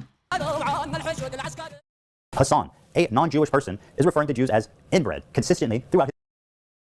Settlers, bro, not Jewish people. It's not a Jewish minority he's referring to a certain specific sect of people, and he's calling them that based on their behaviors and political ideology, not their ethnicity. His career. Inbred, ultra-orthodox psychopaths. Zero punishment. Because he's not talking about an ethnic group. Hassan, interviewing a Houthi pirate. The Houthis, Ansar Allah, is doing what Luffy would do. You should tell him that. Zero punishment. Hassan. Because there's nothing wrong with saying that. Have you fucking watched One Piece, dude? Bro, Luffy isn't fucking Superman who never even like hurts a fly, dude. Luffy attacks other pirates and shit, and there's like, he's not just super innocent, he's a diverse, dynamic character, and the story is one of anti-imperialism, which he does engage in. And Hassan is saying that he would do the things that Luffy does. So, fucking watch One Piece, dude. Don't act like this comparison is so shocking. Watching terrorist propaganda with zero critical commentary. They do musicals. It's not terrorist propaganda, bro. It's a struggle song. It's historically relevant, and it helps to understand the people that are getting fucking bombed. Maybe if you listen to more of the songs from the people getting bombed, you'd feel bad and stop allowing your government to be the ones to bomb them. You need to watch more of this shit, bro, not less. Very musical people. Are you being serious? Zero punishment. Hassan threatening a sitting congressperson. This one actually blew my mind. When I saw he tweeted that, I said, he's done after this for sure. For sure he is. Okay, he didn't threaten him. It was a fucking joke, bro. No one was taking it seriously. For those that may not recognize this weapon, I'll explain. Shinzo Abe is a former Japanese prime minister. He served from 2012 to 2020. He was assassinated in July of 22, in a stunning fashion that left the Japanese public horrified. He was killed with a makeshift weapon that the shooter had built himself at home. So when Hassan saw this tweet that he didn't like, he posted the schematics in what can only be presumed as an... Okay. Bro, Hassan, look at what Hassan's replying to, dude. Tom Cotton is saying fucking drive over protesters. Dude, what the fuck, bro? Tom Cotton is advocating for... This is incitement to violence. What Tom Cotton is saying, bro. The only way to stop a bad guy with a gun is a good guy with a gun, remember? That's the US talking point. How are we supposed to stop a guy in a car trying to drive us down if we're not in a car? Self-defense, dude. It's self-defense. Bro, equip yourself when this shit's happening. Be careful, bro. There might be someone with a car trying to run you down and you might need to shoot the tires or something. I don't know. The context matters, Ethan. Can you read what we're reading here, bro? Tom Cotton. Pro-Hamas mobs. There's no such thing as a pro-Hamas mob, especially not in America, dude. These are just pro-Palestinian protesters. Blocking traffic. That's what a protester's meant to do. That's what they're for. Take matters into your own hands and get them out of the way. While you're in a car. The second most mass killings in America. The first is by gun and the second is people running loads over with cars. It just happened the other day. And this is the kind of tweet that's why that shit happens, bro. Worst case scenario. Someone took Hassan's tweet seriously, you'd have a Luigi Mangione type scenario. If people take what Tom Cotton says seriously, you have a mass terror event. You have a terrorist attack, a mass casualty event. These are not the same, dude. And so, yeah, telling someone, bro, if you're willing to just try and drive over protesters, be careful, one of them might have a gun, that might stop them from actually trying to do it. So in this case, it serves the purpose of trying to de-escalate someone trying to incite violence by saying, be careful if there might be violence on the other side. Now that's way too much nuance for Ethan to understand.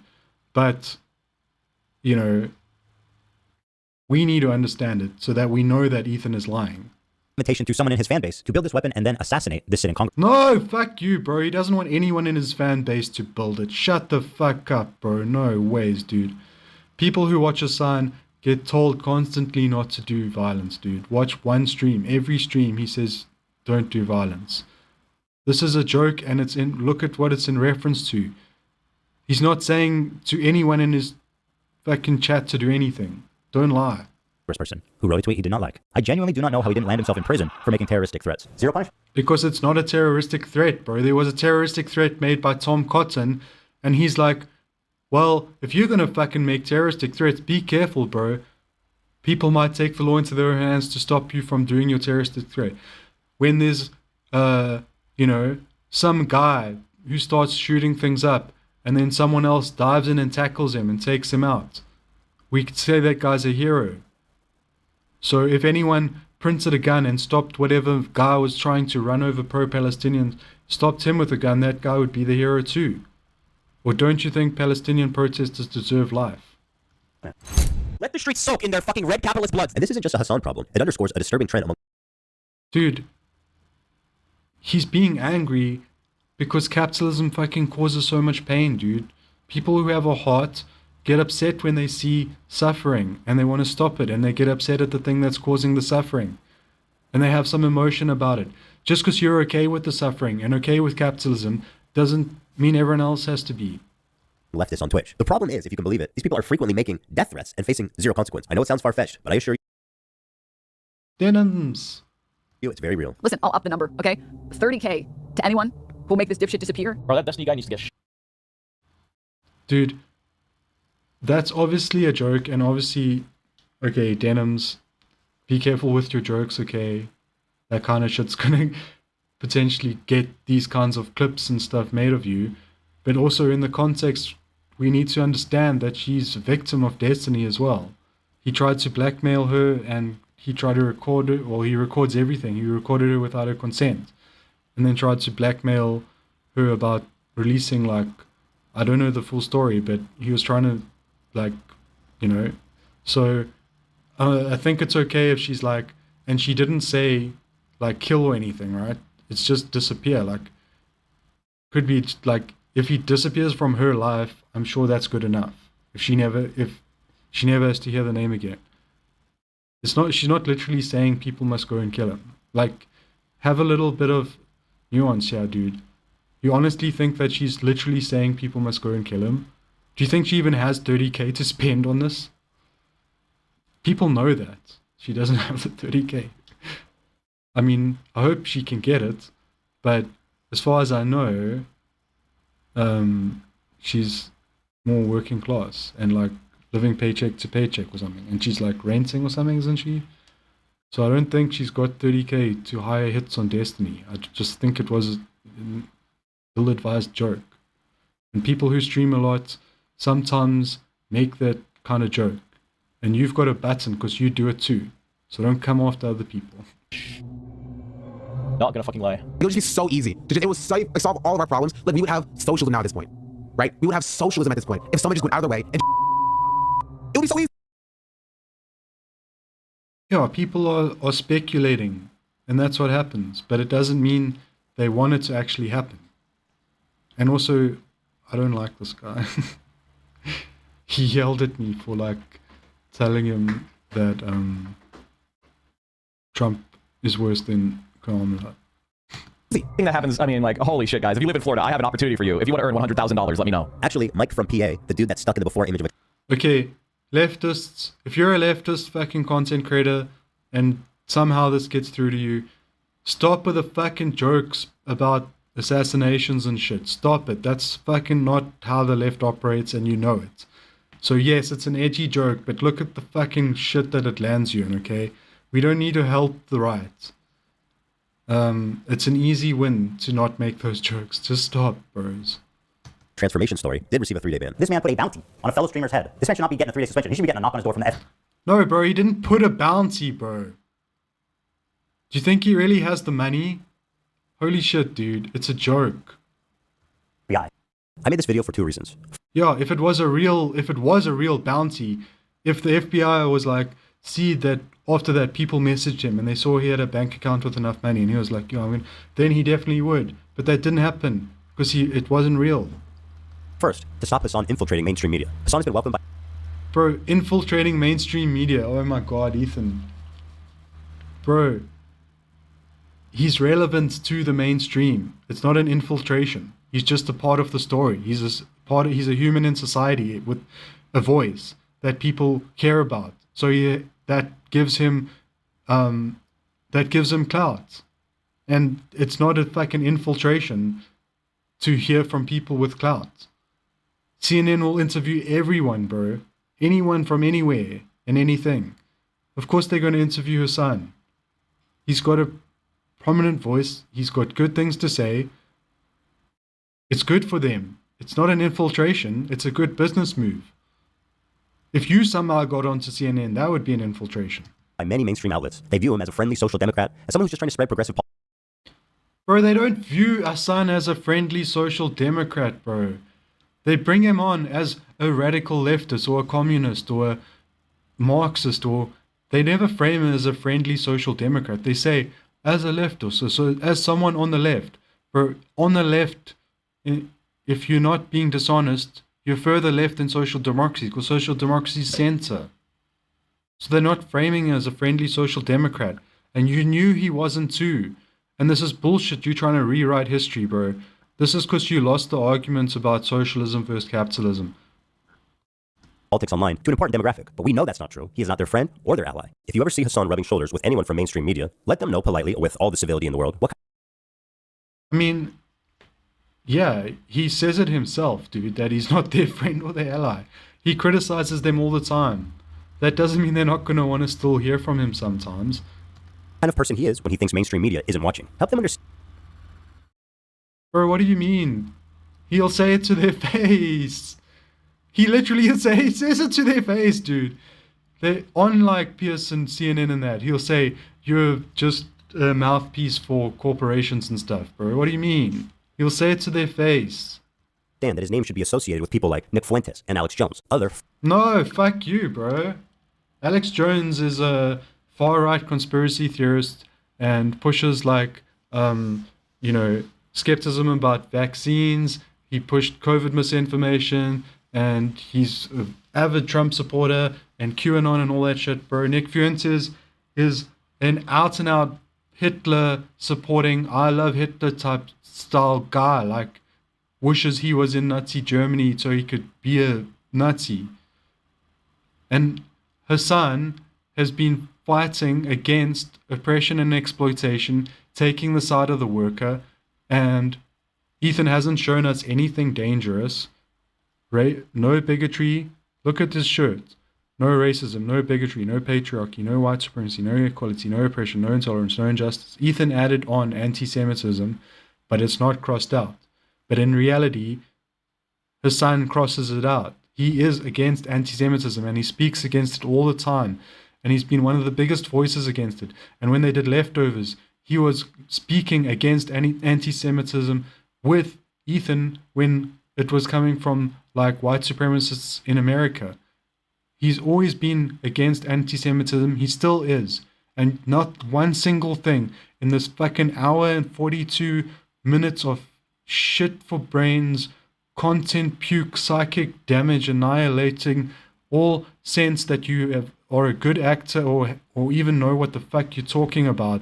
And in all of that time, you haven't shown us a single thing Hassan's did that has been anti-Semitic.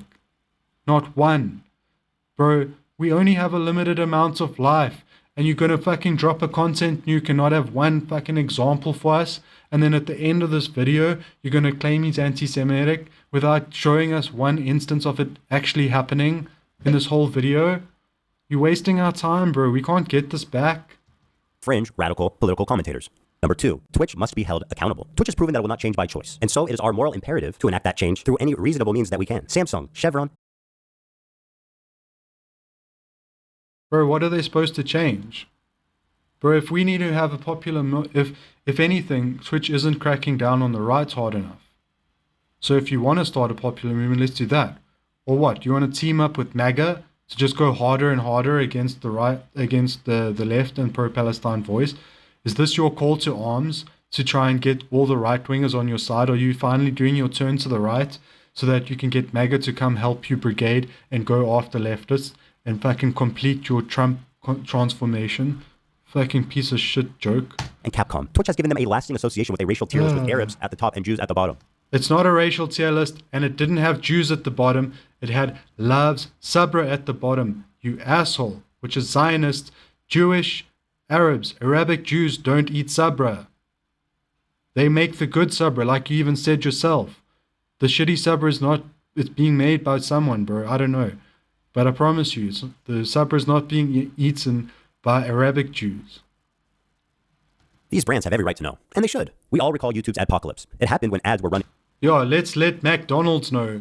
Bro, McDonald's is on the boycott list. You don't need to let them know. They're already against people like Hassan. Over ISIS recruitment videos, and it caused a brand exodus. The same thing is happening now on Twitch, but instead of ISIS, it's the Houthis, Hamas, and Hezbollah. Dan Clancy's refusal to moderate extremists is the only reason for any of this. He is the sole person to blame. He had so many opportunities to stop this. Bro, what is this? Are these all the companies we're supposed to get hold of and tell them that Twitch is a problem? Ultimately, after dedicating months of my life to creating this video, I'm left with one overwhelming conclusion. Fuck this dude.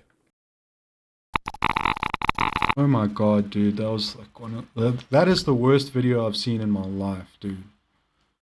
Holy shit. That is literally in every metric possible. Amounts of truth, the least. Everything. Terrible, bro. How did we do here? He fucking... Should we do this to end the stream off? Because I've been live for a long time. I've been live for 9 hours. I've been live for 9 hours and they indicted me. That doesn't make sense. Okay, I don't know how to do this.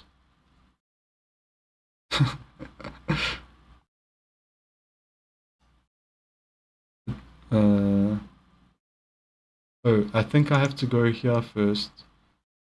And then I have to do this crop thing.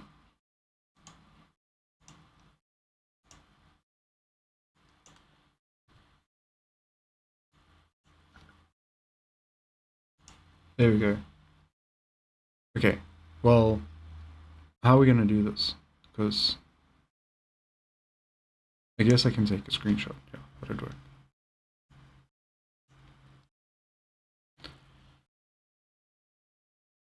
Oh my god, Ethan. I made it. I survived the content nuke.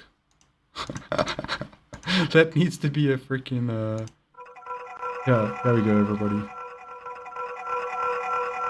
Get healed.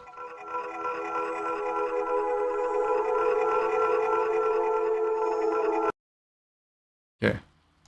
We're coming back to sanity bit by bit. Should we listen to some music? Brains are fried, oh.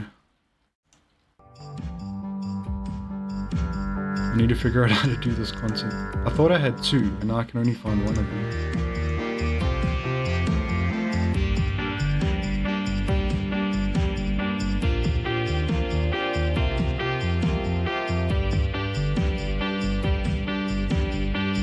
Yeah, well, I can just do one of those.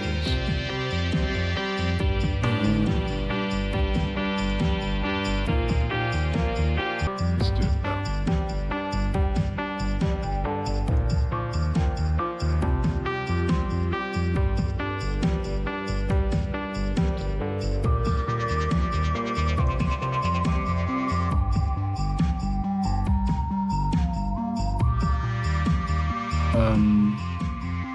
Cool. So now,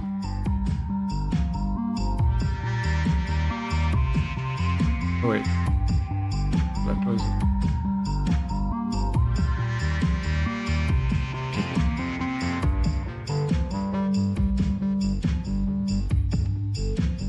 Okay, so yeah, he did that. He did the Hamasabi with the fucking headband thing.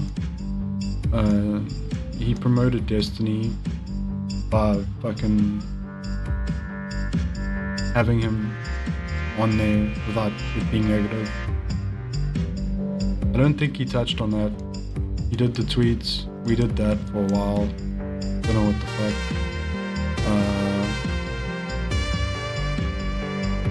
Mentioned Snark, I think, right, Charlie? New York congressman, don't know about that. Yeah. Yeah. Platforming hatred, yeah. Twitch CEO. He didn't do that one. Didn't do that one. Yep, obsessed. He didn't cough.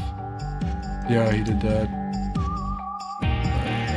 Bad/fault statistics. I don't know if we had either. Defending good guy.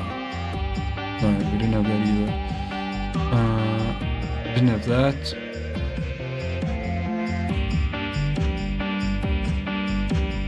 Did he cover the fires? I don't think so.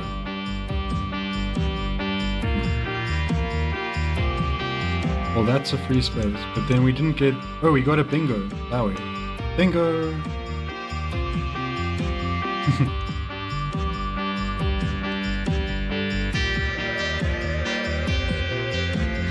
Alright. So potentially now, I don't have to talk about Ethan anymore.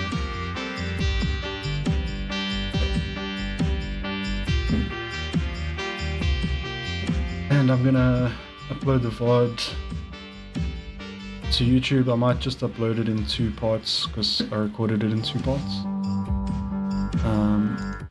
Yeah, other than that, we need to have like I survived Ethan's content new like merch. Thanks for watching, and hopefully I added some insight to this. I know it was super long, but like I was saying, I'm autistic and I just didn't want to allow any lies to go unchallenged.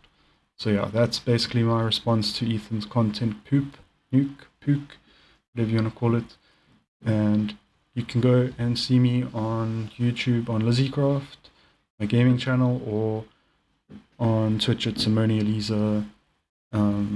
Otherwise, yeah, that's basically what I'm uploading for now. My main YouTube channel, I'm going to be putting a video out on there called, the channel's called Elisa Bella Rosa. But that will come out when I've done the editing for it, ranking energy drinks. You can subscribe to that if you're curious. I did put all those links and stuff on screen. Where was it? There. Cool. But yeah, I need to get going. Thanks for watching. Bye.